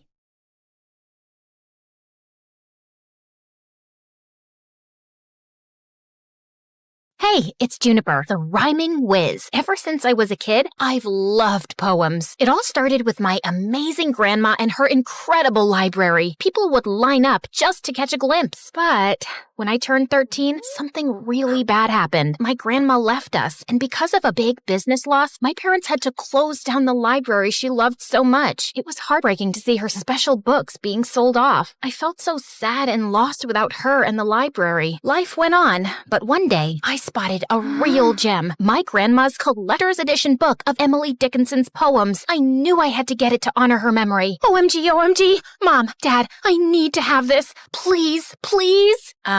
It's pretty expensive. I know you want this because it once belonged to your grandma, but honey, we can't afford this. And you're just 16. Do something fun, like some TikTok dances. Isn't poetry like watching grass grow? I knew Mom and Dad would never understand my love for poetry, so I decided to take matters into my own hands. I took every job I could, from mowing lawns like a boss to delivering newspapers. I was working hard. One day, while I was sweating like crazy, Mrs. Peterson, our neighbor, approached me with an offer I just couldn't refuse, to babysit her toddler son, Tim. But I was a bit unsure. While Tim was as cute as a button, his older brother Jim was a handful. We were in the same class, and that dude had a special talent for getting into sticky situations with his failed magic tricks. But beggars can't be choosers, so I accepted the job. So there I was, babysitting like a pro, changing Tim's diapers and trying to keep Jim out of trouble. And one day, Jim called for help, all tangled up in chains while attempting a magic trick. I helped him out of the tangled mess, all the while laughing my heart out. You really need to be careful with your magic, Mr. Magician. Oh, I'm so sorry. But you know, it's all part of the magic charm. How about being my assistant? Every magician needs one. One day in the library, I was reading a poem, and Jim looked over. What's so fascinating about those words? Poetry is like a secret language of feelings and thoughts. It's like life in a nutshell, bro. You should try it. And he did. For the first time, I had a friend who showed interest in poetry, and I appreciated it. One day, Jim and I were hanging out at the bowling alley, and he went to get me some water. Right then, something totally unexpected happened. Aaron, of all people, came over to me. I'm not gonna lie, my heart was literally racing with excitement. But what he said next shocked me. What are you doing here with Jim the Dim? Shouldn't you be with someone like me? Do you really have to? No way I was gonna just stand there and listen to him diss my bestie. Hey, don't call my friend that. Just look. He's so dumb. He couldn't even figure out how to get water without making a total fool of himself. What an idiot. Whatever. At least he's not a jerk like you. Fuck off, Aaron. Once Jim finally returned with a water bottle, he could tell something was up just by looking at my face. Hey, what's going on here? Is he bothering you? Back off, loser. Can't you see we're having a little chat here? She is my friend. If you're bothering her, you're bothering me too. That's right. We're a team, so just back off and let us enjoy. Aaron's face turned redder than a chili pepper at a hot sauce convention as he walked away, and I realized he's definitely not the guy I thought he was. I mean, sure, he's hot, but I should have known better. The dude's got a black belt in memes. Lesson learned. Next time, check for both hotness and kindness before developing a crush. But the next day at school, when I saw Jim, I was stunned. He had a black eye. What the what? Who did this? It's nothing. I fell from... Don't you dare give me that fell from the stairs. Spill the beans. What happened? I got into a fight with Aaron. He did that? Oh, I am so gonna teach that jerk a lesson. Saying that, I ran to the parking lot where I knew Aaron always hung out with his goonies, and the moment I saw him, I threw a punch at him that left him stunned. You'll regret this, Juniper. I'll make you pay. How? By hitting a girl? You're worse than I thought you were, Aaron. Back off, Jim. It's between Juniper and me now. So, Junie, you think you're tough? Yes, she is. Want to see how tough she is? Let's settle this with a rap battle. Yeah, I know you've been preparing for it. So, Aaron, are you up for the challenge? 'Cause Juniper destroyed you here, and she's gonna destroy you there, too. Bet I will. I'm not afraid of you, Aaron. We'll see about that. But just so you know, if I win, you'll have to go on a date with me. No way. Oh, you will. And if I lose, I promise I'll apologize to Jim in front of the entire school. Fair deal, right? Bring it on. As Aaron walked away with his friends, reality hit me hard. I had just agreed to a rap battle with Aaron, and if I lost, I'd have to go on a date with him. While I would have been thrilled about the idea before, now that I knew Aaron was a jerk, I had zero interest. Jim, I don't know if I can do this. Juniper, you don't have to do this if you don't want to. But think about it. The cash prize is a whopping $5,000. We can split it. You can finally get those poetry books you've been dreaming of, and, well, I can perhaps get that PlayStation 5. My mom's been denying me forever. His words sparked a glimmer of hope within me. Maybe, just maybe, I could pull this off. All right, let's do this. And so, we went all in, writing and rehearsing like crazy. Aaron and his crew seemed just as determined, and we saw them often practicing at the nearby park every day after school. One rainy afternoon, as I was on my way home, I was about to slip in a puddle, but Aaron caught me just in time. Careful there. I didn't need you to rescue me.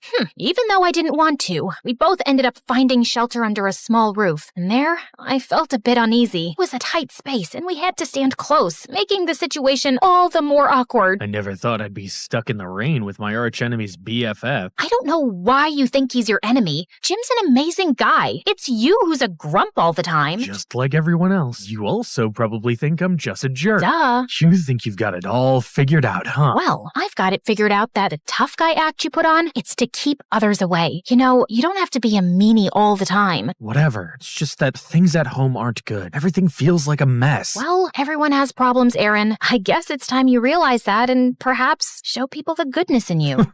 You're weird. You know that? Takes one to know one, I guess. As Aaron and I kept talking, I realized he wasn't so bad after all. Once the rain finally eased up, we both went our separate ways, but I couldn't help but feel a newfound understanding for Aaron. As the days passed, I saw a new side of Aaron, and it amazed me. One time, I spotted him helping a stray dog find its way home, and another time, he even shared his lunch money with a classmate in need. One day, I noticed Aaron leaving school in a hurry, forgetting his phone. I chased after him on my bicycle and found him at a hospital, sitting in a room and crying. Hey, Aaron. What are you doing here? You left your phone at school. Is everything okay? You seem upset. It's none of your business. This is my mom. She's been in a coma for a long time. I come here every day to see her. Oh my God, I had no idea. I hope things get better for you. Yeah, thanks. From that day on, I saw Aaron in a totally new light. And when I told Jim about how Aaron's mom was sick, without revealing the part that I spoke to him, he just rolled his eyes. That guy's a phony. Don't believe everything you hear, Juniper. Jim hated Aaron, but I guess I had started to have feelings for him. One day, at lunchtime when Jim wasn't around, Aaron approached me. Hey, Juniper. Want to catch a movie together? Barbie's playing. I heard it's hilarious. Sure. Why not? But just as friends, right? But Barbie? Are you sure? Absolutely. I know you'll love it. If you love it, I'm sure I'll love it. I'm talking too much. See ya. Day of the movie arrived, and I had come up with a plan to watch Barbie with Aaron without Jim knowing. I told Jim I was feeling sick and needed to rest, which wasn't entirely a lie because I felt butterflies in my stomach at the thought of spending time with Aaron. At the cinema, Aaron and I laughed our hearts out at the silly scenes in Barbie. It was so fun. But as we left the cinema, I was in for a surprise. Jim was standing there looking heartbroken and hurt. Juniper, you lied to me. I thought we were supposed to be best friends, and here you are with Aaron of all people? It's not what you think, Jim. Aaron is a really nice guy. Juniper, please. This guy, he's a snake. Hey, dude, I'm standing right here. You better shut that mouth. You shut up and stay away from Juniper. Before I knew it, Jim threw a punch at Aaron and knocked him on the ground. I was shocked. Are you crazy, Jim? What's gotten into you? You hurt him badly. But Juniper, you're my friend. You're supposed to be on my side. Jim, I'll be friends with whoever I want. I can't stay around you. It's like I don't even know who you are. I then helped Aaron up and walked him home. He could have pressed charges against Jim, but he didn't, which was very kind of him. In the days that followed, Jim tried to contact me many times, but I wasn't ready to talk to him yet. It felt like everything was spinning out of control, and I needed some time to sort out my feelings. So, on the day of the rap battle, instead of participating, I messaged Jim that I wouldn't be joining. All he replied with was a simple okay. Feeling torn and anxious, I decided to at least visit the rap battle to see Aaron perform and support him, but what I saw there left me shook. Jim was trying his best, but Aaron, he was killing it, and not in a good way. Hey, Jimbo, you lost your friend. Now you're on your own. My tricks played well. She fell for my lies. What a surprise. To the cinema. Took her. She didn't know. Faked about my mom. Perfect sorrowful show. She thought I'd changed, but it was just a facade. Remember that call? I tipped you off. So odd. To gain her sympathy, I took a punch so tough. Now she's on my hook. My power to show it's enough. My emotions went wild as I heard Aaron's hurtful words. Seeing Jim's pained expression, it hit me hard. He was right about Aaron's tricks. It all clicked. He had done the whole nice guy act to distract me from the rap battle. He messed with the wrong girl. Without even thinking, I jumped on the stage next to Jim. Jim, my buddy, you know I got your back through thick and thin. We never lack. Fake friends leave, but we stand tall. Bonds unbreakable, never gonna fall. They're just haters, but we're the real deal, and that's all. As for you, Aaron, you're a fake, always playing games. Lies, manipulation, it's all the same. Emily Dickinson said, tell the truth but tell it slant, but your lies won't fool me. They won't enchant. With Jim, I stand firm. Your tricks won't grant. Hearing this, Jim jumped up and down and hugged me tight. I knew you'd come. I had to. Now come on, let's win this thing. Jim and I were doing amazing. We were spitting verses in the mic like we were on fire. In the end, it was us against Aaron and his gang, and I decided to bring my A-game and finish him once and for all. But before I could speak, Jim took the mic and left me totally blown. You call my friend naive, but let me retort. She's like a rainbow, shining bright, never short. Like twinkle, twinkle, little star, she'll reach for the sky, while you're stuck in the dark, telling lie after lie. Life's a journey, not a devious scheme. In the little engine that could, she follows her dream. She'll rise and shine while you're left in the dark, with no true friends, no real spark. The rap battle ended. Jim dropped the mic, leaving Aaron speechless. OMG, how did you do that? Learned from you, Juniper. In the end, we totally nailed it and won the cash prize. As Aaron tried to get off the stage, I quickly called out his name. Hey, Aaron, remember the deal? Apologize to Jim in front of everyone. Come on, yeah, come back on stage. Aaron's face turned red as a tomato, and like a kid who was punished, he took the mic and apologized to Jim. Now that was a mic drop. Once we left the venue, Jim took me straight to the bookshop where my grandma's book was. Get that poetry book you've always wanted. But it's not just my money. We both won. You get part 2. No, I wanted to win just for you, Juniper. OMG, you're the best friend ever, Jim. Remember, true friends got your back, no matter what. Fake people and lies can't break real friendship. Trust your buddies.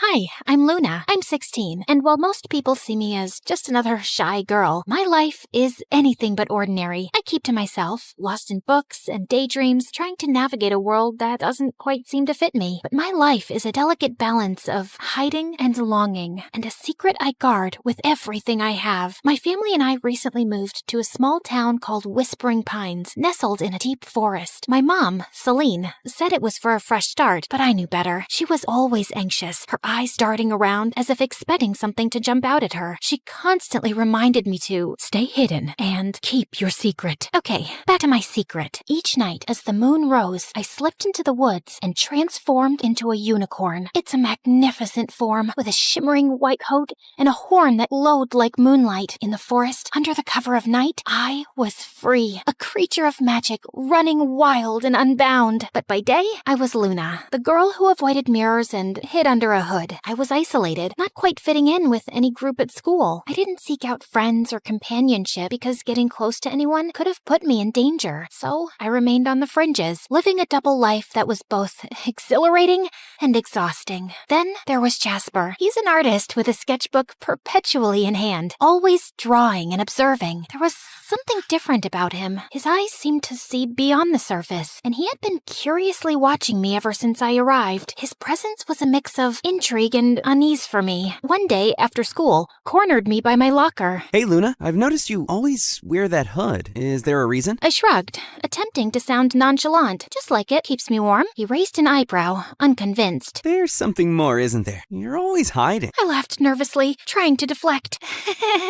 What about you? Always drawing? Jasper flipped open his sketchbook to reveal a detailed drawing of a unicorn. My heart skipped a beat. The other night, while I was walking through the woods, I found these strange tracks in the snow. So I did a little research, and maybe, just maybe, there are unicorns out there. I tried to maintain a casual demeanor, though anxiety bubbled beneath the surface. Unicorns aren't real, Jasper. He looked at me. His eyes sparkled with curiosity. What if they are? What if there's something magical out there that we don't know about? I forced a smile, feeling a sense of dread. Maybe. But I wouldn't worry about it. Despite my attempts to dissuade him, Jasper's curiosity didn't wane. He continued to question me, probing with a mix of genuine interest and persistence. His questions, though innocent, hit too close to the truth and made me uncomfortable. The next day, while I was walking to the local bookshop to get a new journal, I saw 3 men and 2 women exiting a large black SUV, all wearing the same black suit and tie. As I stayed hidden in the shadows, I got close enough to hear them speaking to Whispering Pines local sheriff, Marty Luca. They told him they belonged to a government agency of environmental researchers, but their high-tech gadgets and probing questions suggested otherwise. It was clear that they were searching for something, and I couldn't shake the feeling that it might be me. Later that night, I told my mom about the mysterious group of strangers that had arrived. Immediately, my mom's anxiety reached new heights. I watched as she ran to the closet and pulled down an old photo album from behind a row of hat boxes. She flitted the pages until she stopped at an old newspaper clipping with a photo of the same people I saw earlier that day. Luna, we have to be extra careful now. The OSS is here, and they're not what they seem. I looked at her, confused. What do you mean? Who is the OSS? She gripped my shoulders, her voice trembling. Office of Supernatural Sightings. They're looking for magical creatures. If they find out what you are, they'll capture you and use you for their own purposes. You must stay hidden. But I need to go out at night. It's the only time I truly feel alive. My mom's eyes filled with tears. I know, sweetheart, but it's too dangerous. Please, promise me you'll be careful. I nodded, but in my heart, I knew it was a promise I may not be able to keep. The allure of the forest and the freedom it represented was too strong. That night, I snuck out as usual, but the OSS's presence was palpable. Their advanced sensors and patrols made it clear they were on the lookout for something. My heart raced as I navigated the forest. I was careful to stay out of sight, but in my panic, I accidentally left behind a few strands of my magical mane caught on a branch. The next day, Jasper found the strands while sketching in the woods. He was intrigued, examining them closely. Later, he approached me in the school hallway, holding the strands out with a mixture of curiosity and excitement. Luna, look what I found! He held them up to the light. They sparkled with cosmic energy. They're different, almost magical. I tried to dismiss his concerns with a laugh, but Jasper's gaze was unwavering.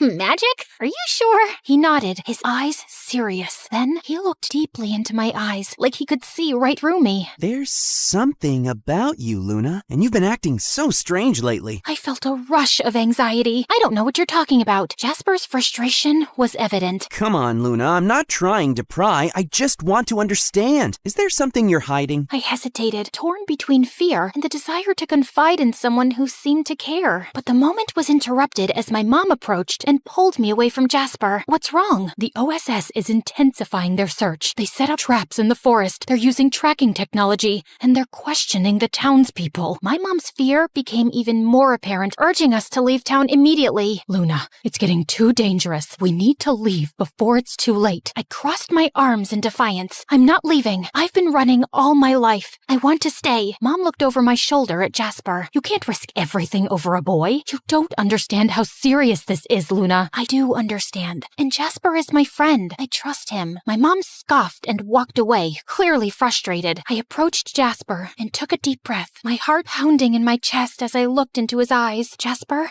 there's something I've been hiding from you. Something I thought you could never understand. My hands twisted nervously. I took Jasper into an empty classroom so we could talk in private. I'm not like everyone else. I'm a unicorn. As the words left my lips, a soft, ethereal glow surrounded me, and a single shimmering horn slowly appeared on my forehead, illuminating the night with a radiant, magical light. I watched his face, waiting for his reaction, fearing he would turn away, but hoping beyond hope that he would stay. Jasper's face softened, and a smile slowly spread across his lips. He reached out and gently touched the glowing horn, his fingers trembling with awe. I always knew there was something magical about you. Thank you for trusting me enough to share this. He let out a soft laugh, his eyes bright. You're beautiful, Luna. All of you. In the following days, Jasper and I spent countless hours together, working on a plan to outsmart the OSS. His artistic talents became crucial. We created detailed maps and tracks to mislead them, and in the hours we spent together, the bond between us grew stronger. Jasper's presence was a source of comfort. For the first time, I felt that I wasn't alone, that there was someone who truly understood and cared for me. One afternoon, Jasper voiced a troubling thought. What if they catch you, despite our efforts? What if they find out everything? I took a deep breath, trying to stay calm. They want to control me, to use me for their own gain. But having you help me is everything. I've never had someone stand by me like this before. Jasper reached out and gently touched my arm. I won't let them catch you. I'll do everything I can to keep you safe. His words brought me a sense of relief and hope, but also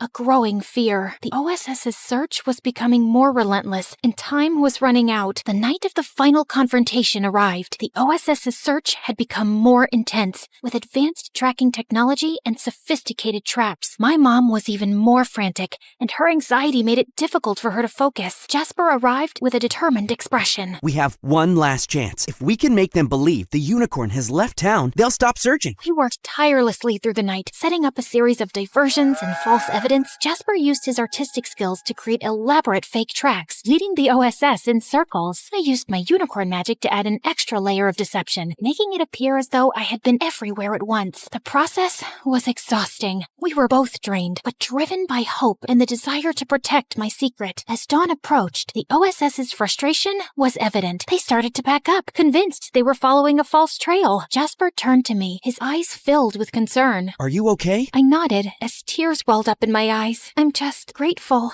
Thank you, Jasper, for everything. He smiled, though there was a hint of sadness in his eyes. I'd do it again, in a heartbeat. You deserve to be free. As the OSS retreated, I felt a sense of peace I hadn't known in a long time. The weight of my secret was lighter, and I was comforted by the knowledge that I wasn't alone. Jasper had been a beacon of hope in my darkest moments. With the OSS gone, my mom's fear slowly subsided, though the threat of their return lingered in the air. As the weeks passed, the town returned to a semblance of normalcy. I continued my life as Luna during the day, but the nights were still mine. Jasper and I maintained our secret meetings, and our friendship grew deeper with each passing day. He became a confidant, someone who understood both my human and unicorn sides. Then, one evening, as we walked through the forest together, Jasper turned to me. Luna, what do you want for the future? I thought for a moment, the weight of my dual existence heavy on my shoulders. I want to find a place where I can be both Luna and the unicorn, a place where I don't have to hide. Jasper smiled, his eyes shining with determination. We'll find it together. We continued our walk in companionable silence as the moon cast a gentle glow on the path ahead. There was still uncertainty, but there was also hope. Jasper's presence was a reminder that I wasn't alone, that there was someone who cared about me and believed in my future. In the days that followed, Jasper and I continued to navigate the challenges of keeping my secret while building a life in a small town. We shared our dreams, fears, and hopes, and our friendship deepened. Jasper's sketches were a chronicle of our journey, capturing the magic and struggles of our shared experiences. One night, as we sat together by a small stream in the forest, Jasper asked, Luna, what's the most important thing you've learned learn through all of this? I reflected on the journey, the challenges, and the moments of connection. I've learned that even in the darkest times, there's always a light. It might come from unexpected places, like a friend who believes in you, and sometimes the magic we seek is within ourselves. Jasper nodded, his gaze thoughtful. I think you're right, and I believe that with your strength and our friendship, we can face whatever comes our way. We sat together in the moonlight, the stream's gentle murmur, a soothing backdrop to our conversation. The future remained uncertain, but with Jasper by my side, I was ready to face whatever challenges lay ahead.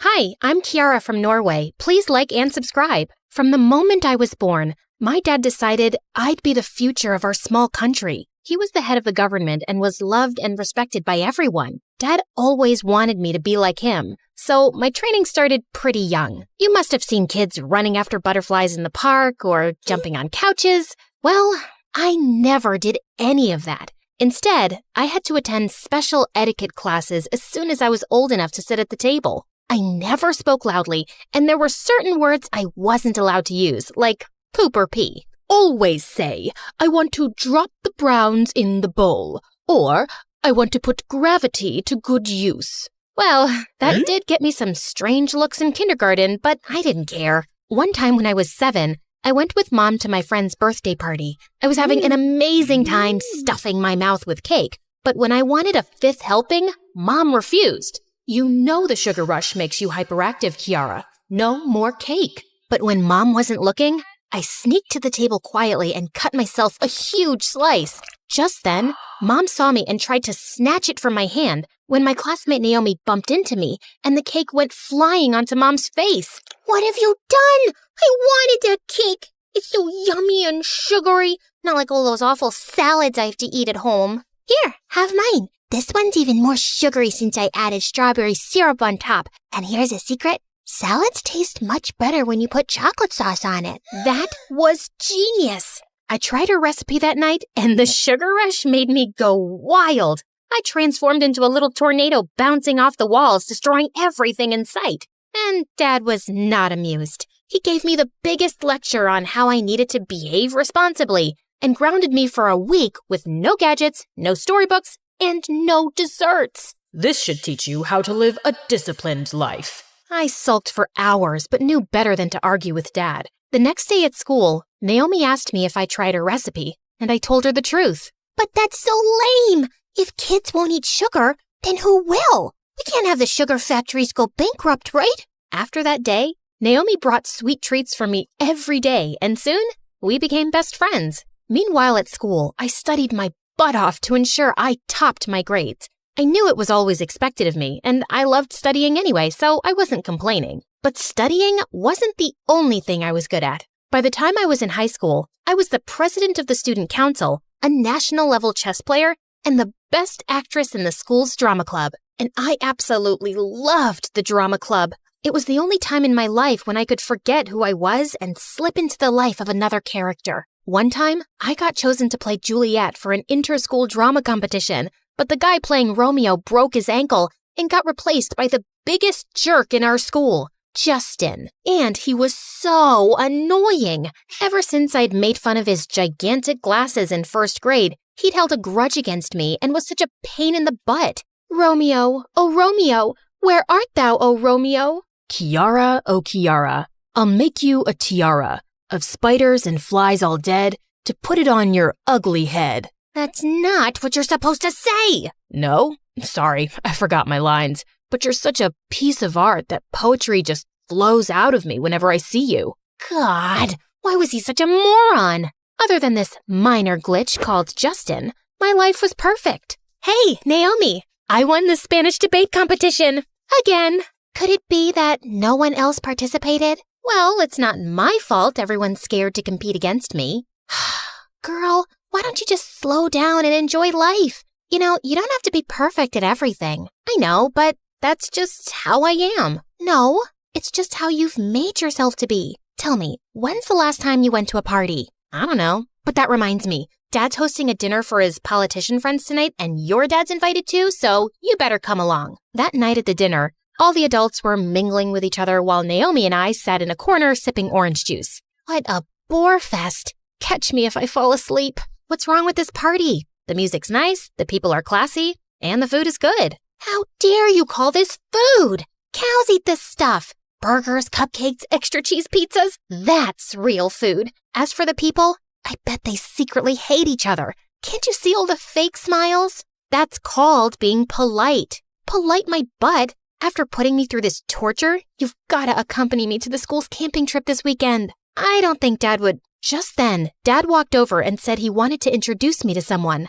Kiara, meet Ted. His dad's a media mogul in the U.S. And my dear friend, we keep joking about you two getting married.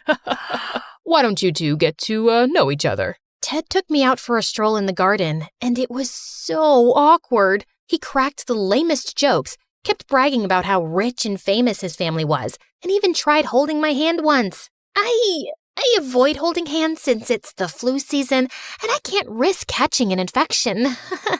I like it. A girl who knows how to take care of herself will take good care of my babies too. What the freaking fudge? Thankfully, at that moment, someone came looking for him and he left. I thought of escaping to my room when I saw Naomi at our mansion's gate talking to someone. It was Justin, and he was dressed as a pizza boy. What are you doing here? Belly dancing. Can't you see I'm delivering pizzas? Sorry, Kiara, but I was starving and the food at your party is, terrible. But Naomi, it's healthy and it's good to eat healthy food. Good luck trying to convince yourself, hun, but I'd rather eat unhealthy food and go to heaven sooner. Yum. I have a spare pizza if you want some. I can't eat junk food and take risks with my health. Holy potatoes. I always thought you were a snob, but you're actually a nutcase. I guess it's no fun being you. Can you stop being a jerk? It's easy for you to judge when you don't know a thing about me or my life. Feeling angry, I turned and stormed off. But deep inside, I knew no matter how much I tried to deny it, Justin was right. It was no fun being me. Feeling a bit frustrated, I went to Dad's study later that night to have a heart-to-heart conversation with him. I had to tell him about that self-absorbed dimwit Ted and that there was no way I could have a future with him. What do you mean Ted's not your type? You don't even know him yet. Besides, I've decided this marriage will be great for your political career. Marriage is not a deal, and I'm still a teenager. So where's the rush? You two can start dating and then eventually get married. I couldn't believe my ears. Dad had decided my future, and I had no say in it? I was so mad at Dad that the next day at school, I told Naomi I'd accompany her to the camping trip. Your dad agreed?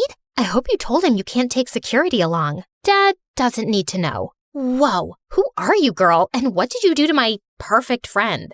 I'm just letting her take a back seat for a while. Later that day, I was going to the library to return some books when suddenly a hand grabbed my arm and pulled me into an empty classroom. Listen, I'm sorry for last night, but it seems tragic that you've never eaten a pizza before. So, I got this for you. Take a bite. I promise you won't die. Justin looked straight into my eyes, and for some reason, it made my heart skip a beat.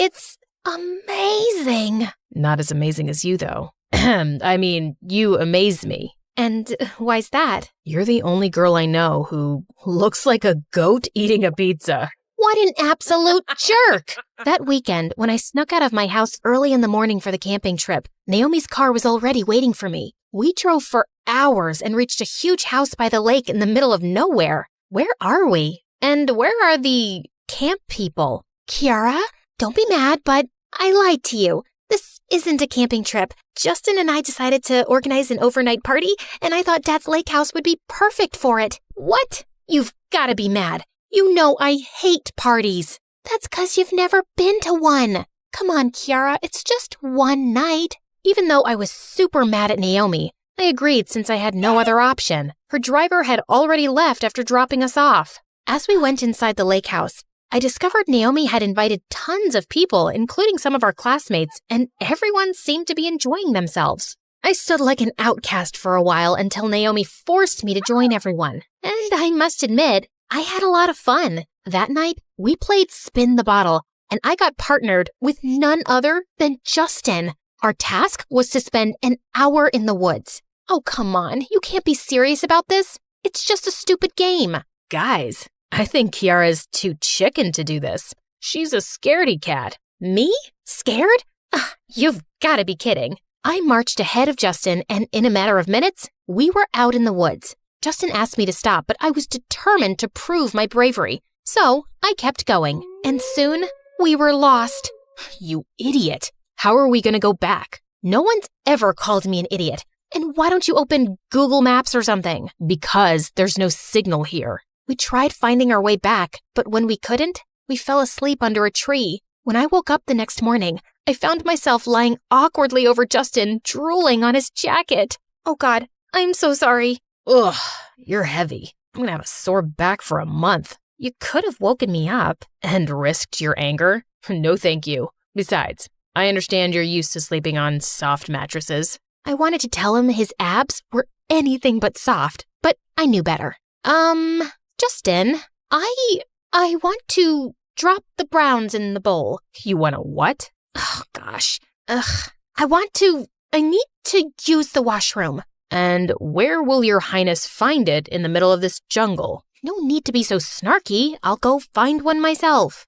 Where do you think you're going? Don't even think of wandering alone unless you want to end up in some bear's browns. He then pointed towards a big rock and asked me to finish my business behind it. We spent that day wandering through the woods. Thankfully, Justin knew how to climb trees and he plucked lots of fruit that kept us going. We talked about random things and I found myself getting attracted to him with each passing second. He was funny, smart, and incredibly handsome. And for some reason, I felt totally at ease with him. I told him everything about my life, my love for theater and Dad's expectations of me. He told me about his younger sister who was sick and that he was working 2 jobs after school to earn money for her treatment. That's why I was at your home that night delivering pizzas. You aren't who I thought you'd be. You pretend you don't care, but deep down, you're actually a good person. And you're trying so hard to earn your dad's approval that you've forgotten to have your own life to live. You don't get it. It's not that easy. It isn't so complicated either. Okay, close your eyes and see yourself as a politician giving a speech. Do you like it? Yeah, kinda. Now, picture yourself on stage, giving the best performance of your life. In that moment, I imagined myself as Juliet, delivering my lines with such confidence that the audience cheered loudly. It felt so surreal that my eyes flew open. So, which scenario did you like better? I don't know. Don't lie to yourself. You have one life, Kiara. Live it the way you want to. Suddenly, Justin's face was so close to mine that I forgot to breathe. Then he gently lifted my chin and kissed me. It was the most magical moment of my life. Just then, we heard the sound of helicopters, and we started shouting and waving like maniacs to catch their attention. Soon, a team of paramedics rescued us, and when I finally reached home, I thought Dad would be relieved to see me. But to my surprise, he looked furious. I can't believe you would be so reckless, Kiara. Do you have any idea how much negative publicity we've got? Dad, I was lost in the woods for hours, and all you care about is negative publicity? I stormed off to my room, wishing I'd never been rescued. That night, I was about to go to sleep when I got a call from Naomi that left me stunned. I wish I'd never invited you to my party. Your dad is literally ruining my life. He got my college application canceled by telling the dean stories about my reckless attitude. And he even got Justin fired. You knew how the guy was working so hard to save money for his sister's treatment. But Naomi, I didn't save it, Kiara. I wish you had a spine. Saying that, she hung up on me. But I felt my blood boil. How could Dad do such things? I ran to Dad's study and confronted him, and he didn't even bother denying it. They got what they deserved. That was it. Something in me snapped that day. Dad, how could you? That college was Naomi's dream. And Justin's working 2 jobs so he can afford his sister's treatment. I don't care. Those kids were distracting you from your goal. My goal?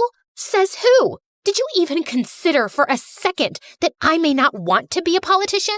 All my life, I worked so hard to make you happy, but I just can't do it anymore. For the first time in my life, I shouted at Dad, and he looked stunned. The next 2 days, I refused to eat anything until Justin got his jobs back and Naomi's admission was restored. Ultimately, Dad had to listen to me. Then, when I told Dad a few days later that I planned to join an acting school in the US after I finished high school. He threw a massive fit, but I was no longer the Kiara he could dominate. I knew Dad had bribed the college dean into kicking Naomi out, so I threatened to tell the press about it. I'll create a massive media frenzy, one you'll never come out of. I knew Dad's reputation meant everything to him, so he had to agree. I moved to the US, and over the next few years, I worked my butt off and became a popular actress. One day, I was backstage after a performance when I heard a familiar voice. Autograph, please? Yeah, for me too. Justin?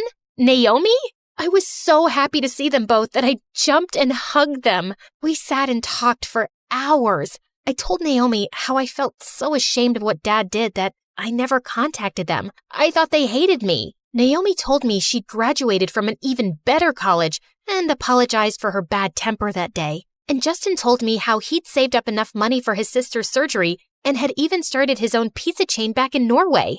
I am just so happy for you guys. Can you maybe make me even happier? By going to dinner with me. How does this weekend sound? Oh, really? And what if I say no? I'll try again and again and again. I shut him up with a kiss as Naomi cheered us on.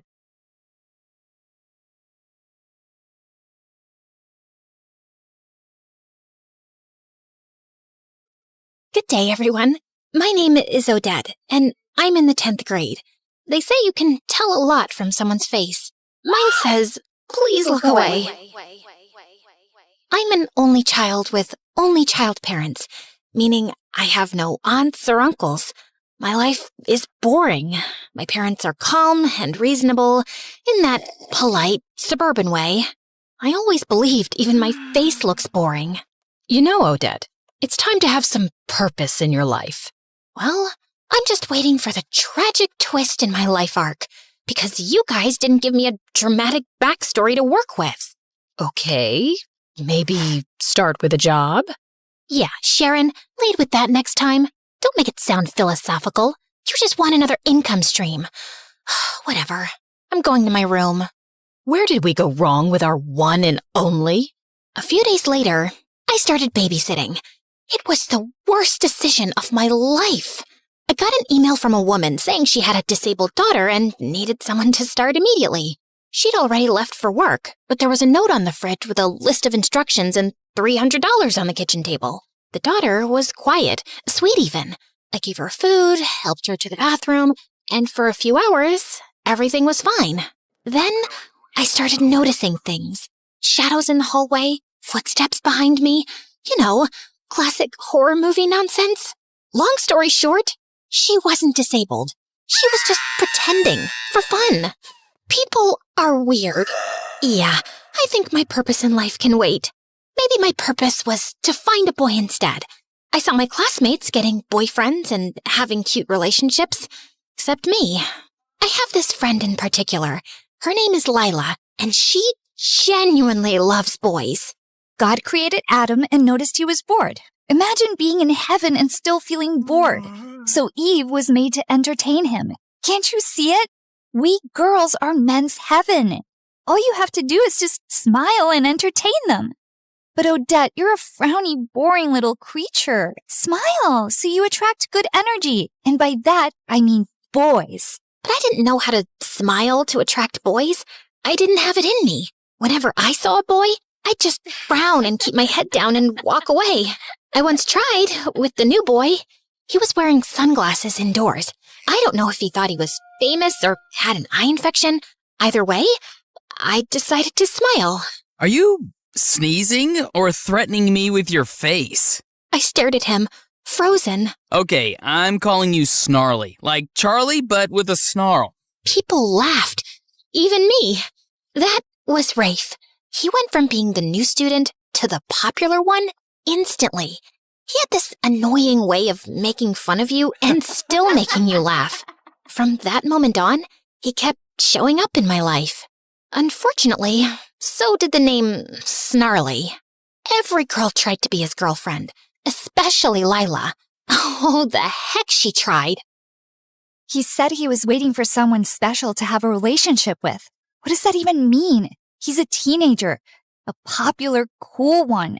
just hang out with the prettiest girl in the school, which is me. But seriously, what's wrong with him? Maybe romantic guys do exist. Ugh, you're so naive. Anyway, what did your mom cook today? I smelled meatloaf, so that. Again? Hey, beggars can't be choosers. Hey, you. First of all, I really don't want to stay with that ugly stepmom of mine. Second of all, I'm doing you a favor. It's not like you found a better friend. The heck, you only have me. So shut up and get me some meatloaf. Lila didn't exactly have a calm life. Her dad was a useless, handsome man who somehow got tricked into divorcing her goddess of a mom, thanks to a stepmom so ugly she could curdle milk. Her real mom either ran away or fell into depression. We don't know. What we do know is that Lila never saw her again. Then one day, Rafe was playing in the final, super important basketball game of the year. Everyone was cheering for him. Some girls were even crying. If they lose, I'll spit on their faces. Except Rafe. He can spit on mine if it helps him release some of that frustration. Do you not have even a shred of self-respect? Everyone glared at me. Apparently, I was the fun killer. And an idiot. Why are you like this? You don't have to take life so seriously. Just chill and enjoy the vibe. Then Rafe scored the final shot, and our school won. The crowd went feral. People were chanting his name. They lifted him up on their shoulders like he was a national hero. But then, Rafe asked them to put him down. His face was weirdly serious. He turned and looked directly at me. Then, he started walking toward me. Everyone fell silent, even me. He looked deep into my eyes and said, "Would you go out with me, Odette?" The crowd gasped, but not the cute, supportive kind. More like an, "Is this a prank?" gasp. Rafe, nice one. But Rafe didn't laugh. He just kept looking at me with this soft, serious expression. I wanted to laugh it off. I really did. But something about the way he looked at me made my stomach flip. Some girls laughed nervously and touched his shoulder. A few boys joined in, filming the whole thing. One guy grabbed Lila's hand. "Will you be my girlfriend?" "Oh no, wait, what did Rafe say?" "Oh yeah, would you go out with me, Lila?" Then, out of nowhere, Rafe shoved him hard. The laughter died instantly. Then he just turned back to me, calm as ever. So... Just say yes for now. Let's see where this goes. Yeah, I'll go out with you, Rafe. He grinned from ear to ear, picked me up on his shoulder, and carried me away. Everyone just stood there, blinking, whispering, filming, trying to figure out what had just happened. And from that day on, my life changed forever. For a while, everything felt perfect. Rafe and I became that couple, walking the halls hand in hand, skipping class to sit behind the gym and share terrible vending machine snacks. My parents were totally against me dating Rafe. I don't get it. He's handsome, funny, and successful. Yeah, but something's off. Like how he just sat in our living room with his feet on the coffee table. Little things like that say a lot. Oh, come on, Daddy. Listen to your old man, daughter. He's no good news. For God's sake, last time I checked, you're an accountant living a boring life with dead parents, no siblings, and 0 friends. Since when are you a psychologist, David? Oh, Dad, come on, honey. It's his vibe, his aura. Are you a psychologist? No. Do you read psychology books, human behavior? Facebook posts don't count. No. Then please, just let me have this one. Finally someone notices me, and he's not just anyone. He's the most popular boy in the entire school, maybe the whole city. That's what makes it even more fishy. Why would he choose you? Honey, that's not how we agreed to phrase. Aha! So it is because he chose me, not his aura or his feet on the coffee table. Why am I not even surprised? Can we please never talk about this again? Lila was the happiest for me. Look, I know most besties would be super jealous if their average, boring-looking friend got the hottest guy in school, especially when that bestie is as pretty and fun as me. But trust me, I'm proud of you. Thanks. But why are you spraying that pink stuff on your feet? Oh, I've got a date with this rich guy. He's a couple years older than us.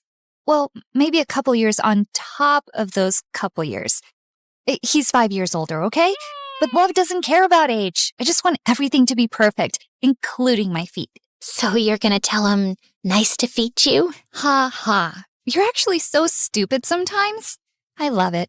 So, how's everything with Rafe? It's fine, I guess. But there's this nagging feeling. Like something's off. I don't know.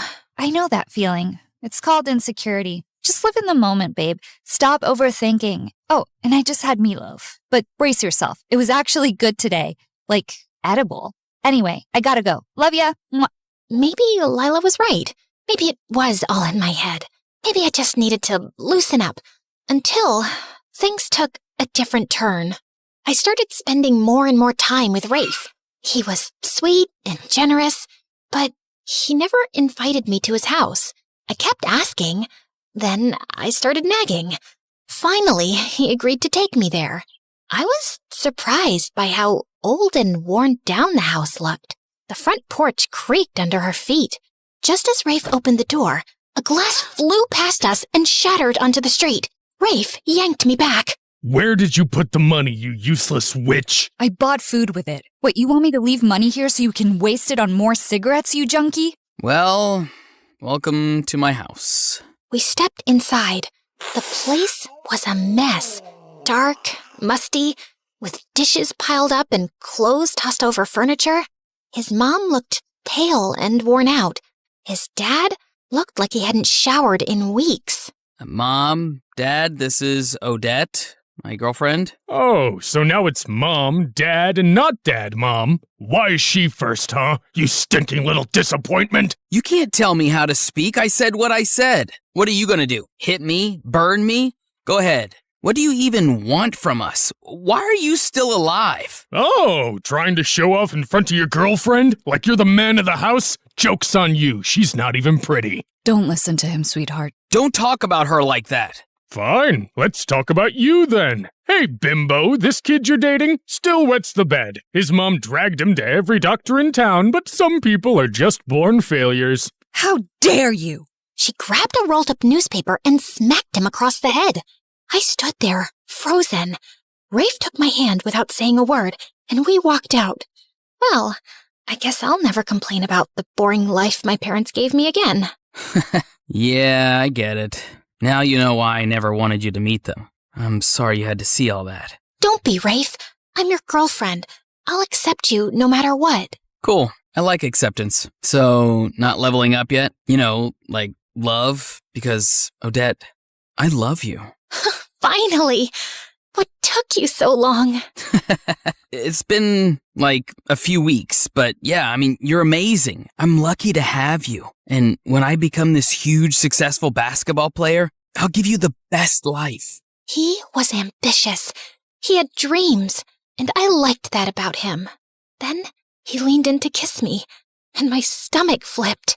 But just then, my phone rang. Ugh, it's my mom. Don't answer, Snarly. Let me kiss you and take you to your favorite diner. Rafe and I were only getting closer, which I didn't want my parents to know about, so I kept lying more and more to them. My grades slipped, but I told myself it was fine. I'd catch up later. I just needed time. Time to be with Rafe, to support him, to listen to his rants, to calm him down when he got angry for no reason and swore he wasn't actually mad. We had a routine. After school, I'd meet him behind the gas station near the edge of town. We'd sit on the curb, share a soda, and talk about how fake everyone else was. He said I was the only real person he knew. He started asking for little favors, borrowing my phone, asking me to cover for him when he missed something, lying to his mom. I did it all. That's what you do when someone loves you, right?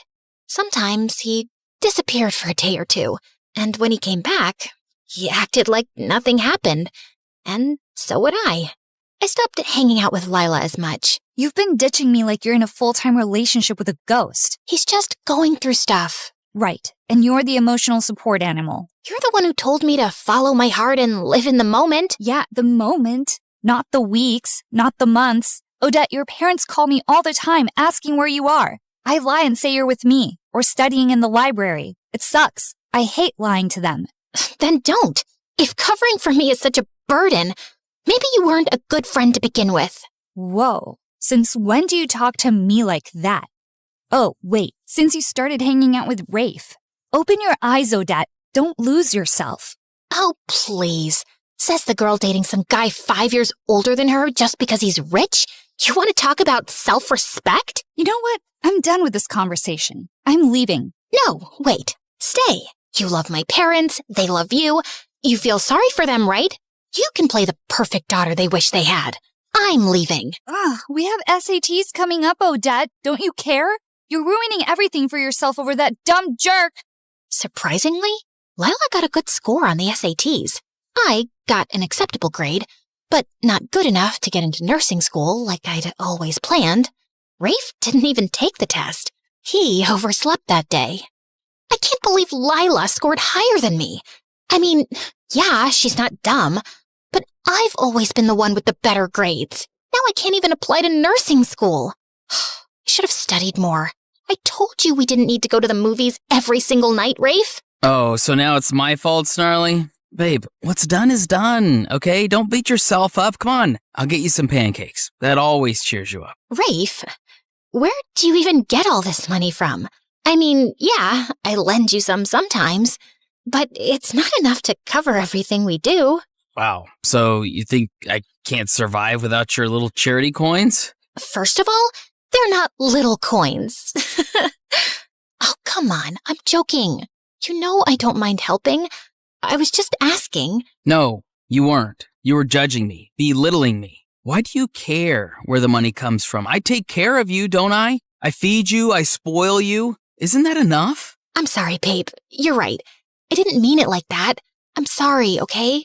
Tell me what I can do to make it up to you. You can come with me on a country tour. I got this RV from my uncle. We'll travel, see the world, hit every state. Just you and me. But what about college? And my parents? What about them? I'm sure your parents don't mind you having fun and taking a break from all the stress. And in college, you said yourself, you're not doing nursing anymore. Take an online course, finance or something. That's a good career too, babe. I told my parents I needed time to think about my future. They begged me to stay, but I'd already made up my mind. 2 weeks later, I was packing my bags and climbing into the RV, ready for my freedom. At least, that's what I thought it was. It was amazing. We went to places I'd only seen on TV. Nevada desert, Hollywood, coastal cities with overpriced ice cream, and strangers who looked at us like we didn't match. People stared, sometimes whispered, like they couldn't believe a guy like Rafe would be with someone like me. Once, a pretty girl asked for his number. He smiled and shook his head. Already got the best girl in the world. She scoffed and walked off. He never saw me watching, but for the rest of the day, I couldn't stop smiling. I once posted a picture of us eating instant noodles on the RV steps.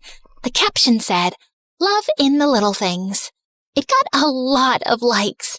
My parents still called. Sometimes I answered, and sometimes they were just yelling, begging me to come back. Eventually, I stopped picking up. Once, in Wyoming, there wasn't much to do.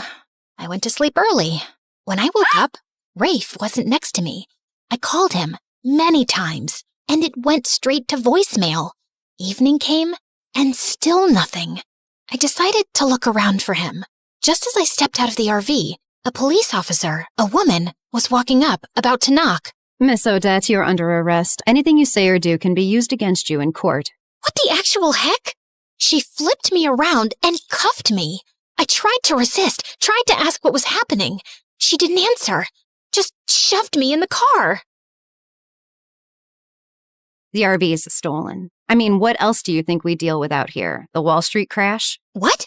It's not even mine. No kidding. That's exactly the problem. The guy who actually owns it just reported it's stolen, and he says you were the one driving it around. Can I make a phone call? I'm allowed one, right? Ugh, these movies. Everyone thinks they get one call. Fine, go ahead. Call the president if you want. I called my parents, and I prayed they'd come to help me out. What do you mean, arrested? Odette, where are you? Wyoming? Is that in Japan? No, honey, give me the phone. Sweetie, that's like 7 hours away from here. Yeah? And I'm your only daughter. We're coming, honey.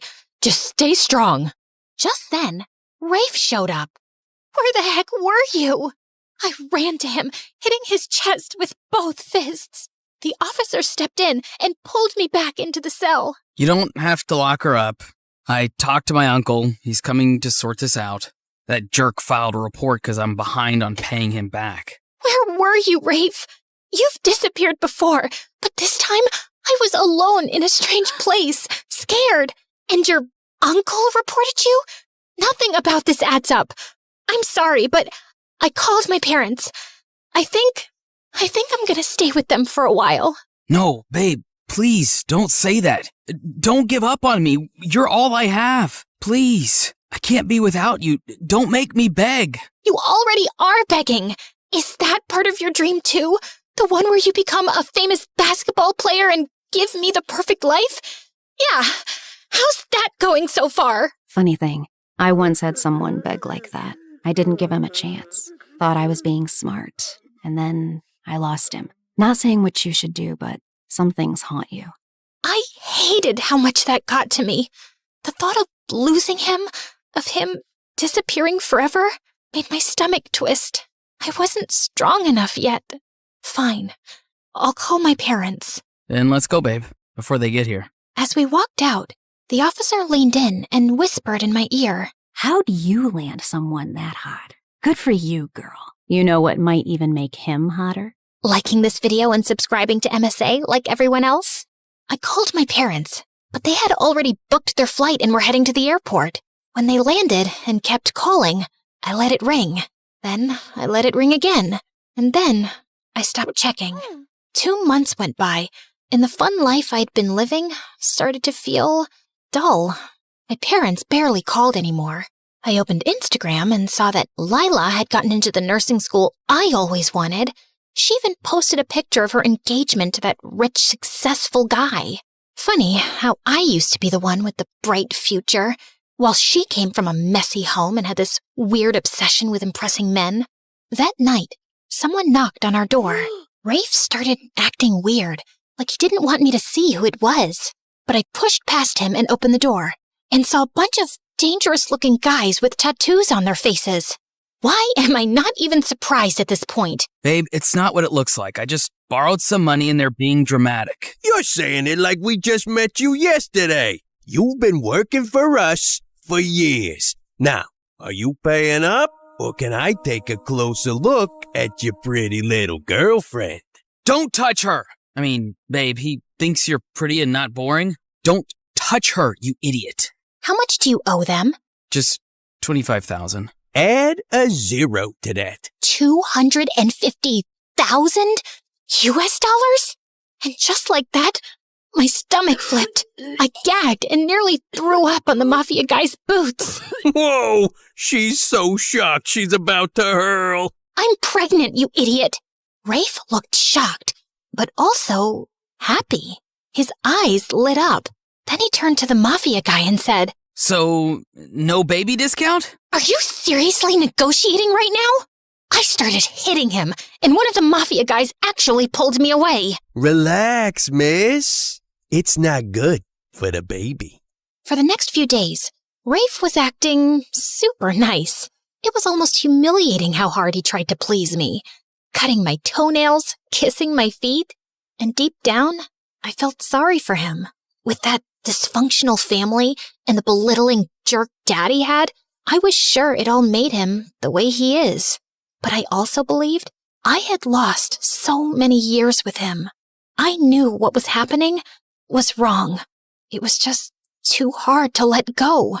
That night, I left while Rafe was asleep. I had contacted Lila on Instagram sometime earlier, and we'd agreed to meet up. When I saw her, she didn't even look happy to see me. She was cold and dry. What, you want money now that you know I'm engaged to that rich guy? Whoa, you've changed a lot in the past 2 years. What the heck, Lila? Okay, fine. That was too much, I know. But still, why did you want to meet up? considering your poor life choices. I know you've had problems ever since that thing happened when we were kids, and you can't carry a baby. So, I'm offering you something. Please don't take it as charity. I'm pregnant, and I thought maybe you'd want to adopt the baby. Lila looked shocked. Then her eyes lit up. She smiled wide and hugged me. Oh my God, my man doesn't even know I can't have kids. I've been too afraid to tell him. He'd probably leave me. But this is perfect. I'll just fake being pregnant, and when you give birth, I'll take the baby as mine. Wait, you don't mean legally? You don't want the papers to show I'm the biological mom? Who cares? You always said your life was boring. Abandoning a baby just fits you. I know this might feel hard because, well, having a baby might be your only achievement in life. But babe, if cats can do it, it's not that deep. Let me get this straight. You think this is about achievement? Do you even know how hard it is to give up a baby that came from your own body? Not so hard for you, apparently. I mean, you're handing the baby away the second you found out you had one. What kind of mother does that? And bam! I slapped her. She slapped me back. This'll slap you back to reality. You were my safest place, idiot. Look at you now. Take this. Do you hear yourself? Wake up, you stupid witch. Take this and this and this. So, what are you gonna do? If you can't adopt my baby, then maybe adopt me. Odette, nothing is forcing you to stay with him. But he loves me. And let's be honest, Lila.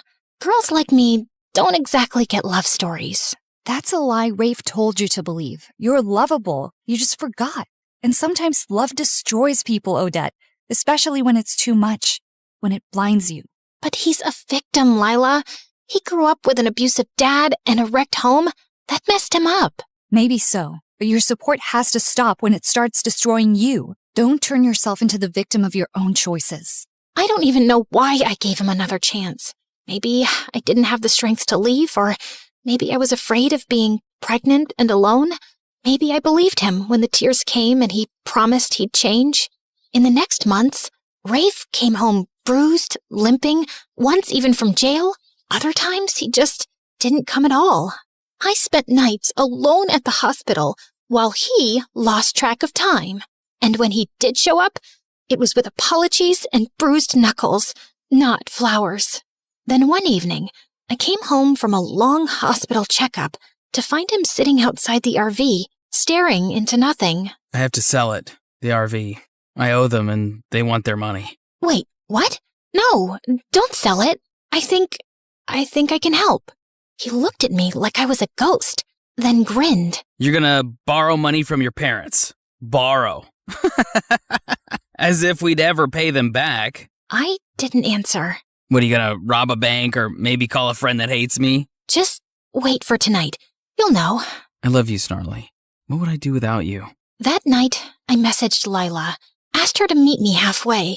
I told her I needed to go home, and she came and didn't ask me any questions. The drive was mostly silent. I watched the highway lights. She hummed softly. When we reached my parents' house, I braced for anger and shame. Instead, Mom opened the door, saw my swollen face and belly, and pulled me into an embrace so tight it cracked everything I'd been holding in. Oh, sweetie, welcome home. We missed you so much. I thought being loved meant being useful. I mean, why else would a handsome guy love someone like me? Dad draped my old blanket, the one I'd sworn I didn't need, over my shoulders. The next morning, I enrolled in online classes. Nothing grand, just something manageable with a baby coming, and a life to rebuild. Weeks passed. I got bigger, slower, tired, and then the baby came. It was a long night, too long. I was sweaty, shaking, crying, maybe screaming. I don't remember half of it. But when the nurse placed him in my arms, everything went quiet. He was so tiny, red, wrinkly, angry at the world already. His eyes didn't even open yet, but mine did. I looked at him, and I swore, I'm going to give you the life I never had. The love I spent years begging for. You won't have to earn it. You'll just have it. I found out sometime later that Rafe had been arrested for attempting some robbery. I guess he'd gotten desperate to pay off his debts. I almost felt relieved. He was better off in jail than being killed by some criminal on the streets. And he was no longer my problem, because some people just can't be helped. But my mom was by my side, holding my hand. My dad brought me soup, and Lila sent a message that just said, "I'm proud of you, idiot." And for the first time in years, I didn't feel like running. I was exactly where I was meant to be. Sometimes, the bravest kind of love is the one you give yourself.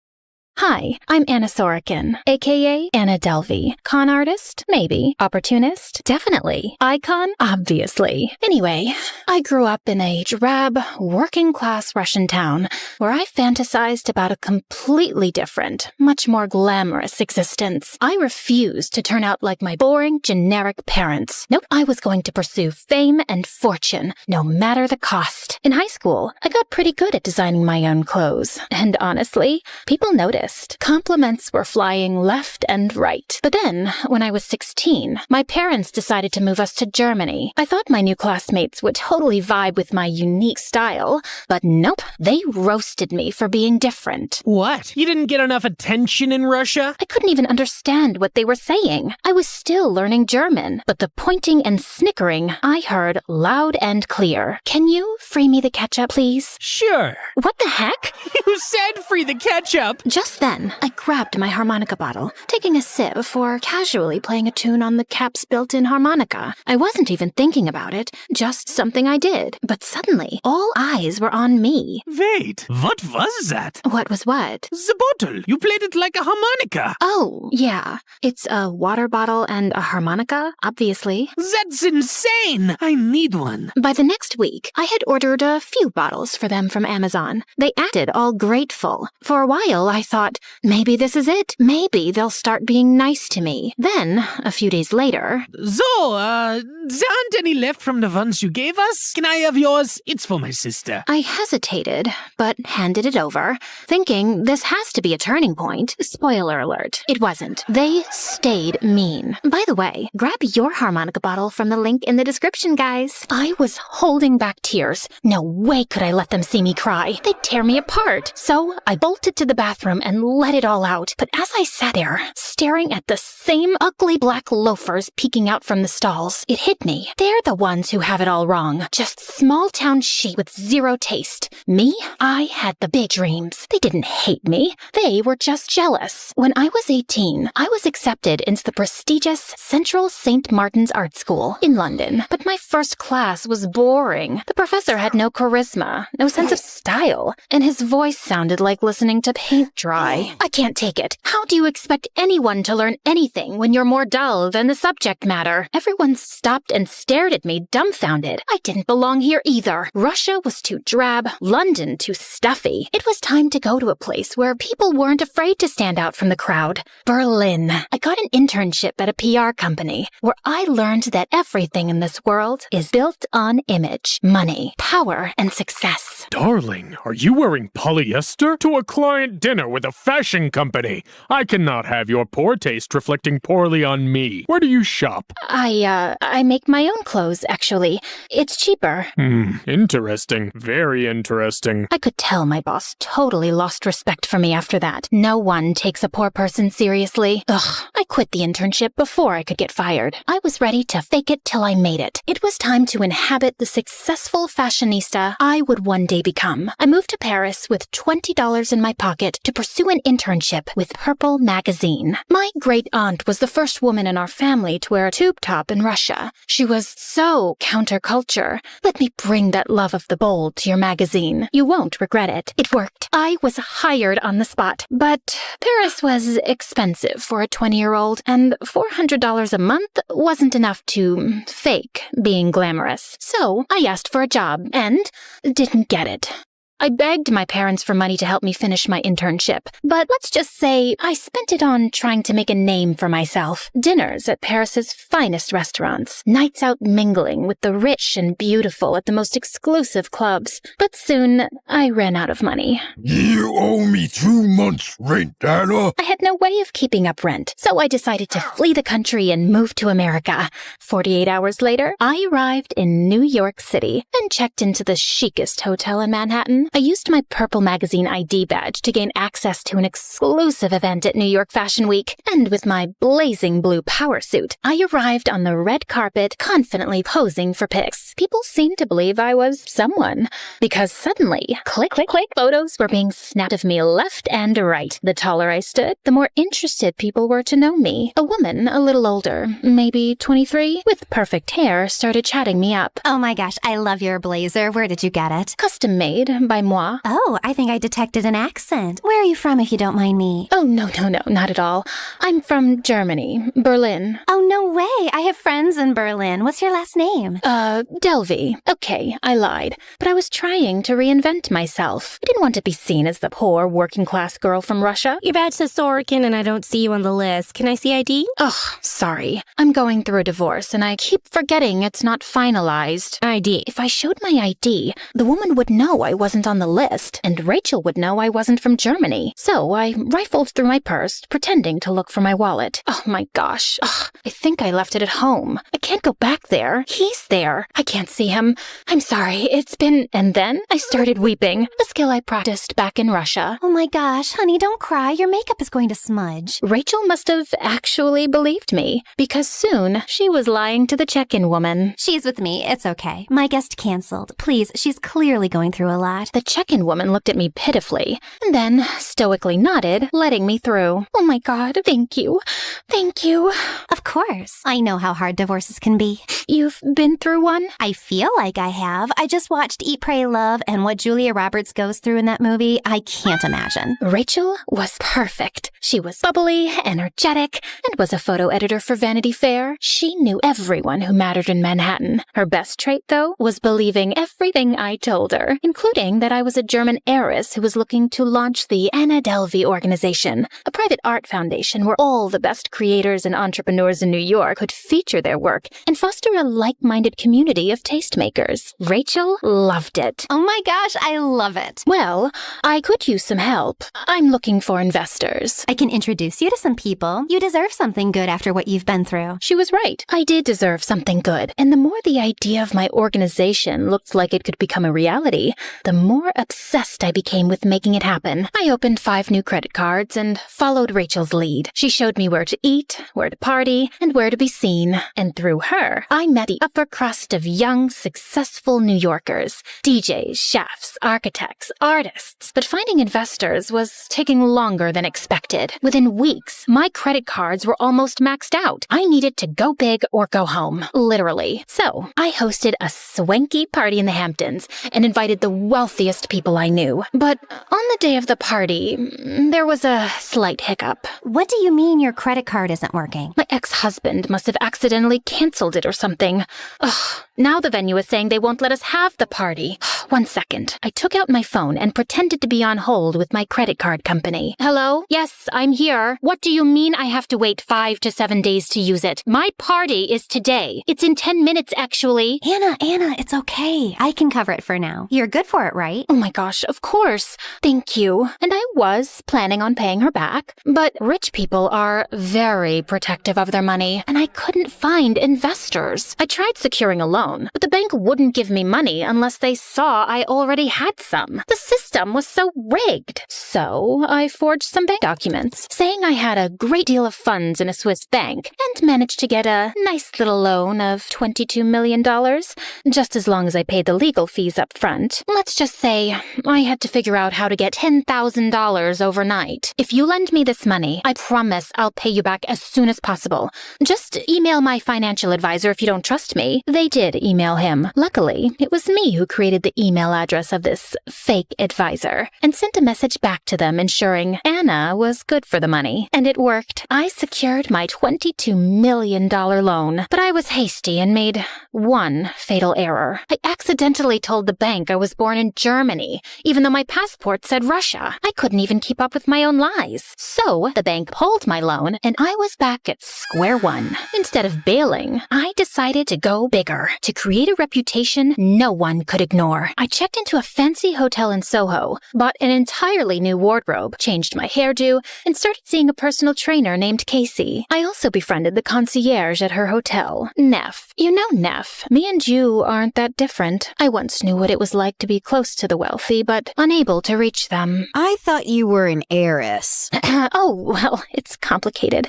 Hey, how about you come with me to that new 5-star French restaurant on Park? My treat. I treated the staff members to spa days and fancy dinners, sparing no expense. But soon, I ran out of money. The hotel owner threatened to kick me out if I didn't pay up. I didn't know what to do. I needed time and space, so I booked a little vacation. With what money, you ask? Oh, just some fake checks in the amount of $80,000 that wouldn't bounce until after I went with Rachel and Casey to Morocco. But when we arrived at the hotel, my credit cards were declined. Anna, what is going on with your finances? You said you own a yacht and you can't even pay for a Caesar salad? It's just a glitch with the credit card company. I promise I'll pay you back. I have the cash back in New York. I'll give it to you first thing when we get there. And I meant it, truly. But when we returned to New York, I was shocked to find that my hotel key wasn't working. Neff? What's happening? Why can't I get in here? You're getting kicked out. They said you owe them $30,000. I have the cash. I just need to go get it from the room. Your stuff isn't in there. They're keeping it and selling it. They gave you a lot of warnings, Anna. And why do you have $30,000 in cash? Who even are you? Who am I?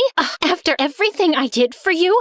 So ungrateful. Luckily, this country loves to give away credit cards like candy, so I just got a brand new one and checked into the Beekman Hotel, continuing my business plan with a renewed desperation. My strategy was this: get a loan from one bank and pay off the debt at the other bank. When the second bank realized I couldn't pay, I opened up a new account at a new bank and got a loan. It worked as long as I kept moving. Unfortunately, that meant I couldn't stay at any one hotel long enough to make an impression on the money-hoarding elite. By the end of 2017, I had lived in more than 7 hotels on credit alone. By my 8th hotel, my credit card was declined and I had to leave. But when I tried to get a new credit card, I was denied. Overnight, I was homeless, sleeping in my car on the side of a loud Manhattan street. Okay, I have friends. It'll all be fine. I always figure it out. Anna, where have you been? Where is the money you owe me? Rachel, I'm sorry. My life has just been crazy. I'll tell you all about it at lunch. Just meet me tomorrow and I'll bring the money. Promise. You sound freezing. Are you okay? I thought about telling her the truth. I really did. But I didn't want to hear it myself. Never better. At dinner, Rachel was staring daggers at me from across the table. I'll have the braised short rib. Thank you. Who's paying for this? Don't worry about it. I've got it. You don't look so good, Anna. Really? Is it my bangs? No. Where is my money? So, look, I'm still working on... Anna, do you have my money or do you not? Please, Rachel, I need a place to stay. I promise I will get you the money. But right now, I'm sleeping on the streets. I don't believe anything you say anymore. Wait! If you try reaching out to me again, my lawyers will be the ones answering. I was speechless, and I totally lost my appetite. With my head heavy, I walked to the bathroom. But as I was opening the door, a big, burly hand grabbed mine. I looked up and saw the gruffest, nastiest-looking cop glaring down at me. I need you to come with me. The cop slapped his handcuffs on me, dragging me out of the restaurant. He shoved me into the back of his cop car. When I arrived at the police station, they tossed me in a cell like a criminal. Hey, you can't do this. I want my lawyer. I get a phone call, don't I? You owe a lot of people a lot of money. I don't know what you're talking about. Consider this a warning. You're gonna spend the night for attempting to dine and dash. What? And if you don't pay your debts within 30 days, the FBI is coming for you. 4 hotels are threatening to sue. 6 restaurants, 4 clubs. Should I go on? I think I might have growled at him. He slammed the metal bar doors. At least I had a place to sleep for the night, I guess. Ugh, this sucked. I had to admit it. I had failed. The next morning, I decided to cut my losses and leave New York City. But as I was taking the subway to the airport, an advertisement caught my eye for a fancy rehabilitation center in Los Angeles, like the place celebs would go to. I Googled it, and it was totally that place. It was like a sign from above telling me what to do next. I needed to go to Malibu for rehab, so I booked a ticket with my credit card and arrived at the beautiful beach resort. But a month later, the rehab said my credit cards weren't working and gave me the boot. You're just going to kick me to the streets? What kind of rehabilitation place is this? I didn't even meet any celebrities there, and none of the rich people would invest in my foundation. The whole thing was a flop. As I watched the waves crash into the shore, I felt empty. Maybe it was time to admit I'd never win this game. It was rigged in favor of the rich, and I'd always be just poor. I was all alone, with nothing. Tears started pouring out of me, and then I got a phone call. Rachel? Anna, I'm sorry I abandoned you and said such horrible things. I heard you're not in a very good place. Can we meet for lunch? I want to make it up to you. I was actually relieved to hear someone's familiar voice, but still livid, obviously. I don't know. You treated me very cruelly, but I guess one lunch couldn't hurt. Great. Meet me at the 5-star sushi spot you love. See you tomorrow night. Wait, tomorrow night? I was in Los Angeles. I had no one else to turn to and nowhere else to go. And maybe this would be my chance to start over the right way. So I took a cab to the airport and bought a red-eye to New York. On the plane, I made a list of all the ethical ways I would try to achieve my dream. Hey, maybe I had learned something in rehab. I arrived the next morning, enthusiastic to start my new life. And when I met Rachel for sushi, she actually appeared happy to see me. I told Rachel about all the celebrities I'd met in rehab and all the new life lessons I'd learned. Wow, you were only there for a month, but sounds like it was really good for you. I'm so happy. I just gotta run to the bathroom real quick. Be right back. Okay. Honestly, it felt nice to have a friend again. Plus, she offered to cover the bill. She was taking a while in the bathroom, though. I got up to check on her, but a man was blocking my way. Wait, it wasn't just a man. It was that horrible cop again.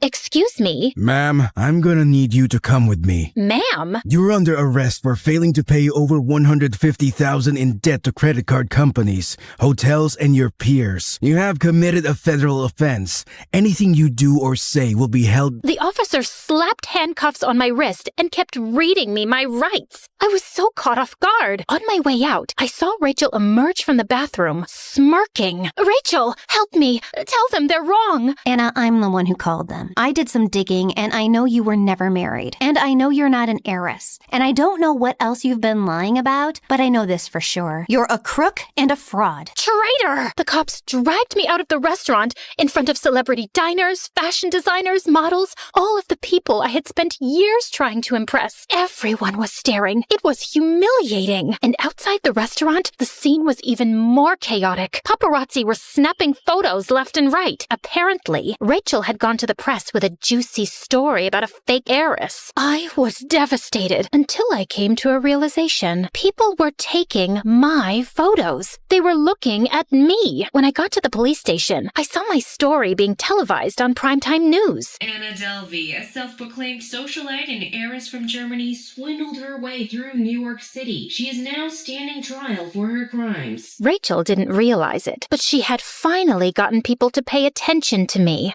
I started bursting out laughing.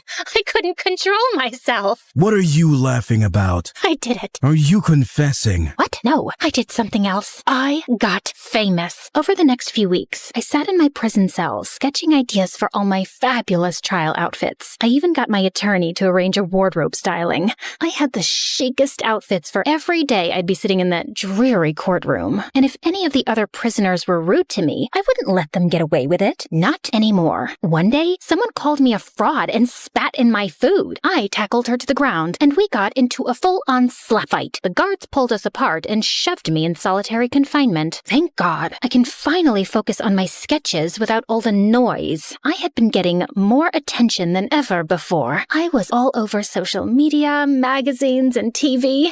The fake heiress, the chic scam artist, the sly socialite. There was even an Instagram dedicated to my courtroom outfits. When a reporter asked if I felt guilty, I simply said, I'd be lying to you and everyone else and to myself if I said I was sorry for anything. I'm just a girl from a poor family who wanted the American dream. Some people get handed money when they're born. Not me. Why should the rich get all the opportunities? I didn't hurt anyone. I just wanted more for myself. And I meant it. What was the point in lying? I had done that enough. I was tired of it. After 2 days of jury deliberation, the verdict was announced. I was on the edge of my seat. Anna Sorokin, aka Delvey, is charged with 2 attempts of grand larceny, larceny in the 2nd degree, and theft of services, and sentenced to 4 to 12 years in prison. 4 to 12 years? I thought only murderers got that kind of time. I guess I'd have to make it worth it. I spent my prison sentence keeping to myself and writing my biography about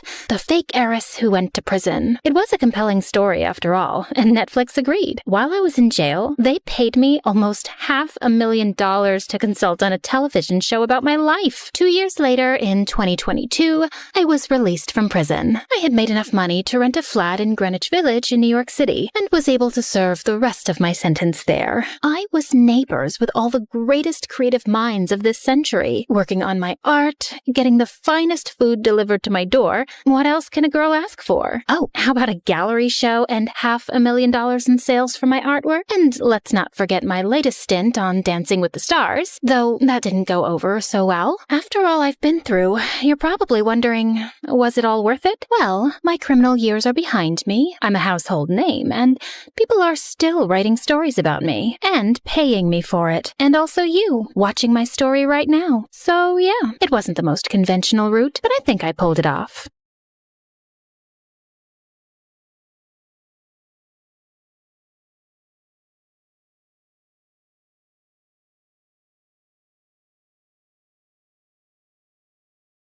Hi, I'm Shayla from Texas, and I'm a child genius. Before I continue, please like and subscribe. I was only 6 when I discovered I was what people called gifted. I was at my friend's birthday party, and we were having a contest on who could solve a Rubik's Cube first. Well, I solved it in 19 seconds. Mommy, she cheated!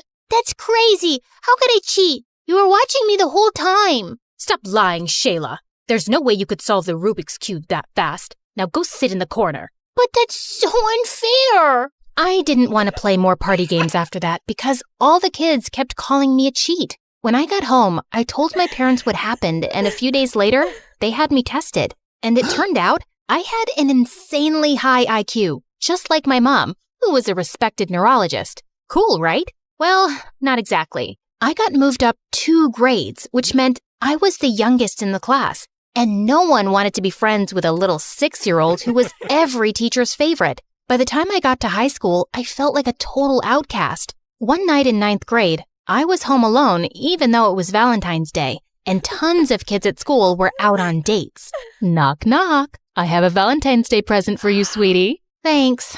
At least I have one Valentine tonight, even if it is just my mom. Here, open this box. I pulled out a bracelet with an infinity symbol on it. What's this? Shayla, people like you and I, we're not like everyone else. We're smarter and 10 times more special. This is an infinity bracelet. And remember that nobody can hold you back from your potential. Do you understand? I think so. After that night with Mom, I decided it was time to change my attitude and stop feeling sorry for myself. So for the first time during lunch, I decided to eat in the cafeteria with everyone else instead of alone in the janitor's closet. Then suddenly, as I was walking, a flyer hit me smack in the face. Greetings, miss. May I interest you in joining the most amazing club in all of Texas? The Humble Mathletes. What are the Mathletes? Ugh, ignore him. His name is Nolan and he's the new kid. He's trying to recruit fellow dorks to compete in math tournaments across Texas.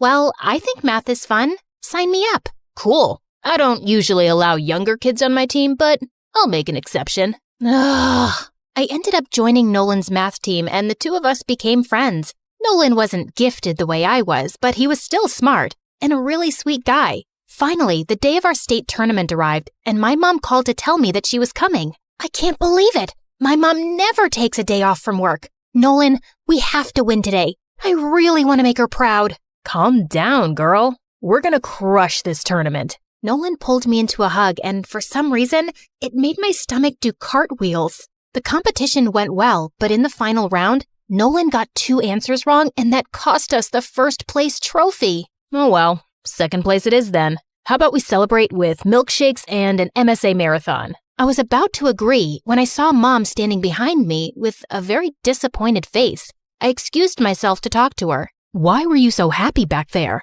You're not embarrassed that you got second place? Hey, second place is still really good. Shayla, why are you friends with someone like Nolan? He's obviously not very bright. It's his fault you didn't win. Mom, don't talk that way. Nolan is really smart and we've become good friends. Suddenly, Mom took my wrist and started to unclasp the infinity bracelet. What are you doing? I shouldn't have given this to you, Shayla. You don't seem to care much about unlocking your potential. I'll just have to live with the disappointment. No, stop! I do care. I'm gonna make things right. Just give me a chance. I ended up riding home with Dad without saying goodbye to Nolan. And the next day at school, I tried avoiding him until he showed up at my locker. Hey, sunshine. I thought we were gonna celebrate, but you left. Are you okay? Nolan, we can't be friends anymore. What? Why? You want me to be honest? Of course. You're not smart the way I am. You're average at best. And if we continue hanging out, you're just gonna hold me back. I'm so sorry. I ran away before Nolan could answer, feeling horrible. Nolan didn't speak to me again after that, and I didn't blame him. Then 2 months later, my life took a turn. Mom was offered a research position in China. So, does that mean we're moving to China? No, only I'm moving, and I'm divorcing your father. I just can't have anyone in my way right now. But don't worry, you and I will keep in touch. Mom kissed my cheek, and tears filled my eyes. After Mom left, I tried to keep busy and comfort Dad, who wasn't taking the divorce too well. One afternoon, I was sitting on the porch when I saw a van pull into our driveway. A lady came out, and to my surprise, it was my first grade teacher. Mrs. Johnson? Is that you? Shayla? I haven't seen you since they pulled you out of my class to move you up 2 grades. Miss Johnson invited me to dinner that night, but while we were eating, she kept asking me if something was wrong, and I just couldn't hold it in. I told Miss Johnson all about Mom leaving and how hard school was and how much I missed Nolan. It doesn't matter though. I just need to focus on myself and my goals. I remember I was just like you, Shayla. My grades and my dreams meant everything to me, but I realized over time that part of success is also about being happy. No offense, but that sounds like a cheesy quote you'd read on Instagram. Maybe, but it's true. Try doing at least one thing that makes you happy this week, sweetheart. I was exhausted from finals, so that week, I decided to take Miss Johnson's advice. I went to the community pool to sunbathe when I tripped over a crack in the sidewalk. Whoa, easy. Thanks. At that moment, I realized the lifeguard was Daryl, the most popular guy in school. I usually save people from water, not concrete. You look familiar. I feel like I know you from somewhere. What's your name? I was about to tell him, but then I paused. Boys like Daryl usually never talk to me, and I wanted to start off on the right foot. I'm Cher, like the singer. And you're pretty like her, too. I'm having a party tonight. How about you be my date? Whoa, did he just ask me out? Of course, I said yes. And that night, I got super dolled up for the party and even bought a new dress. The party was so much fun, and I danced with Daryl for hours. And when I saw the other kids at school there, I told them I'd changed my name because, well, I had a chance to be a new me. At one point, I had to go to the bathroom, but I opened the wrong door, which apparently was a bedroom. Oh my God, what are you doing in my room? Nolan? This is Daryl's house. Yeah, and my mom and I moved in here 2 weeks ago. Daryl's my cousin. Oh, I didn't know that. Of course you didn't. Daryl doesn't want to be associated with nerds. How did you get invited here anyway? Actually, I'm not a nerd anymore. I've decided to change. Also, my name isn't Shayla anymore. It's Cher. Cher? Yeah. So if you could call me that from now on. No, I don't have the time or energy for this. Go back to the party, will you? And don't walk by my room again. Nolan slammed the door in my face, and I felt bad. But I really didn't want to deal with the drama at the moment. I just wanted to have fun. A week later, Daryl and I started dating. I asked everyone to start calling me Cher instead of Shayla, and just like that, I became popular. I started dressing differently, and I didn't wear my infinity bracelet anymore. One day at school, the teacher handed back last week's physics exam, and even though I hadn't studied as much, I got 100. I was grinning to myself during recess when Daryl took the paper out of my hand. What you got there, babe? Whoa, you got 100 on a physics test? What are you, some kind of computer bot? No, my brain just works a little differently than other people. Like a little Miss Smarty Pants? Wait, are you one of those nerds who thinks she's better than the rest of us just because she can memorize a few extra facts? I thought you were cool. I am cool. You know what? It was just dumb luck that I got full marks. Whew, I thought we might have to break up. Daryl and his friends made it clear they hated nerds. So for the next few weeks, I purposely failed all of my tests and didn't do any homework, which they all high-fived me for. The end of the semester school party came around, and the theme was game night. Daryl and his friends just wanted to play foosball and table tennis, but I couldn't help being distracted by a bunch of kids playing trivia. What is a 5-pointed star called in geometry? Time's ticking away, guys. This is a crucial round. Anyone in the room who knows what the answer is? Why would anyone know that, loser face? Can you stop ruining the party and have your geekathon somewhere else? I knew the answer, but of course, I stayed quiet. But I wasn't having any fun with my friends either. Daryl was busy with the boys, and the girls kept commenting how my dress wasn't flattering and how my pink lipstick wasn't a good color on me. Can you stop criticizing me already? At least I don't, have her outfit. That's really hideous. The girl I'd pointed at turned around, and suddenly, I felt really guilty. Why had I said that? Just then, Nolan came and took the girl's hand. Leave my date alone. She looks beautiful tonight. Oh, she's your date? Yup. She joined the mathletes right after you left. Nolan put his arm around the girl, and I tried to push the feeling I had away. Was it jealousy? The party sucked, and I decided to go home early. But when I arrived, Dad called me into the living room and said Mom was on a video call and wanted to talk to me urgently. Shayla, is that really you? I've never seen you wear so much makeup. It's not that much makeup. I was just at a party. Oh, I see. Partying on a school night? Well, that would explain the email I got from your principal today, calling me in for a meeting to discuss your grades. You've been failing your classes? Yeah. I didn't do so well in a few tests, but I can make up for it. Really? Because your principal said that if you fail even one more exam, they'll put you on academic probation. Can you imagine how I felt reading that? Wait, where's your bracelet? Well, it doesn't match with the new clothes I wear now. What? I gave you that bracelet because I wanted to inspire you to live up to your limitless potential. But instead, you've turned out to be a complete disappointment. You know what, Mom? I'm not a little girl anymore. I don't need a stupid bracelet to remind me what I'm capable of. Just like I don't need your validation to feel good about myself. This is the first time you've called me in weeks.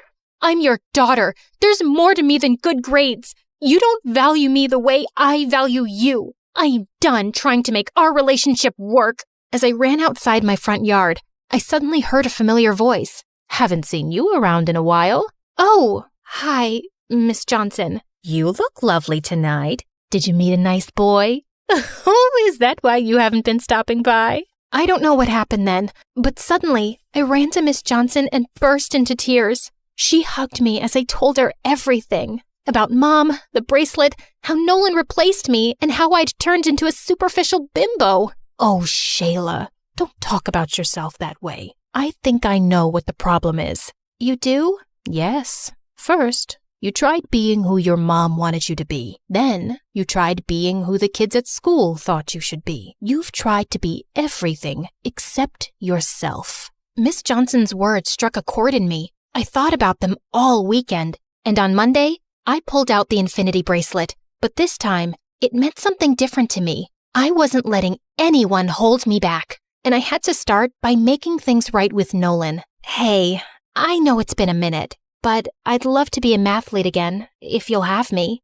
Let me think. No. Nolan, please. I've changed. I don't want to be a stuck-up jerk anymore. I'll apologize to your girlfriend for mocking her outfit too. Firstly, she's not my girlfriend. She was just my date that night. And secondly, you're a fake, and I just can't take that person seriously. Cher. Just then, Daryl walked over to us. Hey, babe. Want to go with me to a concert tonight? Ugh, why are you talking to him? Because Nolan's my friend. I'm really not. You were at one point. We were on the Mathletes together. The Mathletes? That's a club for losers. You're better than that. Come on, let's go. Daryl started to pull me away, but something inside me snapped. No, I'm staying here with Nolan, and he's not a loser. He's your cousin, and maybe it's time you start treating him with the respect he deserves. I should have treated him better too. Aw, that's a cute speech. But if you want to be my girlfriend, you can't hang out with my dork cousin or join the Mathletes, Cher. Isn't it obvious that I don't want to be your girlfriend anymore? I feel pathetic that I dumbed myself down to fit in. I'm a nerd, and proud to be one. And just for the record, I know what a 5-point star is called in geometry. It's a decagon, and I'm going back to being Shayla. I marched off like a boss, pulling Nolan behind me. You know, maybe you can rejoin the Mathletes. We are one team member short, and there's a tournament coming up. Oh my God, you mean I can be on your team again? And you forgive me? Oh, Nolan, thank you. Hey, I didn't say I forgive you, but I do need your brain for the competition. I'm not exactly smart the way you are. Nolan, I'm sorry for saying that. The pressure to succeed turned me into a toxic person. The truth is, I think you're smarter than me. I don't have a quarter of your emotional intelligence. That's nice of you to say. Thanks. Nolan hugged me and I felt my stomach doing cartwheels again. Maybe one day, he could be more than a friend.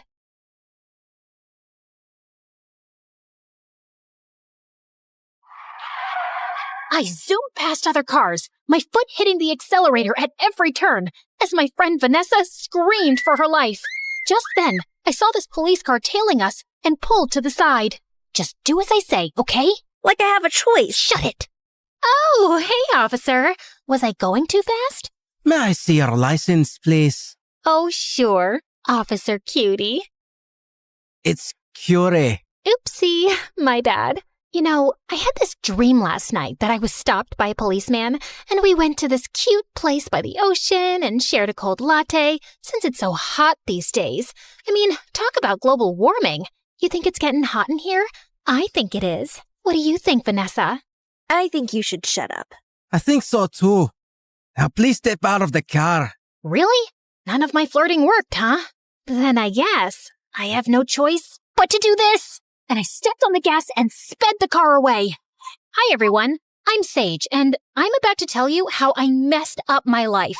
But before we get into that, please like and subscribe to MSA. I lived with my single mother and my twin sister Zoe in a small apartment in downtown New York.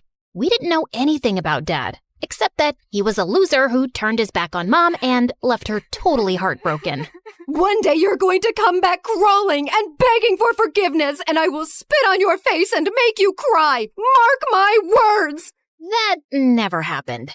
And Mom never found her true love again. That didn't stop her from trying, though. She worked as a receptionist at this fancy resort outside town, where she met tons of new people. Every month, she would date some new guy who would break her heart, and she'd become a sobbing mess. Like this one time when Zoe and I were 10, Mom started dating this Italian guy who left her because her pasta was too salty. It's garbage. At 13, there was a biker guy who thought it was a cool idea to teach Mom how to ride a bike. Needless to say, Mom fell, broke her arm, and couldn't work for weeks. And then, a year later, Mom met this Indian guy who even moved in with us. Take a deep breath in. Now exhale. Now inhale. Now inhale and exhale at the same time. It's 5 a.m, dude. Can we speed this up? Yoga is all about patience. The more you practice it, the better you get. Now, let's try again. Ugh, so annoying. But Mom thought he was perfect and sold off her jewelry to invest in his stupid yoga retreat. But he just pocketed all the money and disappeared without a trace. How could I be so stupid? We were planning to set up this cute bakery next to the yoga retreat. He'd teach yoga and I'd bake cookies. You know yoga's a form of exercise, right? Cookies are kind of counterproductive. Ugh, why are you like that? Like what? Smart and practical? No, mean and heartless. Can't you see Mom's in pain? Maybe I was a bit heartless. Growing up poor makes you accept reality in a harsh way. But with Zoe, it was different. She was Delulu. Thanks to Mom and her awful choice in men, she grew up thinking that the only way to have a good life was to get your hooks into someone rich and successful. I was reading this fashion blog and they said if I sleep with a clothespin on my nose, I'll get the perfect upturned nose like most rich people have. That's the stupidest thing I've heard.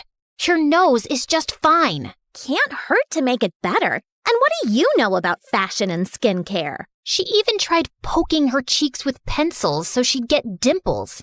When that failed, she turned to stupid home remedies. It's just getting worse before it gets better, right? What do I know about fashion and skincare? So, yeah, Zoe and I were poles apart, and Mom was always weird. And things just got worse when we turned 18. Mom met some guy at her resort, fell in love, and a week later they got married and moved to Spain.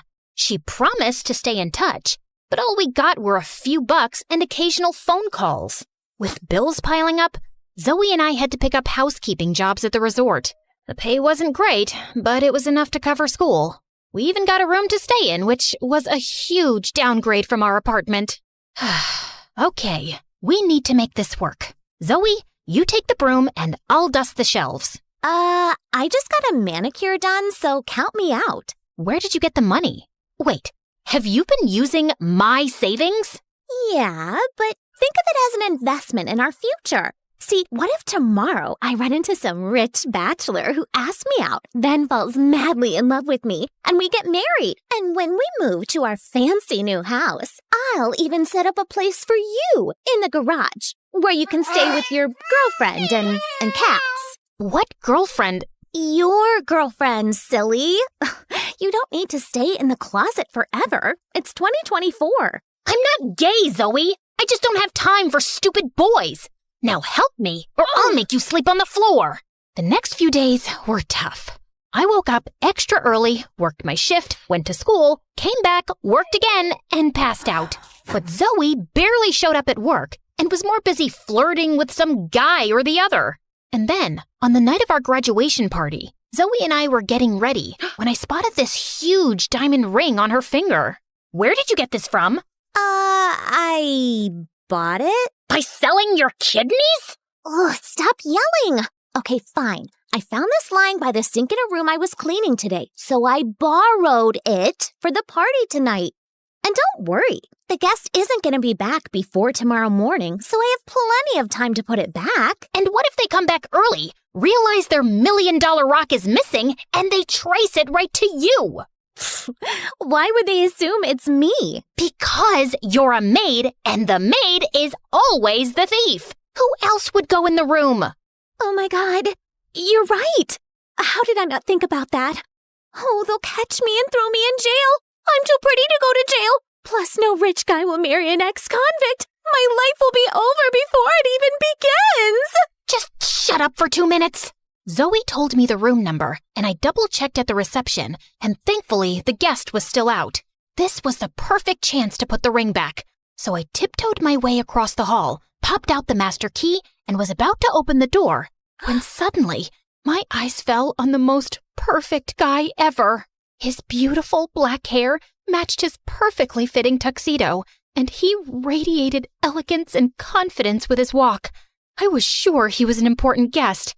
But then, he stopped right next to me. Almost scheduled to be ready on time. You're talking to me? Do you see anyone else around? Let's leave, shall we? Leave for... Our date? I'm Carter. Our dad set us up. Vanessa, I thought you had seen my picture. I went to see yours, but you're not on social media, and your dad said you hate getting photographed. But I have your room number, 709. so it's gotta be you. Unless you lurk around other people's rooms for some reason. No! Why would I do that? Of course it's me. I am she, Vanessa. And yes, of course, I've seen your picture, but you have one of those faces that isn't very memorable. A complete lie. Okay, we have a reservation at the pier. I don't want to lose the table. So let's go? I smiled weakly as Carter led me to his chauffeur-driven car. Had I just panicked and ended up on someone else's blind date? At one of the fanciest French restaurants in town? I quickly texted Zoe to go to the graduation party without me as we were led to our table. I was overwhelmed by the freaking number of forks on the table, and I couldn't understand anything on the menu. I just let Carter order for me, and we made awkward small talk and then fell silent. Good Lord, I'd never imagined a date with a gorgeous guy could be this painful. So, Vanessa's a lovely name. Yeah, I guess. I've never met a Vanessa. Except myself. I'm actually named after Venice. Do you like Venice? It's nice, yes, but I like Spain more. I travel a lot, actually. It's my way of taking a break. Break from what? You know, endless meetings, parties, interviews where I get asked a lot of dumb questions like what do I eat in a day, how much do I work out, how many girlfriends do I have, etc., etc. And I have to answer all that to keep up a certain image, of course. But this life can be very exhausting. You know what I mean? Frankly, no. You sound like you don't appreciate how lucky you are. What do you mean? I mean, look at that waiter, for example. He works his butt off every day trying to make just enough for his rent. You think his life is easy? But he still smiles and serves you. Isn't that exhausting? Maybe, but that's what he gets paid for. It's his job. So he's not allowed to be tired because he works for a wage? But you, riding around in chauffeur-driven cars, living in fancy houses, dining in the best restaurants, you can be tired because you have to attend a few meetings and answer a few questions. Don't you think that's a bit hypocritical? I hadn't really thought about that. Then maybe you should. Anyway, I gotta go. But you haven't even touched your food. I'm not hungry anymore. And I just left without another word and hailed a cab back to the resort. When I got there, I realized that I still had the ring on me. So I decided to give my luck a second chance and tiptoed my way to Vanessa's room, carefully avoiding all the cameras. I swiped the key, gently turned the knob, and walked in, when suddenly someone jumped on me and pinned me to the ground. Who are you? And why did you just sneak into my room? And why are you wearing my ring? Speak up! I will, if you just get off me. Thankfully, Vanessa agreed to listen, and I spilled everything about the ring, Carter, and the blind date. I thought she'd call security immediately, but instead she burst out laughing. Do you have any idea how much I tried to get out of that date? Phew, you did me a huge favor. Does that mean you won't be pressing charges? That depends. You see, I moved to France with my grandma at 5 because my dad wanted to marry a kid-hating bimbo. But now she's left him, so he wants me to come back home. Problem is, I don't want to. I have my whole life in France, including my boyfriend, Jean-Pierre. And Dad hates him. He wants me to date Carter or he'll cut me off. And since Carter thinks you're Vanessa, you'll just have to date him in my place. Wow, you rich folks are complicated. And I can't do that because it's stupid and I'm pretty sure that guy hates me. Really? Then why did he send me a text asking to meet him again? Listen, just make this Carter guy go away. What if I say no? Then your sister will rot in jail and you will lose this job. But what about my work? I'll pay you. Does $500,000 sound good? Sounds great. Vanessa and I shook on it, and that night I couldn't sleep a wink thinking about how this money could change everything for me and Zoe. But I was pretty nervous about fooling some rich, powerful guy. I wanted to share my doubts with Zoe, but I knew she was a tattletale, so I kept quiet. And the next morning, Vanessa woke me up at 6 and told me that Carter was on his way to take me to a derby match. Is there a reason why I'm dressed like Mary Poppins' cousin? I get that you want him to hate me, but this dress makes me hate me. The idea is to make you look undateable, and this dress is perfect for that. Now remember, make this the worst day of Carter's life. He should be calling my dad and telling him that I'm a monster. Now go make me proud. I left the hotel and greeted Carter at the gate, half expecting him to say something about my dress, but he just smiled and complimented me. Was he blind? Sorry. I think we got off on the wrong foot last night. Can we do this in the car, please? The heat is making me dizzy. Sure. For the rest of the ride, Carter kept trying to talk to me, but I just pretended to be busy on my phone. Soon after, we reached the derby stands and were about to take our seats when I put my plan into motion. Carter! Can you get me something to drink? I'm parched. But the race is about to start. You're right.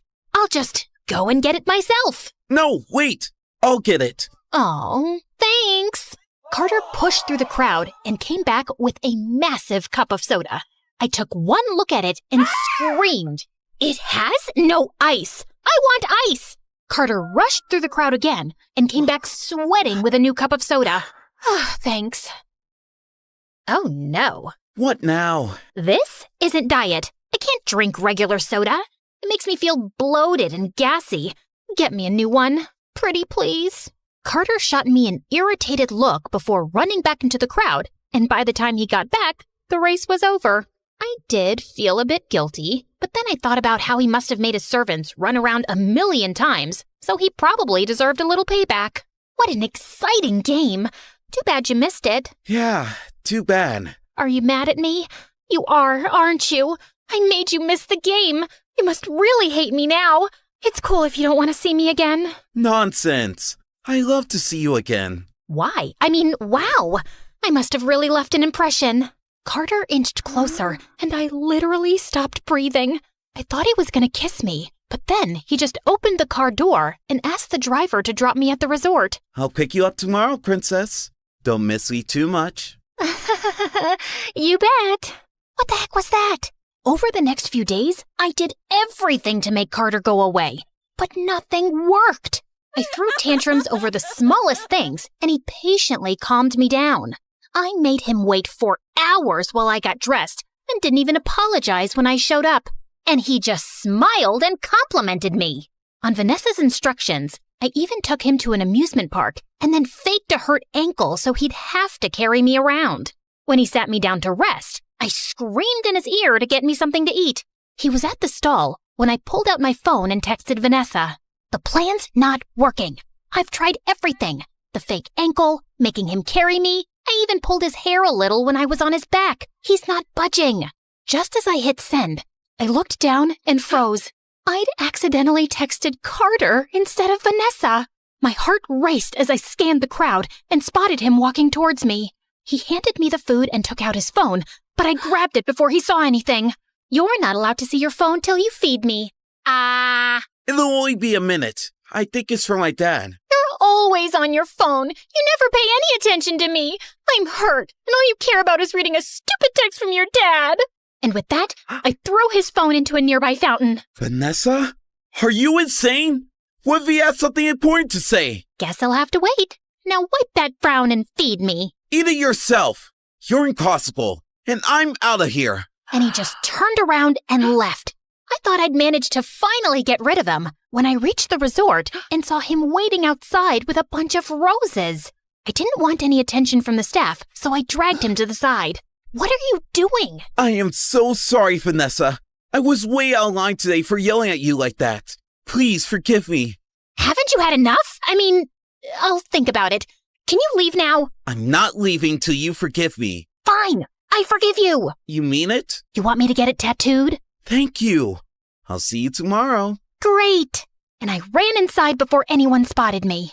I had to do something before this guy drove me insane. So I asked Vanessa for help, and we sat down and stalked Carter online everywhere.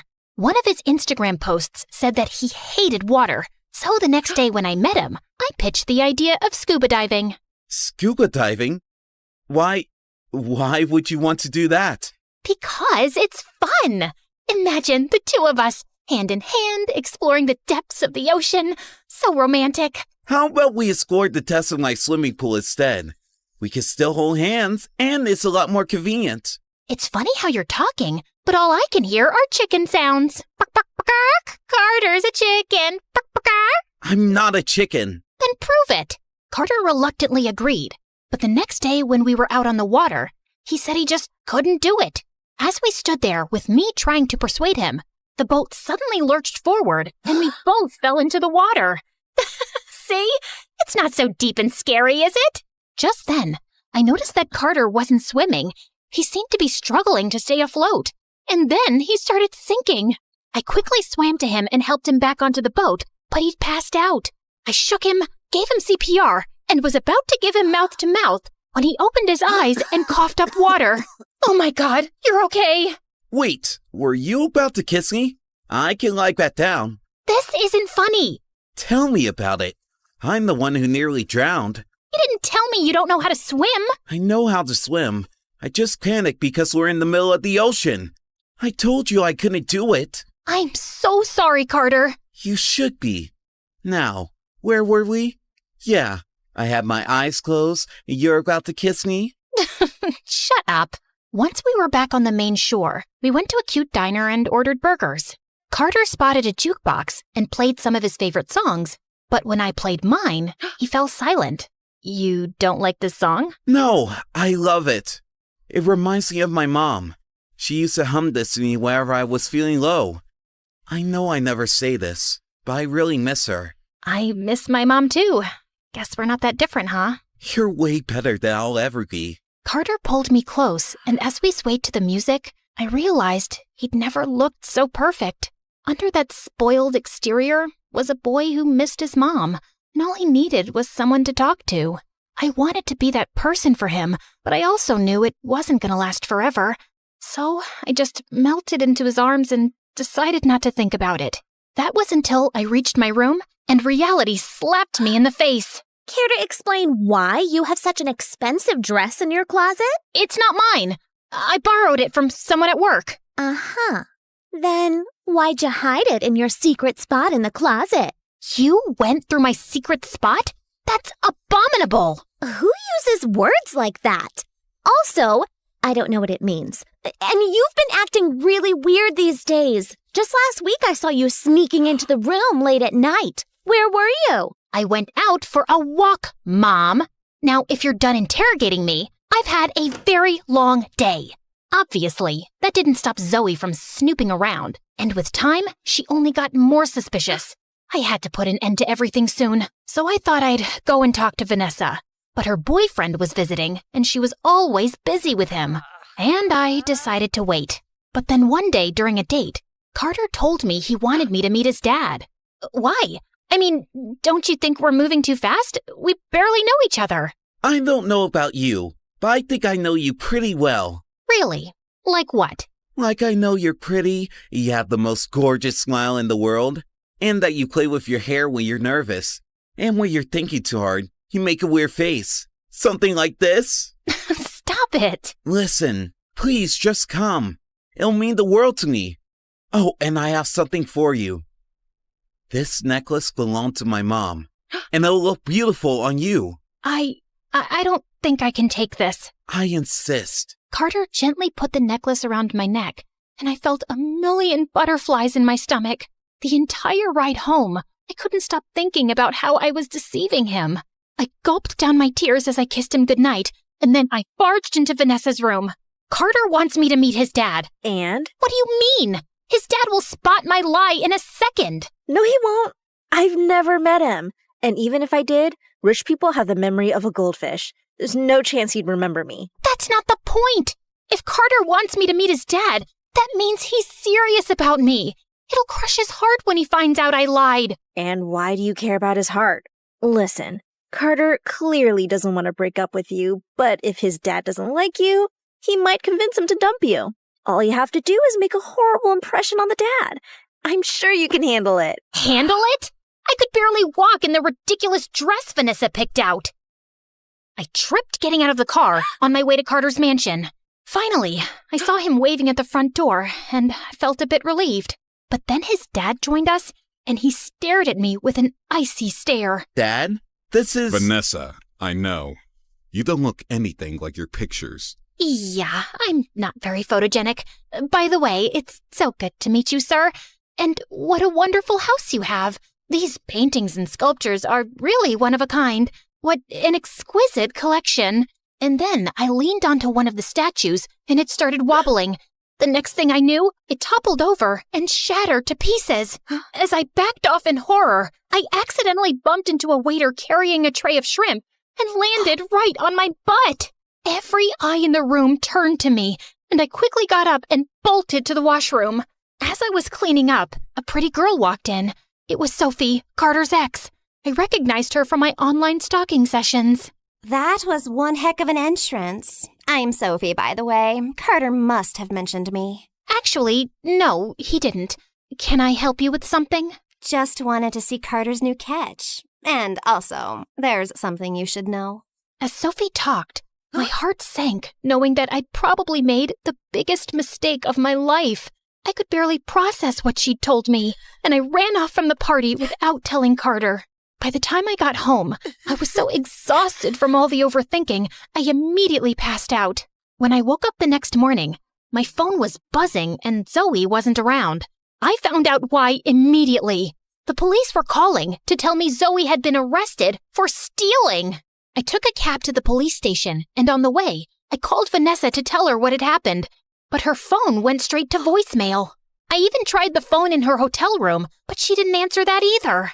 I rushed into the police station, only to find Carter talking to the police, with Zoe standing next to him. Oh, thank God. I was beginning to think you'd never show up. Now, before these people lie to you, let me just tell you that whatever I did it for Mom. Who's Mom? Our mom, you moron. Mom called me yesterday and told me that she wants to come visit us, but she has no money for the tickets. I thought I'd pawn your stupid necklace off to help her out a bit. But that pawn shop guy informed this rich guy's family that someone was trying to sell an heirloom with their family crest, and they dragged me here for no fault of mine. No fault? That necklace belongs to my mom, and I gave it to Vanessa. Who the heck is Vanessa? She is Vanessa, my girlfriend. No, she's Sage, my sister. What is she talking about, Vanessa? It's Sage. S-A-G-E. Dude, you're cute, but you really have your wires messed up. Shut up, Zoe! Carter, I lied to you. My name is Sage, and I am Zoe's sister. Carter looked shocked as I told him everything about the ring and how Vanessa had asked me to take her place. So you lied to me all this while? I wanted to tell you the truth, but I just couldn't. Why not? If you needed money, you could just ask me. Yeah, right. Like you'd even look twice at me if you knew I was poor. And you really have money to hand out? Because I found out you've only been dating Vanessa for her fortune. No wonder you kept putting up with me no matter how much I tested you. Were you? Don't bother, Carter. Sophie told me everything. Carter's only after your money. He screwed up a big business deal, and now his dad's forcing him to marry an heiress to save their business. They need your dad to invest and bail them out. How do you know that? My dad told me. He's business partners with Carter's father. Trust me, I have no interest in Carter. I'm just helping a girl out here. And you're just going to believe her, without giving me a chance to explain myself? Well, is she lying? No, but... Then there's nothing left to say. Look, Carter, we both lied and we're both wrong. The only difference is that I lied for my family and you lied out of greed. And I agree that there were moments where I got carried away. But now I'm back to reality. I'm pretty sure you don't care about me much. But if you do, even a little, please drop the charges against my sister. She's the only family I've got. I must have struck a chord with Carter because he took back his complaint and Zoe was released soon after. But the news of her arrest reached the resort manager and we were both fired on the spot, which was fine. I was done with that place anyway. Zoe and I moved to a small apartment and decided to start our life from scratch. We found jobs at cafes and this time, Zoe stuck to her promise to work hard. She seemed to be actually sorry for all the trouble she'd caused me. And while it was difficult to not think about Carter, I had to push him out of my mind and move on with my life. Then, a week later, I was leaving for work when I found Vanessa standing at my door. What are you doing here? The night you were at Carter's place, My dad showed up and told me he didn't want me to see Carter anymore. He didn't give me a reason, except that he didn't trust Carter's dad and that he was okay with my relationship with Jean-Pierre and just wanted me to come home. That's a relief. Congratulations. Anything else? Here's your $500,000. I'm a woman of my word.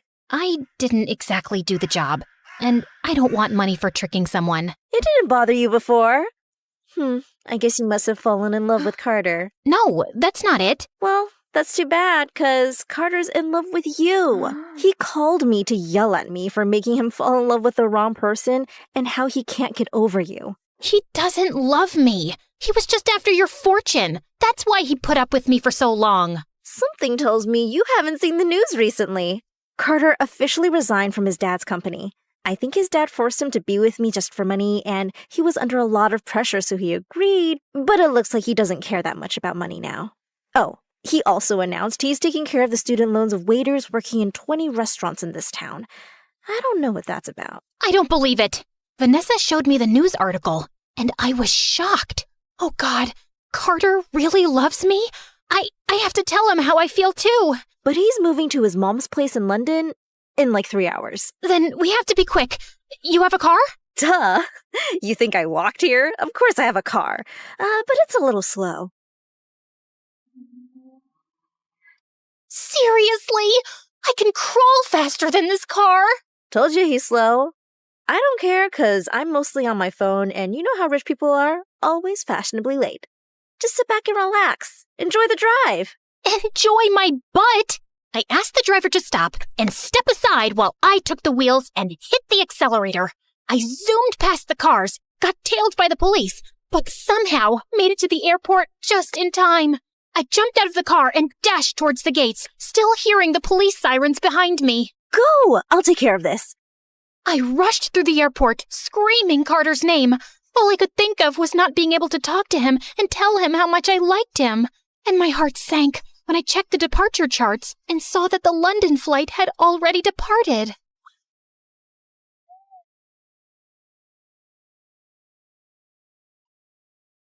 Hi. I met Vanessa. I can't believe you gave up everything and you're poor now. Well, I'm still not poor. Let's just say I have to share my helicopter with other people. And where are we going? Wherever you say.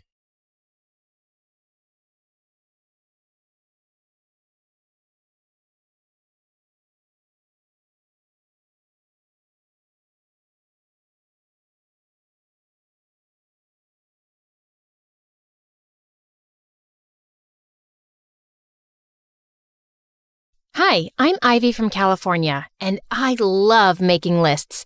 To-do lists, shopping lists, lists of my strengths and weaknesses, and my life goals. And my #1 life goal is to become a veterinarian. But before I continue, please like and subscribe because if you do, a songbird might land on your window and sing to you. I love animals. When I was 7, I went to the zoo and saw this pretty cat locked up in a cage. Mom, it looks so sad. Honey, don't get too close. I snatched the keys off the zookeeper's belt and let the cat out. I was banned from the zoo after that. Another time, I invited a stray cat and dog into our house. They got so excited that they scratched up the curtains, the walls, and the furniture. My brother's face swelled up like a tomato because he was allergic. When I was 15, I was outside the grocery store and this woman came up to me. Save the whales! Excuse me, have you ever considered being an actor? The camera would love you, and you can make a ton of money. My parents appeared out of nowhere with these huge smiles on their faces. Apparently, the woman was a famous agent who had discovered a ton of young movie stars. Ivy, this is a once-in-a-lifetime opportunity. But I don't want to be an actor. I want to be a vet. The extra money you'd make could help the family and pay for veterinary school. I didn't want to take up acting, but looking at Mom and Dad and the fact that this money could really help us out, I reluctantly agreed. The next day, I signed a contract with the agent. Soon, I was auditioning every day. I booked small roles in TV shows and a few movies. In the 11th grade, I auditioned at a big Hollywood studio for a role in a movie opposite this teenage heartthrob, Roman. I arrived at the audition with cat hair all over my clothes, And I smelled a little funny from volunteering at the animal shelter. I stopped in the bathroom to clean up and ran into Becky, the meanest girl in school. She was also auditioning for the role and was equally shocked to see me there. What are you doing here? I'm auditioning? You'll never get this part. They don't want a weirdo like you. We'll see about that. I auditioned, then went to the park to feed the birds. One of them dropped a little surprise on my head. It just meant that he liked me. The next morning in school, Becky stormed up to me screaming like a lunatic. You cheated. You bribed someone. I know you did. There's no way you could beat me to the part. Thankfully, one of the teachers was around and grabbed Becky before she could attack me. Just then my phone rang, and it was my agent, confirming that I got the part. When Mom and Dad heard, they were over the moon, but I was still not as happy. A week later, I was on set and heard a commotion. I turned to see Roman yelling at one of the assistants. I said decaf, you idiot. An hour later, he shouted at the writer. This dialogue is horrible. Change it now. The next day, he was even worse. Roman and I were shooting a scene where we were playing with the cutest little puppy. The puppy jumped up and licked Roman in the face. Get that thing out of here. It was bad enough that Roman bullied the crew, but to scare an innocent little puppy was going too far. You're a big, fat jerk. I am not fat. How dare you? Do you know who I am? You're a spoiled brat, your acting sucks, and your movies stink. You can't talk to me like that. I already did, and you know what? I quit. I'd rather get stung by a jellyfish than spend another second with you. My agent called me a dozen times, but I didn't answer. Roman wasn't the first spoiled actor I'd dealt with on set, but he was going to be the last. I was done with acting. A few days later, a sound woke me up in the middle of the night. Ouch! I charged at the intruder and knocked him to the ground. And then I saw his face. What are you doing here? I wanted to talk to you. Ever heard of a phone? Did you mean the things you said about me? Every last word. Then Roman sat on my bed and looked up at me with the cutest puppy dog eyes. No one ever tells me the truth. Everyone says I'm such a great actor and they expect me to be perfect, but I'm not. That's why my last few movies failed, and I just got bitter. I'm really sorry for being mean, but I really just want to do a good job. You're playing a poor teenage boy in high school. It's not that difficult. It's difficult for me. I've never been to a high school, and I'm definitely not poor. So I was hoping you could do me a favor. What favor? I want to go to school with you, and I want to live like a normal teenager. I'm not sure how you're going to manage that. Your face is everywhere. Then Roman opened his backpack. He pulled out a wig and a makeup bag and then turned his back to me. 10 seconds later, when he turned around, he looked like a totally different person. Call me Rob. My manager enrolled me in your high school under my new name. I can stay here in your house, and when we get to school, you can teach me how to be a normal teenager.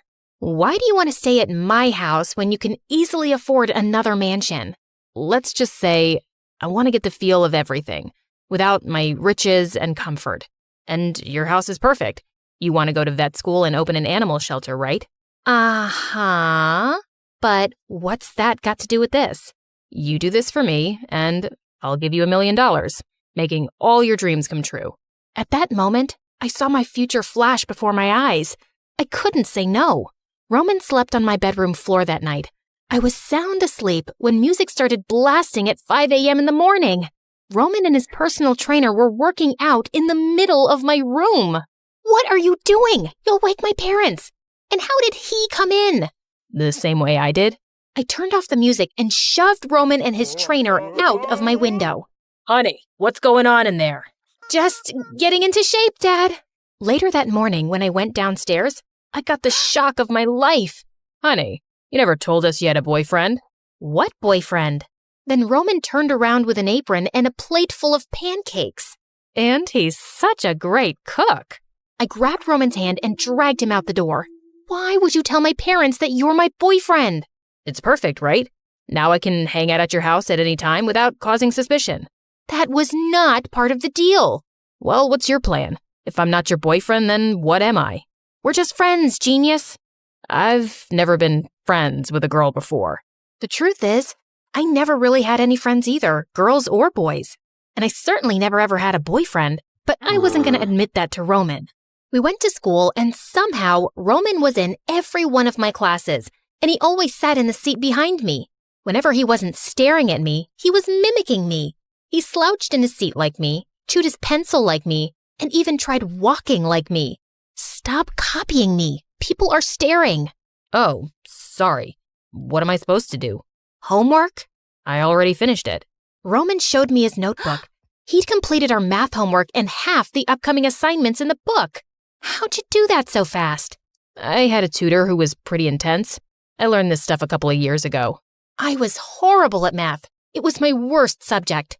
If you need my help, just say so. I really don't mind. Afterwards, you can show me what normal kids do for fun. Yeah, I guess. Roman helped me finish my homework, and then I took him to the beach to surf, to a pizza shop, to the arcade, and to the animal shelter. I showed him the dogs that were up for adoption, and he freaked out. What's the matter? Dogs don't like me. That's not true. I took Roman's hand and introduced him to Mr. Buttercup, the sweetest dog at the shelter. Roman pet him, and they ended up becoming best of friends. As time went on, I got used to hanging out with Roman. We hung out at school and at home, and we sometimes talked all night. As I got to know him, he was actually pretty cool, and he didn't think I was weird because I loved animals so much. One night we were hanging out on the roof of my house, watching the stars. That's the Big Dipper, and that's Orion the Hunter. It's special. It reminds me of you. How? Orion only comes out during certain seasons, just like you. I still don't follow. There's something different about you when you're with animals. You shine. There's a bright light within you, and I think it's beautiful. I don't see that when you're with other people. Why is that? Animals are sweet and accepting. People are difficult and judgmental. I used to feel the same way. Well, not about animals, but people. But that changed when I met you. The wind picked up and I started to shiver. Then Roman put his arm around me, pulled me close, and kissed me. My heart fluttered as the moonlight shined down on us. His words echoed in my mind. And that's when I remembered it was a line from one of Roman's sappy rom-coms. Of course, he was just acting. I pulled away. I'm sorry, did I do something wrong? This isn't a movie, Roman, and I'm not your girlfriend. Not now, not ever. After that, Roman started acting strange. He didn't sit near me in class anymore, and although he was still hiding out in my bedroom, he kept to his side of the room, and I kept to mine. I felt bad for being mean to him.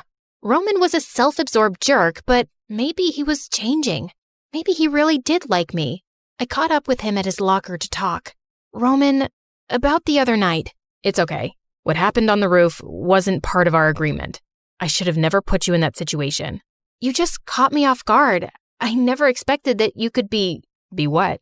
So thoughtful, smart, and kind. You're so much more than the characters you play in movies. Orion may shine bright, but the real you is spectacular. You shouldn't hide it. And neither should you.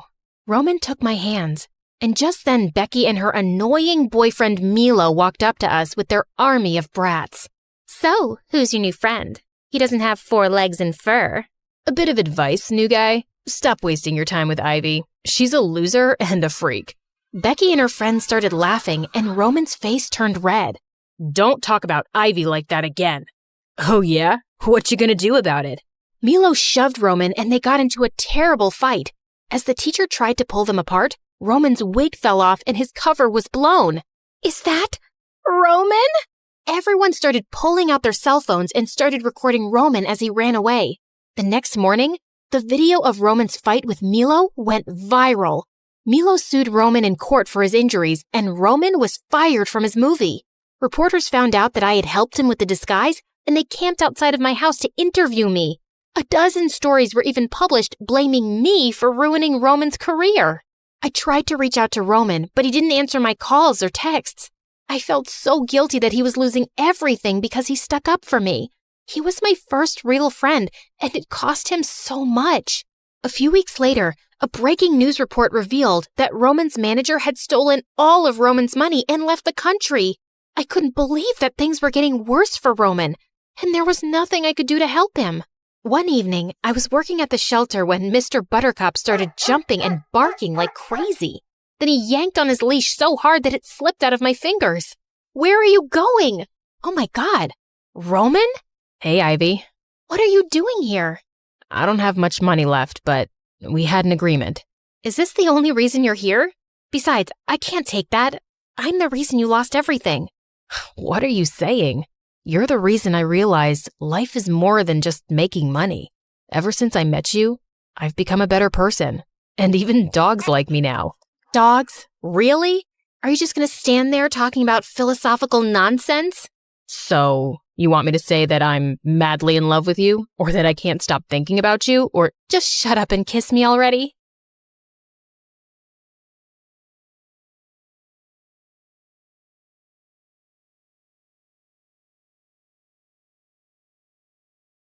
Hi, I'm Edith from Ohio. Yeah, I know I sound like an 80-year-old woman. My dad was very close to his great-grandmother, and he insisted that his first child would be named after her. Unfortunately, that's me. Also, as you can see, I'm in a wheelchair. I had a spinal injury when I was little, and I don't even remember what it's like to walk. So, if you want to feel bad for me, it should only be because of my name. Before I continue, please like and subscribe. After me came my sisters, Louisa, Isabel, and Celine. Their names are pretty because Mom chose them. We lived in a kind of poor household in a small town with parents who were galaxies apart. My dad was a neuroscientist who lived in our basement. He was convinced he was onto some groundbreaking research that would win him the Nobel Prize. But every year, his research got rejected. It had almost become a metaphor in our town. It'll rain today, I'm sure of it. As sure as Mr. Arnstein getting rejected again. My son has failed 10th grade again. He's really pulling a Mr. Arnstein on us. Those comments made me so mad. No one was as smart or hardworking as my dad. Mom, on the other hand, was pretty and vain. She never met a reflective surface she didn't like. All she'd ever wanted was a fancy life, so she reminded Dad of his failures every day. When I met you, you made me believe you were freaking Einstein. I thought we'd be rich by now. Can't you discover gravity or something already? Like really, how hard is it? I might figure out all the mysteries of the universe before I understand why I asked you to marry me. I was such a fool the day I said yes. Not much has changed since. Mom unhappily ran a small flower shop to make ends meet. As the eldest, I wanted to make things easier for both my parents. I was a model student, and I tried helping out at home by making my sisters responsible. It worked when they were younger, but they were growing up to be useless, especially my second sister, Louisa, who was a lot like Mom. She was pretty, but apparently her nose wasn't rich-looking enough. What does that even mean, girl? I've got this flat button nose, and rich people have cute upturned noses. Okay, gotcha. They look like they can smell cow dung all the time. Exactly. She would sleep with a clothespin on her nose, hoping it would turn upwards. She'd also poke her cheek with a pencil while doing her homework, thinking if she did that every day, she might get a cute dimple. Such a moron. The other two weren't much better. Isabel wanted to be a dancer, and I've never met anyone so uncoordinated. Celine was also super untalented, but she kept trying new things all the time, hoping to find her true calling soon. No one prayed harder than me that it would be really soon. Luckily, I'd inherited Dad's brains, and in the 11th grade, I got a scholarship into a private school that would open up great opportunities for college. You've always been my favorite for a reason, darling. I know you'll do amazing things one day. I know you will too, Dad. I was really excited to start school until disaster struck, and my crazy family was to blame entirely for it. A week before, Mom came home really excited one day because she'd received a huge order for flowers at a rich client's house. And the minute my sisters heard that, they were dying to go with Mom to help her. Dad was out of town, and I'd just settled in for a peaceful evening by myself when I got a frantic call from Isabel. Edith, I'm at the police station. Mom and Louisa are going to jail. What? What do you mean they're going to jail? Louisa stole a necklace from the rich lady's room and got caught. Mom begged and cried, but the lady called the police. Please, you have to go talk to her. Louisa was such a pain. Isabel sent me the lady's location pin, and I took the bus to this massive mansion. I was asked to wait in the main hall, and I just couldn't resist taking a spin on the marble floors. But suddenly, I lost control of my wheelchair and went crashing into a center table, which sent a huge fishbowl to the ground, which made the servants running in slip on the water and land on their butts. Oopsie daisy. Soon, I was in the library, facing the snooty owner and her carbon copy snooty daughter. Who are you, and what are you doing in my house? house. Again, so sorry for the damage. I'd love to repay you, but my parents are poor, so I can't. Speaking of parents, actually, my mom is the flower lady who came here today, and the girl who took something from you is my, sister. What? You're related to those thieves? Louisa's mentally unstable, I swear. And some days, she just refuses to take her meds. Please don't send them to jail. What will I do without my mom, given my condition? This is very distressing, and the doctors have told me stress is really bad for me. The lady didn't look happy, but she called the police station and asked for Mom and Louisa to be released. I thanked them profusely, and just as I was leaving, I ran into a school bag lying on the floor, knocking over its contents. Do you even know how to use that thing? You should take driving classes or something. I apologized and left, but I was horrified. This girl was going to the same school I'd just gotten into. How has my life suddenly become so complicated? Oh, I'll tell ya. It's because Miss Kleptomaniac here decided to steal, and I had to save her greedy butt. And now I have to go to school with this snooty girl who thinks I'm from a family of thieves. Oh, what a great start. Edith, are you done with this useless family meeting? Louisa and I have had a very tough day, and we need our beauty sleep. Maybe the girl won't remember who you are. Fingers crossed. Yeah, right. In fact, as luck would have it, that girl and I were in the same class. Her name was Haley, and the minute she saw me, her face went from shock to a wide grin. Uh-oh. And soon, Haley became my arch nemesis. Apparently, she was the smartest kid in class till I turned up. She was also beautiful and wealthy, and she was dating the star basketball player Cody. And Cody was fine. But Haley still didn't like being knocked off the #1 student spot. How about we make a deal, Edith? You can act a little less smart in class, and I won't tell everyone how we really know each other. I won't be doing that, thanks. I can make your life miserable, you know. You really want to make the wheelchair girl's life miserable? How would it make you look if I started telling people you're bullying me? It'll tank your popularity, and you might even get suspended, or worse. And Haley knew I was right. We just never got along and continued to compete in class. I always got the highest marks in subjects like math and physics, but she'd beat me in history and literature. She knew she couldn't openly bother me, but she tried in sneakier ways. Like one morning when I wheeled into literature class, our teacher, Miss Agatha, was looking furious, and everyone was staring at me. And that's when I saw the chalkboard. On the lower half it said, Miss Agatha should change her name because she is not cool like Agatha Christie. In fact, she is dull and ugly and stupid. I think she was a toad in another life. She is... It went on, and the lovely cursive handwriting was unmistakably mine. Okay, I know what this looks like, but I really didn't do this. Detention for a week. This Haley was good. She'd copied my handwriting to perfection. I didn't take her prank sitting down, though. Well, I'm always sitting down, but you know what I mean. I just had a lot of accidents around her. Oops, sorry, lost control. That jacket looks new, huh?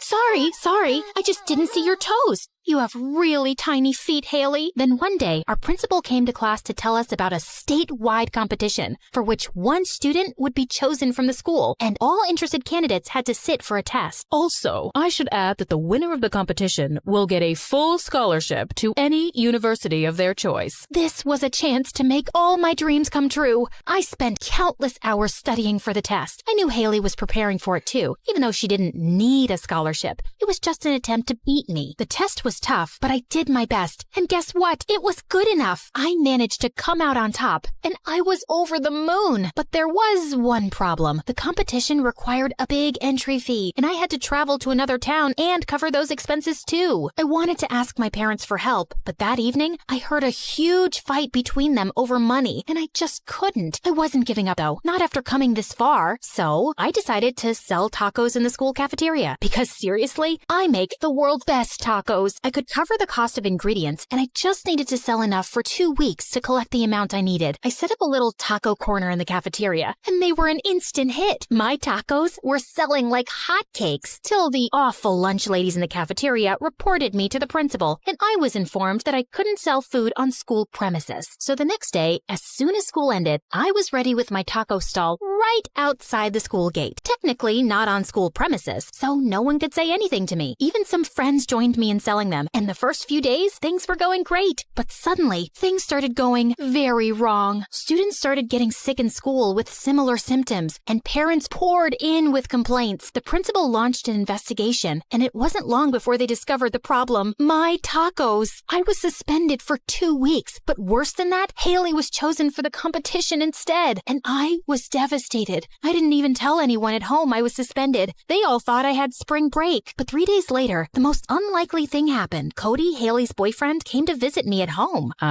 Hello? I'm Cody from school. I came to see if you were doing okay. Oh, wow, you're welcome. You too. What? Can I come in, or are you busy? No, I'm not busy. I mean, yes, I am busy. Actually, there's an avocado that's going bad, and I need to make some guacamole, but it can wait a bit longer. Not too long, though.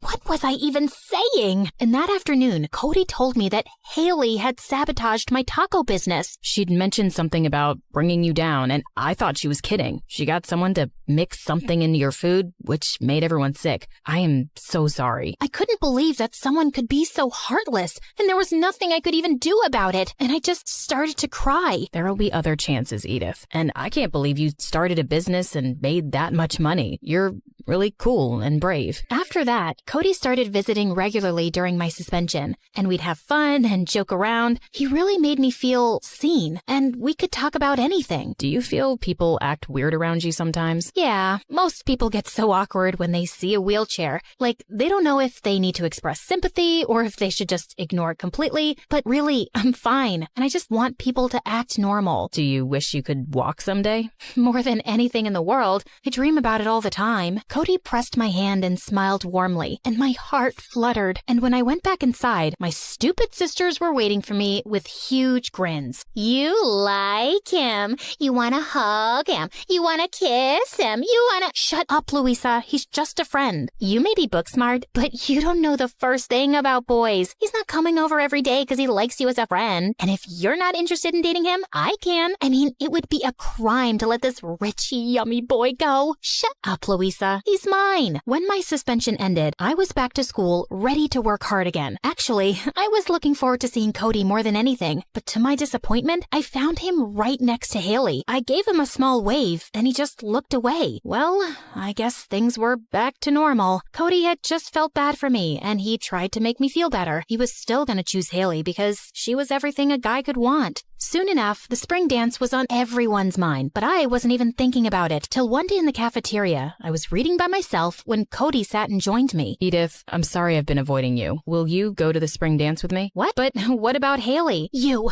stole my boyfriend. You act like this poor little wheelchair girl, but you're so cunning. And I'm done keeping your stupid little secret too. Hey everyone, did Edith ever tell you that her sister's a thief who stole something from my house? Who knows? Maybe dishonesty runs in the family, and Edith's lying and she can't actually walk. That's enough. I broke up with you because I don't love you, Haley. Please, just back off and stop spreading lies about Edith. No one's buying them, least of all me. Haley stared at us furiously, then screamed and stormed off. So, where were we? Oh yeah, the spring dance. Go with me? Since you're desperate, sure. We had an amazing time dancing away, and then we went out for a breather and shared our first kiss. Well, my first kiss ever, and it was magical. But when I got back home, I found Dad in the lounge in tears. Dad, what's wrong? Are you okay? I'm more than okay, honey.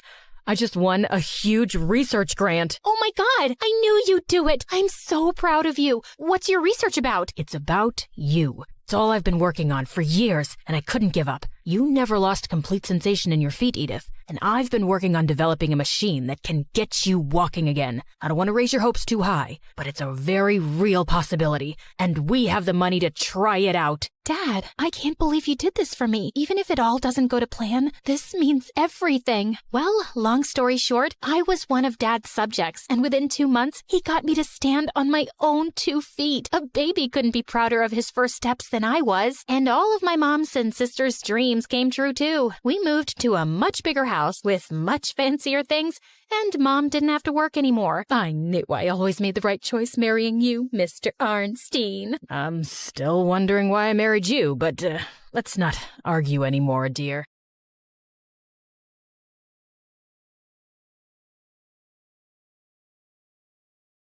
Hi, I'm Annalise from Maine. Before I continue, please like and subscribe. Everyone who knew me thought I was the luckiest girl ever. I was born to millionaire parents. I had tons of friends, and with my long, lovely hair, I looked like a princess out of a freaking Disney movie. But I was also living with a dark secret. I had a condition called Werner syndrome. That meant I would start aging really fast when I got to high school. I'd be a teenager with gray hair and wrinkles. The doctors predicted it would happen around the time I turned 16. Each birthday was just another reminder of the ticking clock. Come on, Annalise. Have a slice of cake. Or at least put on the costume I bought you. It's Halloween too, remember? Is it an old witch costume with a white-haired wig and an old lady mask? No, thank you. One day when I was 14, I was getting ready for school when my live-in servant and BFF, Marie, came running into the room. Oh my God, did you hear the news? Raven, the famous model, is gonna be a new student at our school. And I hear he just broke up with his girlfriend, so he's single. You know models aren't my type. I'm more into nerdy, bookish guys. Whatever, he's mine then. But maybe you should take these next couple of years to date a jock or model. I mean, your boyfriend choices will be kind of limited afterwards. Most guys don't want to date girls who look like 80-year-olds. Let's not talk about that right now. I still have some time, and I plan on living my life to the fullest until then. I lent Maria some of my nicest clothes before we went off to school. She made me promise never to tell anyone she was a servant, and in return, she promised not to tell anyone about my condition. Our little pact worked perfectly for me. Later that day, I was studying in the library when suddenly I felt someone watching me. I turned to see some guy dressed in fancy clothes and earrings snapping pictures of me.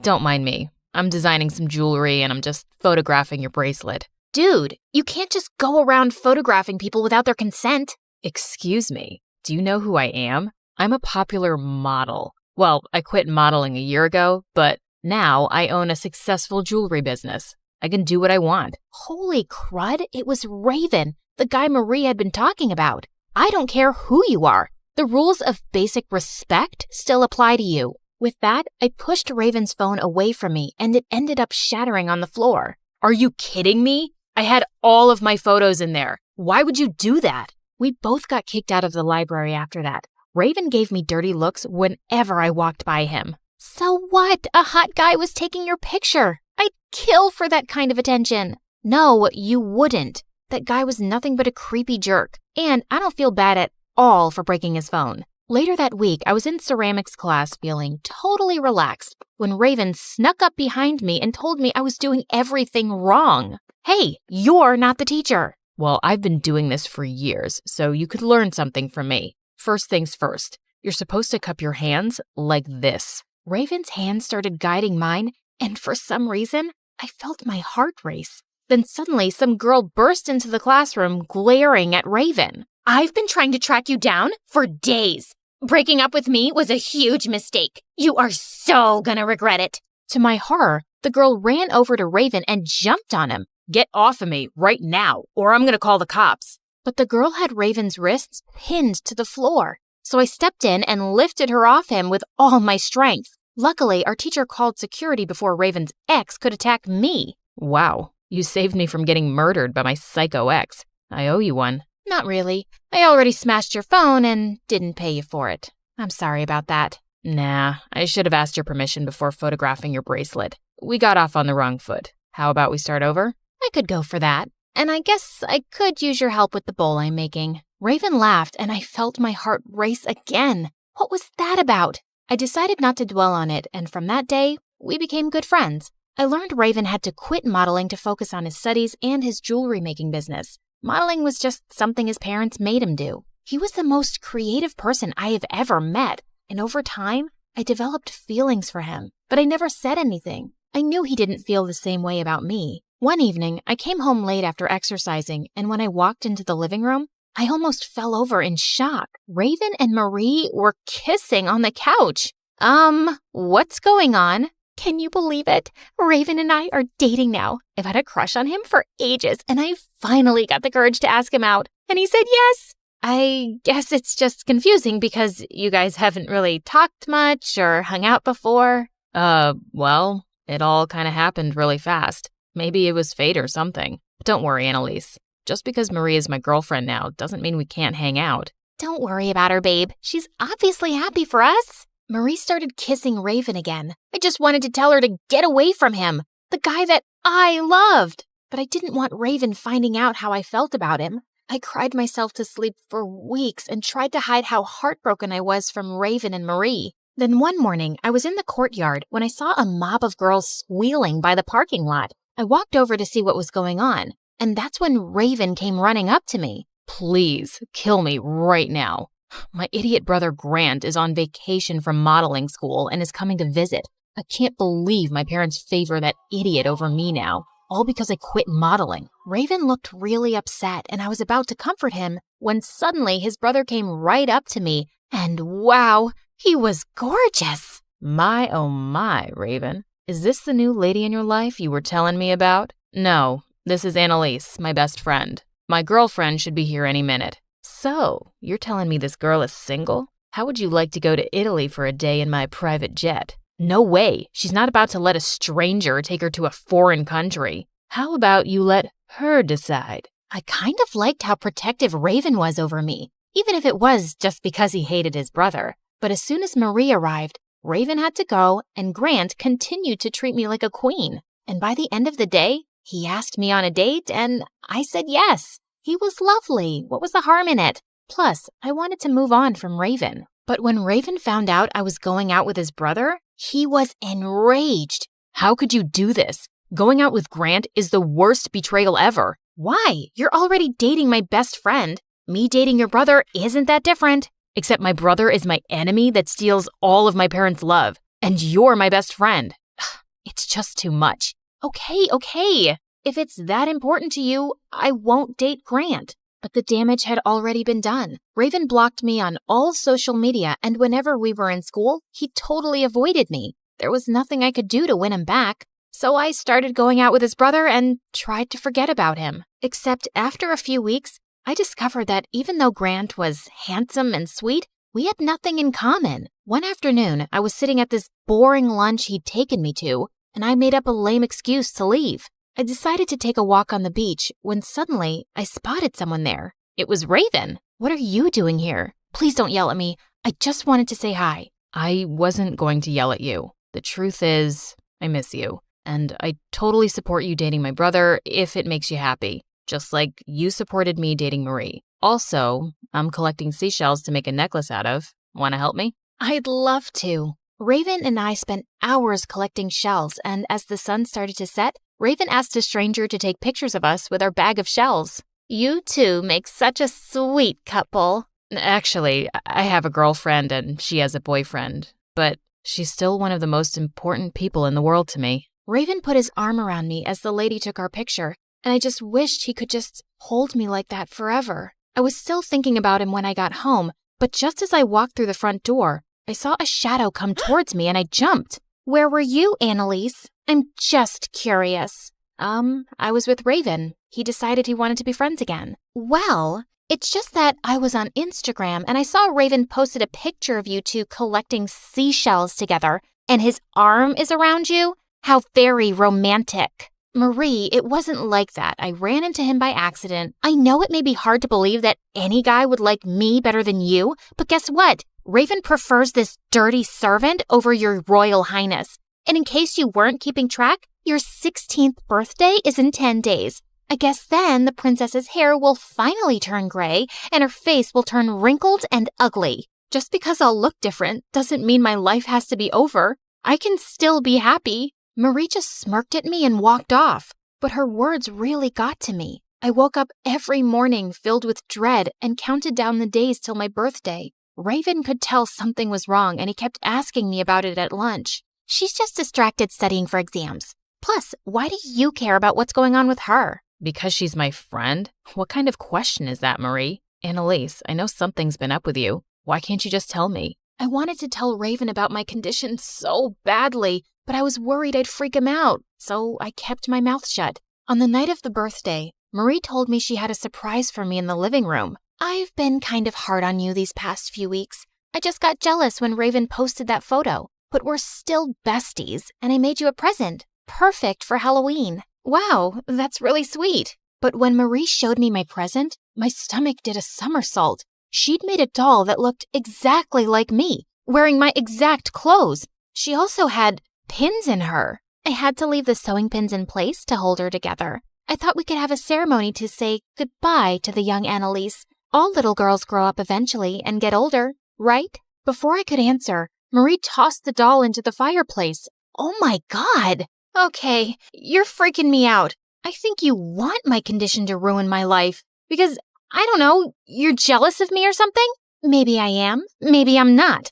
All I know is it's my time to be the pretty and popular one now, not just your little servant girl. I couldn't be around her for another minute, so I went upstairs to watch MSA videos and collect my thoughts. After that night, I avoided Marie and Raven and told Grant I couldn't date him anymore. I even refused to go to school. Too much was happening too fast. And a few months later, I started aging and my hair slowly started turning white. So everywhere I went, I wore a scarf around my hair and face. Then one day, someone knocked at the door and my heart jumped to see that it was Raven. Annalise, is that you? Why are you dressed like that? Just leave me alone, please. You won't understand. You know what? No. You've ghosted me for months, and I came here to check to see if you were okay. Suddenly, I started to cry and told Raven everything. Then I took off my layers to reveal what I looked like. Well, what do you think? How could you keep a secret like this from me? Annalise,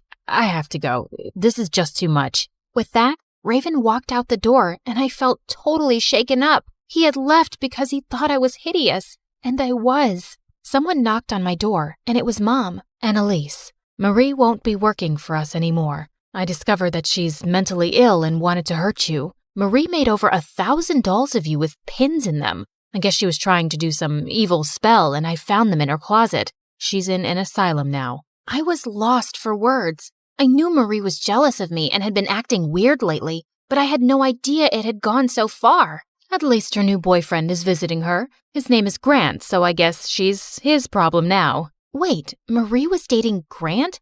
Did that mean Raven and Marie had broken up? I wanted to call him and ask him, but after the way he'd left me last night, I didn't want to speak to him. But later that night, I heard a knock on my window, and it was Raven. What are you doing here? I thought I'm too ugly for you to look at. What are you talking about? I never said you were ugly. I was just shocked that you'd kept your condition a secret. I am so sorry I made you feel that way. Can you come outside with me, please? Raven sounded really sincere, so I agreed to sit with him in our front yard. I'm sorry I kept this a secret from you. I was just worried I'd scared you away. You could never scare me away. Suddenly, Raven took my hand and looked into my eyes. You know, I broke up with Marie a couple of months ago. I've been wanting to end things with her for ages. And since you broke up with Grant, I guess those two got together. What do you mean you've been wanting to break up with Marie? I never loved her. The truth is, I loved you, but I thought you didn't feel the same way. So when Marie asked me out, I just said yes.